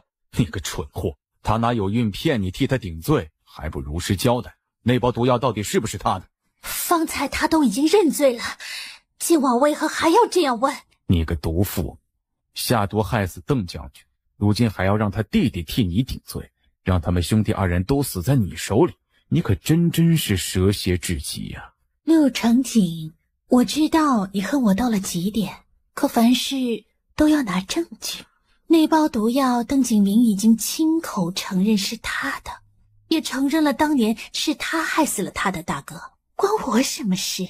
邓景明似乎受到太大的打击，抱着头蹲在那里，根本没有为自己辩驳。既然先夫一案已经水落石出，我想即刻带先夫遗骸回老家安葬，让他入土为安，还请殿下恩准。且慢！听到女子声音的那一刻，陆承彦眉头一跳，而陆承锦却眸光一亮。为首之人正是一直没有露面的苏冉，跟在他身后的是洪流、秋落还有阿云。郡主府的下人们也抬着一具棺木进来。苏冉上前去：各位大人，我有证据证明邓将军之死是被邓青瑜下毒害死的。邓青瑜吓得再次瘫倒在地上，这是邓青瑜的贴身丫鬟，从邓家开始就一直跟着他，他今日来就是来指证邓青瑜的。洪流，你不要怕，你知道什么都和各位大人说出来。洪流用力点头，继而开口，将邓青瑜下毒害死邓景阳，再到因担心被他知道，又害得他差点死在北疆，再到他回京寻亲，最后邓青瑜为了杀人灭口，又下毒害死了他母亲，幸而他逃了出去，九死一生之际，最后在城隍庙里被苏冉所救。洪流说完后，苏冉指着带来的棺木，这具棺木里的人正是受邓青瑜毒害死去不久的洪妈，也就是洪流的母亲。据洪流所说，洪妈死前的症状与邓将军一模一样，所以我怀疑洪妈也是死于黑枯草之毒。陆承彦冷冷看着堂下的苏冉，脸色难看极了，而他带来的人证物证却是能将邓青瑜定罪的最有力的证据。他断定苏冉为了那幅画像不会再出现，可没有想到这个女人竟然不顾声誉，还是要来相助陆承景。他甚至嫉妒到发疯。大家的目光聚集在了洪妈的棺木那边，很快就有了结论。正如苏冉所言，洪妈也是中了黑枯草之毒而死。此结论一出，公堂内外再次哗然，有了洪流的证词，邓青瑜毒害邓景阳与洪妈一案已是铁证如山。陆承彦一拍惊堂木，冷冷看着堂下瘫倒在地的邓青瑜。邓氏，你还有何话好说？对，邓景阳是我下毒害死的，洪妈也一样，都是我做的，可他们都该死。邓景阳毁了我一辈子，苏冉，你抢了陆承景不说，还要来置我于死地，我做鬼都不放过你的。洪流，你也出卖我，你个贱婢！陆承景，你骂我心如蛇蝎，我所做的一切都是为了你，是你出尔反尔，明明答应娶我景门却又食言，是你将我逼成这样的。就算本王对你食言，可邓将军待你如珍似宝，至死都在替你打算，你怎么对他下得了手？邓将军对你邓家忠心耿耿，对你更是痴心一片，你怎么能下毒害他？而我母亲从小照顾你长大，跟着你逃亡奔波多年，悉心扶持照顾你，你竟然下毒害死他，你到底有没有良心啊？你个贱婢懂什么？当真以为你母亲对我好吗？当年邓景阳那个禽兽强暴我时，他明明就在门外，却不进来救我，事后还让我从了邓景阳。洪流不觉怔住了。不可能的，邓将军一直将你当成主子小姐对待，不敢薄待你一分，他怎么会？他他不会，你母亲还帮他瞒着，当然不会知道。若不是当年邓景阳强占了她，逼得她不得已要嫁给他一个身份低贱的家奴，她就不会被陆成锦嫌弃。所以一切都是邓景阳的错，都是他们的错。当晚的事情他也知道。邓景明抱着头，一句话都说不出来。我祖父好心收留你们，给你们赐邓姓，可你大哥却毁了我一辈子。他强迫我，逼我嫁给他，可我根本不想嫁给他，我就是要他死，你也该死。你跟你哥哥一样的心思，以为我不知道吗？可你却比他更没用。让你去收拾苏家那2个贱人，你都做不了，你真是一点用都没有，你不如去死！你至于大嫂，还有何颜面活在这世上？事到如今，邓青瑜彻底崩溃。你还想葬回我邓家坟地里？哼，你不配，你愧对我爷爷，有何颜面继续做我邓家的人？见他连死人都不放过，陆成锦忍无可忍。来人，将这个毒妇抓起来，等候发落。邓青瑜被带走后，只剩下邓景明等候发落。你不顾伦常，叔嫂通奸，还助邓氏陷害皇子，之前还加害过镇国公府2位郡主，你可认罪？我对不起大哥，也对不起青瑜，我无颜再活着了。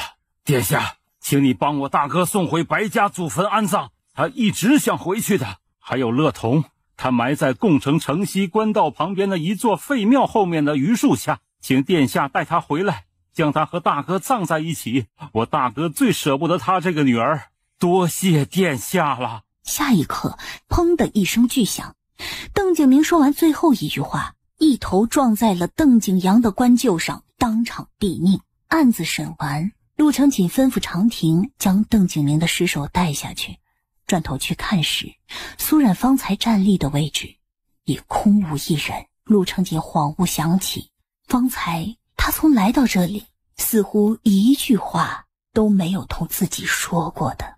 画像一事，我自己也有对策。我担心的是，皇上同样不会放过我。姑娘是指你被劫山寨一事？此事已经传开了，皇上知道当初殿下不仅替我隐瞒，还为此处置了整个山寨的人。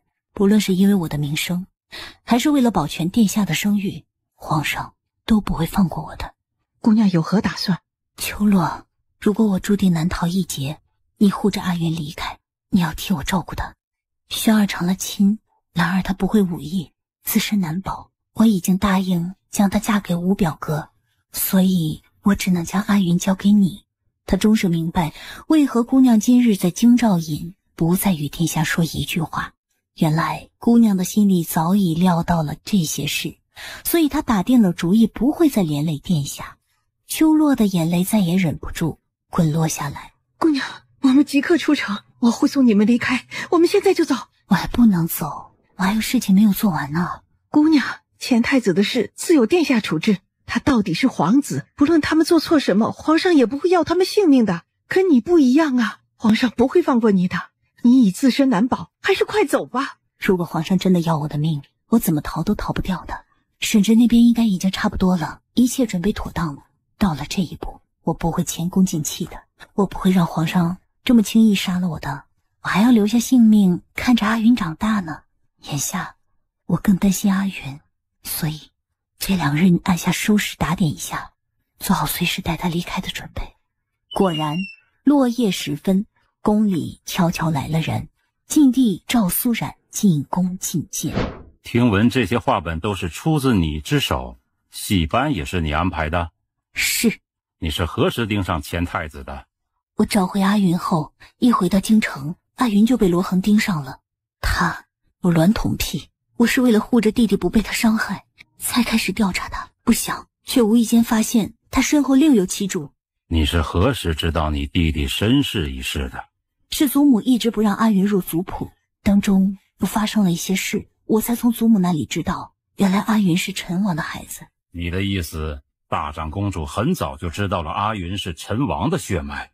是，还是他写信给陈王，告诉阿云的存在。而这一次，阿云被钱太子抓走，威胁陈王替他做事，也是祖母提供的消息。苏然，你果然厉害，懂得浑水摸鱼来扰乱朕的视线。可你说的话，朕并不相信。以你的聪慧，应该知道朕今日将邓氏处以凌迟之刑的原因。但凡敢对陆氏皇族不尊者，朕都不会轻饶。在你进来这里前，邓氏已不堪凌迟之刑，活活痛死了，而你的罪行却比邓氏更大。话本虽是我虚构，但他所讲内容却全是真的。苏然，你知不知道光凭这一点，朕就可以将你处死？相比皇室脸面，钱太子扰乱皇室血脉，蓄意挑起皇子内斗，意欲霸占大晋江山，才是最大的祸端。如果我的话本能让皇上看清真相，不受奸人蒙蔽，保大晋江山无虞，他要杀要剐，我也甘愿。你又如何断定钱太子是皇后偷情所生？我不敢欺骗皇上。有关钱太子的身世，罗恒已向我招认，他亲口承认陆承昭是他的儿子。此言一出，晋帝呼吸一滞，气氛压抑沉郁到了极点。过了许久，罗恒人都死了，死无对证，当然随你怎么说。而据朕所知，你这些话本戏文都是在罗恒死后放出来的，你明显是要置钱太子于死地。说到底，晋帝还是怀疑苏然所做的一切是为了替阿云篡位铺路。晋帝想到苏然为了对付陆承昭所使用的手段，还有他此番帮陆承锦破案翻身的验质，甚至是方才面对他的雷霆怒火半点不怯场的胆识，晋帝突然对面前这个20岁不到的姑娘起了戒备之心。就如钱太子写给他的悔过书中所言，以苏冉的才智，还有陆承锦和聂战对他的拥护，若是他有心扶持他弟弟阿云上位，那将是对皇位最大的威胁。只是一瞬间，晋帝心里已拿定了主意，看向苏冉的眸光里再现杀气。苏冉，先前你救过朕的性命，按理你与朕有恩，朕不能杀你。但你肆意散播皇室密事，妖言惑众，迷惑锦王，居心叵测，意图不轨，朕不能再留你。不过念在你救过朕一场，朕给你一个选择，在你和你弟弟之间只能留一个，你自己选吧。不用选了，事是我做的，我甘愿领罪，只求皇上放过阿云。好，朕答应你。等下朕会命吴公公给你准备一副药，你喝下后像睡觉一样，不会有痛苦。多谢皇上恩典，只不过在死之前，我尚且有一事向皇上禀告。你还有何遗愿？朕允了你，不能与锦王有关。皇上，罗恒并没有死，上次他在大理寺假死，逃出去以后被我救下了。皇上或许好奇我为何救他，其一，因为他还关乎着钱太子的身世之谜；其二，却关乎大晋朝的国运，所以我将他留了下来。苏冉，你简直自寻死路！大晋年中南方遭遇洪涝，年末西北又逢兵灾，再加上夺嫡之争引发的3岛内乱，邻国大齐和大梁，还有北面的胡敌，都在虎视眈眈。大晋此时的国力无法3面同时开战。你到底想说什么？罗恒之前一直帮钱太子在寻找铁矿图，如今他人在我的手里，铁矿图也落到我的手里，我愿意拿这幅铁矿图换我和弟弟的2条性命。表妹倒是爽快，一请就来。我有把柄在你手里，岂敢不来？本王倒没想到父皇还会放你出来。看来自己进宫的事并不像晋帝以为的无人知晓，连陆承彦都知道了，想必他也知道了。皇上宽宏大量，放了我一马。本王别的不知道，但知道你被劫去过山匪窝后，父皇是绝不可能再让你嫁入皇家的。你想自欺欺人也没用啊。他最想看到的就是苏冉被陆承锦狠狠地抛弃。殿下当真是料事如神，什么都被你猜到了。看着苏冉不咸不淡的样子，陆承彦突然觉得自己的报复根本就造不成伤害，心中的恼怒不由越盛。本王今晚来见你，是给你提个醒，后天本王大婚，你一定要来。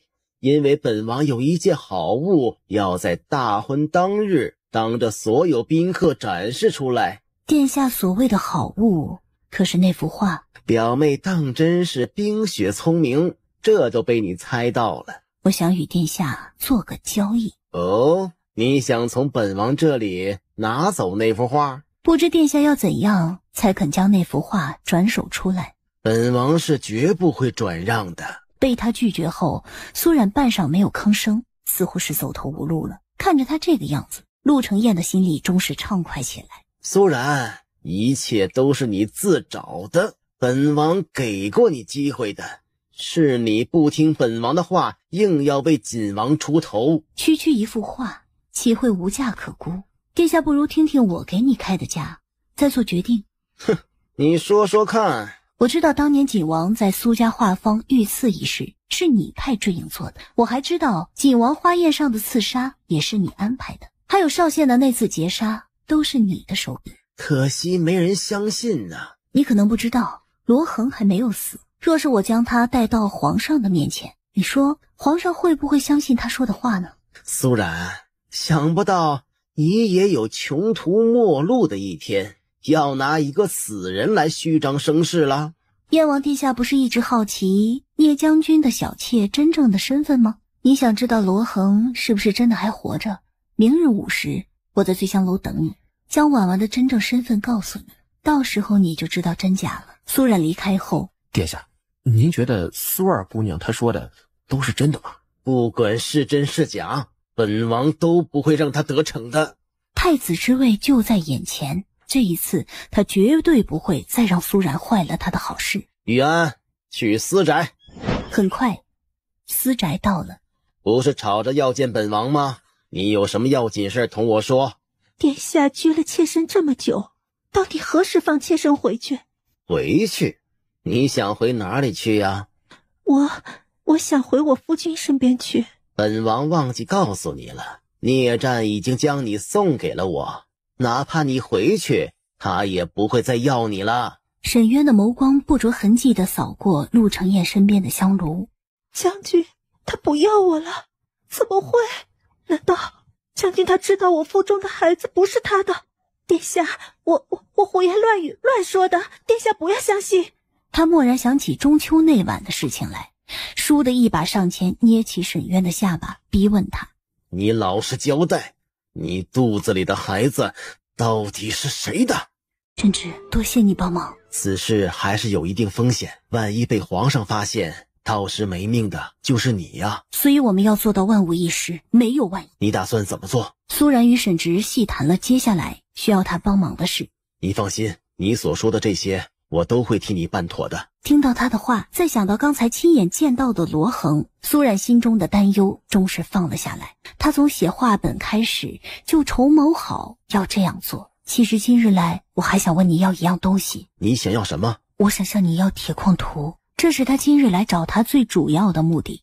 实不相瞒，邓青雨死后，皇上把我也叫进了宫里，让我在自己和阿云中选一个人活下去。我没有办法，只得拿铁矿图和他交换，从而保下性命。沈之，我知道铁矿图在你这里，所以我想拿走交给皇上。沈之沉默了片刻，喟然开口：铁矿图确实在我这里。我知道燕王、锦王为了东宫之位都在争抢这个东西，所以就从邓氏那里盗了出来。闻言，苏冉心里一松，可下一刻他又说：可在不久前，我想着它终究是皇族的东西，所以将它交还给了锦王。所以如今它不在我手里，事关你和阿云的性命，要不我再替你去向锦王要回来？不必了，我自己去向殿下要就成了。如今这般情形下，你不能露面，更不能与殿下有接触，知道吗？小冉，当日你被劫一事，是我对不起你。虽然他是受师兄之命去劫持邓青瑜，最后误将苏冉劫走，但终究是他们害了他。事情都过去了，我不想再提，你也不要再放在心上。可你与殿下以后要怎么办呢？这或许是我和殿下之间的一个结，逃也逃不掉的，只能面对。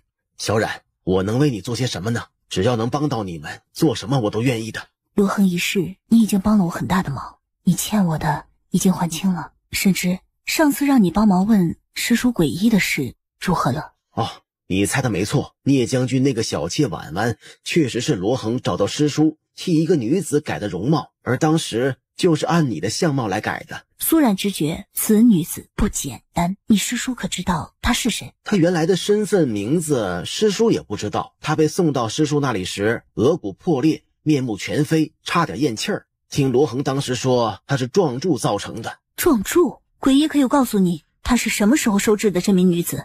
是去年冬月。原来是她。沈渊刻意将面容改成自己的样子，绝不会只是用来迷惑聂战这么简单。他到底想做什么？那个婉婉到底是谁呀？殿下昨晚不是去找他问了吗？怎么，他不肯告诉你呀？你派人跟踪我。殿下不要多心，我没有那么大本事去跟踪你，我只是想与殿下做成这次的买卖。罗恒他当真没死？他不止好好的活着，还告诉了我许多事情，连你们在黑市上买铁矿图的事。罗恒可不是怕死的人，当初他那么虐打他都不肯说出背后之人，又岂会轻易的屈服苏冉？罗恒他不怕死，可他舍不得他的主子死，他还奢望着能重回陆承照的身边，助他摆脱困境，东山再起呢。到了此时，他已经完全相信罗恒还活着了，脸色也越来越难看。他可有将婉婉的真实身份告诉你？说了。他到底是谁？不急，我先与殿下谈妥这笔买卖，再告诉你也不迟啊。本王拿那幅画像来换罗恒。罗恒我不能给你，但我可以答应你，不再去皇上面前揭发你之前做过的事，还将婉婉的真实身份告诉你。苏冉，你真当本王好戏弄？罗恒定然是要死的，但是不能死在你的手里。若是殿下不放心，我可以将他的尸首交给你。此言一出，陆承彦却有些看不明白他了。明日是殿下大婚，事多繁杂，我就不为难你了。后日若是我见不到我的画像送还我的手中，我就带着罗恒也去敲一次登文鼓，为我被劫一事，还有当初花宴上中的那一箭，求皇上给我一个公道。苏冉离开前又说一句，提醒殿下一句，沈渊还活着。而苏冉话音里的意思已很明显，就是告诉他聂战的那个小妾婉婉就是沈渊。你确定他真的是沈渊？当日他撞柱而亡，却还留着一息性命，被罗恒救了下来，改头换面，重新出现。殿下与他在一起这么久，竟然没有发现。殿下，难怪他要逃走了。难道他知道您今日回来见郡主，会揭露他的身份？你方才说什么？沈渊逃走了？他今天早上突然不见了，一直找不到人呢。而在确定沈渊逃走后，苏冉心思微转，明日是殿下大婚，殿下要多加小心才是。说完这一句，他转身下楼，离开了醉香楼。可他堪堪走到府门口，迎面就看到聂战从马背上下来。苏姑娘，聂某有急事跟你说。将军找来，可是要同我说那幅画的事儿。闻言，聂战浑身一震。你知道了，锦王也来找过你了。不是锦王，是燕王。他当真是个无耻小人，他明明答应我，只要我继续替他做事，他就不会将画像公布出来的。此事都是聂某的错，或是聂某闯下来的，聂某一定会摆平，你不用担心。等此事平息后，聂某磨好佩刀来向姑娘请罪。聂将军准备如何摆平此事？此事从燕王手里拿回画像，若是他不给，聂某不介意手下再多一条亡魂。罢了，画像一事我已想到办法解决，你不要节外生枝。如果你真的想补偿我，就替我做2件事。聂某定不负姑娘所托，不管是2件还是200件，刀山火海我都替你做。你的那个小妾从燕王手里逃走了，她的真实身份是燕王的前侧妃沈渊。什么？这个侧妃当年服下了大量的红花，被诊出无法再有孕，所以她肚子里的孩子或许有诈。你放心，这一次聂某绝不会再留情。所以第1件事，我想请你命你手下的禁军替我去找到他，越快越好。找到他后不要告诉任何人，将他交给我。好，此事包在聂某身上。第2件事，我想请聂将军按下投诚锦王，将来若是锦王有需要你的时候，希望聂将军助他一臂之力。聂战再次怔住，看向苏冉的眸光里涌动着难言的情绪。他是一个贤主，你也是一个将才，你跟着他不会错的。聂战抬眸看向他。好，自今日起，我聂某就是锦王的人了，必定全力相助锦王。荣贵妃遇刺身亡，我正要去找你呢。怎么会这样？明翠宫的工人都说是你做的，只怕父皇又会找你去问话。他话音未说完，身后传来御林军的声音：皇上有旨，召嘉禾郡主即刻进宫。陆承锦一把握紧他的手：殿下不用担心，事情不是我做的，皇上不会胡乱冤枉人的。我们到马车上说。殿下在这里说就好，只有2句话而已。刺杀荣贵妃的人是上次给娘娘送有毒的雪花酪的那个小妾，她的真实身份是沈渊，就是之前撞柱死掉的陆承彦的侧妃。她换成了我的容貌，被罗恒送到聂战的身边，当成了棋子。而昨晚她从陆承彦的手里逃走，没想到竟是进宫找荣贵妃报仇去了。所以只要我同皇上说明一切，殿下不用担心我进宫去了。陆承锦听到这些很是震惊，他也有满心的话，现在却没有时间同苏然说。小然，其他一切都不重要，我只要你平安。主殿里，父皇，这么多宫人，这么多双眼睛，不会看错的。杀死母妃的人就是苏然，求父皇立刻赐他死罪。荣贵妃是先中毒药后昏迷，在胸口被尖刀刺穿而死，死后脸上还被划得稀烂，舌头还被割掉，形容惨不忍睹。听到陆承彦的话，晋帝神情无波。可据朕所知，苏然与你母妃并无多大仇恨，他何至于要对你母妃下如此狠手？可能还有一个原因，那就是他不想看到儿臣成亲，想让母妃的死来阻止儿臣明日大婚。真的是这样吗？陆承彦低着头，没有觉察到晋帝神情间的变化。千真万确，儿臣丧母，心痛如绞，绝不会再欺骗父皇。闻言，晋帝双眸里再难掩失望之色。你也乏了，明日还要大婚，先回去吧。他一走，晋帝就命人将苏冉唤来。想不到朕与你又见面了。忽闻娘娘遭难，臣女也是不敢相信，还请皇上节哀顺变。可明翠宫的宫人都说你是杀害贵妃的凶手，你有何解释？皇上容禀，杀害娘娘的真凶是前燕王侧妃沈渊，也是他上次给兰树人送有毒的雪花酪的。可朕记得当时他已经死了。是，那沈渊当着皇上和大家的面撞柱而亡，当时他还有一息尚存，被罗恒救了，易容成我的模样，又被安插到了燕王的身边。他此举就是要回来复仇的。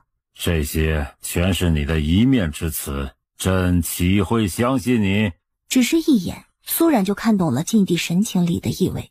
他在意的并不是真相，而是要定他的罪。贵妃遇害，人人都说是你做的，即便是朕也包庇不得你。此事朕已交给大理寺查办，而你要即刻收监，关进大理寺大牢。你怎么在这里啊？方才我看到阿姐了，可我叫她，她却怎么都不应我。我一路追着她来到了这里，就迷路了。你们能送我回去吗？听到阿云的话，陆承彦立刻紧张起来。你是不是看错了？本王听说你阿姐昨晚进宫后还没有回家呀。我没有看错，真的是我阿姐，我是绝对不会认错我阿姐的。说罢，阿云指着北面的方向说：你们若是不信，就去那边找找，我看到她往那边去了，只是这里太黑，我不敢乱走，求你们快帮我找到我阿姐。阿云指的方向正是沈渊以前在王府时住的院子所在。下一刻，他对玉安说：你去那边看看。玉安虽是不放心，可是他还是走了。陆承彦想到约见的卖家可能马上就要来了，阿云却在这里碍事，就想将他支走。下一刻，一个邪恶的想法从他的心里滋生出来。苏冉最心疼这个弟弟，若是阿云死了，苏冉岂不是生不如死？想到这里，他手指曲张，做事要朝阿云的脖子上掐去。就在此时，阿云却扬唇天真无邪地朝他一笑：方才在外面有一位老爷爷托我给殿下带一幅地图，殿下可要看看。下一刻，他果真从怀里掏出了一张地图来，放到面前的石桌上。一眼看过去，地图上赫然写着大晋铁矿图几个大字。陆承彦的心中瞬间激动的狂跳，仅存的理智让他不敢相信铁矿图就这么容易被他拿到手了。如此，他提着灯笼凑得更近，可下一息，他后腰处一麻，似乎被什么东西扎了一下。他猛地回头去看，只见阿云站在身后，对着他笑道：你休要骗我，我知道这里没有老虎，只有大狼狗，我方才也看到了。陆承彦闻言一怔，他的府里并没有养狼狗的。阿云还是笑，只是眸光瞬间冷下去。不过狼狗也咬人，你可要试试被狼狗撕咬成碎片的滋味。直到这一刻，陆承彦终是觉察到不对劲，正要伸手去抓他，身子却僵硬的一动不能动，直直往地上躺去。陆承彦，你还是不要白费力气了，没有人来救你的。你到底是谁？他瞳孔睁大，嘶哑着嗓子，费力问出这句话来。我就是黑市里卖给你铁矿图的卖家。你这条大鱼可不好钓啊。这样一个毛头小孩子却告诉他，从头至尾与他们联系的人竟是他。不可能，你休想骗我。你这幅地图也是假的。你错了，这幅图纸是真的，这上面随便一处铁矿所开采出来的矿石都不止10万两白银，所以当年邓高不顾性命也要瞒下他，不舍得将他交给朝廷。可你偏偏这么蠢，想花区10万就想将他买下，真是异想天开。听他提到邓高，陆承彦不由相信他手里的这幅图是真的。佳佳，你要多少金我都给你。我今日来是来要你狗命的。说罢，他双手抵唇，发出一声呼哨，树影后面立刻传来了一阵窸窣声。你将我阿姐的画像藏在哪里？我不会告诉你的，本王要让你姐姐身败名裂，让全天下都知道大淫大无耻。不等他说完，阿云已拔出腰间的匕首，朝他的右眼狠狠扎去。陆承彦右眼一黑，鲜血喷涌而出，痛得他全身抽搐，话都说不出来。你再敢说我阿姐一个字，我必定让你死无全尸。一提到苏冉，阿云神情间蹦出的杀戾之气更重。既然你不肯说，那我就先同你算清上一世的账。阿云又从腰间掏出了一小包的药粉，撒在陆承彦的裆部。他朝身后的大狼狗呼唤：小白，该你了。阿云话音一落，他就飞窜出来。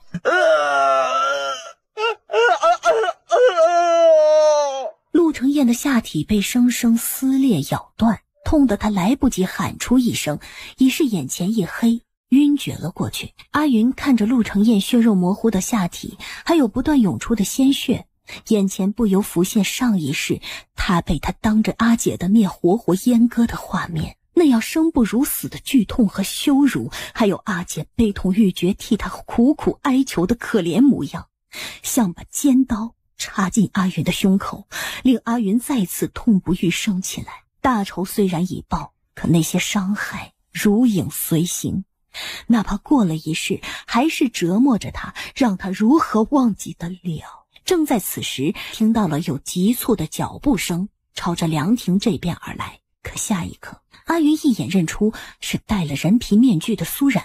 阿姐，你怎么来了？阿云，你没事吧？前一刻还一脸杀气的阿云看到苏冉的那一刻，心中突然一酸，仿佛又回到了上一世，心中的委屈与痛苦再次宣泄出来。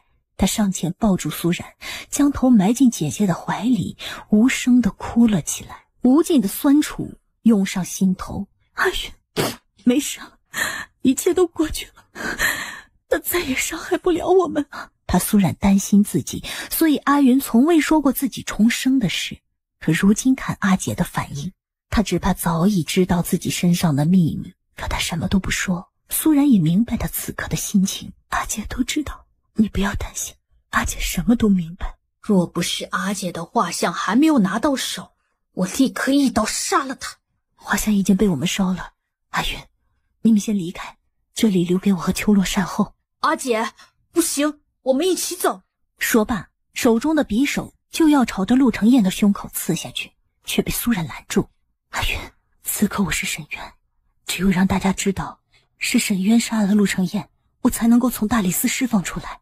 而这个男人，我必须要亲手了结，才能解我心头之恨。陆承彦，你为了置我于死地，明知杀害你母妃的人不是我，却要将罪名加在我的身上。你是沈渊？既然你要放沈渊一马，我就要以沈渊的名义送你一程。说罢，苏冉拔起匕首，手起刀落，将匕首插进了陆承彦的心口。陆承彦惊恐地睁大眼睛看着他，心里已明白杀他的人是苏冉，可为时已晚。不等他说出口，已是咽气身亡。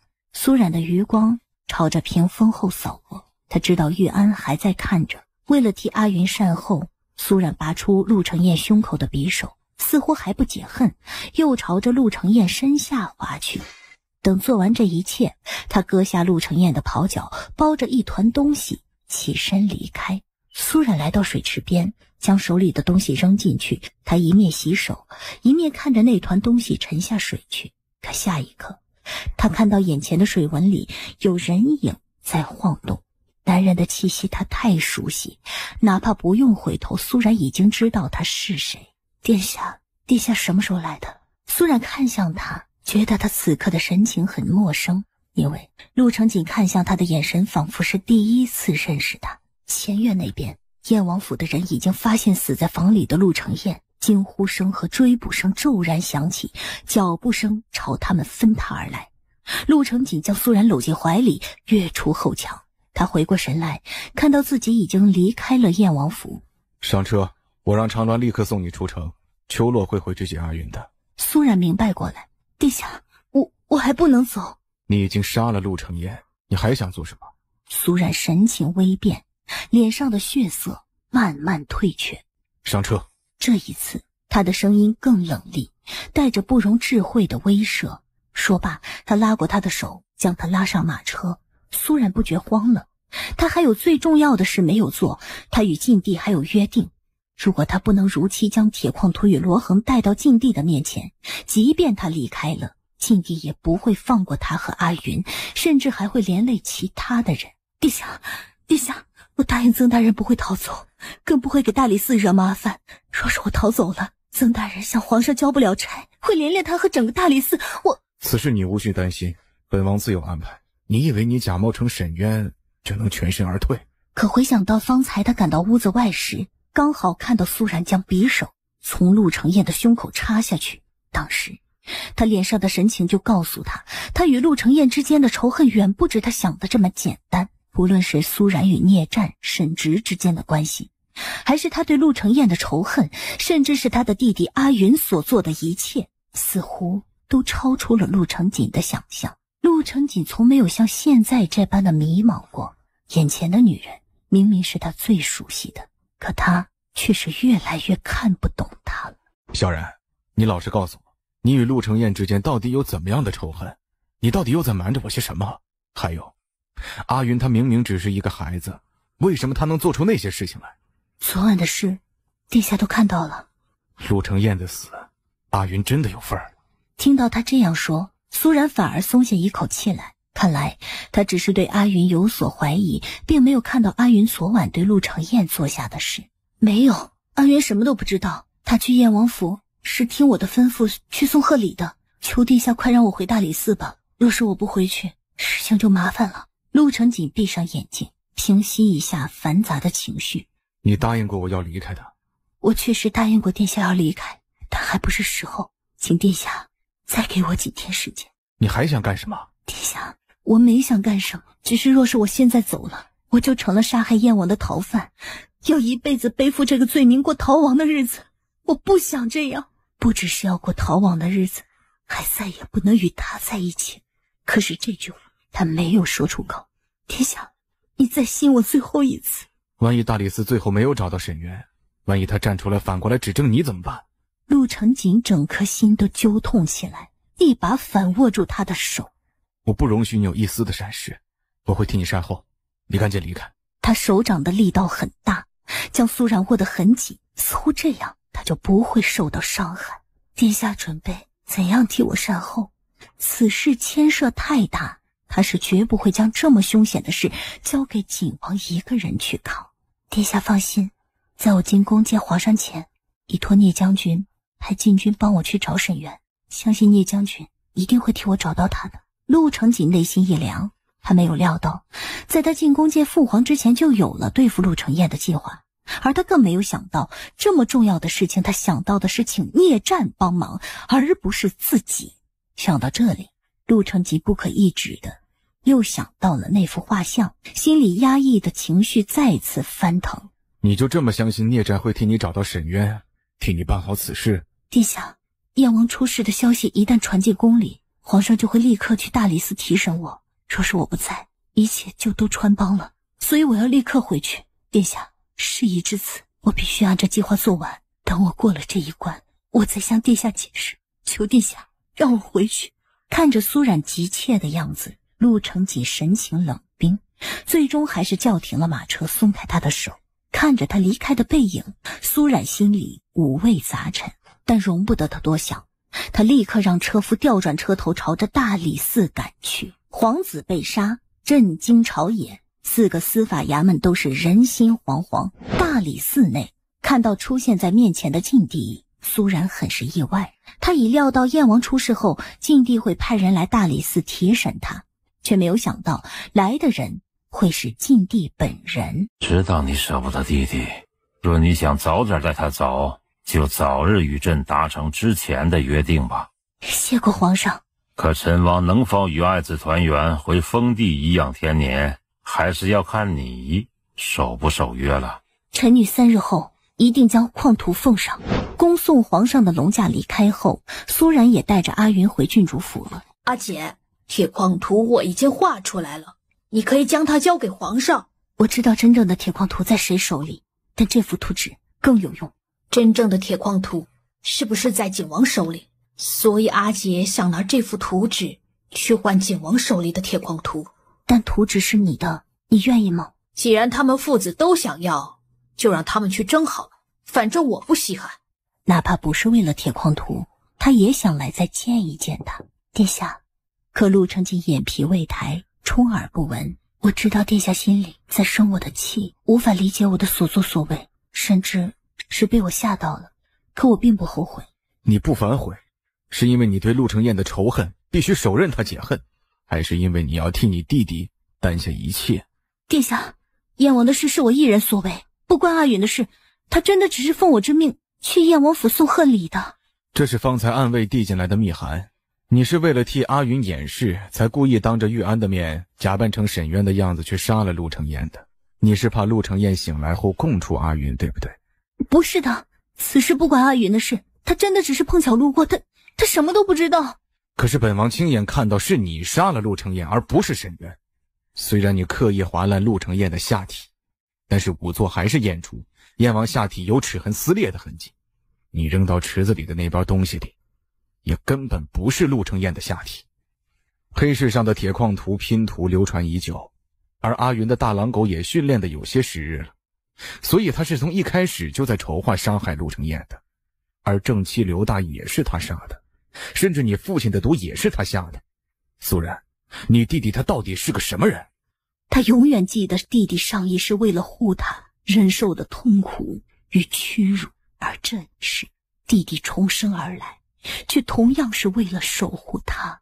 弟弟2世都为了他，所以无论如何他都不会让陆承锦将怀疑的目光对准阿云，让他再临险境。如此，他必须让陆承锦相信一切都是他做的，包括黑市上出现的铁矿图。我很早就对陆承彦起了杀心，因为他拿了我的画像威胁我，所以我从沈渊假冒我的脸后，我就计划好了要假借他的名义杀陆承彦，以便顺利脱身。我辛苦筹谋许久，甚至觉得当日皇上将我关进大理寺大牢是天助我也。殿下觉得我做这么多会是为了替阿云遮掩吗？可殿下莫要忘记，我们认识之初，我就是有目的的接近你，我从来就不是纯善无知的闺阁女子。可苏冉明明将自己说得如此卑劣不堪，她也明明那么恨他的冷漠无情，要亲手杀了陆承彦，将他们之间的关系逼入绝境。可陆承锦的眼前出现的全是与他在一起的美好，每一次都让他沉沦留恋。我今日来是来向殿下要铁矿图的，沈直将铁矿图给了你，殿下能不能将它给我？你料到铁矿图在沈直手里，所以你问都不问一句就同父皇做下承诺。苏然，若是本王不将它给你，你准备如何？是不是像对付陆承彦那样将本王也杀了？听到陆承锦的话，苏然心口撕裂般的痛着，可面上他只是淡淡一笑。我知道殿下近来一直在想尽了办法拼出此图，好抢在皇上之前与大齐大梁做下交易，以此巩固你的地位。可我不妨告诉殿下，此图看似简单，实则艰难无比，哪怕殿下再想上3年，也休想拼出此图。但大晋如今的局面已容不得殿下再等上3年，只怕3天殿下都等不及了。闻言，陆承锦神色突变，殿下，你可要同我做个交易，我替你拼出此图，你再将铁矿图交给我。闻言，陆承锦看向他的目光越发深邃冷冽起来，神情难辨。苏然等了片刻，见他没有反对，就自顾上前取出盒子里的青玉石子，当着他的面一个接一个的拼凑起来。一面拼凑，他一面缓缓地说，拼凑此图需谨记3个要点。其一，逢山衔道，玉河连桥。苏冉手指划过这些石子，仿佛又回到了上一世。在子无宫里，阿云悄悄地教他拼凑铁矿图的这些方法。那时他虽然被陆承彦和罗恒折磨3年，没日没夜地钻研着拼凑此图的方法，累得不成人形。可当铁矿图完整的拼凑出来后，他也是兴奋的，悄悄跑来告诉苏然。不知过去多久，当最后一声轻响戛然而止，陆承锦知道铁矿图他已经拼凑好了。如今殿下可相信了黑市上的铁矿图是我所为了吧？这是我画好的铁矿图，殿下可以凭此图命人去采矿了。陆承锦的目光落在图纸上，心里已然掀起轩然大波。殿下有了这幅图，这些石子于你而言就是一堆废石子了。皇上那里我会将这盒玉石子交给他，但拼凑之法我是不会说的。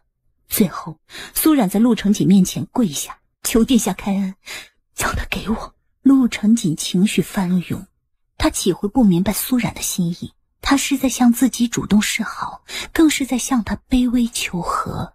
殿下不回答，我就当殿下答应了。苏冉将盒子抱在怀里，头也不抬地对他说，时候不早了，我先走了，多谢殿下。紧接着一股威压朝他压下来，双唇就被堵住了。男人的吻霸道又汹涌，呼吸交换之间，苏冉闻着男人身上久违的熟悉味道。有那么一瞬间，他不想走，他只想做陆承锦身边的那个女人，放下仇恨，一生一世一双人。殿下，对不起，我太恨陆承彦了，我必须要这样做。苏冉将头贴在男人的后背上，眼泪汹涌而出。若是殿下过不了良心这一关，可以将我绳之以法，我绝无怨言。等听到话音里的凄凉意味，陆承锦的心口更是阵阵触动。你如实告诉我，你杀燕王到底是什么原因？我几次在他手里死里逃生，他还想施诡计，逼我嫁给渔夫，又想让我委身孽战，而如今他还拿画像威胁我，更是要将杀害他母妃的罪名扣到我的头上。他对我如冤鬼缠身，若是不能杀了他，我此生休想安宁。苏然，陆承彦是不是还对你做过其他的事？殿下，你相信有前世？我是相信有前世的，因为我在我的梦魇里看到陆承彦对我坏尽做事，将我活活折磨致死，比这一世更残忍，所以才让我在这一世这样恨他。或许我与陆承彦的仇恨不只是这一世，上一世我们之间就有了仇恨。明明他说的只是虚无可信的梦境，可陆承锦竟然似乎相信。那你的梦魇里有没有本王？我的梦魇里有听闻过殿下，殿下是英明神武的景王殿下，高高在上，受万民敬仰。可惜殿下不认识我，他没有骗他。上一世他对景王的名字如雷贯耳，可他却不知道自己的存在。可这一世却是他打开了自己冰封的心田，让他重拾对感情的信任，也是陆承锦一路的庇护，让他改变了上一世的命运，能手刃仇人，平息两世的仇恨。想到这里，苏冉的心口剧痛，忍不住抬手抚上了男人坚毅的脸庞，手指眷恋地抚过他的眉峰眼角。殿下，我一直记着那日山顶看日出，我答应你的事，可我没想到那日你会在屋外会亲眼看到我做下这样的事。但事情已经发生，是我对不起殿下。叶医生，殿下先回去吧。不等苏然反应过来，他身子已陷入被褥间，男人的威压感再次朝他袭来，继而将他包围。苏然，有些事情不是一句对不起就可以了结的。他吻得很重，手上的力道也很重，真似要将他揉碎，再嵌进自己的骨子里去。他浮浮沉沉，怕自己掉进海底深渊，只能伸手抱着眼前的人，紧紧贴向他。终于，当第一波风浪停息，苏冉瘫软在陆承锦的怀里，闭着眼睛。半晌后，他终是暗哑着嗓子问道：你拿铁矿图跟父皇交换什么？换我与阿云的2条性命。还有呢？你答应了父皇什么？没什么了。陆承锦眸光一沉，他又在骗自己。他都已经听长亭说了，兰儿近期会成亲出嫁，苏冉还将梦楼当成嫁妆送给了兰儿，一看就知道他是为了离开在做安排了。可他安排好了身边的所有人和事情，却唯独将自己落下。难道他就可以完全不在意吗？想到这里，陆承锦的心里又剧痛起来。他将他抱在怀里，如珍似宝，连吻都变得缠绵轻柔。不知过去多久，天边泛白，却看到了他后背上那点鲜艳欲滴的朱砂痣。但苏冉知道，虽然画像已烧，却已在他的心里落下痕迹，他终究是在意的。呀，聂将军怀疑是大长公主故意将沈渊藏了起来，一旦沈渊现身，会是落进了南安王手里。姑娘，你就危险了，要不咱们回府去看看？我们不能去，若是去了，就会让大长公主以为我们是着急害怕了。既然如此，大长公主为何要将沈渊这个烫手山芋留在镇国公府？她要将沈渊交给陆承照处置。你马上去告诉聂将军，让他马上派人暗中守住镇国公府的每个出口，不要放沈渊出府，顺便帮我约大哥哥出来。镇国公府。祖母，小冉是我们的亲人，祖母为何要对他赶尽杀绝呢？他处心积虑地谋害我们苏家，他何时将我们当过亲人？以前过往是非，孙儿不想再提。如今我只想问祖母一句，你是不是真的与前朝太子勾搭在了一起，在替他做事？什么勾搭？大殿下是皇室正统，当年他受奸人所害，才不得已假死，离京避祸。如今他沉冤归来，本宫身为大晋长公主，自是要匡扶正义，辅佐他上位。本宫行的是正道。见祖母亲口承认下来与前太子的关系，苏承玉眸光一震，心中最后那点希望也破灭了。求祖母看到我未出世的孩儿份上，你赶紧抽身吧，不然等将来前太子覆灭之时，我们整个镇国公府都要为他陪葬的。这些话也是苏冉同你说的？他就这么笃定大殿下会输，还真是太自以为是了。方才他出去并不是去见苏冉，而是被陆承锦叫出去了。晋王殿下说，只要祖母交出沈渊，他能保我们镇国公府无虞，不然如何？他都已经是虎落平阳了，还想来威胁本宫？自从大长公主决定追随前太子陆承照后，他已经没有了退路。你放心，祖母心里有分寸，等将来太子复位，会娶幼宁为太子妃，到时你就是大晋国舅爷，身份自是不同。而等将来幼宁生下嫡皇子，他的儿子就是新一代帝王，咱们镇国公府的荣耀就会一路傍着皇权延续下去，经久不衰。听着祖母近乎狂狷的话，眸光一沉，终是咬牙下定了决心。来人！而随着他话音落下，屋子外面立刻传来了一阵脚步声。你想干什么？造反吗？祖母，尽容孙儿不孝，为了镇国公府200余人口的性命，孙儿必须要拨乱反正，只能委屈祖母你了。祖母就安心在上院养病，今晚的团圆宴也不必勉强参加了。你个不孝孙，竟敢关进本宫！本宫所做一切全是为了镇国公府的千秋荣华，正是因为你平庸无能，撑不起整个家业，本宫这才苦心孤诣，费心筹谋。而你不但不领情，还帮着外人来对付我，你真是狼心狗肺，不分好坏。说罢，他举起手中的虎头杖，就朝着苏成玉打来。我知道自己没本事，令祖母失望，若是能让祖母消气，哪怕今日将孙儿打死在这里，孙儿也愿意。苏然挺身挡在哥哥面前。祖母当真要打死哥哥吗？你怎么来了？哥哥他根本没有做错事，也不该受祖母的打。他这样对待尊长也算没有错吗？你别以为这样就能眼下你做下的恶事，本宫一定会带着沈渊亲自面圣，揭穿你。你们赶紧放我出去，否则我杀了白氏，让他和腹中的孩子为我陪葬。放人！不可，他是朝廷钦犯，既然投进了我们府里，就不能再让他逃脱。不可！放不放人是镇国公府里的事，何时轮到你做主？我不让放人，是支持大哥哥的做法。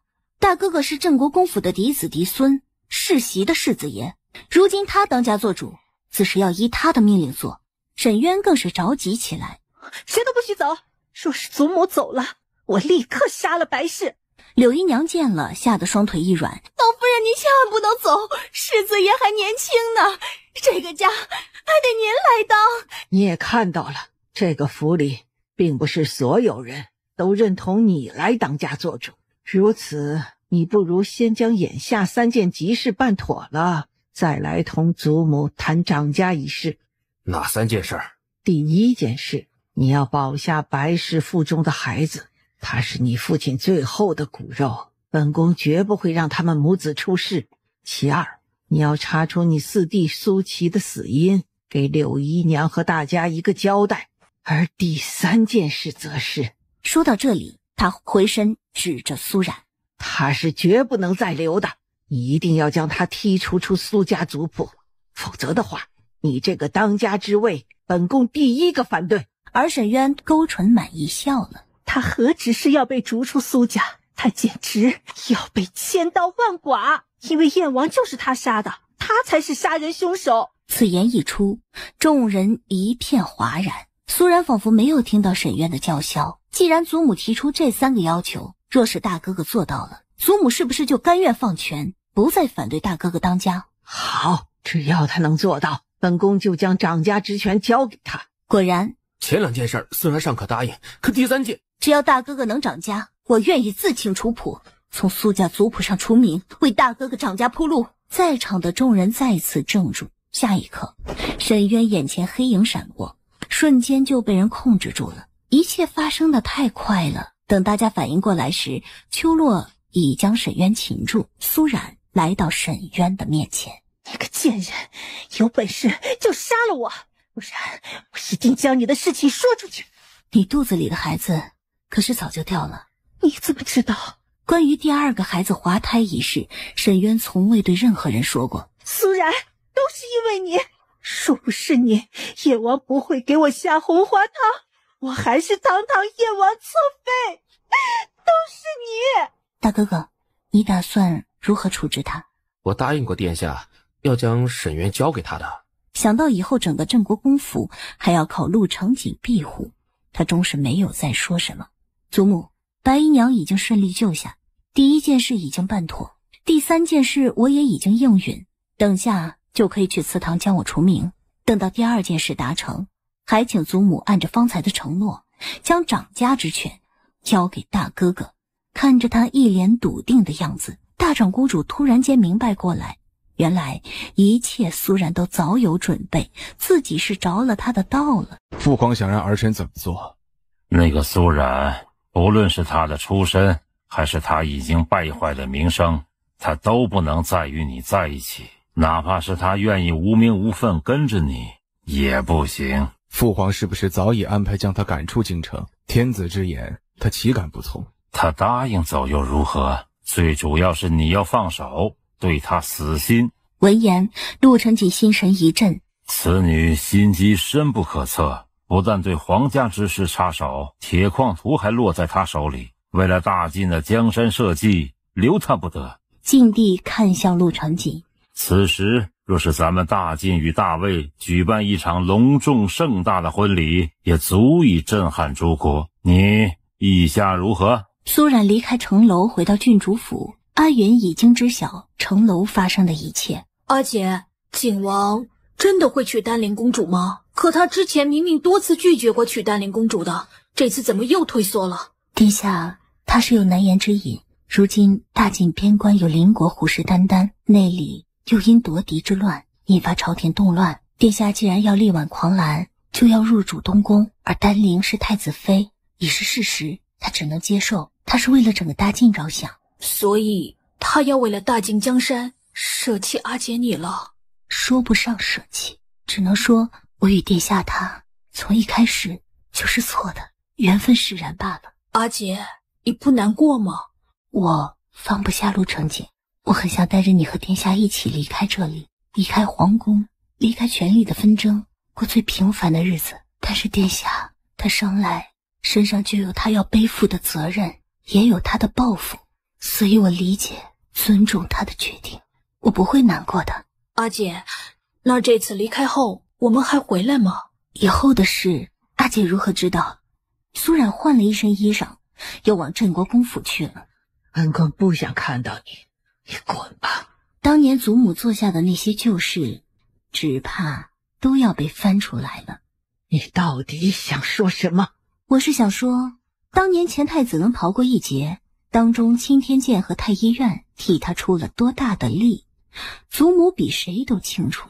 所以若是皇上最后查出当年一切都是前太子联合青天剑和太医院搞的鬼，而最近这次的天象异象，青天剑也有份推波助澜，欺君罔上，祖母觉得皇上会不会怀疑到祖母也有份参与其中呢？本宫真的以为他死了，而最近这一次是他拿着德妃和二皇子的事来威胁我。那封密信你也看到了，本宫也是不得已而为之啊。可你昨日写给前太子的信还在他手里握着，若是他为了保命，最后将一切都推到祖母的身上，祖母觉得皇上会相信谁的话呢？苏然，本宫就知道你最是记仇，你一直记恨着本宫，你趁这一次的机会要逼本宫死。骑术里有一招叫弃车保帅，但有时候却要弃帅保足，才能保全大局。大长公主嘴唇苍白，不住地哆嗦起来。你这个贱人，就是想逼死本宫。祖母一心为镇国公府，不会不明白我这样做也是为了保全镇国公府。你不是很聪明吗？你想保全镇国公府有很多法子，你再想想啊。若是祖母不肯，就当我没有说过。说罢，转身朝着门口走去，身后苏然，你就这么笃定锦王会赢？谁生谁死还不知道呢。阿姐，你一定要来找我，我会在长花寺等你，你不来我不会走的。苏然没有想到弟弟什么都知道了，心口一痛。你放心，我答应母亲要照顾你长大的，上一世阿姐无能护不住你，这一世阿姐一定会护着你的。苏冉立刻就将洪流和乌明叫进来，吩咐他们立刻带上包裹，护送阿云出城。阿姐为了帮陆成锦，命都不顾，可阿姐的命却是她不惜一切换来的，她是绝不会看着阿姐去送死的。大晋皇宫，宫外情况现今如何了？他呢，有没有出城？姑娘不肯走，但是将小公子送走了。小公子出城后遇到了伏袭，虽然被聂将军救了，但那些人明显是冲着姑娘去的，想绑小公子去要挟姑娘。陆承照知道罗恒在他手里，是不会放过他。倒是一乱起来，本王未免顾得上他。先前我进来时，在宫外遇到了秋洛，他让我给殿下带一句话。长亭附到陆成锦的耳边，将苏冉转告的那句话说了出来。他手里捏着父皇给的免死金牌，如今又有太后派人在储秀宫替他守着，我们若是在此时对他下手，是送了画饼给他，到时他起兵造反，就堂而皇之了。原来晋帝刚刚失去了一个儿子，却不想再失去一个，于是就答应了陆承照的要求，给了他免死金牌。你去见过大公子了？他可会解父皇的毒？大公子看了太医院的诊书后，猜出了皇上所中之毒，说他可以施针替皇上解毒。立刻将消息传进储秀宫，就说皇上中毒，无药可解。彼时阿云在聂战的屋子里等他。将军方才做得很好，但你夫人小产的事要瞒下来，不要让陈敖他们知道。话音刚落，乌明从外面疾步进来。小公子，不好了，郡主府出事了。郡主府起大火，火势集中在苏冉所在的主院里。等尸首一被抬出来，那些下人一眼认出那女尸是苏冉。是郡主，这可怎么办呢？阿云眼前一黑，喉咙里涌起腥甜，他周身被悲伤笼罩，生不如死。阿姐死得不明不白，他要找出害死阿姐的凶手，为阿姐报仇。聂战心中悲痛无比。好的，怎么会起火？到底是怎么回事？贵府上可有小腿截断之人？阿云先是一愣，下一刻他却是突然想到了什么。我知道他是谁，他是罗恒，是我阿姐准备带进宫去见皇上的一个证人。阿姐一直将他悄悄藏在后偏房里，这场大火肯定是冲着他来的。此言一出，全场一片哗然。果然看到有2个形迹可疑之人，在听到他们的话后悄然离开了。我大概知道放火烧死我阿姐的人是谁，我要去大理寺找曾大人告状，还请大人替我将阿姐的尸首和罗恒的尸首送去大理寺为证。阿云退回到聂战的身边，附到他耳边轻声嘀咕了几句。聂战全身剧烈一颤，脑子里的异样也如洪水一般退了下去，了无踪迹。大家都将沈渊当成了姑娘，不会被人发现的。他呢？如今在哪里？姑娘知道殿下的计划后，就按照我们的安排，悄悄先离开了郡主府。但出了府后，姑娘却没了踪迹。他原本的计划是利用沈渊代替苏冉死后，就让苏冉出城离开京城，而他先前安排好罗恒对付陆承照的事，自己可以代替苏冉做了。但是没有想到，苏冉似乎料到了他的计划，竟抢在他的前面将罗恒转移了。派人去找他，还要留意各处宫门，不要让他进宫来。殿外，草民沈三珍见过晋王殿下。易国荣后，当真一点沈直的影子都没有，而陆承锦的目光落在了沈直身边的药童身上。陆承锦岂会认不出此人就是苏冉？陆承锦眼底浮起了一抹暖意。你怎么将他也带进宫来了？你也知道我拒绝不了他，你们之间的事儿啊，你们自己去讲清楚，恕我不奉陪了。等下你轻点骂啊！闻言，长亭差点笑出声，却被陆承锦瞪了回去。殿下，我有一事想请殿下帮忙。我将罗恒藏在进宫的马车里，我想请殿下帮忙将他带进来。苏冉要将一个大活人带进宫里难，可对陆承锦来说却是小事一桩。你之前不是为了防着我，将罗恒从私宅急急转移，如今却不怕本王抢了你的事做？陆承锦的语气里不由带了一丝怒意，不知是气恨他不知凶险，还是气他一见面别的话不说，只会硬生生地同他说正事儿。这原本就是我与皇上说好的事情，若是让殿下带我去做，皇上对殿下的疑心就会更重，对殿下百害而无一利。这可是你脱身的最好时机，你为何不借着这次大火离开？而苏冉提前将阿云送走，足以看出他其实早已看透了父皇的心思，可明知父皇不会放过他，他还要进宫来送死。我可以帮你把人接进来，但你要马上离开。陆承锦让沈渊代替苏冉去死，自此世上再无苏冉这个人，他也不能再出现。苏冉倒不在意他这个名字和身份，他在意的是从此以后他无法再出现在陆承锦的身边，不能再和他在一起。你可知道阿云没有走，他又回城了。他知道死的那个人是沈渊，如今只怕正在外面到处找你。京城马上就要大乱，你若不出现，阿云定是不会离开的。苏冉一直担心着上一世的结局，担心陆承锦最后会受陆承照所害，所以他冒险进宫，不只是为了要助他对付陆承照，更是想陪着他度过最危险的时刻。只有看到他最后一切安好，他才能够放心的离开。可现在弟弟一个人在外面找他，让他如何是好？那陆承照会什么时候动手？陆承照已经集结手下的人，趁着父皇昏迷之际复位逼宫，眼下有太后跟皇叔牵制着他，但相信很快他就会从储秀宫里出来。沈之已经答应我，会在明天晌午之前让父皇醒来，到时我会让父皇亲眼看见陆承照的野心，再将他的真面目在父皇与天下人面前揭穿。那这样是不是就不用兵戎相见了？无论如何，这一仗总是要打的。不过你放心，我已计划周全，陆承照这一次一定逃不掉。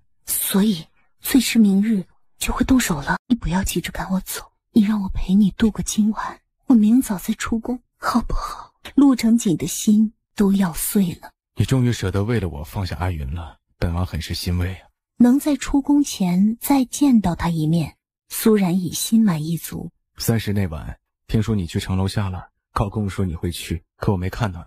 我去了，但天气太冷，我没有看到殿下在城楼上，就又回去了。他故意将看到他与丹灵一起出现的那一节抹掉，不想在此时提起。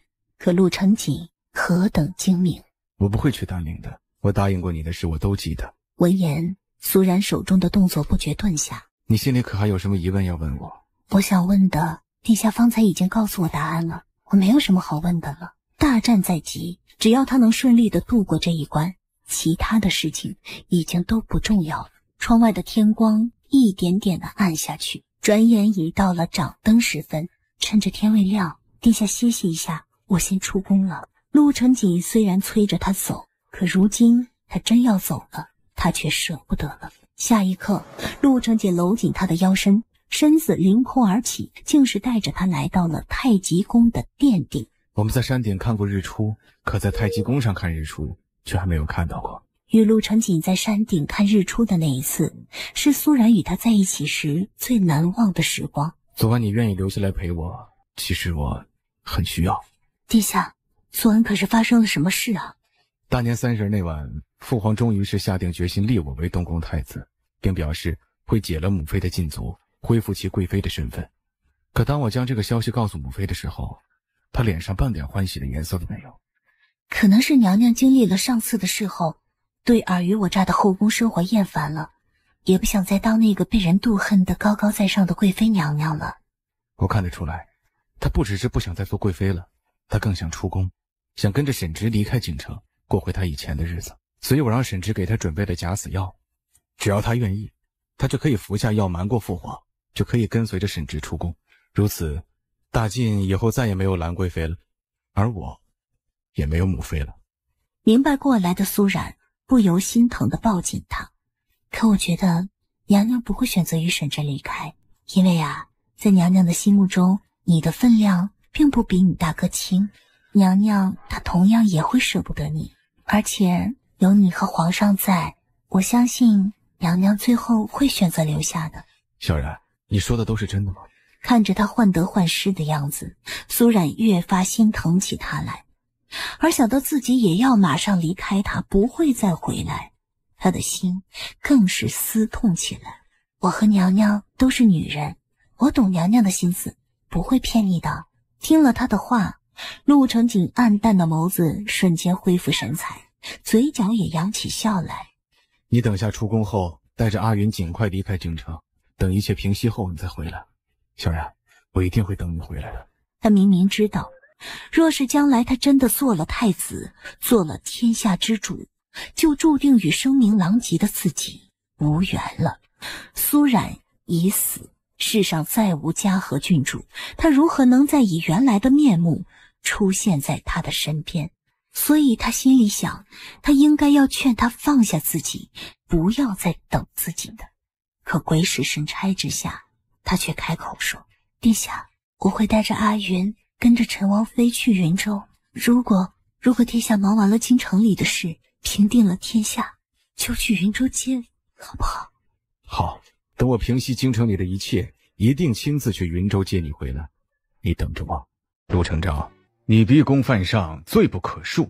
这一次本王倒要看看，你要如何向父皇狡辩。你算个什么东西，敢这样同姑说话？本王早就跟你说过，前太子的坟头草都黄了好几茬了，你就别在这儿做春秋大梦了。陆晨锦，你屈打成招，逼着他们来污蔑本宫，你休想抹黑本宫。太后此时看向陆承锦：景王，你可还有其他证据？去，将西席先生请出来。长亭推着罗恒出现在大家的面前。殿下，我终于又看到你了。陆承昭眸光狠厉地朝陆承锦看去。真正的罗恒早已经死了，却不知道你从哪里找出这样一个赝品来假冒他。陆承锦，你真是狠毒至极呀！陆承昭，亏得罗恒为了你潜伏在燕王身边多年，为了保住你，燕王打断了他一双腿，他都没有把你供出来。你如今这样对他，真是不孝子啊！陆承锦，你无凭无据，休想污蔑本宫与他的关系。本宫是大晋最尊贵的嫡长皇子，是大晋名正言顺的东宫太子，本宫一定要将你千刀万剐。话毕，却是突然拔出腰间佩剑，朝着陆承锦刺来。护好罗恒。陆承锦所料不假，陆承昭真正要行刺的并不是他，却是罗恒。他是要杀人灭口，而他这样做，更是不想罗恒再当众对他做出这副讨好关怀的样子。殿下就这么想我死吗？你这个祸害，害了我母后，如今还来攀污本宫，本宫自是不会再留你。殿下，我有一件要紧的事情要告诉你，你听我说。不等罗恒把话说完，手中寒剑再次朝罗恒划过，彻底了结了罗恒的性命。陆承昭，你以为杀了罗恒就死无对证了吗？你与罗恒的关系，你真正的身世，今天本王都会当着父皇与朱清的面替你揭露清楚。连父皇当年都拿不出证据定母后的罪，就凭本王是大晋锦王，是真正的陆氏皇族血脉，要杀你这个奸生子，天经地义。陆承锦，你有本事就当着父皇与众人的面杀了我，若是不然，本宫会让你为了方才所言付出千倍万倍的代价。你不配自称本宫，因为你根本就不是陆氏皇族的血脉。罗恒脸上面具被撕下，露出里面的真容来，竟与陆承昭的样子十分相像。除了罗恒脸上多出的皱纹和苍老感，两人的面容几乎像一个模子印出来的。看着龙案上堆积的前皇后与罗恒的私信，再看着两人相似的脸，晋帝还有什么不明白的？来人，将这个奸贼抓起来！父皇，你不要相信他的话，我与罗恒一点关系都没有啊！我是陆氏皇族的血脉，是你的嫡长子啊！下一刻，殿下，南宋王反了，在大军包围了皇宫，人数悬殊，我们的黑甲兵快抵挡不住了。哈哈，孤的援军终于到了。来人，将逆贼陆承昭打入天牢，其他人随本王去迎敌。宫门外，众将听令，斩下陆承锦首级，杀进乾清宫，屠尽陆氏皇族。厮杀声响彻殿宇，冲出宫墙外，火光映着血光，像条血河。纵使黑甲兵再神勇，与南安王的兵力相差实在过于悬殊。很快，黑甲兵就全部倒下了，只剩下陆承锦与长亭一众亲卫。天亮前，本王要坐上这乾清宫的龙椅，斩陆承锦首级者封千户侯，赏黄金1万两。此时南安王眼前，他的大军竟被另一阵人马团团围住绞杀，竟是聂战带着他的8000禁军进攻来的。晋王殿下，聂某护驾来迟，等聂某擒了这叛贼，剿灭了叛军，再去向皇上请罪。聂将军可有要解释的？是阿允让我这么做的。如此，这里就交给将军了。不知祖母今日唤我过来，有何吩咐？你是不是准备出城离开京城了？其实你也不必非走不可。经过此次宫变后，晋王已是众望所归，听闻那班老臣都已臣服于他，连聂将军那样的刺儿头都归顺了晋王。纵使是皇上，只怕如今……说到这里，大长公主话语顿下，可苏冉却明白她的心思。刚刚经历两王叛乱，百姓对陆氏皇族的皇权抱着存疑之心，甚至是抱怨不满，所以这个时候皇上与晋王之间不能再起争端。而叛党余孽盘根错节，境外又有邻国虎视眈眈，所以当务之急是皇上与殿下父子齐心，联手清除乱党，整顿朝纲，威慑邻国，所以他必定要离开。听到苏冉说出这番话，大长公主才真正的叹服她的智慧和远见。单是她能够顾全大局，不拘泥于儿女情长，就盖过了其他的闺阁女子。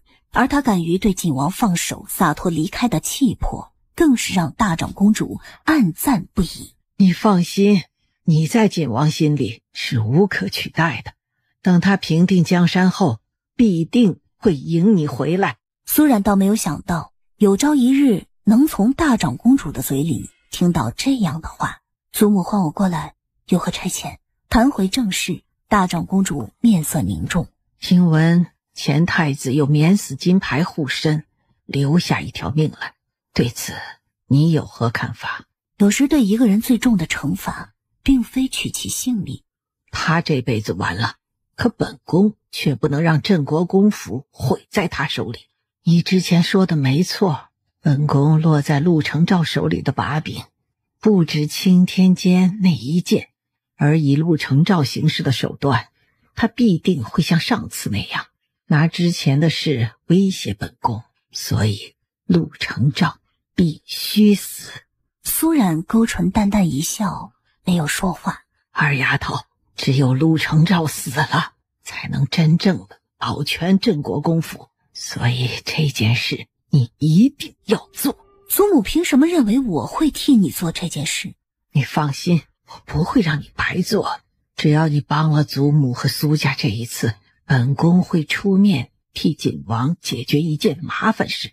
苏冉神情微变，她自是知道大长公主要替陆承锦解决的是哪桩麻烦事。晋帝已对晋王与丹陵的婚事做出了安排，可若是这个时候他再拒绝丹陵，不止会与晋帝父子闹翻，大魏也会由盟国变成敌国，大晋越发危险。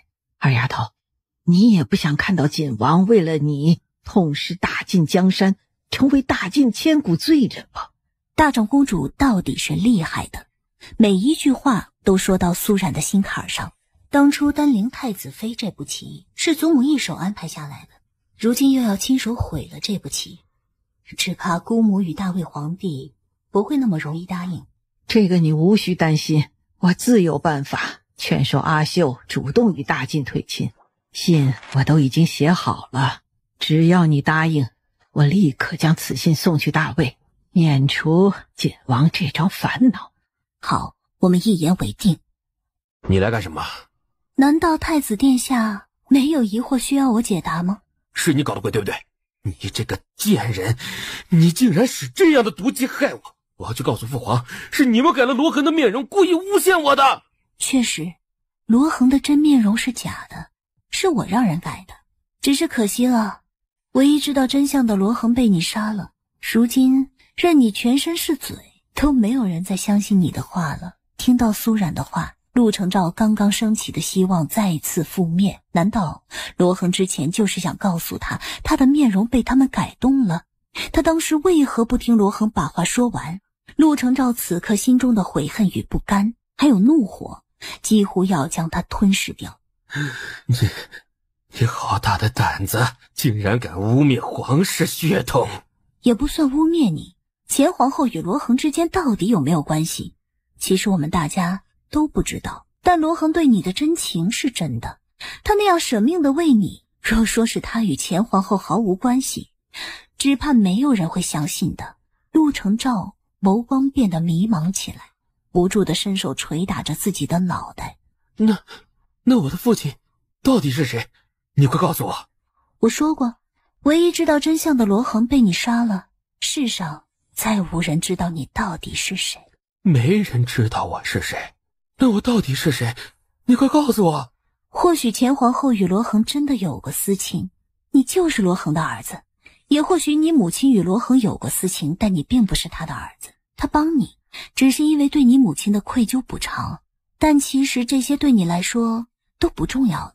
今日我一路进宫来，看到满地的鲜血，洗都洗不干净。宫门口那些妇孺老人只敢流泪，却不敢上前认尸，因为他们的儿子丈夫是叛党，他们只能等着他们的丈夫儿子的尸首被扔进乱葬岗，才敢半夜偷偷的去将他们带回去。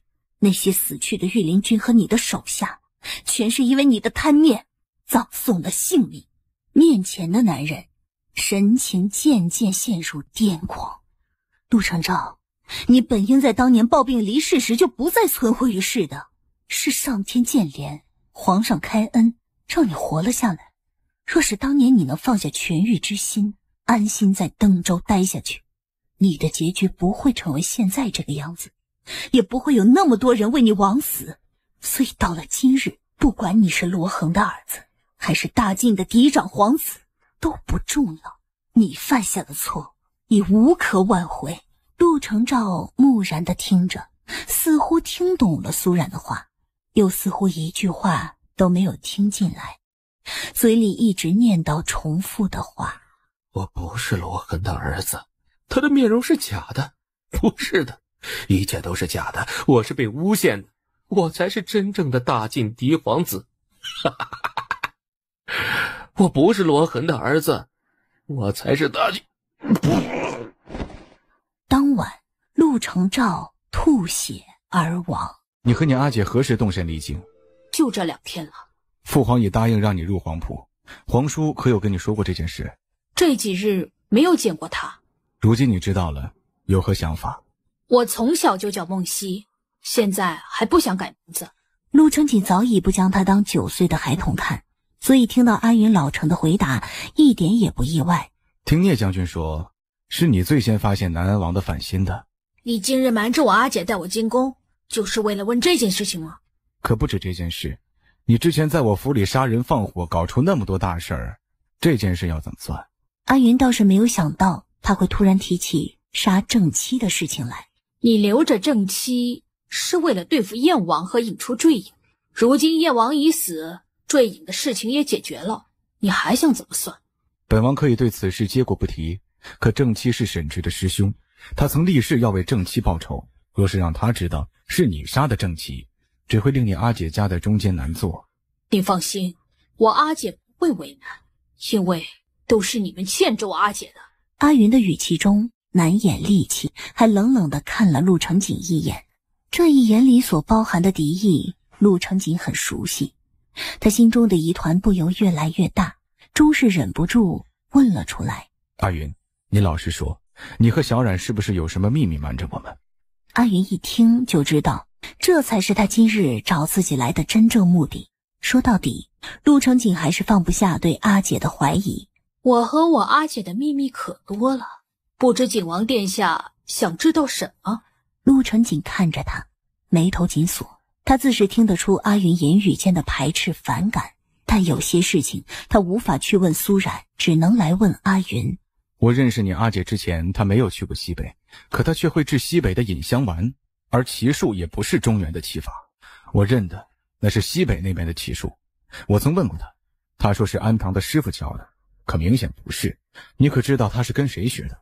而上次宫变，陆承锦看到聂战驾马追南安王时，有那么一瞬间，他竟觉得聂战的骑术与苏冉的很像，直觉苏然与聂战之间还有些事在瞒着他。陆承锦今日来问阿云，其实潜意识里，陆承锦想从阿云这里得到一个答案，一个苏冉的所有事情与聂战无关的答案。可惜阿云令他失望了，只见他摇了摇头。我知道你心里在想什么，你心里还是对我阿姐有很多怀疑。尹香丸、马术、聂战的那些画像，让你怀疑我阿姐与聂战之间的关系，对吗？我可以告诉你，我阿姐的制香技术与马术确实不是在安堂里学的，另有人教她。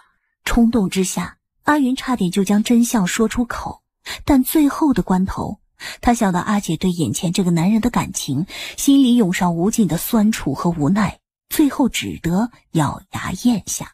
话锋一转，我阿姐虽然瞒着你这些事情，但她从来没害过你，对你全心全意，连聂战这次这么帮你也是受他所托。闻言，陆承锦眸光一震，神情都变了。看着他形容大变，阿云眼前再次浮现前世的一些事情来，心头不由堵塞难受。我知道你心头有许多疑惑不解，但有时候不知道比知道好。若你心里实在困惑走不出来，去寺庙里问问佛祖吧，或许佛祖会告诉你真相，给你一个答案。你们又吵架了？景王他不只还记得画像的事，还记得你尹香丸和奇术的事。他今天叫我进宫，就是问我这个。那你是怎么同他说的？他不相信你是跟安堂师傅学的，我就告诉他，你会的这些东西确实另外有人教的。阿姐，我没有说出是谁，关于以前的事情我都没有说。没事，阿姐知道你有分寸。阿云走后，苏冉一个人呆坐了很久。苏冉叫来秋落，你进宫一趟，去跟殿下说，我明天中午去醉香楼，等他一起吃饭，叫他抽空出来一趟。既然殿下执意想知道，那么就告诉他吧。正月初10，午时正刻，饭菜全凉了，却迟迟未见陆承锦的人。秋落从外面进来，姑娘，小公子他们在城门口已经等得不耐烦了，问我们何时过去。苏冉看着满桌凉透的饭菜，一颗心也渐渐凉了。时候不早了，他没有办法再等下去，拿笔墨来。可当他提笔蘸墨时，他却迟疑了。他要怎么写，才能让他更容易接受自己重生的事实，而不会觉得自己是个怪物？过了许久，终是开始蘸墨落笔。殿下，见字如面，今日约你相见，是想告诉你我心里深藏的那些秘密。殿下，我并非天生怕黑，也不是无爱美之心之人，一切皆因我师。可他堪堪写出半个重字，门外突然响起一阵急促的敲门声。苏冉被惊得手一抖，墨汁滴下来，掉在了尚未写完的重字之上。他以为是陆承锦来了，可门打开后却是聂战。苏姑娘，聂将军，我家姑娘有事在身，请将军先出去。我知道你在这儿等锦王，我不会打扰你太久，我有一件事一定要问清楚。说罢，聂战拿出那颗尹香丸给苏冉看，神情无比的激动和迫切。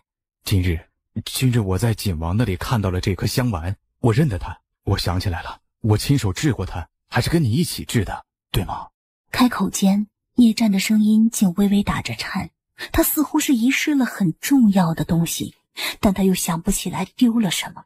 苏姑娘，我想起一些奇怪的事，似乎都与你有关，但又有一些不同，为什么会这样？除了这香丸，聂将军还想起什么？我似乎还看到苏姑娘穿着宫装，但她又与你有所不同，她好像很难过。苏姑娘，我们以前是不是很早就认识啊？我与将军认识不过1年的时间，之前从来都没有见过面，而事到如今，他绝不想再与聂战有过多的牵扯。聂将军，人都是向前看的，将军要珍惜当下，不要执着于从前，更不要将一些虚无的东西当真。你只告诉我，锦王殿下那里的尹香丸是不是你制的？若是你不肯如实相告，我去问锦王。锦王殿下那里的香丸是他之前在西北时带回来的，与我毫无关系。哪怕你去问殿下，也是这个答案。听到他的回答，聂战形容一震，整个人如失了魂一般。叶将军，上次画像引起的波折，差点害了我的性命。我知道将军是无心之举，但将军要明白，有时候无心之举也会给他人造成致命的伤害。而将军若是一直因为这些虚无的事情将自己困住，也将我置于危境中，对我其实很不公平。我希望将军能够慎而为之。他猛地从执着中醒悟了过来，眸光渐渐恢复清明。苏姑娘，是我糊涂。将军以后有什么打算？我会向皇上请命回去西北，就如苏姑娘所言，我不适合这里的尔虞我诈。将军的决定是对的，我也要离开这里，就此同将军告别。叶将军珍重。姑娘珍重，后会有期。聂战深深看了苏然一眼，终是转身离开了。姑娘想问什么？大师，我有些好奇，大师与阿云是如何相识的？此事说起来倒有些长远。当年我还是一个小沙弥时，曾在后寺捡到一个6、7岁的小尼姑，她是从安堂偷跑出来的，怕被师父抓回去，躲在这后面的柴房里，被我捡到了。苏冉怔怔地听着，前世里一些很久远很模糊的事情渐渐在他眼前涌现。大师就是上一世那个送我窝头吃的和尚哥哥。再次见面，我已垂垂老矣，苏冉还是当年的模样啊。大师，怎么是你？苏冉泪眼婆娑，看着眼前的了得大师。难道大师从上一世到这一世一直都在？当年一面之缘也是我与你的缘分。后来我得知你跟着大晋三皇子离开安堂回到京城，还将成为燕王妃，我虽意外，但也替你高兴。但我没想到你最后会落得那样一个下场。当年等我得到消息赶到皇陵时，你已被封官下葬。了得大师的话却让苏冉瞬间重回上一世那个漆黑的金丝楠木棺椁里。他拼命挣扎，伸手要刨开那坚硬的棺木逃出去，可哪怕他十指尽毁，也撼动不了被封死的棺木半分。苏冉痛苦地闭上眼睛，眼泪从眼缝里溢出来。许久，苏冉重新睁开眼睛，怔怔地问了得大师：那后来又是怎么回事？大师，我为何会重生过来？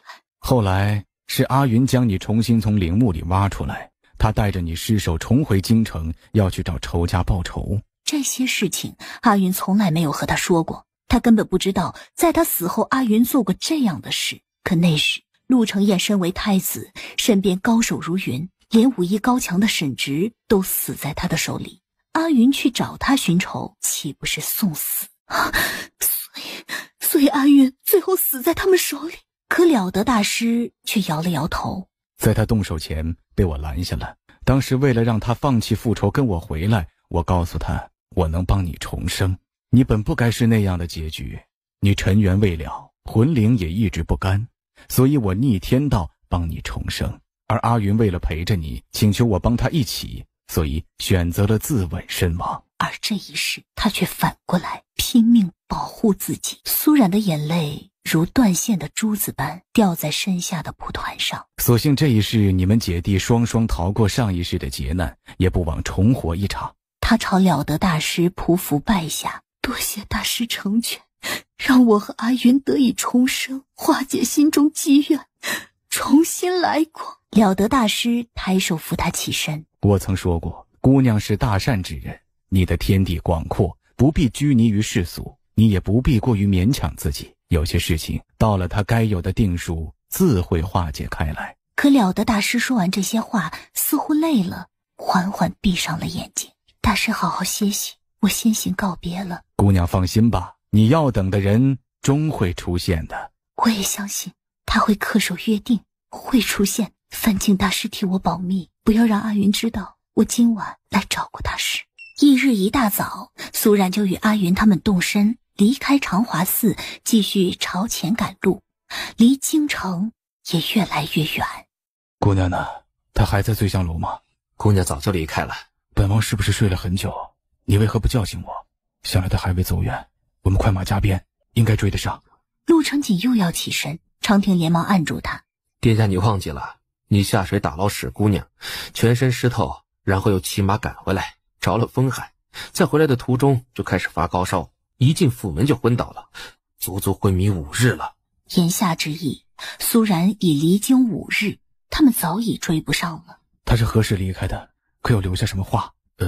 属下跟着聂将军离开了醉香楼，等看到聂将军回将军府后，属下再折回醉香楼，姑娘就已经离开出城了。不过姑娘给殿下写了一封信，只是什么？只是这信笺当时是被揉成团扔在纸篓里的，被属下发现了，所以带回来了。也就是说，苏然在写完信后又不想给他看了。寥寥几句话，陆承锦一眼就看完了，可他的心情却瞬间沉重起来。他的眸光落在最后那个被墨汁浸染已看不清楚的字体上。陆承锦觉得那个字可以揭开苏然身上所有的秘密，只是可惜那个字已完全看不出来。下一刻，他猛然从床上起身，替本王更衣。这么晚了，殿下要去哪里啊？我要去云州找他。殿下，你不能走啊！殿下，你有所不知啊，皇上得知您醒来后，已拟定了2月2龙抬头那天册封你为太子，而等元宵节一过，燕王与荣贵妃的大丧也要办了。皇上之前已经说过，这些事儿都交由您处置。还有，先前叛乱之事尚未处置完毕，这次处决了太多官员，年后要立刻筛选新的官员，填补空缺，这每一件事都耽搁不得呀。长亭的话却似一盆冷水浇在陆承锦的头上，让他彻底清醒过来。是啊，大晋内乱刚平，又是1年伊始，朝堂内外还有成千上万的事情等着他去处置，他根本抽不开身。若是他此时离开，大晋就要乱了。想到这里，陆承锦满腔的热情瞬间退却，闭上眼睛，无力地靠在软枕上。长亭知道他心里的苦处。殿下，你不要着急，你之前不是与姑娘约定好了，等天下大定之后，殿下再去云州找她。姑娘知道殿下公务繁忙，她不会怪殿下的。听了长亭的话，陆承锦心里稍稍好受了一些。可知道他们一行到了哪里？姑娘他们并没有按照行程直接去云州，属下只知道离京当晚他们在长华寺歇了一晚，后面就不知道了。殿下放心，姑娘她会与轩儿他们联系的，到时候一有姑娘的消息，属下立刻就来告诉殿下。事到如今，他留在这里走不开，也只能等着苏冉的消息了。接下来的日子，陆承锦彻底忙碌起来，而为了能尽早的去云州接苏冉，他更是没日没夜的守在承德殿里。转眼，漫长的寒冬过去，陆承锦准备好行装，从宫里拜别母妃后，就出宫直奔城门。之前，他一直想弄清楚苏冉与聂战之间的关系，但到了这一刻，他突然豁然开朗，想明白了，不论苏冉与聂战之间有什么秘密，都不影响他和苏冉之间的感情，因为他和他的心里从始至终都只有彼此，如此就足够了。可走出不久，天空突然下起了大雨，于是一行人冒雨上山，去了长华寺。陆承锦抬步进殿，那个一直在打瞌睡的老僧突然开口：殿下真的做好准备去见他了吗？殿下真的做好准备去见他了吗？大师此话何意？殿下，老僧在这里等候你多时了。大师，我们以前见过吗？殿下可还记得多年前你有一物放在老僧这儿，一直未曾取回。陆承锦隐约想起一桩陈年旧事来。12年前，正是他一个人独身离京去西北的时候，在出城的第一个晚上，他走到长华寺时，却被毒蛇咬伤，被路过的一个小尼姑看到。小尼姑叫人来帮他抬到了一个老僧那里救治。那个小尼姑一直帮着老僧照顾他，后来他许诺将来会重谢他们。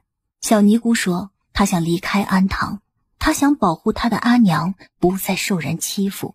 陆承锦一口应承下来。小尼姑欢喜不已，怕他将来不记得自己，将身边的一块手帕递给他，让他将来拿着手帕去寻他。可惜小尼姑当晚就被安堂的师傅抓回去了。陆承锦恍惚回神，怔怔地看向面前的老僧。大师，就是当年救我之人？了得大师点头笑了笑。殿下可还想要回当年那块帕子？陆成锦心神不觉一震，心口已是想到了什么。大师，当年那个小尼姑难道就是……陈峰的记忆被打开，他心里一恍悟，10几年前救过自己的那个小尼姑极有可能就是苏冉。看来殿下还是想要回那块帕子的，如此殿下请随我来吧。陆成锦想也没想就跟了上去。殿下看看，这可是当年你放在贫僧这儿的那一块。陆成锦接过帕子，怔怔地看着，小小的一块蓝布帕子，入手粗糙。当年当那个小尼姑将这方帕子交给他时，陆成锦大抵也是嫌弃他太过粗陋，所以没有多做打量，就交给了了得大师替他保管。可事隔12年，此刻这方帕子再次落进陆成锦的手里，却让他如获珍宝。虽然了得大师并没有告诉陆成锦这块帕子的主人就是苏冉，但此刻他的心里已料定是他。大师，萧然可还记得这件事情？或许记得，也或许不记得了。也是，当年的苏冉还只是一个6、7岁的小姑娘，什么都不懂，连她都忘记的事，苏冉又如何会记得？大师后来可曾见过她？见过。是什么时候？上次他离京之时，夜宿在此，贫僧见过他一次。而大约1年前，他被罚至此处抄写女德，贫僧也见过他。他似乎心灰意冷，竟升起了坠入空门的念头。大师，那晚是我让他伤心了。一直以来，我因心里的不解，总是对他产生怀疑。殿下不必自责，你心里有疑或不解，想一探究竟，实属人之常情。而他不同你说，也有他的无奈。你们俩都没有错，只是造化弄人罢了。听到了得大师颇有深意的话，陆成锦越发肯定了得大师是知道所有事情的。眼前的了得大师就是能替他解惑的佛祖。如此，他拿出苏冉写给他的那封未写完的信，给了得大师看。大师，小冉在离京之前还约了我见面，但因我临时有事错过了。这是他写给我的信，可惜没写完。大师可知道他身上曾经发生过什么？为何他会变得突然这么怕黑，又不敢留指甲？陆成锦眸光切切地看着了得大师，他迫切地想从大师这里寻到答案。殿下当真想知道，求大师赐教。既然殿下坚持，就依殿下所言吧。说罢，了得大师将面前正焚着的香炉揭开。贫僧想要殿下一滴指尖血。陆成锦闻言，咬破右手食指指尖，将血珠滴到香炉里。香炉里缓缓腾起了一股极淡的青烟。烦请殿下再去方才的佛龛里拿出一样东西。陆成锦立刻起身，他拿出来的东西却是一块与方才那块蓝帕子一模一样的小手帕，只是这块手帕颜色比那块帕子陈旧很多。怎么会有2块相同又不同的帕子呢？他拿着2块帕子，不解地回头朝了得大师看去。大师示意他坐下，手指轻轻在苏冉未写完的那封信上拂过，那个被墨团遮住的字就显露出来。虽然那个字只写了一半，但陆成锦还是一眼认出是一个未写完的虫字。那是因为我是虫。但是这个虫字到底是何意啊？又为何会有2块帕子？那是因为这块旧帕是前世之物。陆成锦心口猛然一震，已隐隐想到了什么，但还是不敢相信。苏冉写下这个虫字是要告诉你，他是重生之人。陆成锦脑子瞬间一片空白。何谓重生之人？苏冉他死过一次了，这一世的他带着记忆重活，而那块旧帕正是前世他送给殿下的那一块，而前世殿下一直未按着约定来取回帕子，所以他一直留在这儿。不可能的，不可能，这世上怎么会有如此荒谬的事情？想也没想，陆成锦直接否认了，太匪夷所思。他根本不相信世上有这样的事情存在。对于他的反应，了得大师早已料到。他重重地叹息一声，而后抬手将面前的青烟扶至陆承锦的面前。殿下自己看吧。眼前他看到的这一切，并不是他记忆的回溯，而是他的前世，也就是苏冉的前世。祖母，为何是我？我不要当皇后。闻言，陆承锦神情一震，可没想到陆家竟要将苏冉嫁去做这个冲喜皇后。陆承锦当即就怒不可遏地冲进屋里去。祖母，我是要嫁给燕王的，我们马上就要成亲了，求求您，求求您发发慈悲，饶过我吧。我以后一定会乖乖听话的，我不会再以表妹和家里置气，我再也不敢了。祖母，祖母。以你的出身能做皇后，却是你几辈子修来的福气，你要惜福才是。你一个庶女能做皇后，这是你的福气，连燕王都同意了，你不要不识好歹。不会的，燕王他不会同意的，他说过一定要娶我的。嗨呀，难道我们还诓你不成？昨日燕王亲口说的，为了皇上的龙体安康，愿意取缔于你的婚约，让你做冲喜皇后。叶氏也在一旁帮腔，下一刻他的目光落在一边苏冉刚刚绣好的嫁衣上。二丫头是要穿凤袍的人，这嫁衣就给佑宁穿好了。她与燕王的亲事就在1个月后了，现在做只怕来不及了。你说什么？苏冉瞪大眼睛，怔怔地看着叶氏。你要进宫做冲喜皇后，而燕王要娶的人将是佑宁。他眼前一黑，身子往地上倒去。当双手抱空的那一刻，陆承锦的心里骤然一空。而看着大长公主一行在苏冉昏倒后，却是看也不看他一眼，就扬长而去。陆承锦终是明白过来，为何在陆家，除了苏承玉，苏冉对其他人都那般的冷漠疏离了。原来这些人从未将他当成过家人看待。陆承锦握紧拳头，守在苏冉的身边，脸色铁青。他同样也什么都帮不了他。最后他陪着他哭坐了整夜。翌日外面下起大雨，看到他去了燕王府，陆承锦不放心地跟着他。他要见陆承彦，可门房不让他进去，他就一直站在门口等着他。雨越下越大，他身上很快湿透了。陆承锦看着他站在雨里，心疼又心急。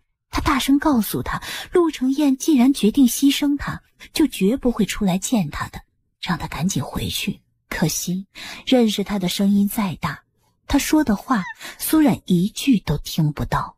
大雨停了又歇，歇了又下，断断续续3日不止。而苏冉也在燕王府站了3日3夜，最后终是再次昏迷过去。直到这时陆承彦才出现，可他只是站在台阶上，远远看了他一眼，就让人将他送回镇国公府去了。这一次醒来后，苏冉连哭都不哭了，他也病了，每日浑浑噩噩地躺着，整个人像是没有生气的木偶。而后他的烧刚刚退却，就被凤辇抬进宫去了。嫁进宫后，苏冉反而冷静下来，不再哭闹。他听到他对兰儿、轩儿说，在这后宫里无灾无痛的过一辈子也好，总归有饭吃，有地方睡觉，也是不错的。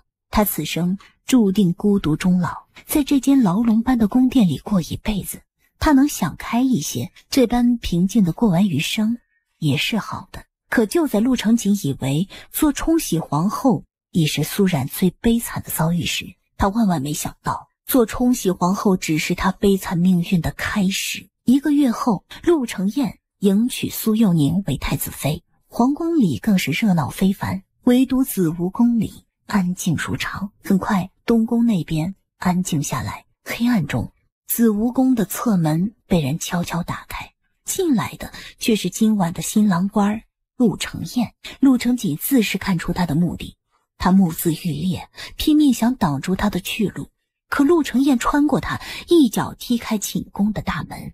寂静的夜里，殿门被踢开发出的声响，瞬间惊醒了里面的人。陆承彦反手砰的一声关上殿门，跟在后面的陆承锦的灵魂差点被震飞出去。等他回过神来要进去时，里面已传来苏冉的哭喊声，还有衣钵被撕裂的刺耳声音。你都不要我了，娶了苏有宁，你为何又来折磨我？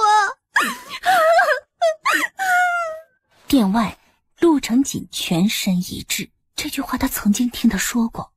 当日大长公主在酒里下药，命他送给陆承彦，而后当他被陆承彦轻薄时，他曾哭喊着朝他喊出了这句话。原来他当时是想起了上一世经历的痛苦遭遇，并不是心里还放不下陆承彦。可那个时候他什么都不知道，只将中了药的他狠心扔在了水池边。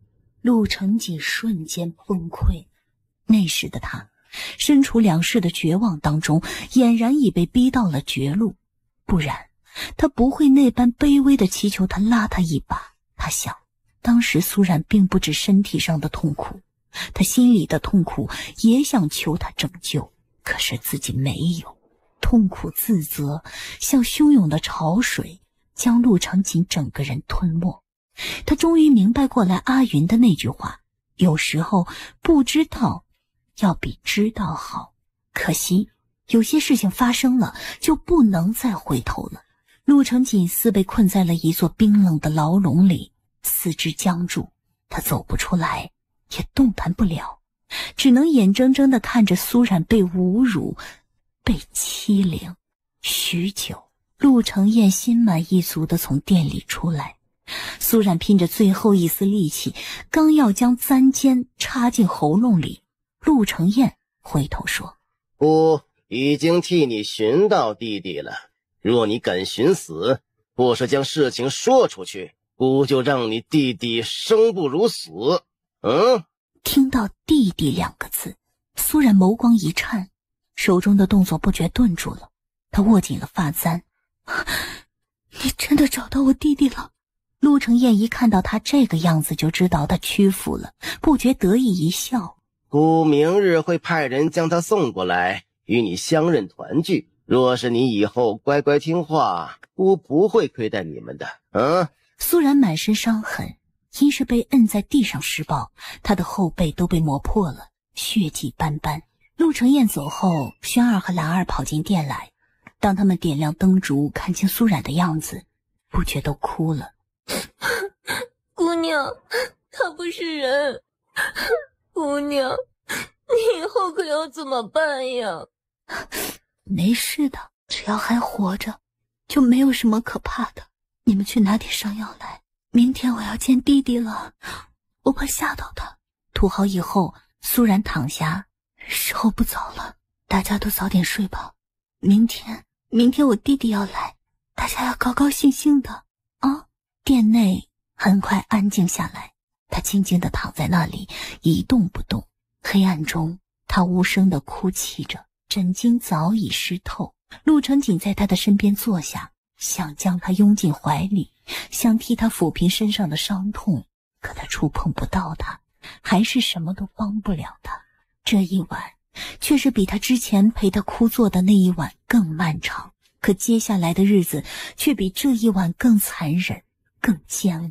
接下来的日子，陆承彦几乎夜夜来找苏冉。后来似是有风声传出去，陆承彦终是怕事情被人发现，于是命人将那处暗室装置好，那里却是成了他寻欢淫乐的秘密地方。他还无耻地派来有经验的工人，专门来教苏冉床围之术。苏冉稍有不从，阿云、兰儿、轩儿就会受到刑罚，甚至是性命不保。看到陆承彦在那间暗室里对苏冉的凌辱折磨，陆承锦终于明白乞巧节那晚为何他带着他躲进那间暗室后，一时情动时他要哀求自己不要在那里。原来那处暗室是他噩梦的所在。而当陆成锦看到苏冉试图逃走却被抓回来后，陆承彦当着他的面活活阉割阿云。陆成锦终于明白过来，为何阿云要命他的大狼狗咬掉陆承彦的下身了。只是可惜，这一世的陆承彦受到了应有的惩罚，可上一世的陆承彦却没有尝到半点恶果。很快，陆承彦得知了陆成锦在西北秘密屯兵的消息。为了对抗他手里的兵权和势力，陆承彦竟是将苏冉送给了新晋大将军聂战做禁臠。当苏冉被陆承彦威逼着送上出宫的马车的那一刻，陆成锦除了崩溃只剩绝望。直到这一刻，他终于清楚了苏冉与聂战之间的关系，可这个真相对于他来言太过残忍。他恨自己为何一直执意的要知道他和聂战之间的关系，因为他的每一次质疑都是往苏冉血淋淋的伤口上撒盐。你竟然怀了他的孩子，怎么那么不小心呢？啊！我现在什么都没有了，只有这个孩子，求求你！陆承彦得知了他在西北被暗杀的消息，而随着他的死，陆承彦的地位再无威胁，如此他就不再需要聂战了。可在聂战被处以极刑的那个午后，陆承彦带着红花汤踏进子午宫来了。就在方才，吾已将他五马分尸了，可即便如此，也不足以解我心头之恨。你觉得不会留下这个孽种？求求你！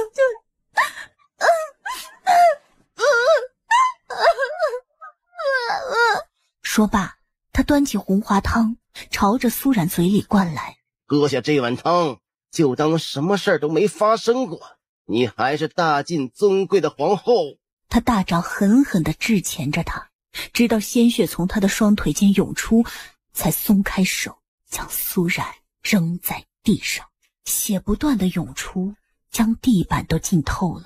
鲜红的血液深深刺痛着陆成锦。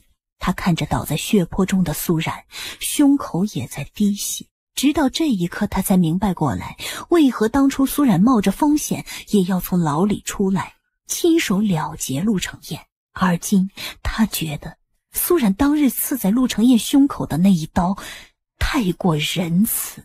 这一次之后，陆承彦没有再来过子午宫，而子午宫也被封锁起来，成了一座冷宫。可这个时候，轩儿已经被苏琪害死了，兰儿也因护他而死，阿云被囚禁着，苏冉身边仅有的真心对他的3个人都离他而去。他每天孤零零地坐在子午宫的门口，呆呆地看着四方天空，双眸里是沉郁的死气。宫人们都走了，留下苏冉一个人自生自灭。自小产后，他大病了一场，差点死去。幸而有沈直偷偷来看他，给他开药煎药，救回他一条命。病好后，他还是没有精神，每日奄奄的。只有阿云偷偷来看他时，或是沈直爬在墙上陪他说话时，他的脸上才会露出一点笑来。沈直虽然身形消瘦，脸色也苍白，但他的眸光却坚韧隐忍。每次偷偷来看苏冉，都会给他讲外面的世界，给他打气，鼓励他活下去。阿姐，你一定要好好吃饭，我总有一天会想办法带你逃出这里的。你相信我。阿姐，昨日我跟罗恒他们去了京郊，那里的山花全开了，很好看。等你出去以后，我带你去看。每次阿云说这些话时，陆成锦知道苏冉在数次逃跑失败后早已死心了，也断绝了这个念头。但每一次听阿云说完，他还是会努力露出笑容来。你放心，我答应过阿娘要照顾你长大。听到苏冉这样说，阿云就会松下一口气来，然后伸出小拇指对他说，我也绝不会离开阿姐的。苏冉笑着和他拉钩。后来他真的为了守住与阿云的诺言，一直拼命活着。工人给他送来馊坏的饭菜，苏冉吃下去。沈渊带着工人来打他骂他，他也毫不反抗地受着。为了讨一件过冬的棉衣，他替那些太监擦鞋也愿意。直到这一刻，看着苏冉独自在这座冰冷的牢笼里挣扎求活，陆成锦才明白，只有经历过苦痛磨难的人，才会明白安稳二字的难能可贵。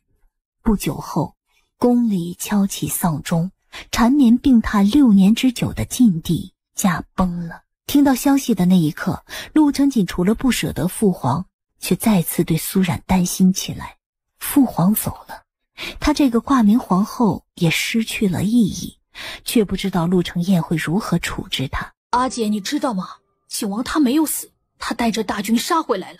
如今带大军包围了京城，他怀疑皇上的死因。若是太子给不出一个合理的解释，景王一定会带兵攻进来的，到时候就会杀了陆承彦。阿姐，如果景王杀进来，宫里一定会大乱，到时我们趁乱逃出去。听到阿云的话，苏冉不由激动起来。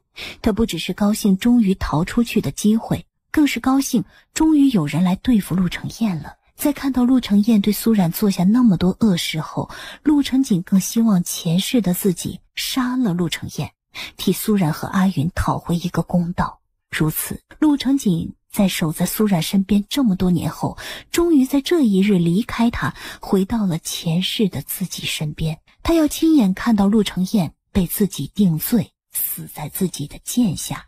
翌日一大早，景王就带着大军进了城，进宫到禁地的陵前祭拜。陆承彦告诉他，仵作与太医皆已查明，禁地是中毒而死。而经大理寺查明，下毒之人正是皇后苏冉。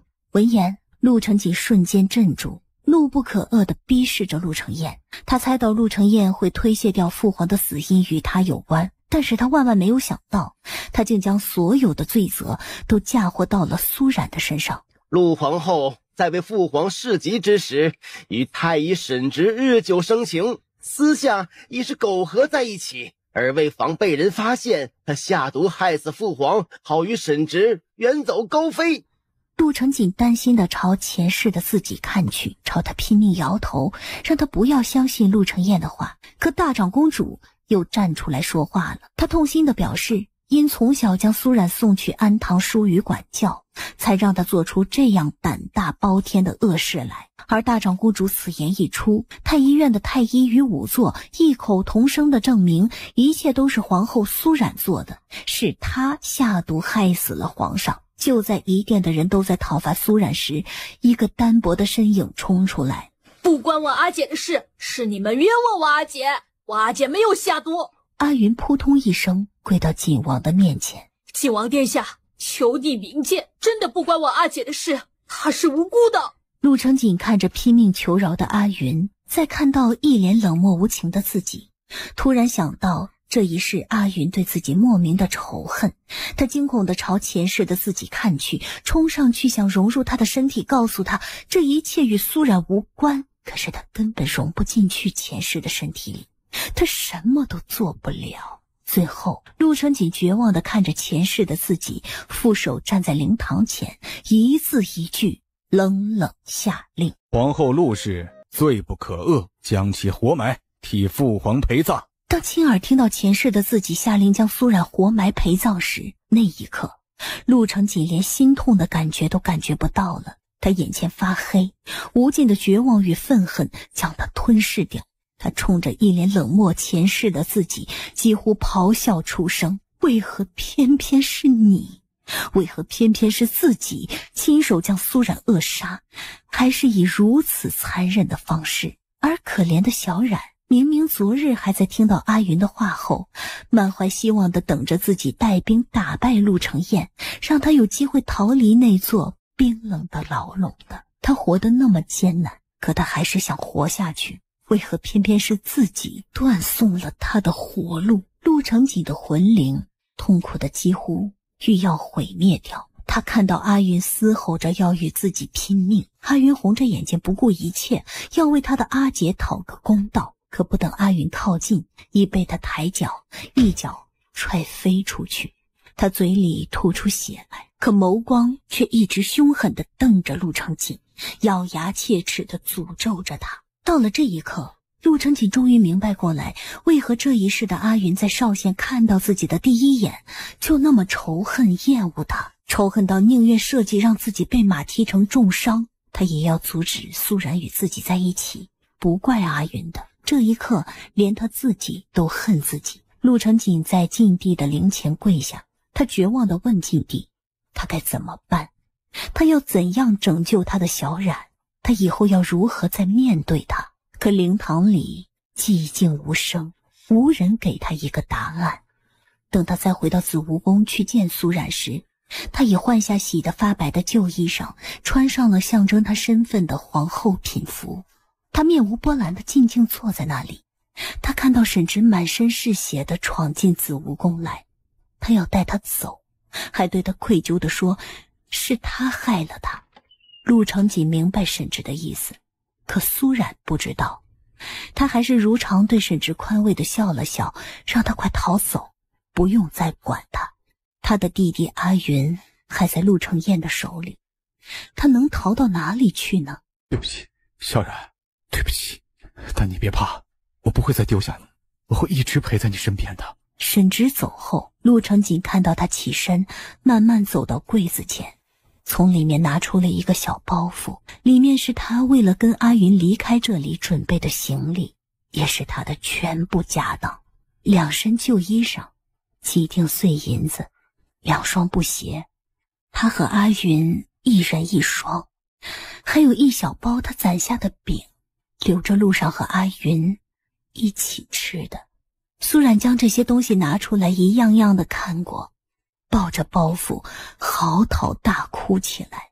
最后他拿出剪子，将衣裳和鞋子都绞成碎片，那些饼子他合着泪水全塞进了嘴里。陆承锦默默陪在他的身边，一直看着他。陆承锦脸上一片潮湿，视线被泪水模糊。他又想起长华寺后山那里，他提着灯笼走在他前面，他紧紧跟着他。那时他不懂苏冉为何那么怕黑，还嘲笑他。陆承锦心痛到不能自已，他伸出手轻轻抚着苏冉的脸，替他抹掉眼泪，跟他一遍一遍的道歉。对不起，小冉，我知道你为何怕黑了，我都知道了，对不起，但你别怕，我不会再丢下你，我会一直陪在你身边的。禁地大葬很快到了，皇陵里当看到苏冉躺进那个明黄铺设的金丝楠木棺柩里时，陆承锦扑了上去。他进到棺柩里，躺到苏冉的身边，抱紧了他。下一刻，棺盖落下，金钉封棺的声音一下一下在他们的耳边响起。当最后一颗金钉落下，四周彻底黑了下来，空气也开始稀薄。陆承锦能够感觉到黄土交填棺木时的压迫感，也受一种死亡感。伸手不见五指的黑暗中，苏冉的身体开始发抖，她的哭声在狭窄逼仄的空间里响起。放我出去！放我出去！求求你们，放我出去！等空气越来越少，他害怕起来，也难受起来。渐渐的，他的声音变得凄厉起来。放我出去！放我出去！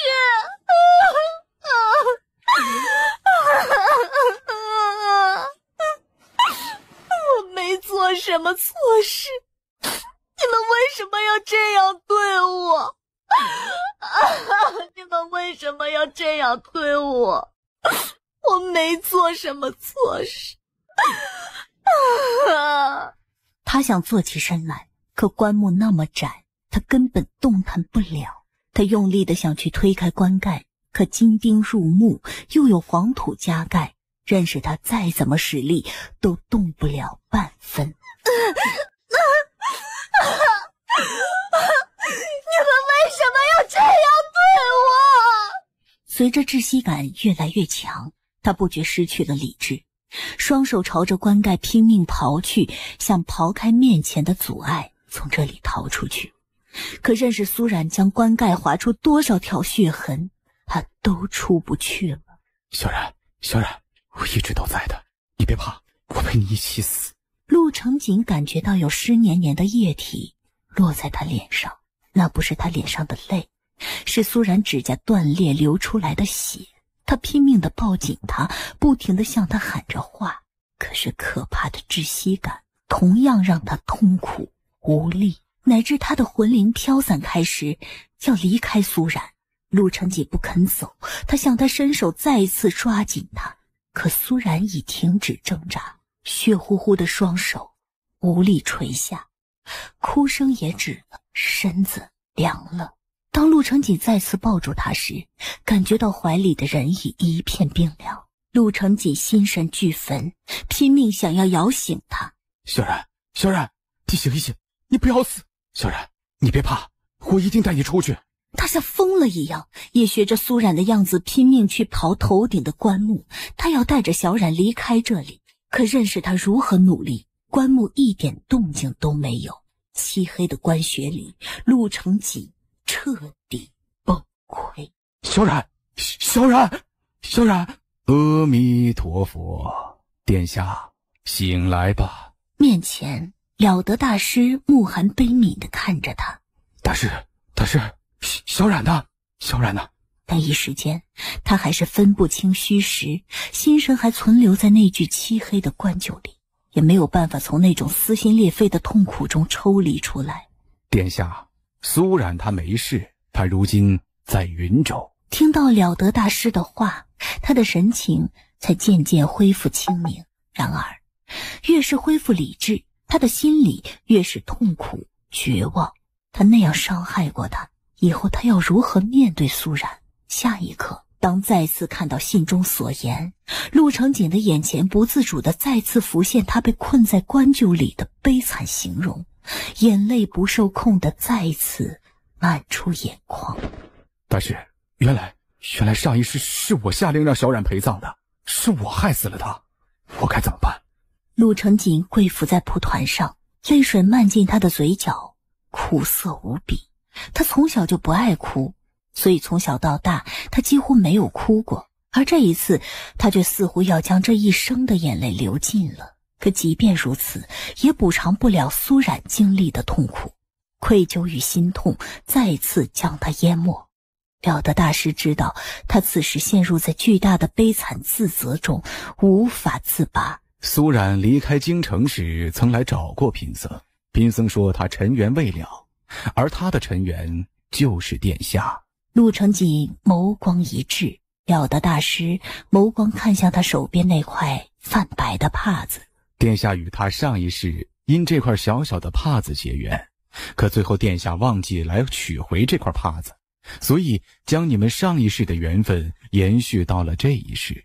而他上世注定有一大劫，殿下无意间做了他的施劫者，但幸而这一世殿下也是他的解劫人。一切前尘往事已如昨日云烟飘散，如今他已放下了前世的恩怨，殿下也要尽早抽身出来才是啊。陆成锦默默听着，虽然他知道大师说的有道理，但他还是无法原谅自己。大师，小冉他知道上一世是我下令让他陪葬的吗？了得大师缓缓摇头，他不知道，阿云没告诉他。阿云与小冉重聚时，他已对殿下情根深重。阿云虽然一直对殿下怀着敌意，但当他看清姐姐对殿下的感情后，他大抵不想让姐姐难过，所以就一直替殿下瞒着。以殿下磊落的品性，殿下不想隐瞒他，对不对？陆成锦痛苦地闭上眼睛。可殿下又怕告诉他后，他会因此恨上你，此生都不会再原谅你。了得大师句句都说中了陆成锦的心事，他朝了得大师拜下，悲痛无助地说道：求大师教教我该怎么做？殿下上世虽然有错，可追其根本，真正害小冉的人并非殿下，而小冉最是通透之人，或许他早已放下前世的事情，所以殿下说与不说，随自己的心吧。疑惑已解，殿下回去吧。陆成锦打开禅门，站在晨曦下，他的胸口剧烈的痛着，脸色发白，撑住木桩才站稳了身子。许久，他对长亭说道：回京。你们是奉谁之命来这里放肆？是奉孤的命令。来人，将大长公主抓回大理寺。殿下，这是发生何事了？三司翻出大长公主诸多旧案，故依法查办。若是有人胆敢阻挠，视为同罪。苏成玉也没有料到陆成锦会突然翻脸发起难来。殿下，即便要抓，能不能给祖母留点情面？我们送她去大理寺。天子犯法，与庶民同罪，任何人都没有特权。亏你还是刑部侍郎，还想徇私枉法不成？而到了此时，大长公主彻底顿悟过来，知道陆成锦今日来是不会再放过她了。她咬牙对陆成锦说：殿下可否移步与我单独说两句话，是关于小冉的。她终是点头应下。大长公主迎陆成锦进屋，并退了左右。有话直说。大年初一，二丫头来给我拜年，而当时刘监司失踪，他就提醒过我，皇上会知道以前的事，让我早做打算。你们苏家对他做过那么多狠心的事，还想利用他来求情，简直无耻。天下，二丫头不想这个家出事的。当时他给我出了一个主意，七帅保族。闻言，陆成锦眸光微震。殿下，这是小然的一片小心，求殿下成全。大长公主自知此次难逃一劫，而她所谓的成全，就是为了保全她最后的脸面。她自生下来就是受万民敬仰的嫡长公主，风光尊荣了一辈子，要死她也要体面的死去。但姑还有一个条件。殿下还有何吩咐？若是论你之罪，整个镇国公府都要被你牵连致死。可我看在小冉的情面上，饶过其他人，但是单凭你一人就想抵消小冉受过的苦，却是不够的。殿下是何意？10几年前，姑在长华寺下被毒蛇咬伤，是小冉救了我。当时我向她许诺会保护好她和她阿娘，可小冉的阿娘被人活活烧死，她也被你们欺负凌辱。谁欺负她，谁烧死的她阿娘，你比我清楚。殿下是要处置国公爷与叶氏。知道小冉顾念着与程昱、幼宁的情谊，不打算再找叶氏寻仇，但叶氏死罪可免，活罪难逃。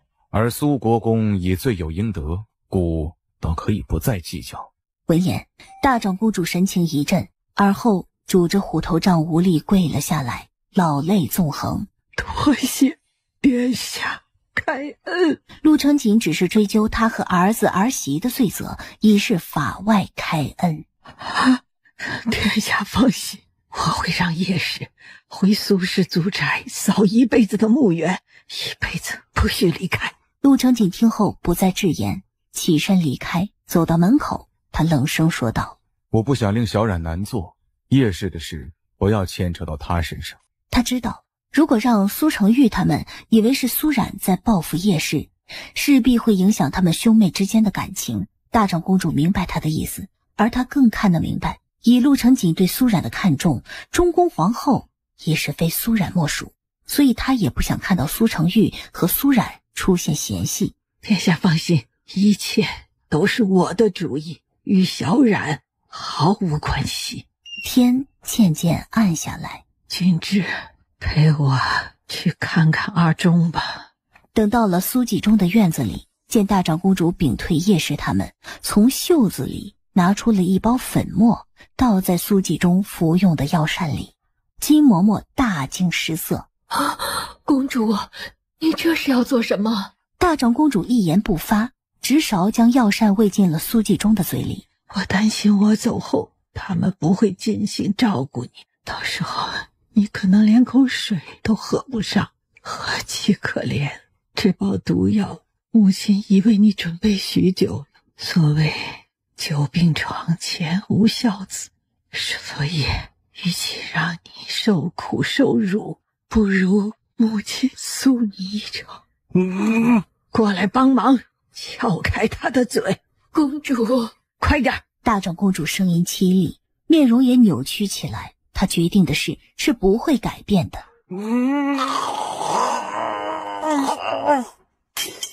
大长公主扔下碗，颤巍巍地站起身，回头看向床上的儿子，浑浊的眼泪滚滚而出。阿姐，你觉得传言可信吗？大长公主那么溺爱她儿子，怎么舍得让他死呢？京城里暗下有传言，说是因为太子突然要查大长公主与叛乱一案，大长公主自知难逃一劫，所以用毒药毒死苏国公后，自己再服毒药自尽。是了，正是因为她太在意这个儿子，才会担心他走后，他儿子留在世上会被人苛待，所以要带他一起走。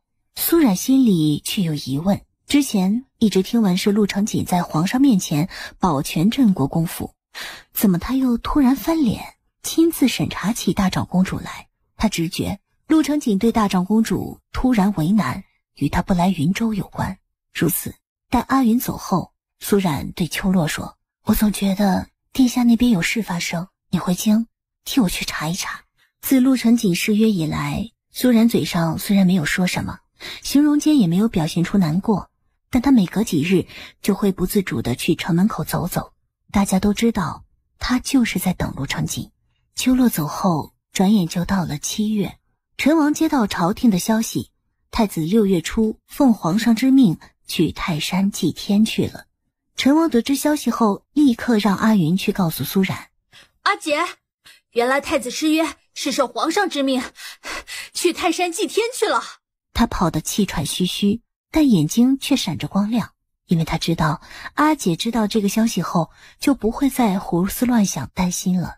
果然，一听到他的话，苏冉的胸口骤然一松，这段日子压在胸口的大石一下子就消失了，脸上也不觉露出释然的笑意来。阿姐，祭天是大事，想来太子他要准备的事情繁多，所以来不及写信给你呢。可能是我之前给他写信时，他已经启程去泰山了，所以也没有收到我的信。定是这样的，想来殿下忙完之后就会来云州找阿姐了。阿姐，过几日就是乞巧节了，我听他们说这云州的乞巧节可比上京的还有意思呢，到时候我们一起出去玩。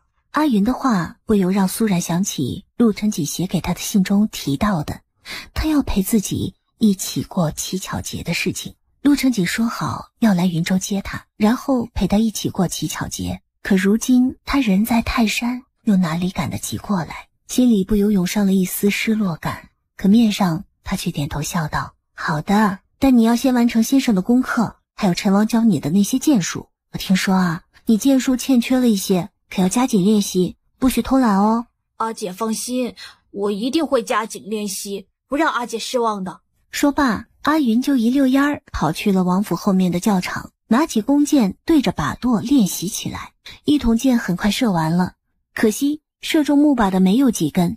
此时有脚步声朝着自己走来，阿云以为是乌明，头也不抬的冷声说道：“你出去，不要来烦我。”可等看清眼前的人，不敢置信的呆呆看着面前的男人。站在他面前的却是原本应该远在千里之外的泰山祭天的太子陆承锦。你怎么在这儿？什么时候来的？你去见过我阿姐了吗？还没有。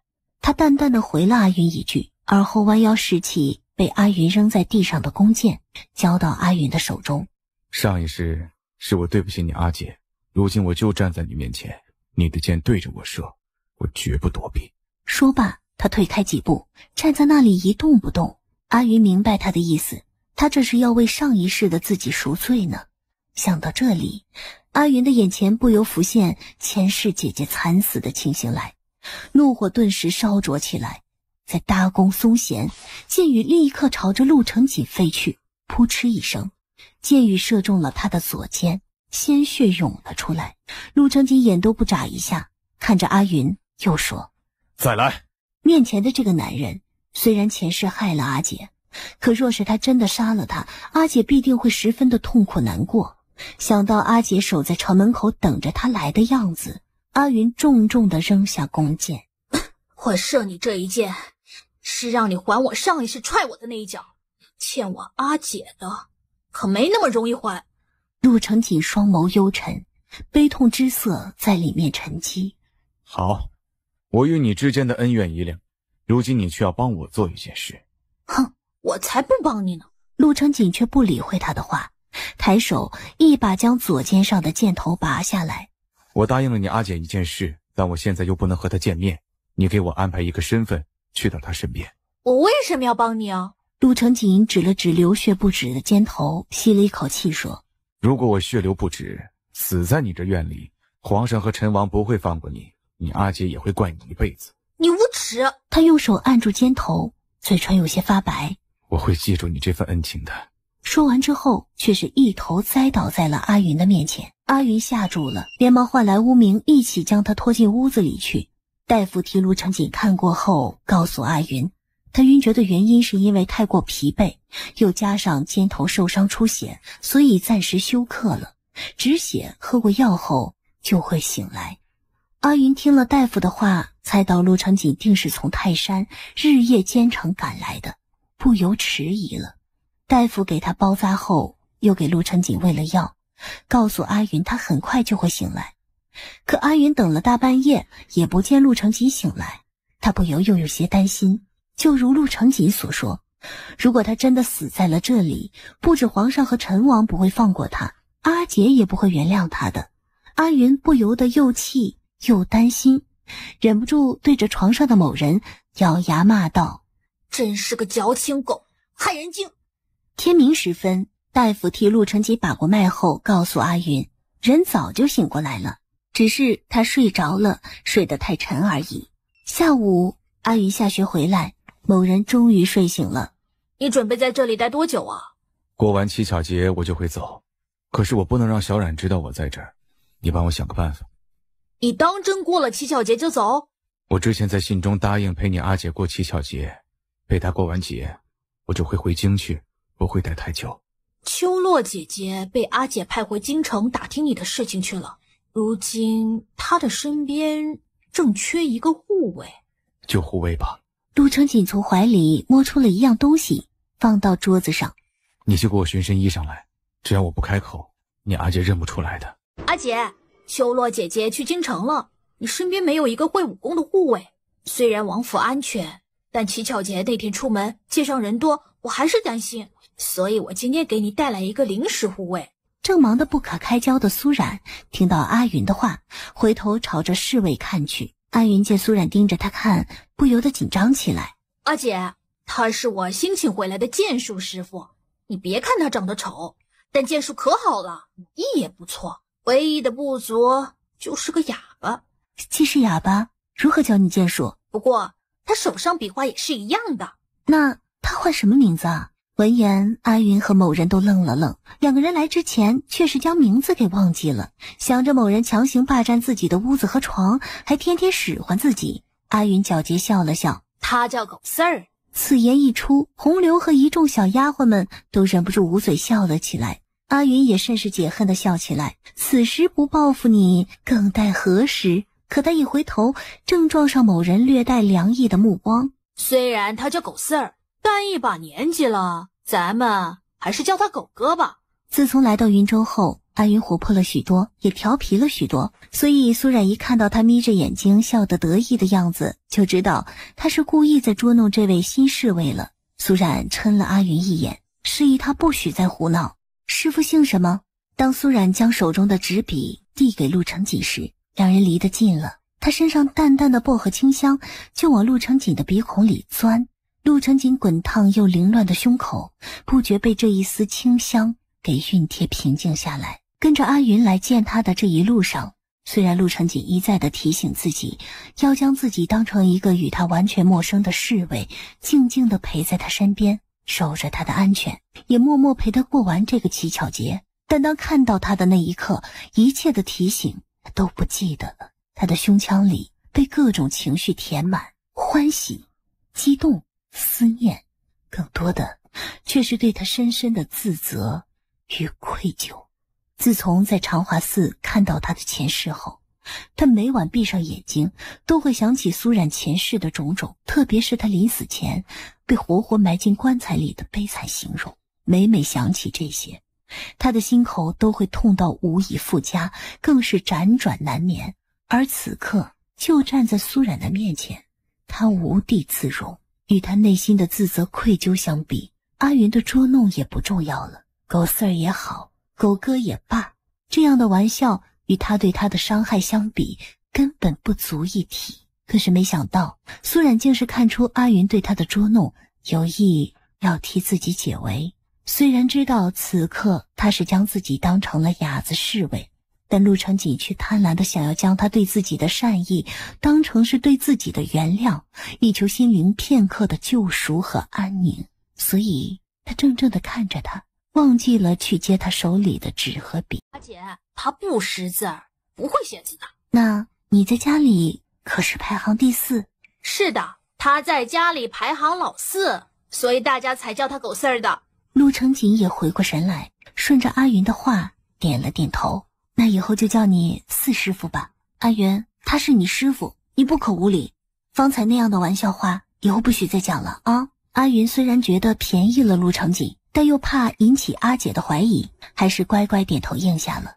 如此，作为苏冉的新侍卫，4师傅当晚就在苏冉的院子里留了下来。苏冉带着大家做花灯，大家的目光都被花灯吸引，可陆成锦的目光从始至终只落在他一人身上。半年未见，他样子虽然没有变，但气质却越发娴静美好。此刻的苏冉脸上洋溢着浅浅的笑意，眸光灵动温柔，与以往的他是那般的不同。陆成锦不由想起了得大师的话来，当苏冉给他写那封信坦白时，他已放下了前世的事情，让他也放下。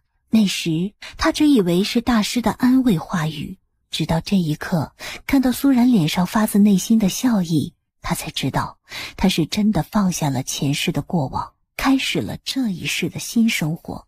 他能这样，陆成锦本应该替他高兴，可他的眼睛却酸涩起来，有带着温度的液体顺着他的眼角滑落。他伸手去怀里拿帕子擦眼泪，却摸到了贴着胸口放着的那2块小小的放帕。苏冉看到了一道身影，默默地伫立在院门的那边。他一眼看过去，心跳骤然一停。摇曳的灯火下，院门口伫立的那道身影竟是陆成锦。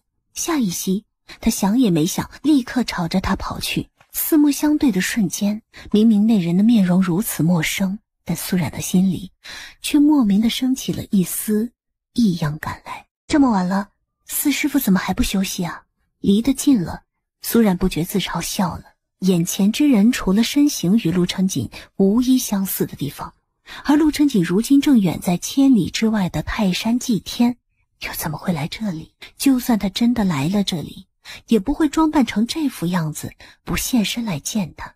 苏冉脸容回神，很晚了，4师傅下去歇息吧，明日我们外出时，到时再请你多费心。闻言，陆成锦不觉松懈一口气来，连忙向他拱手行礼告退。苏冉目光无意间扫过他的双手，神情不由一怔。他的手指长得也与陆成锦很像，而且他右手指大拇指下节的位置肤色明显比其他地方浅，还有一道痕迹。陆成锦右手大拇指因常年带着血瘀斑痣，肤色是要比其他地方浅一些的。如果真的是他，那为何不现身来见自己？很快夜幕降临，大家一起往云州城里最热闹的西街去。我要去见一个人，4师傅要不要跟我一起去？陆成锦抬眸怔怔地看着他，眸光里涌动着难言的情绪。苏冉不逼他，就那么静静地坐着，等着陆成锦主动进来告诉他一切。木船行至江心，已是月上中天。陆成锦终是收起船桨，掀起帘子走进船舱来。他站在苏冉的面前，定定的痴痴的看着他。殿下什么时候来云州的？说罢，他伸手拉住他的手。陆成锦身子不觉一颤，他永远无法忘记在关酒里的最后时刻。苏冉的身子是那么的冰凉，直冷到他的骨子里。可如今他的手温温的，暖暖的，眼前的小冉还好好的，没有死在自己的手里。双手轻轻地碰触着他柔软温暖的脸庞，最后一把紧紧地将他拥进了怀里。小冉，对不起，求你原谅我。被拥进怀里的那一刻，苏冉有片刻的失神。殿下，你怎么了？感受到他的双手环住自己的腰，陆成锦眼睛红了，不由得将苏冉抱得更紧。没人知道他这段日子是怎么过来的，他只要一闭上眼睛，就会想起上一世与苏冉被活埋进地里的窒息和痛苦。而最让他悲痛的是，他再也回忆不起苏冉身上的温度和味道。而今他终于再次将她拥入怀中，也终于再次感受到她柔软肌肤上的温度，还有她身上淡淡的薄荷清香。陆成锦整个人似从漆黑窒息的地狱里被救赎出来。没什么，让我抱抱你。开口间，眼泪不受控制的往下滴，陆成锦哭了。他犹自不敢相信，要推开他去看他的眼睛，可陆成锦将他抱得很紧，也早已悄悄地将眼角的泪水擦掉了。在方才进舱时，陆成锦已做好准备要跟苏冉坦诚一切，可现在他真实地靠在他的怀里，重新感受到他的体温和味道，这种感觉胜过世间所有的美好，让他眷恋不舍，更害怕再次失去。所以他不由得胆怯退缩起来，他害怕他说出一切后，他会再次失去他。如此，他擦掉眼泪，在他耳边笑了笑。好久没见你了，还以为你认不出我来呢。说罢，抬手揭下了脸上的人皮面具，露出真容来。殿下，你为何要扮成这个样子出现，还不告诉我为什么？可是发生了什么事情？我答应你的事总是做不到，所以无颜来见你。殿下为何说这样的话？我已经知道殿下之前失约，是受皇上之命去了泰山祭天，所以我没有怪你。我说的不是这件事。那今日乞巧节，殿下这么远过来陪我过节，我们不说那些不开心的事了。可他话未说完，目光却被陆成锦手里的东西给吸引住了。还记得这块帕子吗？这是你小时候的帕子。你就是当年那个被蛇咬伤的小公子。当年你救下我一命，我答应保护你和你母亲周全，可我却将此事忘了，还没回去寻你，害得你母亲早早离世，也害得你被人欺负，所以是我对不起你。殿下就是因为这件事愧疚于我，无颜来见我，我不怪殿下的。陆成锦的怀里还揣着另一块帕子，他正要鼓起勇气拿出来时，苏冉却伸手勾住他的脖子，双唇附上去，轻轻吻上他的唇，像蜻蜓点水一般一掠而过，却让陆成锦触电一般全身一颤，一股酥麻感从他的唇间涌向四肢百骸。他自是知道他此举的意味，他是在用行动告诉他，他真的没有怪他。这个念头一起，陆成锦从痛苦挣扎的心绪里再次被拯救出来。虽然理智告诉他，苏冉不怪的是他忘记拿了帕子去找他的事，可他还是自欺欺人的忽略掉这一点，只当他是原谅了他的全部。如此，他忘记去拿怀里的另一块帕子，只是眸光幽深地看着他。见他盯着自己看，苏冉没有躲避，而是再次迎上去，再次吻上他的双唇。这一次，苏冉没有一掠而过，而是在他的唇瓣间多停留了片刻。回过神来的陆成锦瞬间已是改被动为主动，将他紧紧地擒在怀里，低下头，迫不及待地吻下去。男人的吻一如既往的细密深沉。窗外月亮半边身子沉入江水里，这么长的时间未见，陆成锦不仅身体上，心理上更是渴望着苏冉，所以一发不可收拾起来。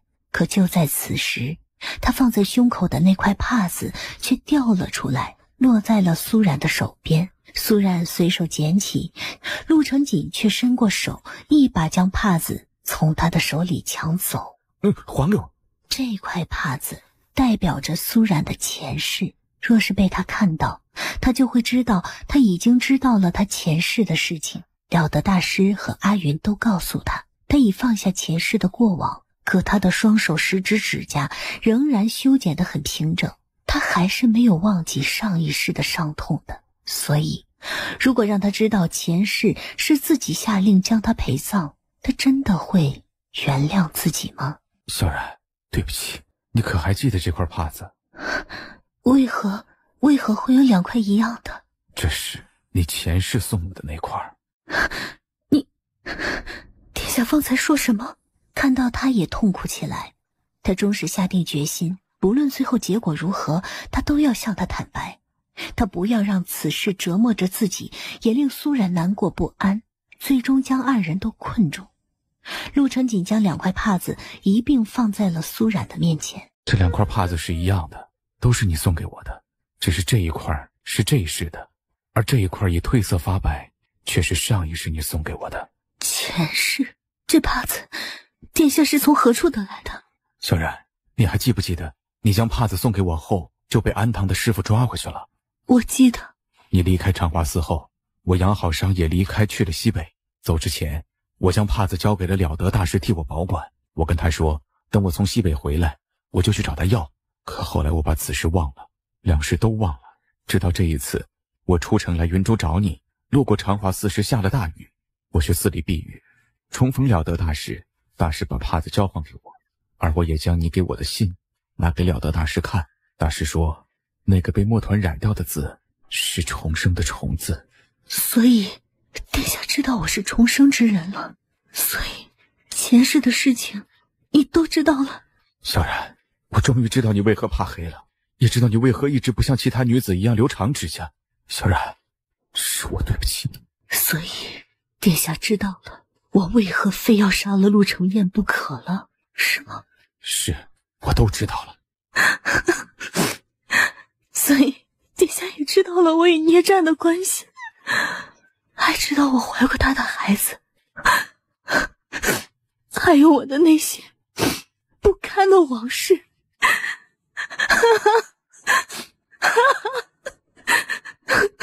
小然，小然。苏然的脑子里轰鸣鸣地响着，脸白如纸。殿下与我在一起后，心里一直有诸多存疑，想来如今一切都解开了，如此也好，免得我心里乱。天亮了，我也该回去了。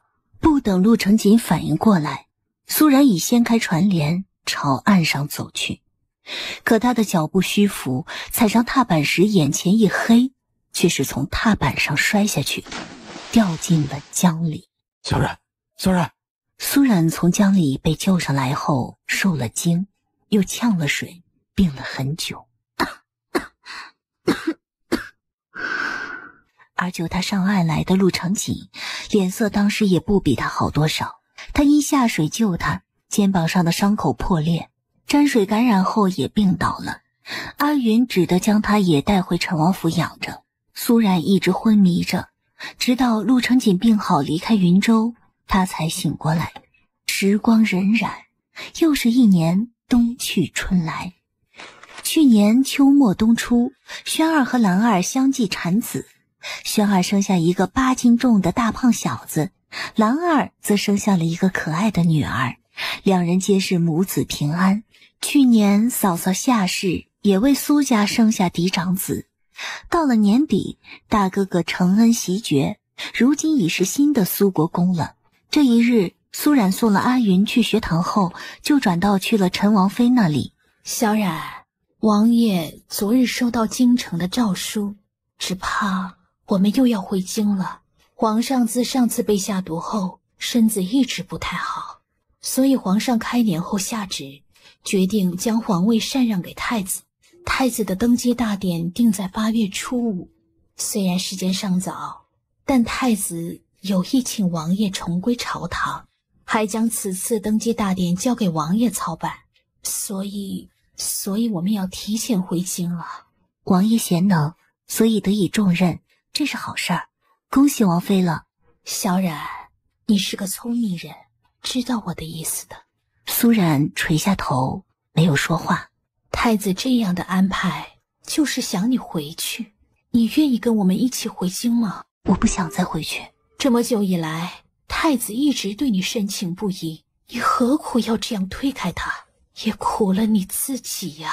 大家都看出来陆承锦的心意，陈王夫妇也想促进两人的好事，毕竟苏然的年纪也不小了。最主要的是，陆承锦马上就要成为一国之君，后位不能一直悬空，他等不了苏然太久。我们只是不放心你啊，王爷此次回去会重返朝堂，只怕以后我们也不会再回云州了。你一个人在这里生活，岂不孤单？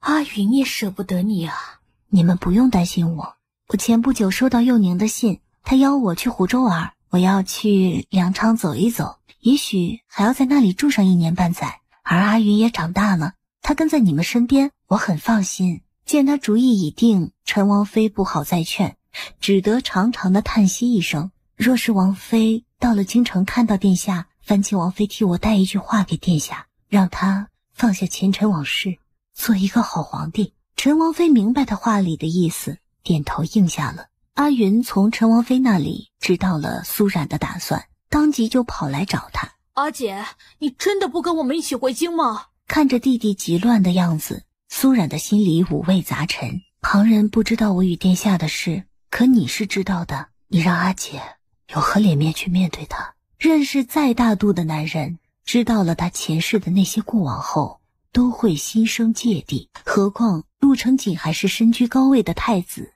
未来的大晋帝王，让他如何忍受？所以他理解陆承锦的心情，他不怪他。阿姐，陆承锦他是个明白人，他又岂会将前世的事情和今世混成一团？前世是前世，今世那些事情都没有发生过；前世是前世，今世那些事情都没有发生过。你也完全不同了。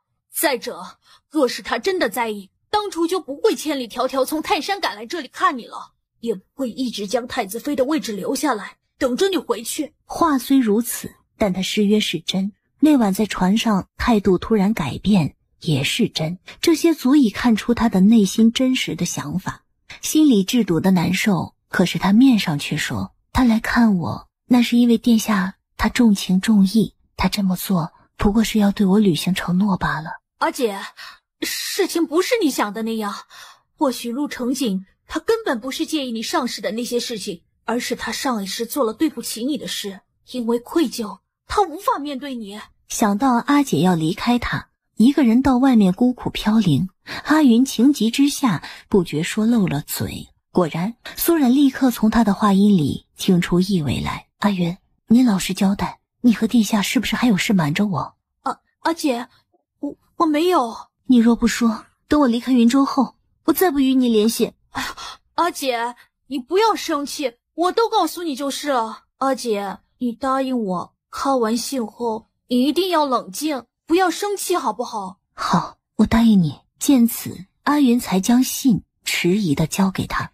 了得大师写给阿云的信不长，当他看到最后，看到了得大师信中说陆承锦的魂灵看到他被活埋时，他的魂灵陪着他一起进到棺柩里，最后差点神魂俱裂。苏冉手一抖，信笺掉落到了地上。殿下他为何要这么做？他明明知道那些不过是他前世发生的事，为何他还会那么傻，要陪着他一起去经历那番非人的痛苦，最后还差点害了他自己？那是因为前世是陆承锦亲自下令将阿姐活埋陪葬。你说什么？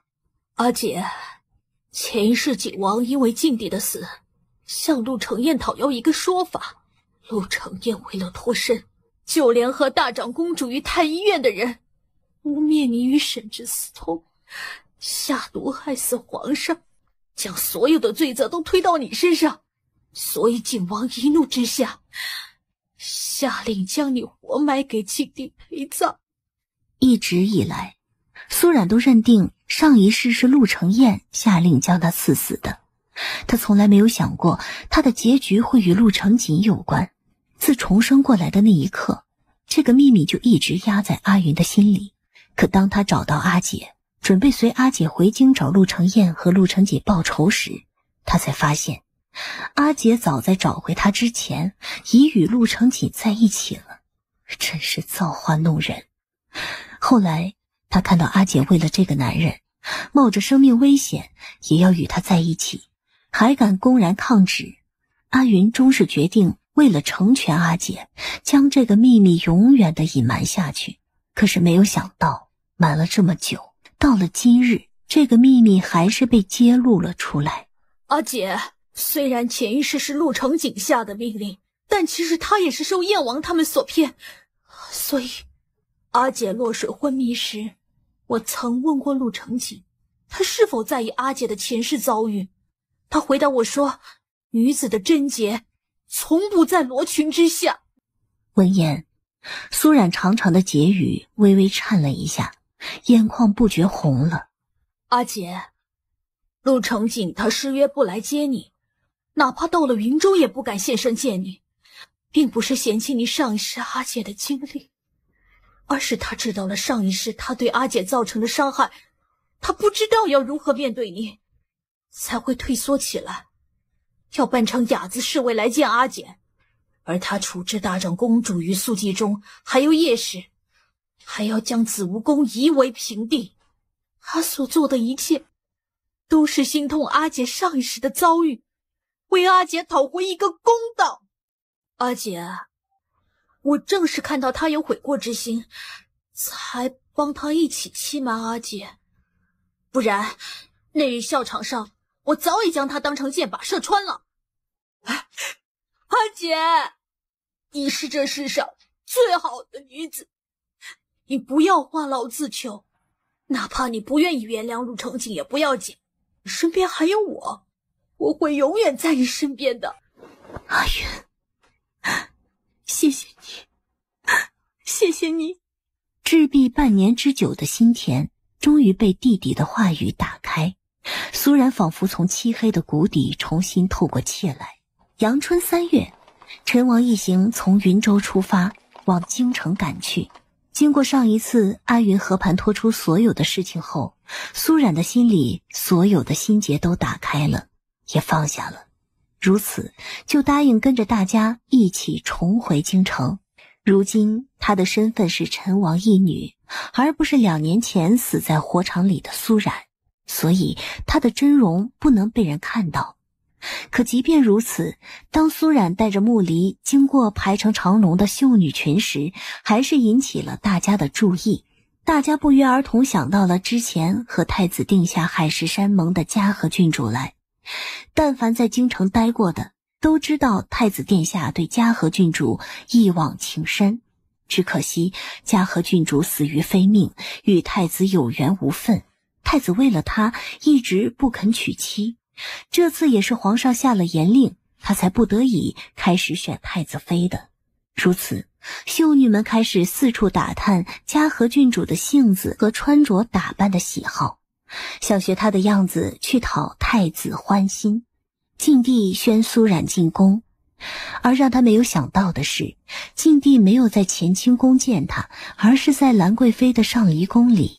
曾经答应过朕会离开京城再不回来，可你如今又回来了。庶民女直言，当初我与陛下确实立下约定，但后面因前太子的蓄意破坏，最后我与皇上的交易并没有达成，所以我答应陛下的事也就无需履约。你应该知道，朕若要取你性命，可以不需要理由的。若皇上是这样的人，当初就不会与我做下交易了，如今更不会同我坐在这里品茶闲谈了。听闻皇上上次中毒后身体一直没有大愈，如今可感觉好些了。你难道不应该盼着朕早点死？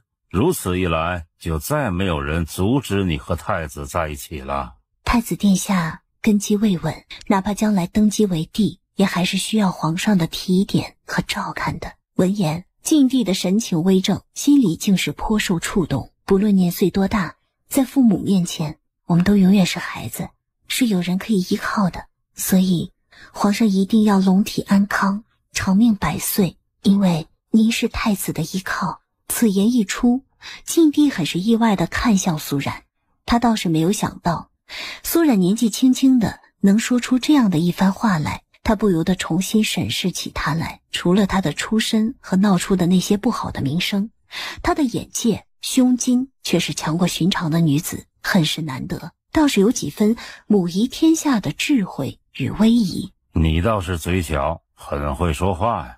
多谢皇上赞赏。那你此次回来就是为了太子妃一位来的？殿下曾许诺我，等天下大定之时会去云州接我回来，而今他因事耽搁，我就自己回来了。你就这么笃定太子非你莫娶？我对殿下很信任。你可别忘了，苏家二姑娘已然烧死在火场里了，你又要以何身份出现在天下人面前？而我的身份并不重要，苏家之女也好，陈王义女也罢，只要我与殿下在一起，这些都不是难事。正在此时，兰贵妃走了进来，她一进来就打量着二人的神情，想知道二人谈得如何了。可二人神情都很平静，瞧不出端倪。如此，兰贵妃就借口试探。关于你身份一事，你过后与太子详谈。朕的建议是，陈王义女的身份就挺好，配得上太子妃的身份。听到太子妃三个字，苏然有些不敢相信自己的耳朵，不觉正愣住。兰贵妃欢喜的差点掉下泪来，连忙上前对苏冉催促：傻孩子，别愣着了，快给皇上谢恩呐！以后咱们就是一家人了。苏冉回过神来，下地重新跪下，对晋帝和兰贵妃磕头：多谢皇上和娘娘成全。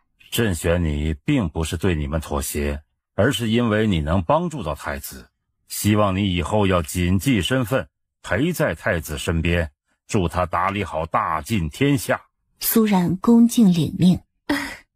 今天是个好日子，等下我差人去叫太子爷请过来，咱们一起吃饭。皇上、娘娘，民女还有一个小小的请求，还请皇上和娘娘答应。你说。我与殿下之间还有一点私事未解，所以请皇上和娘娘暂时不要将此事告诉殿下。这是小事，我们依了你，由你亲口告诉他，只怕他会更高兴。如此，吃过晚饭后，兰贵妃就催促着苏冉去找陆承锦。殿下什么时候来的？刚刚来的。你怎么来这里了？看着男人极力隐忍的样子，苏冉的心里同样苦涩。听闻殿下上一世的魂灵陪着我在这里过了5、6年，我却不相信呢。萧然，要不殿下陪我在这里走一遍，若是殿下能说出这里的每一处地方，我就相信了。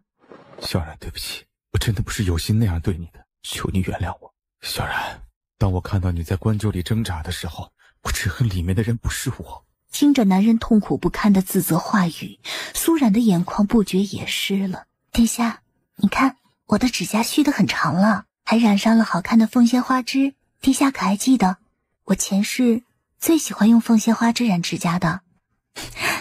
我也不怕黑了，我方才守在这里等殿下这么久，我脑子里竟也再想不起前世的那些事，我已经忘记了前世的事情，殿下也请忘记吧。苏冉开口间并没有提到原谅2字，但他所做的一切都是在告诉陆承锦，他并没有恨他，他早已原谅了他。可苏冉心里非常清楚，陆承锦是被心魔困住，深陷在对自己的自责和愧疚中，不敢面对他。苏冉知道，能帮他摆脱心魔走出困境的只有自己。如此，他今晚特意来紫梧宫里等他。眼前这座宫殿承载了上一世他所有的痛苦，他好不容易走了出来，如今却又将陆承锦困在这里。他不难想象这段日子以来他过得有多痛苦。黑暗中，苏冉的潺潺话语如一阵风，吹开了陆承锦内心压抑的重重阴霾。萧然，你真的不恨我了？若是我恨你，就不会回来，更不会来这里见你。我对你恨不起。为什么？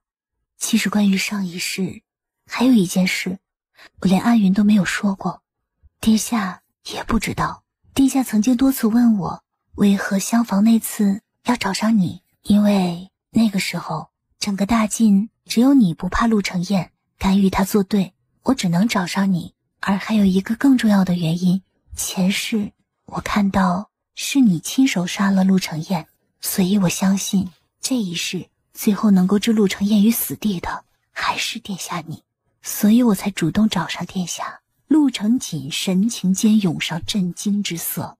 前一世我大概心里含了太多的委屈和怨恨，魂灵一直不能安息，最后被困在太庙里的牌位上。后来有一天，我看到殿下将陆承彦押到太庙的祖宗牌位前，并拔剑杀了他。然后呢？然后陆承彦的一捧血溅到了我的牌位上，我大抵是看到他死了，我心里的怨恨就消了，所以魂灵得到了解脱。等我再醒来，我就重生了，然后就遇到了你。后面的事情殿下都知道了。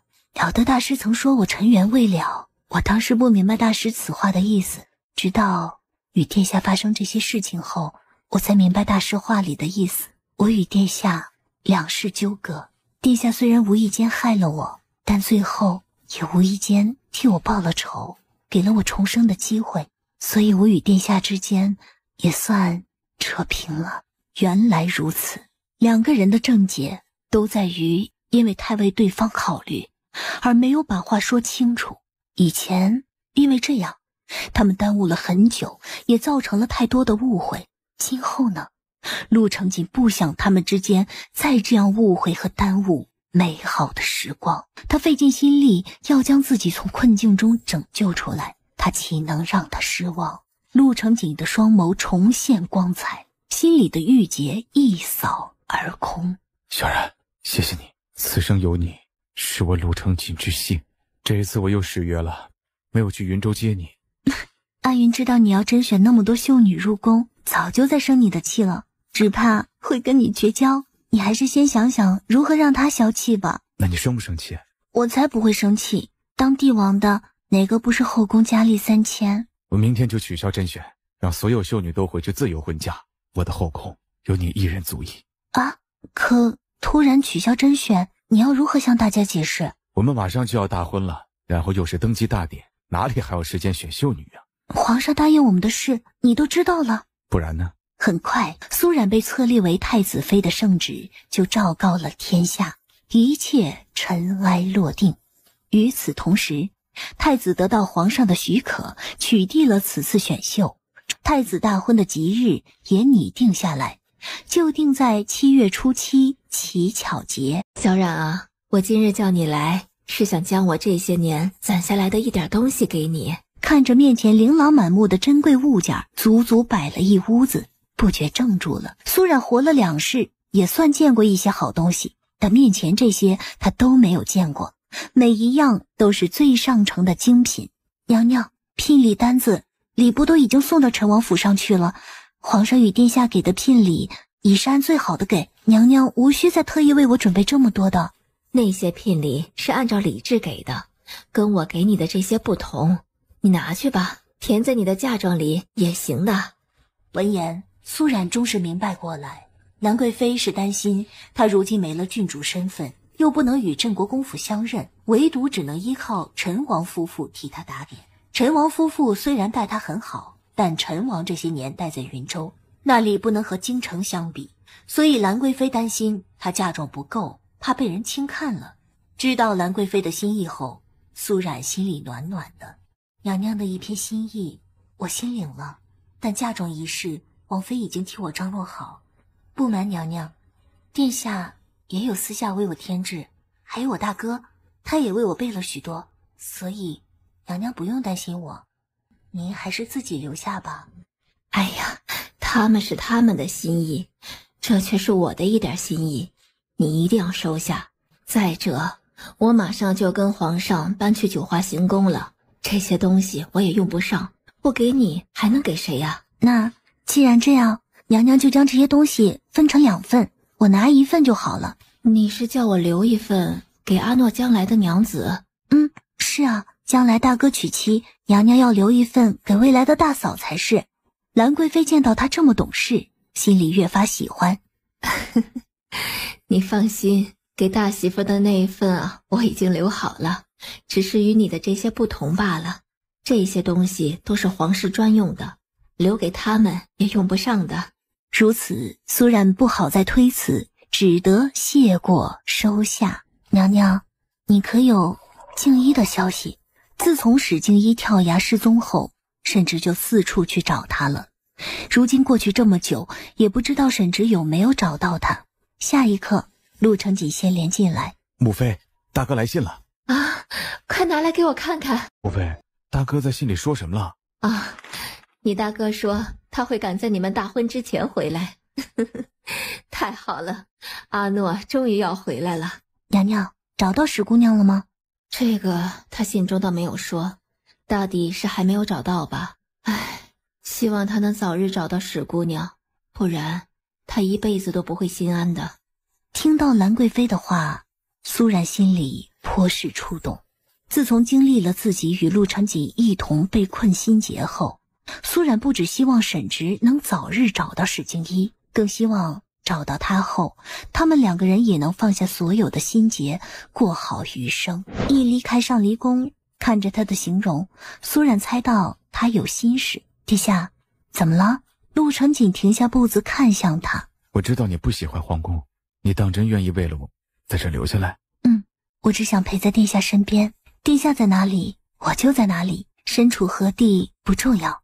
听到他的话，陆承锦舒心地笑了。有你陪在我身边，哪怕天天要面临那些老迂腐的刁难，我也不觉得烦了。自从晋帝宣布要禅位太子，退做太上皇后，那批追随晋帝的老臣们想尽了办法，百般劝阻，直至今日都没有放弃过。这件事情苏冉也有所耳闻，自古新旧权力更迭，总不会那么一帆风顺。殿下不必心急，慢慢来。本来觉得婚期有些仓促，如今我倒觉得应该将婚期定得更早一些，这样你就能早点嫁给我，我也能天天看到你了。两人成亲前不便随便见面，再加之两个人都很忙，要见上一面实在太难了。天气渐天的热了，我回去以后每天给殿下煮去暑的花茶，让人送进宫来给殿下。殿下累的时候就喝我煮的花茶，这样就当是我与殿下天天见面了。此法甚好只是会给你添麻烦，你不必天天做，隔三差五的给我送一回就成。好。话虽如此，苏冉回去后却是每日换着花样的给他煮各种花茶。有了苏冉每日花茶的陪伴，陆承锦真的就觉得日子不那么难等了。日子悄然而过，转眼间就到了7月初7乞巧节。小冉，我来娶你了。从被陆承锦牵着手一路并肩离开陈王府，到与他一起坐上宅车离开陈王府往东宫去，再到进宫行大婚典礼，最后礼成送入洞房。这一路行来，诸事繁复，礼制重重，所幸陆承锦一直都紧紧牵着他，领着他往前走，让苏冉安心不少。苏冉跟在陆承锦的身边，眼前浮现的却是与陆承锦从相遇相识到相恋成婚这一路走来的艰难不易。苏冉的眼眶湿润了，像做梦一样。她从未想过自己能有嫁给陆承锦的这一天，甚至她都不觉得自己在经历过上一世的事情后，还能有勇气再接纳男人和感情。而如今看来，自己的选择是对的，陆承锦的决定也是对的。他与他经历的苦难，到了这一刻都值得了。大婚礼成后，苏冉被送入了洞房。眼前的男人与平日大不相同，不得不说，他容貌俊逸，身形高大挺拔。这一身喜服穿在陆承锦的身上，竟是俊美无双。苏冉眼下看得有些发怔。陆承锦见他傻傻地望着自己，唇边的笑意越深。而今日的苏冉，在大红喜服的映衬下，也是美艳动人，美得不可方物。太子与太子妃恩爱绵绵，必定白头成双。陆承锦满意勾唇，赏。一片欢声笑语中，舒嬷嬷亲手端了合卺酒出来。请太子与太子妃喝合卺酒。琥珀色的酒液在杯盏中透着诱人的光泽，芳香的味道更是令人味饮先醉。两人相视一笑，交颈饮下。喝过合卺酒后，外面就在催促陆成锦了。前面宴席上的宾客都在等着他这位新郎官喝酒呢。我很快就回来，你等着我。陆成锦走后，新娘与工人们也退下了。苏冉坐在榻上等着陆成锦。不觉间夜深了，可前面酒席上的声音还没有停，如此他就靠在软枕上小憩，不觉一下子睡沉了过去。睡梦中的苏冉感觉身子一轻，似被人打横抱了起来。苏冉朦胧睁眼，这才发现自己被陆成锦抱在怀里带到了外面。殿下，你要带我去哪里啊？小傻瓜，你忘了今天是什么日子了？今日是我们成亲的日子啊。还有呢？还有。下一刻，陆成锦带着他登上了东宫主殿最高的楼宇，从那里可以看到整个东宫和皇宫。而此刻，无数盏形状不同、颜色万千的花灯在东宫里点亮。不过须臾，整个皇宫璀璨夺目，亮如白昼，成了花灯的海洋。